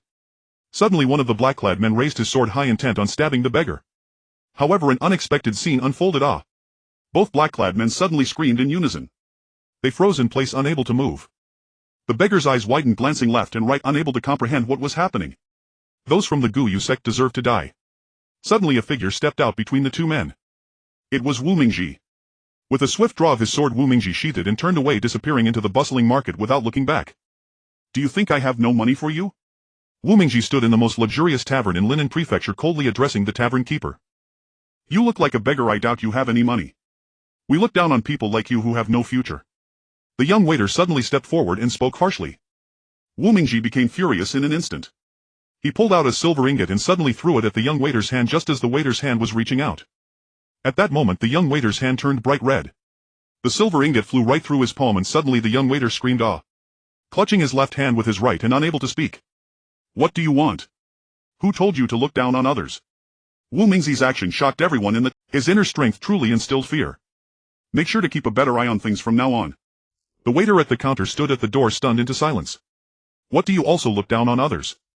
The tavern keeper was immediately terrified, his soul nearly leaving his body. No. Wu Mingji strode inside, sitting at an empty table, drank 2 cups of tea, ordered a few dishes, and completely disregarded the earlier incident. The young waiter dared not cause any more trouble, for they truly could not provoke such a martial figure, and besides, the money he had was enough not only for food but also to treat the young waiter's hand. While eating, many people cast strange glances at Wu Mingji, who remained unfazed. After all, a tattered figure sitting among well-dressed individuals indeed created a striking contrast, inevitably standing out. At that moment outside, a group of people arrived, led by a coachman dressed in official attire, followed by a group of minor officials. Walking alongside him was a man in black with thick brows and big eyes, clearly not an ordinary person.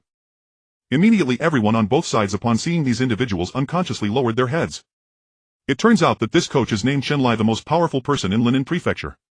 He not only controls all the military forces within the Yamen, but even the soldiers stationed outside the city obey his commands. Behind the man in black there were 2 others who did not seem to be simple characters either. Today we need to discuss the matters regarding the docks, as the subchiefs are still very dissatisfied. Coach Chen wore a reluctant expression as he had no more room to give in. If he did, everyone at the docks would be out of work and forced to return to farm. The strength of the Guyu sect comes not only from their formidable martial prowess but also from their vast business interests, which include industries such as real estate markets, salt production, fishing docks, and more.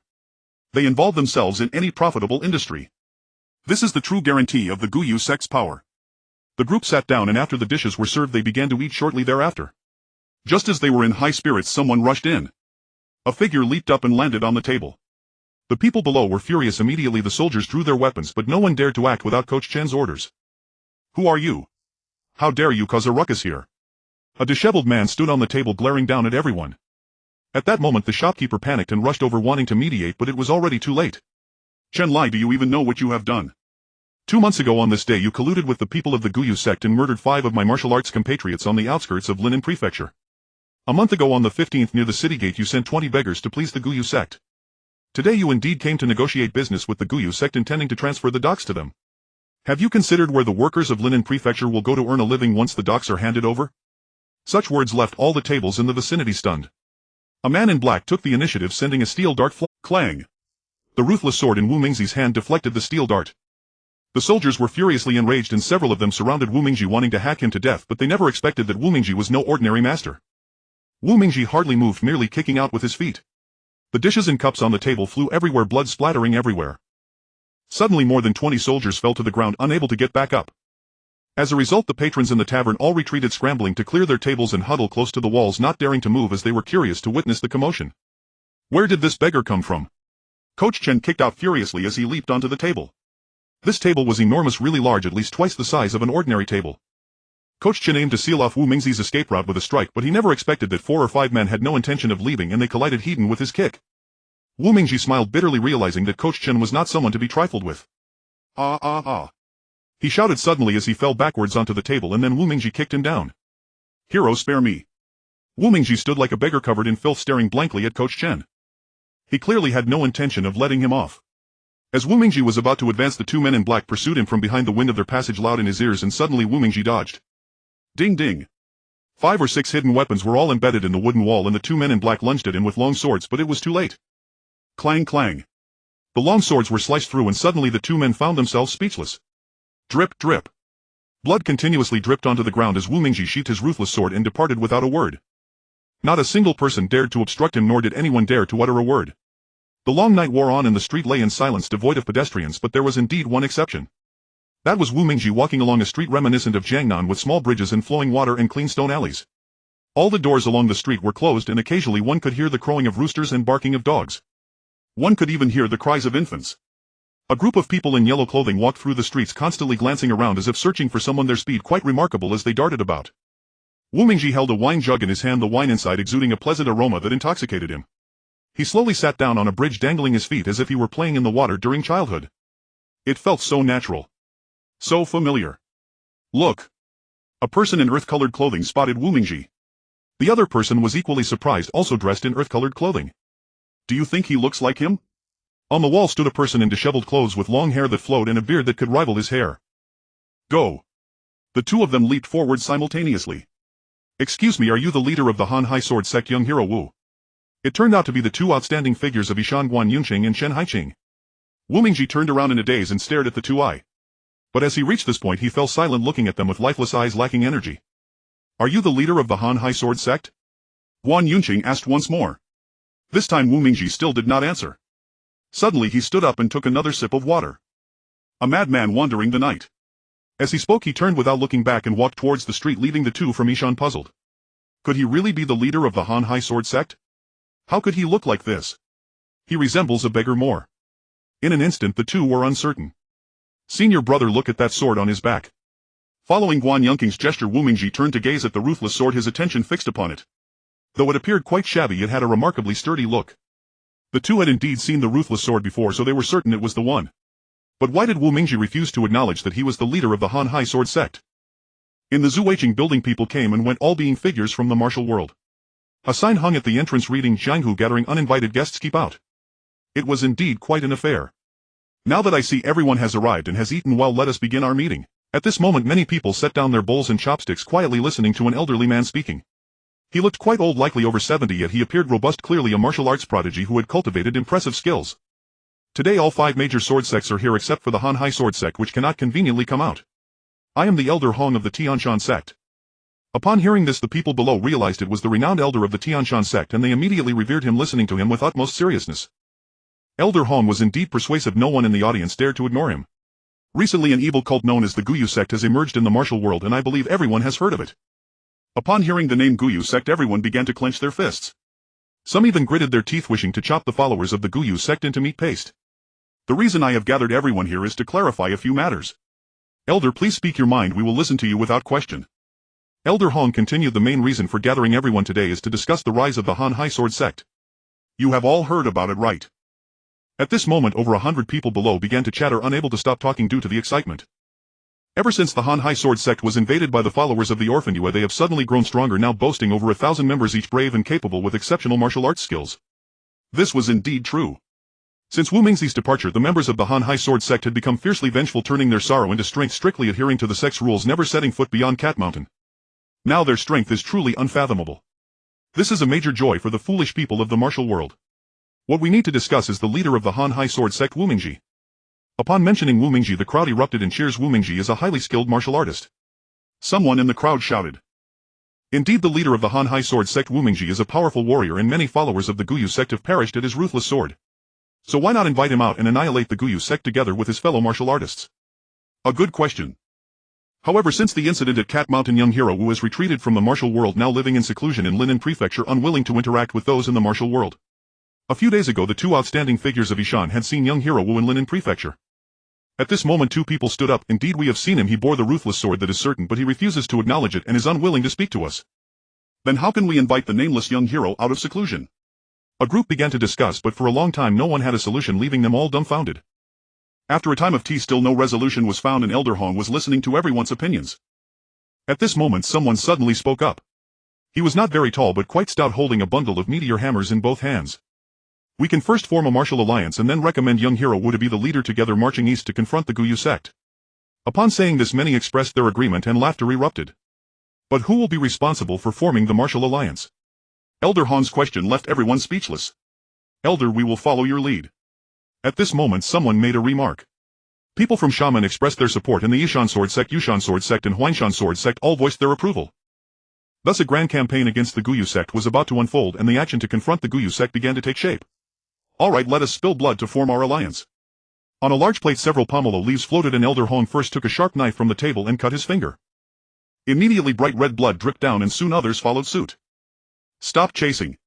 Tuoba Huang suddenly uttered these words from the ground. None of us are a match. On the outskirts of Linen Prefecture there is a summer resort where Lao Hong and others meet the heroes of the Jianghu. In no time many figures from the Jianghu have gathered there, revealing numerous unfamiliar faces. Elder, the Jianghu Shuangfei Yan requests an audience. Let them in. A disciple from the Five Sword Sect went out. It turns out that to deal with the Guyu sect the five major sword sects have united, so everyone has let Lao Hong take charge. I must say, upon seeing Shuangfei Yan today, their martial arts are indeed exceptional. I, Lao Hong, truly feel inferior. Elder, there is no need for excessive humility. You are the elder of the Tianshan Sword Sect, renowned throughout the world. You need not be overly modest. The three then engaged in cordial conversation before taking their seats. Shuangfei Yan is a couple who were once fellow disciples, having grown together since childhood. The woman is named Huang Guiying and the man is called Ling Xiao. They have been in the martial world for over a decade, and while they have not been very active recently, many still recognize them. I hear the elder is in a hurry to unite the heroes of the world to attack the Guyu sect. How confident are you, Elder? With Ling Xiao's question, the elder found it somewhat hard to respond. As you know, the Jianghu has been tumultuous lately, with one wave after another. Indeed, the affairs of the world are unpredictable. We are currently taking it one step at a time. If Wu Xiaoxia is willing to step up, that would make a difference. Elder, are you referring to Wu Mingxi? I hear he has recently gained quite a reputation in the Jianghu, known as the Black Mad Hero. But I have heard that his leadership skills are lacking, although his martial arts are formidable. Then what do you think? Ling Xiao remained silent, but Huang Guiying spoke up. The leader of the Jianghu alliance is not an easy position to fill. I think we should consider other candidates instead. The elder appeared somewhat troubled. But Wu Xiaoxia is a remarkable hero in today's Jianghu with outstanding martial skills. Moreover, he holds a deep-seated grudge against the Guyu sect. If we do not allow him to lead the Jianghu alliance, I fear the heroes of the world will not accept it. Report to Elder Jiang. Someone outside requests an audience, claiming to be from the Jianghu alliance. His brother was killed mysteriously yesterday, and he seeks justice from you, Elder. He seeks revenge for his brother. Jianghu Shuangfei Yan was equally astonished, quickly following the group outside. They arrived by the riverbank, where a man lay on the shore, and beside him stood another person, grief-stricken and unable to speak. Upon seeing the elder, he fell to his knees before him. Elder, you must take responsibility for me. We joined the Jianghu alliance together, but my brother died mysteriously last night. You must avenge him. The deceased man was from Jiangsu, 27 years old, while his brother was from Wuhan. The two had bonded closely in their youth and sworn brotherhood, but now they are separated by death. How could this not be heartbreaking? The more the elder tried to comfort him, the more he cried. As long as I, Lao Hong, am here, I will not stand idly by. We will certainly help you find the murderer. At that moment, Jianghu Shuangfei Yan stepped aside, examining the area for any remaining traces.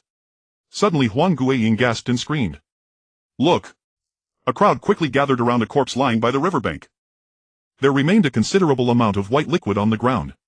Upon seeing it, Huang Guiying knew it was unusual, so she followed the trail of the white liquid to discover the body. At this moment, two individuals used steel hooks to lift the corpse, warning, "Do not touch it with your hands."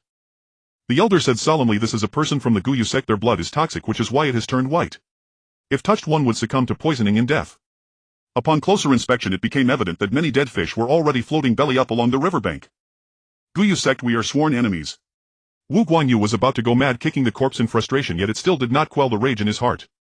"Wu Xiaoxia, you should mourn your loss calmly. We will definitely avenge your brother." After making this assurance, everyone dispersed.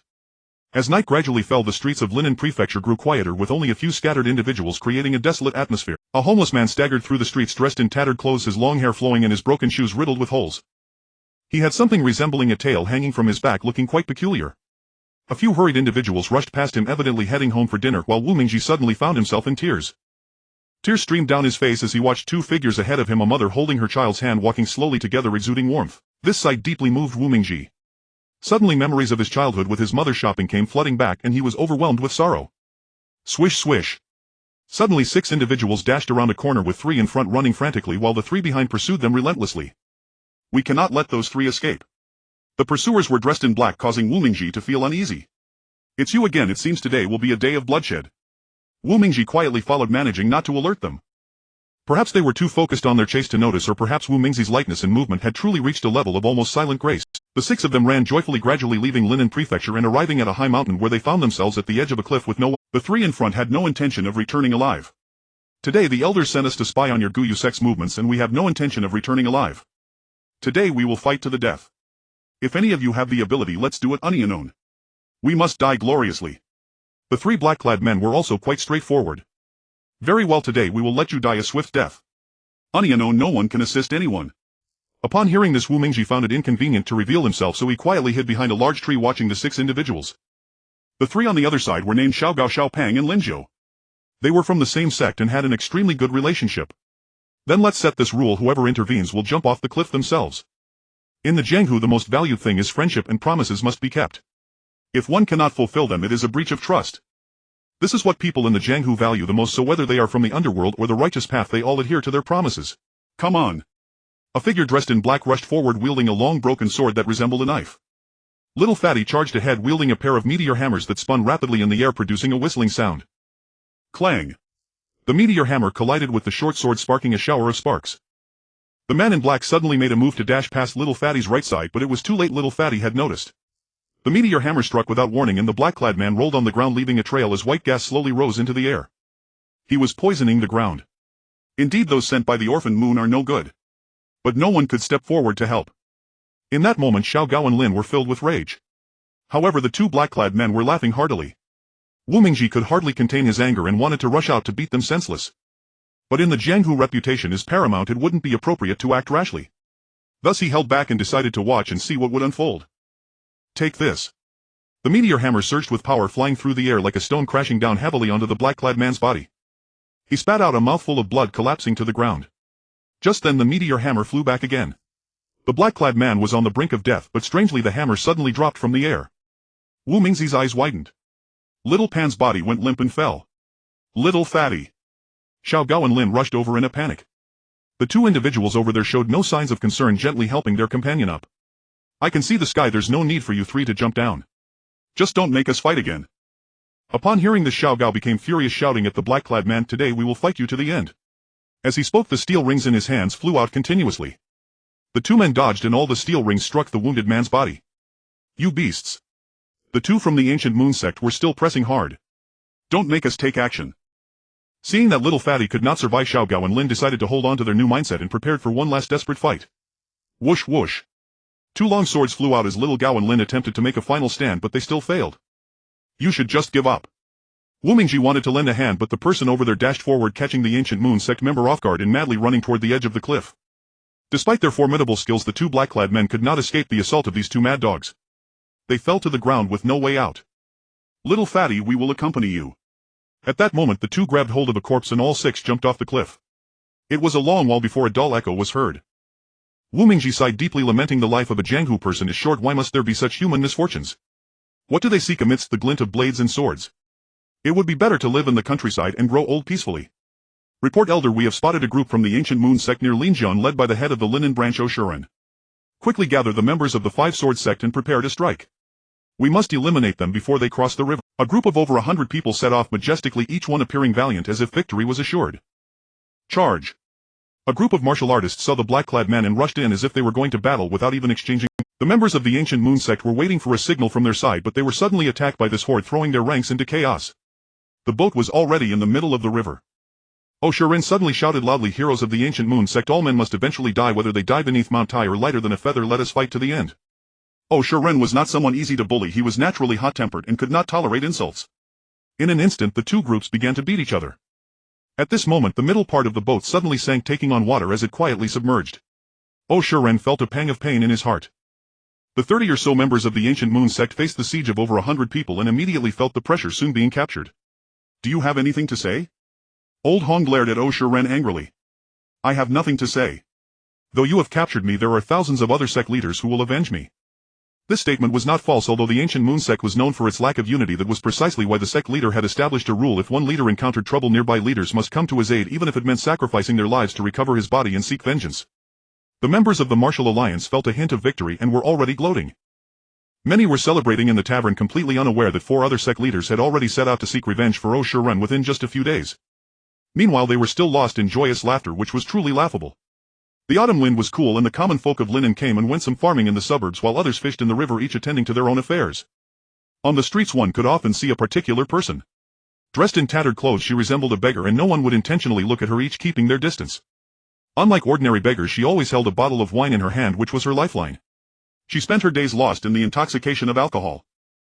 At this moment many people set down their bowls and chopsticks, quietly listening to an elderly man speaking. He looked quite old, likely over 70, yet he appeared robust, clearly. "Are you going to continue to fall further?"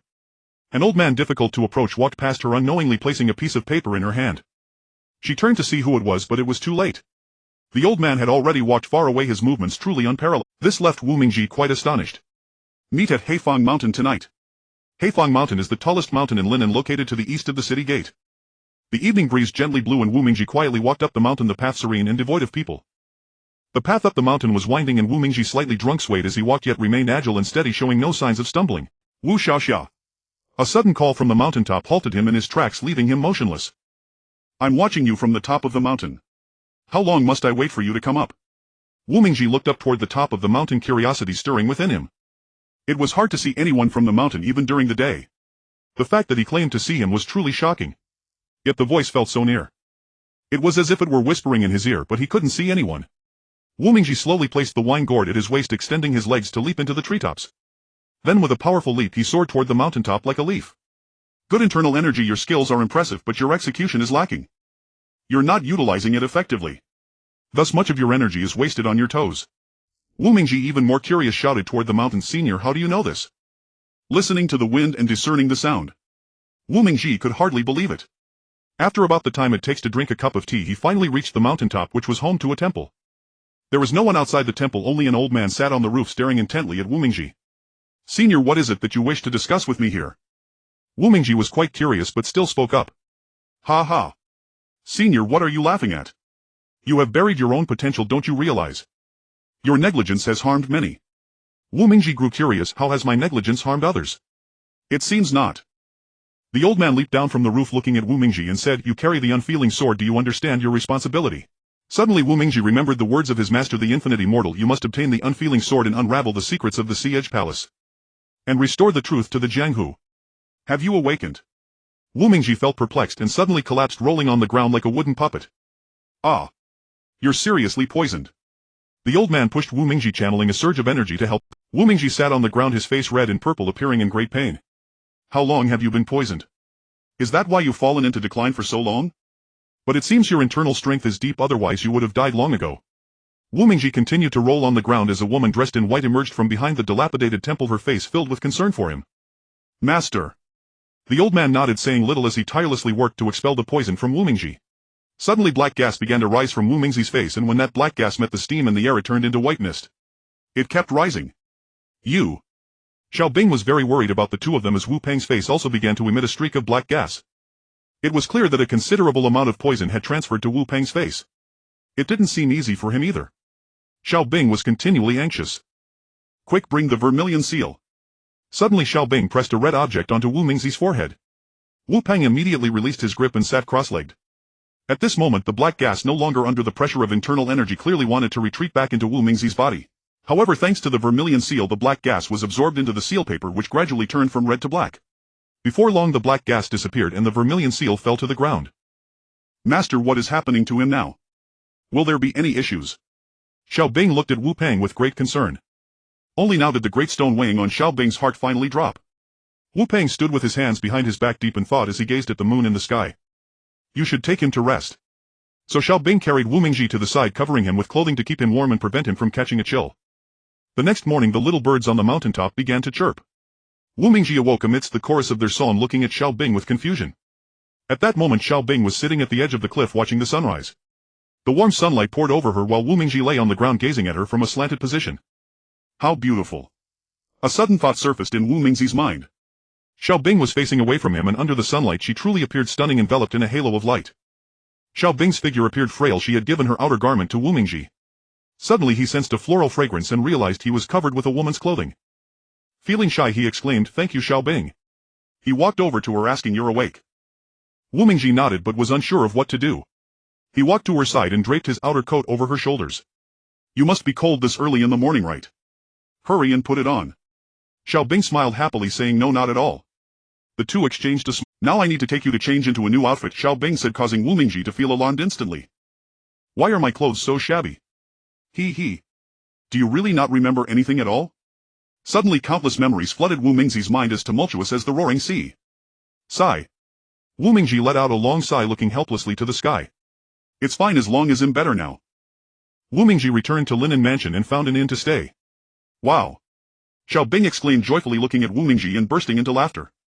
You look very handsome today. Quite impressive. Wu Mingji had changed into a new outfit, shaved his beard and cut his hair quite short. The outfit gave him the appearance of a heroic figure with a touch of a lower official's demeanor. He. Today we will return to the Han Hai Sword Sect and see our people from Cat Mountain. Will you accompany me? Xiao Bing shyly smiled and softly said, "I would follow you anywhere." Wu Mingji, momentarily confused, asked, "What did you say?" Xiao Bing's face turned red, unsure of what to say, and fell silent. What's wrong? Wu Mingji looked at Xiao Bing curiously. No matter where we go, I would follow you. Hearing this, Wu Mingji clearly understood, and he stood frozen at the door. He wondered, could it be that Xiao Bing has fallen in love with him? But Xiao Bing was quite lovely, marrying her wouldn't be bad at all. He then smiled brightly, saying, "All right, then we will first go to Cat Mountain and the Han Hai Sword Sect." Wu Mingji chuckled as they approached Cat Mountain, where the walls were fortified and the city gate had not opened for a long time, indicating that those inside had not ventured out, nor had anyone from outside entered. It turned out that the people of Cat Mountain had adhered to Wu Mingzi's warning not to step a foot outside the Han Hai Sword Sect. I have been gone for 2 years and 8 months. Now that I'm back, the changes are truly remarkable. Outside the city gate the paths were overgrown with grass. The once clean roads were now covered in verdant grass nearly up to people's waists. Open the city gate. Wu Mingji shouted loudly. A person poked their head out from the gate and suddenly looked alarmed. With great joy they shouted, "The master is back! The master is back! The master is back!" A few figures appeared at the city gate, all gazing at Wu Mingji in astonishment, realizing he was the master of the Han Hai Sword Sect, and their joy was overwhelming. The city gate creaked open. Wu Mingji and Xiao Bing strode inside, where several disciples of the Han Hai Sword Sect came out to greet them. Welcome back, master. A person ran over from afar, looking very pleased. Master brother, you have finally returned. It was Lu Xiaofeng who had hurried over upon hearing the news of Wu Mingzi's return. Wu Mingji felt tears welling in his eyes as he looked at his disciples, overwhelmed with emotions. Without saying a word, he rushed over and embraced Lu Xiaofeng tightly. "You have worked hard all these years." Lu Xiaofeng was about to cry, saying, "It's nothing really." Yet tears still slipped out quietly. Have you seen the grass outside the city gate? Wu Mingji suddenly recalled the letter he had taken when he left. The two walked further away, getting farther from the Han Hai Sword Sect, while Xiao Bing and the others were left behind. However, Xiao Bing just smiled no. As he understood that Wu Mingji, now recovering from his illness, would have many things to discuss with Lu Xiaofeng, they kept chatting. It wasn't until Xiao Bing knocked on the door that they were willing to come out. After 3 days apart, one should see each other anew. Master brother, your insight is truly extraordinary. That night the Han Hai Sword Sect was the liveliest, filled with laughter and cheers. Many gathered together to feast, and the entire sect was in a state of excitement. On one hand they celebrated the safe return of their master, and on the other they rejoiced at the prospect of venturing into the outside world. Wu Mingji, surprised, lifted the restrictions and resumed leadership of the Han Hai Sword Sect. Listen closely, everyone. In the face of a great enemy, do not appear courteous. You should act like a rogue, leaving them unable to fathom your true intentions. Only then can you achieve victory and bring them to their doom. Wu Mingji stood on a platform surveying the 600 or 700 disciples of the Han Hai Sword Sect below, each dressed in brownish-yellow attire, creating a neat appearance.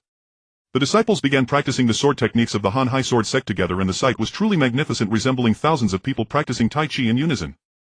Ha ha ha. Lu Xiaofeng approached with a hearty laugh, asking, Master Brother, how do you find our Han Hai Sword Sect now? He continued to chuckle at Wu Mingji. Not bad, much better than when I left. Everyone has become quite robust. I'll have 2 people show you the results of our training over the past 2 years. You 2 come up. 2 disciples of the Han Hai Sword Sect stepped forward, each wielding a long sword. Thank you. One person named Ling Zhenduo and another named Huang Daiyu.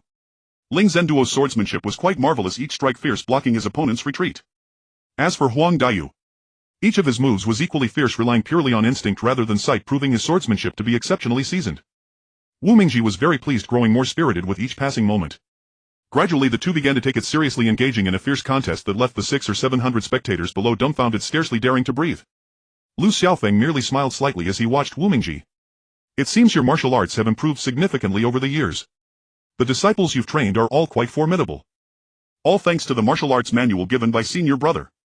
Lu Xiaofeng's words left Wu Mingji stunned on the spot. He realized that when he left he had given Lu Xiaofeng the martial arts manual in order to strengthen the strength of the Han Hai Sword Sect. After a long bout the 2 revealed their flaws. Wu Mingji observed everything keenly but remained silent. When the 2 finally stopped he addressed them. Ling Zhenduo, your internal strength is not very solid, but your swordsmanship is quite skilled. You indeed lack a bit of ferocity. Ling Zhenduo thanked Wu Mingji for his guidance. Then Wu Mingji turned to Huang Daiyu. Your footwork is steady, indicating your internal strength must be good, but your sword technique often lacks momentum halfway through. You should continue to strengthen your training, pushing all your internal strength to the blade. Only then will your skills truly shine. Thank you, Master Brother. Wu Mingji's eyes widened as he looked at Lu Xiaofeng, grinning. Master Brother, what do you think? Lu Xiaofeng clearly saw through Wu Mingji's intentions but felt embarrassed to say it. It turned out Wu Mingji wanted to test Lu Xiaofeng's martial skills. In the past 2 years, to what extent has your training progressed? Please, Master Brother, give me some guidance. Let's not be too formal, just go all out. The crowd below was all excited. What day was it today? The duel between the 2 leaders of the Han Hai Sword Sect was indeed a thrilling spectacle. Even Miss Xiaobing below seemed quite exhilarated, filled with a bit of anticipation and hope. Watch out. Wu Mingji, wielding the merciless sword, moved with such speed that his shadow was barely discernible. Lu Xiaofeng was also on high alert, not daring to let his guard down. Seeing Wu Mingji charging over rapidly, he immediately sidestepped to the right, flipping over his body, soaring through the air. Wu Mingji was taken aback. I didn't expect your lightness skill to be this advanced, able to skim across the air like a dragonfly touching the water. Master Brother, you flatter me. Wu Mingji also jumped up, thrusting the merciless sword forward, aiming to stab Lu Xiaofeng's chest. Lu Xiaofeng, unfazed, chuckled lightly and easily rolled on the ground to evade. Good. The disciples of the Han Hai Sword Sect erupted in cheers. Clearly this attempt was meant to be fierce, yet Lu Xiaofeng succeeded in dodging. It was truly a stunning display. Master Brother, watch out. Just as he said it, Lu Xiaofeng suddenly lunged forward with a sword aimed at Wu Mingzi's lower body. Wu Mingzi's feet were almost pierced. However, he still managed to maneuver skillfully to avoid it. Watch out. Wu Mingji kicked hard and soared into the sky. His whole being hovered in midair, then he flipped over, holding the long sword with both hands, aiming to stab down at Lu Xiaofeng. Ah! Everyone present was astonished, standing still, their eyes glued to the scene, hardly daring to breathe. Such swordsmanship! Wu Mingzi's sword whistled through the air, nearly piercing Lu Xiaofeng, who seemed unable to escape, destined to be hit. Ah! At that moment Miss Xiaobing shouted something, while the disciples of the Han Hai Sword Sect could hardly utter a word. It turned out Lu Xiaofeng showed no intent to evade, raising his sword high with both hands, wanting to engage in a mutually destructive clash with Wu Mingji. But just as their swords were about to clash, Lu Xiaofeng quickly leaped backward. Before Wu Mingji could land, he lunged again with a horizontal thrust.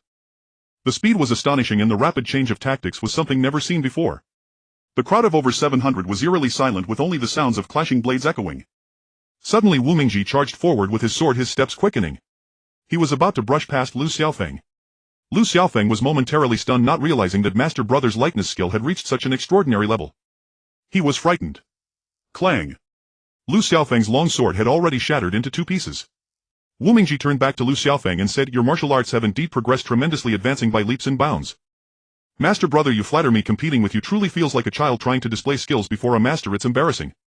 The 2 laughed heartily, linking arms as they walked down the platform, while a crowd of Han Hai Sword Sect disciples cheered incessantly. Who? That night Wu Mingji wanted to find Miss Xiaobing but didn't want to trouble anyone else to notify her, so he went alone to look for her. As he approached Miss Xiaobing's room, he indeed saw the door ajar, not fully closed, and there was no one outside. So Wu Mingji strode in, boldly moving quietly through, and suddenly froze in shock. Miss Xiaobing was actually changing clothes. Xiaobing. Before he could finish, he became tongue-tied, unable to speak. Wu Mingji stood there unsure whether to leave frozen in place, while Miss Xiaobing, both embarrassed and angry, hurriedly put on her clothes. When Miss Xiaobing was almost finished dressing, Wu Mingji finally came to his senses and bashfully walked out. But just as he reached the door, he stopped in his tracks. Brother Wu. Miss Xiaobing suddenly called out to Wu Mingji, "Brother Wu, I truly don't blame you, please don't take it to heart." Wu Mingji's face turned a deep red as he replied to Miss Xiaobing, I shouldn't have looked at you. Should I? Should I take responsibility? Miss Xiaobing's face also reddened. Will you marry me? This question caught Wu Mingji completely off guard. Wu Mingji stammered. If you're unwilling, I won't force you. Miss Xiaobing looked at Wu Mingji with disappointment. He stammered, unable to respond, but hearing her words made him nervous. I would like to marry you. Miss Xiaobing's expression brightened with a smile. Master brother, there are many people from the martial world outside the city gate of Cat Mountain who wish to see you. It turned out that the news of Wu Mingji's return to the Hanhai Sword Sect had spread rapidly like the wind, and people in the martial world were all aware of it. Everyone. May I ask what brings you to our Hanhai Sword Sect today? Wu Mingji stood atop the city wall. Since the Hanhai Sword Sect had little interaction with the people of the martial world, it was surprising to see so many people at once. The ground below was crowded with people, some wearing hats, some veiled, some with stern faces, and others holding large blades. A group of individuals was staring intently at the city wall, their eyes unblinking. Among them stood an old man. Elder Chang, please clarify your intentions. It turned out this group was prepared, representing the entire Martial Alliance, requesting Wu Mingji to come out in the name of the Martial Alliance. However, they had underestimated Wu Mingji's change, as after recovering from his poisoning, his desire for slaughter diminished and he no longer harbored as much resentment towards the ancient Moon Sect, not wanting to trouble them for the time being. May I ask what you need from me, Elder?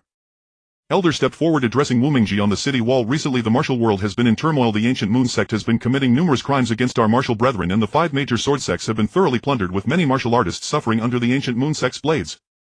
This has incited the fury of the heroes. After much discussion, we have formed a martial alliance to launch an offensive against the ancient Moon Sect to rid the martial world of this menace. As you young hero possess unparalleled martial skills, we have unanimously decided to appoint you as the alliance leader to guide our attack on the ancient Moon Sect.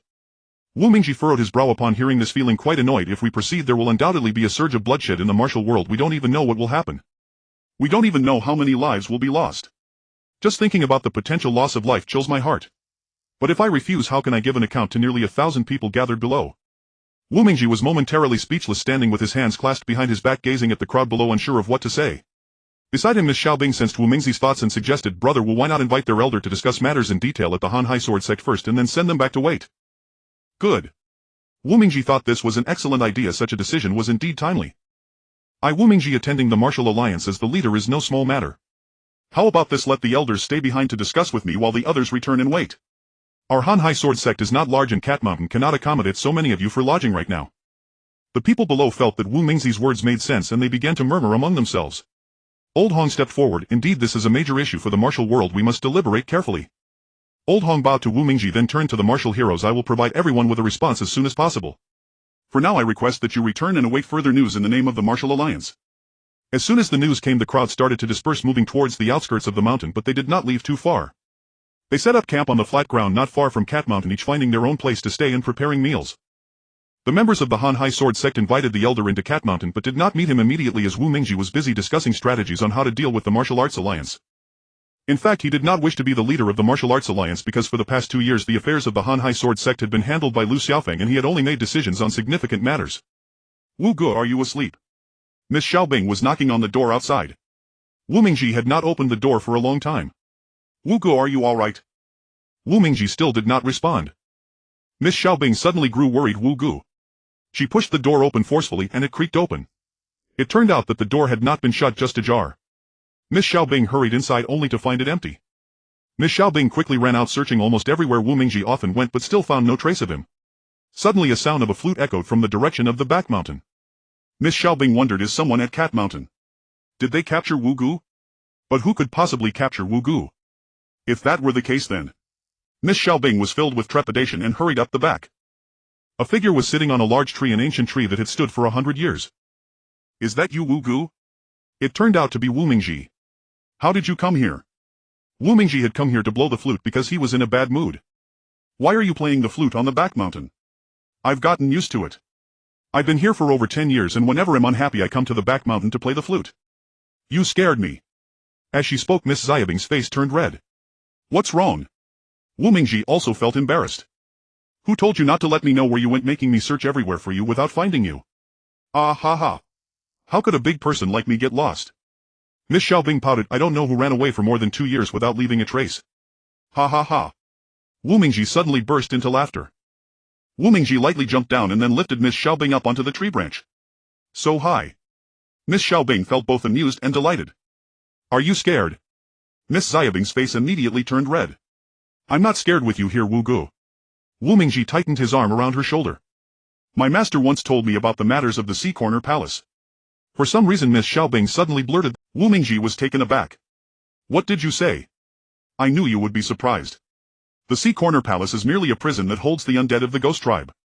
Many years ago the Ghost Tribe harmed the martial world and some knowledgeable and powerful individuals discovered Qinling Island, which submerges every 1500 years and then resurfaces. So they submerged the powerful members of the Ghost Tribe in the depths of the sea. Why didn't they just kill them directly? Wu Mingji was very curious.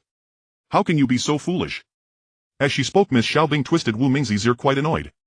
Right, the Ghost Tribe members are not truly dead. Does that mean we can't kill them? Not everyone is like that. Only the advanced inner strength practitioners of the Ghost Tribe can be immortal. Ordinary members of the Ghost Tribe are much weaker, right? Wu Mingji thought about it and agreed. Yes, so what should we do? My master told me that the Sea Corner Palace will appear in these years. Indeed, now is the time of reincarnation.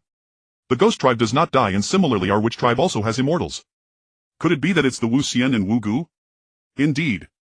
They are now several hundred years old. No wonder their martial skills are so formidable. So you really shouldn't take the position of the leader of the Martial Arts Alliance. What do you mean? The members of the Guyu sect have already begun to conspire to kill you. Why? Because of the Heartless Sword in your hand. Miss Xiaobing said to Wu Mingji very seriously, so you cannot expose yourself. Otherwise you will surely die. I don't know how Wu Xiaoxia has been considering things lately. Have you thought about becoming our Martial Arts Alliance leader? Wu Mingji awkwardly said, actually I wanted to say that I will not be your Martial Arts Alliance leader. What? The elder's eyes nearly popped out, and the others from Shun were also very surprised. This matter is not trivial. Why do you resolve it this way? Do you know how the people in the martial world will speak of me? Initially it was because of your great reputation that people in the martial world were willing to join the alliance, but now that you say this, how can you make all the heroes of the world trust you? Please, elder, calm down. I don't mean it that way. I am currently busy with the affairs of the Hanhai Sword Sect, and I truly do not have the ability to take on the role of the leader of the Martial Arts Alliance. Although my martial skills are high, there are many renowned figures in the martial world who are more qualified than me. I am merely a nameless nobody in the rivers and lakes. The elder became angry upon hearing this. I indeed underestimated you. I thought you were a heroic youth destined for greatness, but I overlooked your true nature and discovered you to be such a coward. The elder even slammed the table, clearly furious. Elder, you cannot force someone beyond their limits. Lu Xiaofeng also felt compelled to interject. Look outside Cat Mountain. Who among the martial world is afraid of death? You dare to be selfish and fear for your life without wanting to become the leader of the Martial Arts Alliance. You are betraying the lakes and rivers and disregarding life and death. You disappoint me greatly. You have disappointed everyone in the martial world. The elder stood with his hands behind his back, not even glancing at Wu Mingji, clearly furious to the extreme. I'm sorry, elder, but I really have urgent matters to attend to. It's something I cannot postpone. The elder said nothing, and Wu Mingji continued, I need to go to sea to investigate the Sea Corner Palace. This cannot be delayed, as it is the primary goal of the Guyu sect.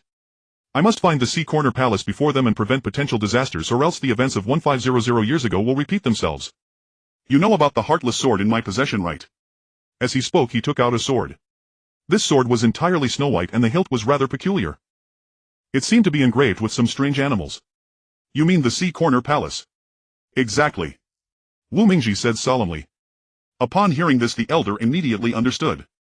So it turns out I misunderstood Wu Xiaoxia. I sincerely apologize.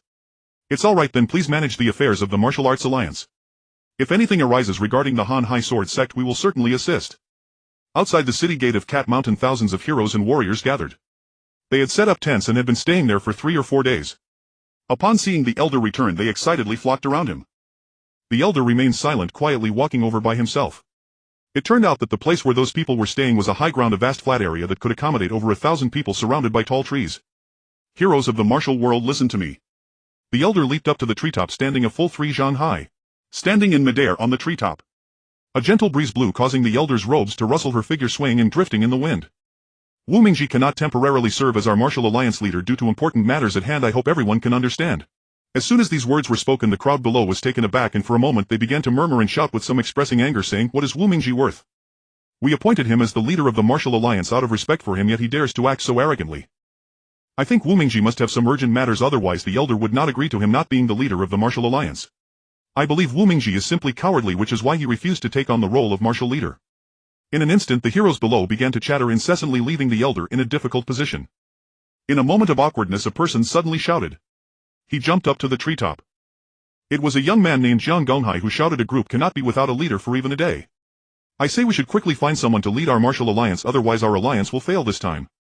Others below began to debate again. "I think we should let Elder Ji Shui act as our acting leader of the martial alliance." Many agreed with this statement. However, many were also unconvinced. After all, old Hon was already quite old, over 60 this year. It was terrifying to think about him becoming the martial leader. "I think we should settle this with martial prowess today." The elder's statement was also a last resort. Since she could not take charge herself, she had to let others take on the role. Who is willing to come up and be the leader of the martial alliance? Come up to the treetop to compete. Whoever falls down will lose. Upon hearing this, everyone felt overwhelmed. Do you think anyone can stand on this 3 high treetop without moving? Let alone not falling, very few could even manage to climb up. It was estimated that among these 1,000 people hardly anyone could stand on that treetop. Sure enough, the crowd fell silent. Unless one possessed exceptional lightness skill, it was impossible to even stand on top of the tree, let alone compete there. "I will."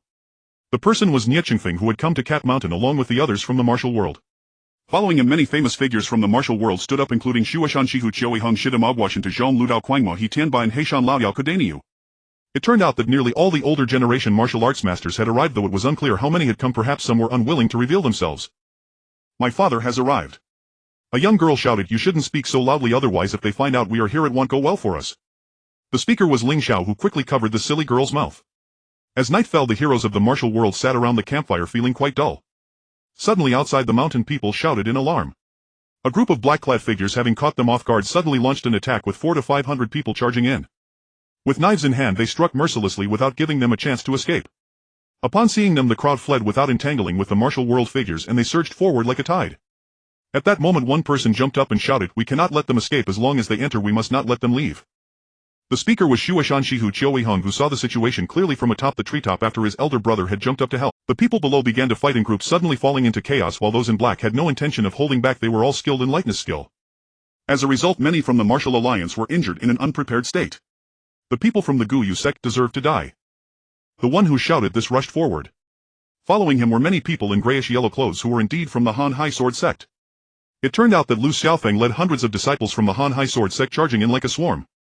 Everyone behind them was exceptionally skilled in lightness, not ordinary people, and they specifically targeted those in black. The sound of shouting was incessant. Both sides suffered significant casualties. The people from the Han Hai Sword Sect were especially valiant, each displaying incredible swordsmanship, leaving the Guyu sect with no chance. Many were cut down as they tried to flee from the Han Hai Sword Sect. Originally, the martial alliance members and the Orphans of the Moon were fighting, but now it turned into a battle between the Han Hai Sword Sect and the Guyu sect. The Han Hai Sword Sect held a deep-seated grudge against the Guyu sect, wishing they could peel off their skin. "Where do you think you can escape to?" Suddenly a person dashed forward, clad in grayish-yellow, running swiftly. In front, a person happened to turn around. It was Li Bingsheng, a main disciple of the Guyu sect. Li Bingsheng had originally intended to ambush the martial alliance, but unexpectedly encountered a counterattack from the Han Hai Sword Sect. He was utterly bewildered. It turned out that the people from the Han Hai Sword Sect had spotted those from the Guyu sect and reported it to Wu Mingji, who wanted to test the strength of the Han Hai Sword Sect disciples, leading to this encounter. The members of the Guyu sect internally lamented. Li Bingsheng suddenly felt nervous. However, Lu Xiaofeng continued to charge forward, saying, "Where do you think you can run?" Lu Xiaofeng executed a sidelong strike, thrusting his sword into Li Bingsheng's chest. Li Bingsheng immediately dodged back, causing their swords to clash. Lu Xiaofeng suddenly unleashed a surge of internal power. A fierce force propelled his sword forward several inches. However, to his surprise, the opponent's internal power was no weaker. It unexpectedly managed to withstand Lu Xiaofeng's attack. "Ha ha!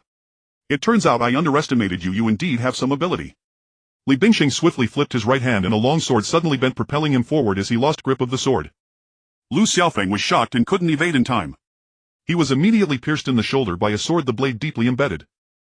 The sword's hilt was almost all the way in. This impact caused Lu Xiaofeng to immediately suffer greatly. As Li Bingsheng struck again, Lu Xiaofeng found himself on the brink of death. The people of the Guyu sect deserved to die. A completely transparent sword pierced straight through Li Bingsheng's chest. Li Bingsheng fell straight down. "Lu Shidi, are you alright?" Wu Mingji said with great concern. I'm fine. Are you really fine? You should take a look at your current state. If I hadn't arrived in time you would have been dead long ago. Quickly return to Cat Mountain. Actually at that time Wu Mingji did not want them to fight Heathen with the Guyu sect. He only instructed them to hold them off so the Martial Alliance members could prepare in advance. Who would have thought the disciples of the Han Hai Sword sect driven by deep-seated grievances wanted to fight the Guyu sect to the death? Alright disciples of the Han Hai Sword sect. Listen closely. Now is your chance to show yourselves. Do not forget the lessons learned from the Guyu sect during the Cat Mountain incident where we lost many people. While speaking Wu Mingji jumped down grabbing the ruthless sword to continuously strike at the people of the Guyu sect. Those people also went mad fighting fiercely. It wasn't until dawn that a semblance of calm was restored. After all there were not many members of the Guyu sect and they were all annihilated in the night. Lu Shidi, are you alright? Lu Xiaofeng was brought back to Cat Mountain by Wu Mingji. He was in a room nursing his wounds. It was a large steaming furnace specifically used for healing and Lu Xiaofeng sat on it looking quite miserable. A long sword was embedded in his left shoulder appearing sharp and long. The injury was deep bleeding fresh red blood. Lu Xiaofeng was in great pain. If that Guyu sect master had poisoned his sword you would have long since met your end. Lu Xiaofeng was in agony, his eyes already damp with tears. Senior brother, you should quickly pull out the sword. I really can't bear it any longer. Wu Mingji was also quite frustrated but at that moment he didn't dare to pull it out. Wait a moment, let me prepare the hemostatic medicine first. Lu Xiaofeng could no longer hold on. Nearby Miss Xiaobing tried to comfort him but it was of no use. You must endure.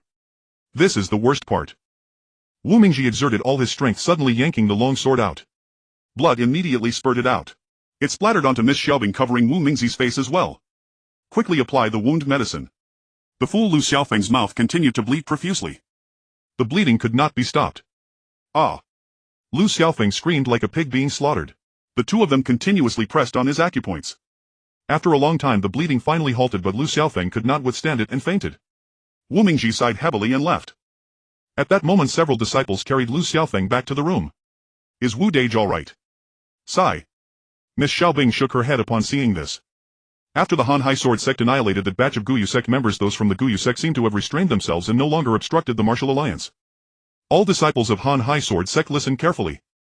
Early in the morning Wu Mingji gathered the members of the Han Hai Sword sect and continuously rehearsed the formation, which was a relatively advanced sword formation that could both attack and defend. These individuals were grouped into teams of 10 each, positioned at different directions, standing at the 8 corners. Suddenly one person wielding a long sword began to pace back and forth in the training ground. Remember, strike fiercely and change techniques quickly, only then can you take the initiative and control others. That person quickly formed a circle spinning back and forth. 2 individuals stood in the center.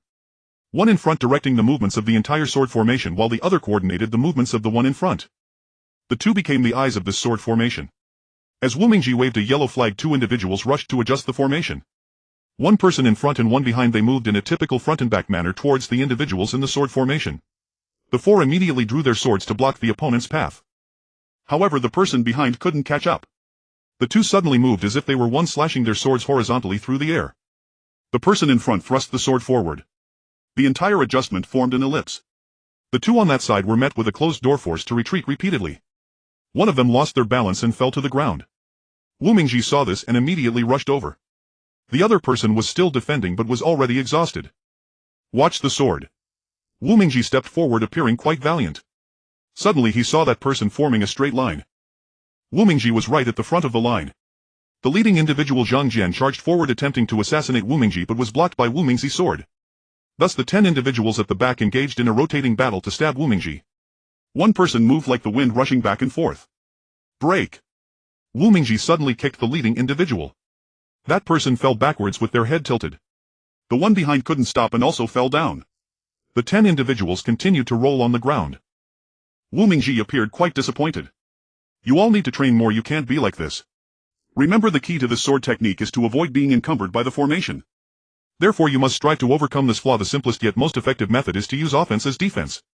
Only then can you take the initiative.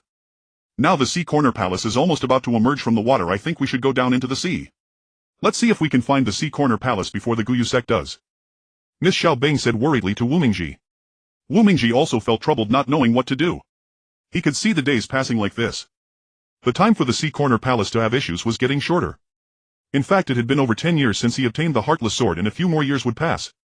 It was estimated that the Sea Corner Palace would rise to the surface. Let's set sail tonight. What? What did you say? Miss Xiaobing looked puzzled at Wu Mingji, clearly not believing his decision. Why such a sudden whim? No, actually I had been preparing for this. Since you brought it up today, why not choose today to set sail tonight? Miss Xiaobing continued to stare at Wu Mingji intently. What do you think? Let's go. As he spoke, Wu Mingji pulled Miss Xiaobing toward the door. The two hurriedly traveled overnight and surprisingly arrived at the dock the next day. They saw a vast expanse ahead. Many fishing boats were still docked at the port. Ah, I've come to the seaside again. Miss Xiaobing appeared extremely excited, looking quite happy. Hee, how long has it been since you last saw the sea? This question truly left Wu Mingji at a loss for words. Since that farewell on Xiongtai, indeed it had been a long time since he had been here. Suddenly he thought of the foolish girl, then he thought of Ling Xiao, and then he remembered Wu Gu. A series of memories unexpectedly surfaced in his mind. What are you thinking about? Miss Xiaobing felt that Wu Mingji seemed to be dazed. He stared blankly at the sea ahead. It's all right, let's find a captain. He then stepped off the dock looking for a boatman who was chattering away, but Miss Xiaobing couldn't hear. All right, we can go. Miss Xiaobing followed Wu Mingji. At night Wu Mingji still couldn't sleep. Those fishermen took turns watching the boats, not daring to be careless. After all, this was no joke. What Miss Xiaobing didn't know was that these fishermen were actually members of the Heartless Sword Sect in disguise. That day at the dock, Wu Mingji had intentionally whispered so that Miss Xiaobing wouldn't find out. Suddenly a bright light appeared ahead and a fisherman immediately shouted, rushing in to report to Wu Mingji. Wu Mingji was also very surprised and quickly stepped out. He stood at the bow of the boat holding a telescope and continuously looking ahead. After a long while he discovered that it was indeed a fishing boat. There were many people on the fishing boat. But in the darkness it was unclear who they were. Don't let them catch up, steer the ship to avoid them. Wu Mingji was startled to realize that they were members of the Guyu sect, and they seemed difficult to deal with, especially at sea where it was hard to fight and he wasn't very familiar with swimming. The captain steered the boat to the left. Gradually the light grew distant. Wu Mingji thought they had shaken them off, but soon he was startled. Why are they following us again? Sure enough, a boat was trailing behind. It's the Guyu sect. Miss Xiaobing was also greatly alarmed. Staring helplessly at Wu Mingji. You all slow down the boat while talk to them for a moment. The captain then stopped and the pursuing boat quickly caught up. Hey, who are the people on the boat? The first to speak was a burly man with a black face and a white headband. We are fishermen out at sea, we mean no harm to you gentlemen. The one in front was a strong middle-aged man named Zhang Sunjin. Where are you from? The other side inquired sneakily. Zhang Sunjin suddenly emphasized, we are from Ryukyu Island and are trying to return, but we haven't found the direction, please guide us. Upon hearing Zhang Sunjin's words, the captain of the ship started to harbor doubts. At that moment two figures approached and the people over there completely disregarded Wu Mingji and his companions, swinging their blades to strike. They aimed to kill Zhang Xuanjin. However, Wu Mingji was watching closely. We are law-abiding citizens, he gently gripped his large knife. Suddenly that person was unable to contain himself, his expression changed drastically, exhibiting a look of confusion. The one wearing a headscarf turned back to glare at Wu Mingji. After taking a glance he intended to leave, but after just 2 steps he abruptly turned back, swinging his blade horizontally. Wu Mingji was suddenly enraged, pulling out the ruthless sword from behind him and instantly cleaving the opponent's sword in two. The person was frightened and ran for his life. Wu Mingji was unwilling to let him escape, and after some crafty arguments he kicked him down. Brothers of the Ancient Moon Sect, hurry up. Suddenly more than 10 people rushed over from that direction. All armed. With a single command from Wu Mingji, all the fishermen drew their longswords, swiftly dispatching the group. No one dared to charge forward anymore. The people from the Heartless Sword Sect also did not pursue. But as the two ships set sail they suddenly felt as if their own vessel was sinking. Wu Mingji was alarmed and leaped onto the opponent's ship. You bunch of turtle bastards. Today I will ensure you have no place to be buried. The disciples of the Heartless Sword Sect also followed suit, unleashing a bloodbath on the group from the Ancient Moon Sect. The person in charge intended to sink the ship but was thwarted by Wu Mingji, who stabbed down into his skull. He died on the spot. The sky gradually brightened, the sea was calm and quiet with no sounds, and the sea breeze continued to blow. Wu Mingji sat alone at the bow of the ship, staring blankly at the endless sea. What are you thinking about? Wu Mingji, unaware, did not notice that Miss Xiaobing had approached. Sigh. Why are you sighing? Miss Xiaobing sat beside Wu Mingji, watching the boundless sea with him. Do you think there is really a sea corner palace? Wu Mingji felt quite melancholic and did not want to speak. Don't be so sad, we will find it one day. We must persevere, only then will we have a chance to find the sea corner palace. If we give up we will lose everything and all the efforts we have made will vanish into thin air. Wu Mingji understood this well, however how could he persist? It had been over 10 days at sea, and although they had encountered many from the Ancient Moon Sect, where could they find the sea corner palace? Numerous seagulls floated around in the sky. Let's head back. 8 days later Wu Mingji and Miss Xiaobing returned empty-handed to the Heartless Sword Sect. What happened? A procession was suddenly seen at the Cat Mountain heading for a funeral. Lu Xiaofeng dressed in white slowly emerged from the entrance along with a group of people. From afar he spotted Wu Mingji looking quite surprised. But he did not greet Wu Mingji. This left Wu Mingji bewildered. What on earth happened? The funeral procession continued to move forward containing children disciples of the Han Hai Sword Sect and several family members. All were from Cat Mountain and among them were many familiar faces. Why were they all attending a funeral together? Who died? Wu Mingji was filled with questions, unable to respond at that moment. Brother Wu, let's follow them and see. Stupidly Wu Mingji found it astonishing. Why were the chief's family all dressed in white? Could it be that the chief had died? This was indeed a serious issue. Suddenly Wu Mingji grabbed a disciple from the Han Hai Sword Sect. What exactly happened? The person was terrified by Wu Mingji. However, he was also very scared of Wu Mingji. He struggled to escape but unexpectedly managed to break free. Suddenly a child nearby spat on Wu Mingji's clothes and his mother quickly pulled him away, not looking back. Wu Mingji felt even more frightened. What on earth happened? Why would a child from Cat Mountain show such disrespect towards me? This truly left Wu Mingji at a loss. Miss Xiaobing followed up saying, you shouldn't talk to them anymore, they won't listen. Why? I just asked the people from Cat Mountain, they said it was you Wu Mingji who killed the chief. Many others witnessed it firsthand. After taking care of the chief's affairs they will capture you for a brutal punishment. At that moment Wu Mingji went mad, running for his life, wanting to catch up. He rushed to the chief's spirit hall only to be met with the furious glares of a dozen disciples from the Han Hai Sword Sect. They sought to engage in a fight to the death with him. This made Wu Mingji's heart ache even more. Who would have thought that the disciples he raised with his own hands would turn their blades against him? Soon after Miss Xiaobing approached. I know you are innocent, we have been at sea these past few days, how could you harm the chief? The chief was the person I respected the most, how could I have harmed him? Someone must be trying to frame me. But at that moment he couldn't think of who would want to harm him. Could it be someone from the ancient moon sect? But it seemed like it wasn't them. Then why was that? Wu Mingji felt utterly speechless. At that moment an old man approached. The old man was quite aged, appearing to be around 70 or 80 years old, and was the chief's widow. She was dressed in white and was glaring at Wu Mingji conspicuously. You beast! The old woman suddenly slapped Wu Mingji, aiming to frighten him. Wu Mingji did not retaliate, letting the old woman strike him. Wu Mingji fell to the ground, rolling several times. In the end everyone left. Why? Why did it turn out like this? The area was empty with no one around and Wu Mingji knelt there. Miss Xiaobing said to Wu Mingji, brother Wu, don't take it to heart, everything will pass. Everything will pass. Miss Xiaobing hugged Wu Mingji's head as if cradling a child.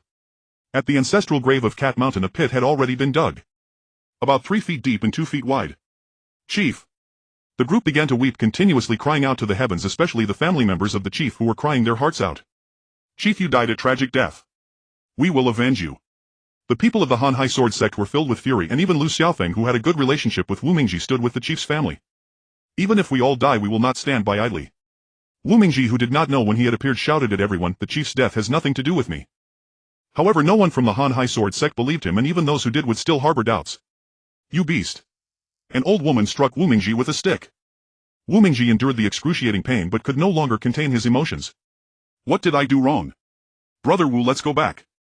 Wu Mingji wandered back alone, feeling a heavy heart as he looked at the group. Get lost.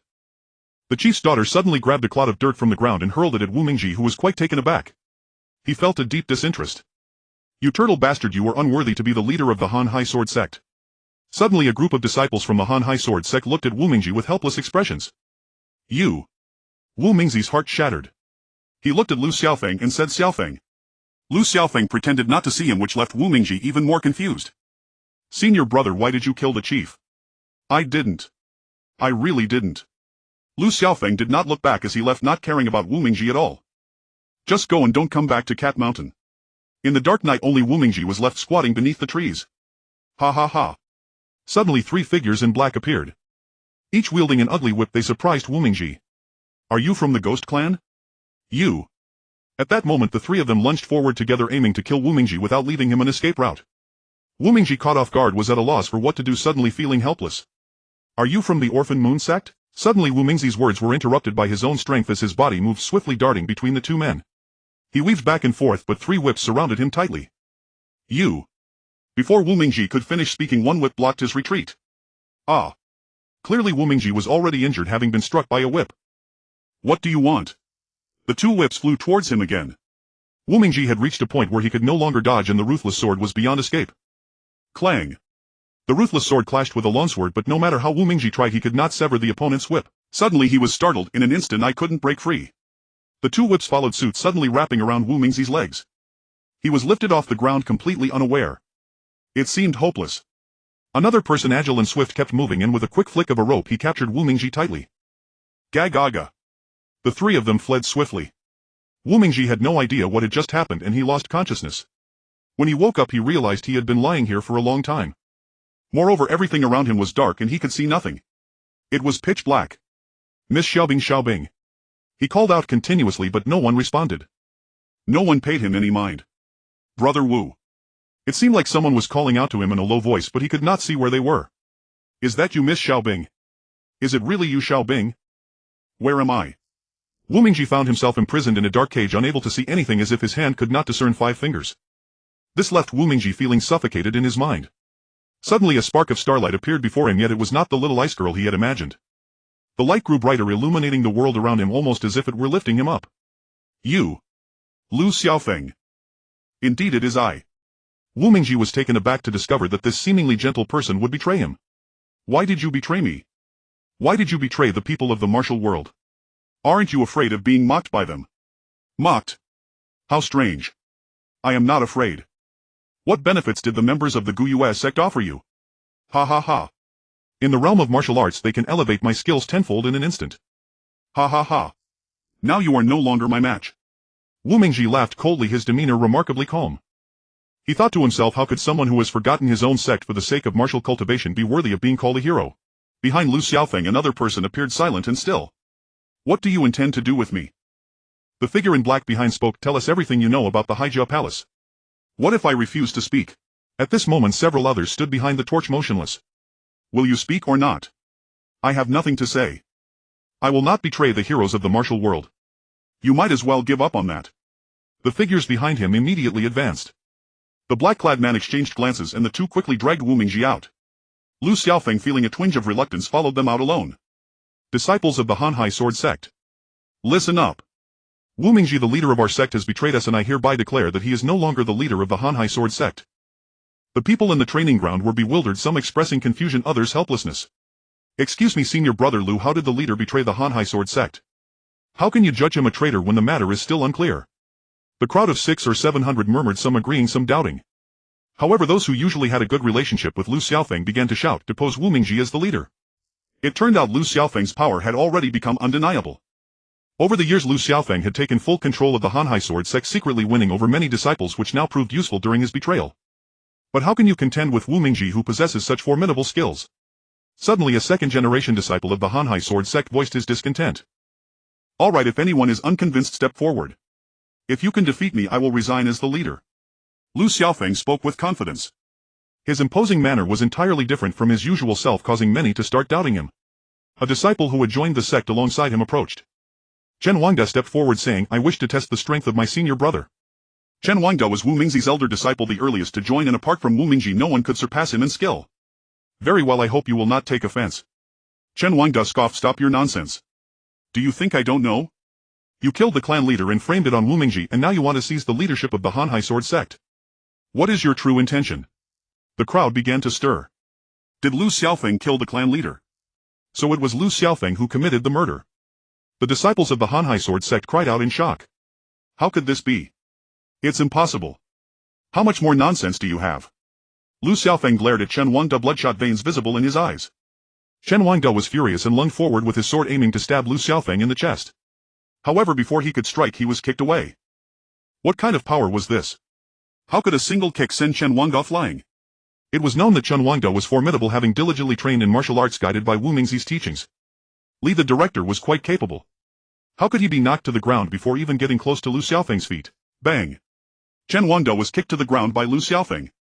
Do you have any more words to say? Lu Xiaofeng seemed to have gone mad, shouting incessantly. Chen Wangda spat blood, his internal organs severely injured, clearly on the brink of death. Support Lu as the leader revived the Heartless Sword Sect. A group of Heartless Sword Sect disciples began to shout. The others followed suit, their cries echoing throughout Cat Mountain. Today, in the name of the leader, I announce a decree. From this day forth we will unite with the Guiyue sect to eradicate the scum of the martial world, particularly those from the Martial Alliance, to realize the unification of the Guiyue sect. The crowd was astonished and panicked. Lu Xiaofeng, you are inhumane.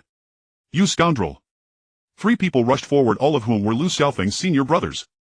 One was named Wang Haiwang, another Li Guangming, and the third Huang Hongwen. Though these three were not as skilled as Lu Xiaofeng together, they still had a chance to prevail.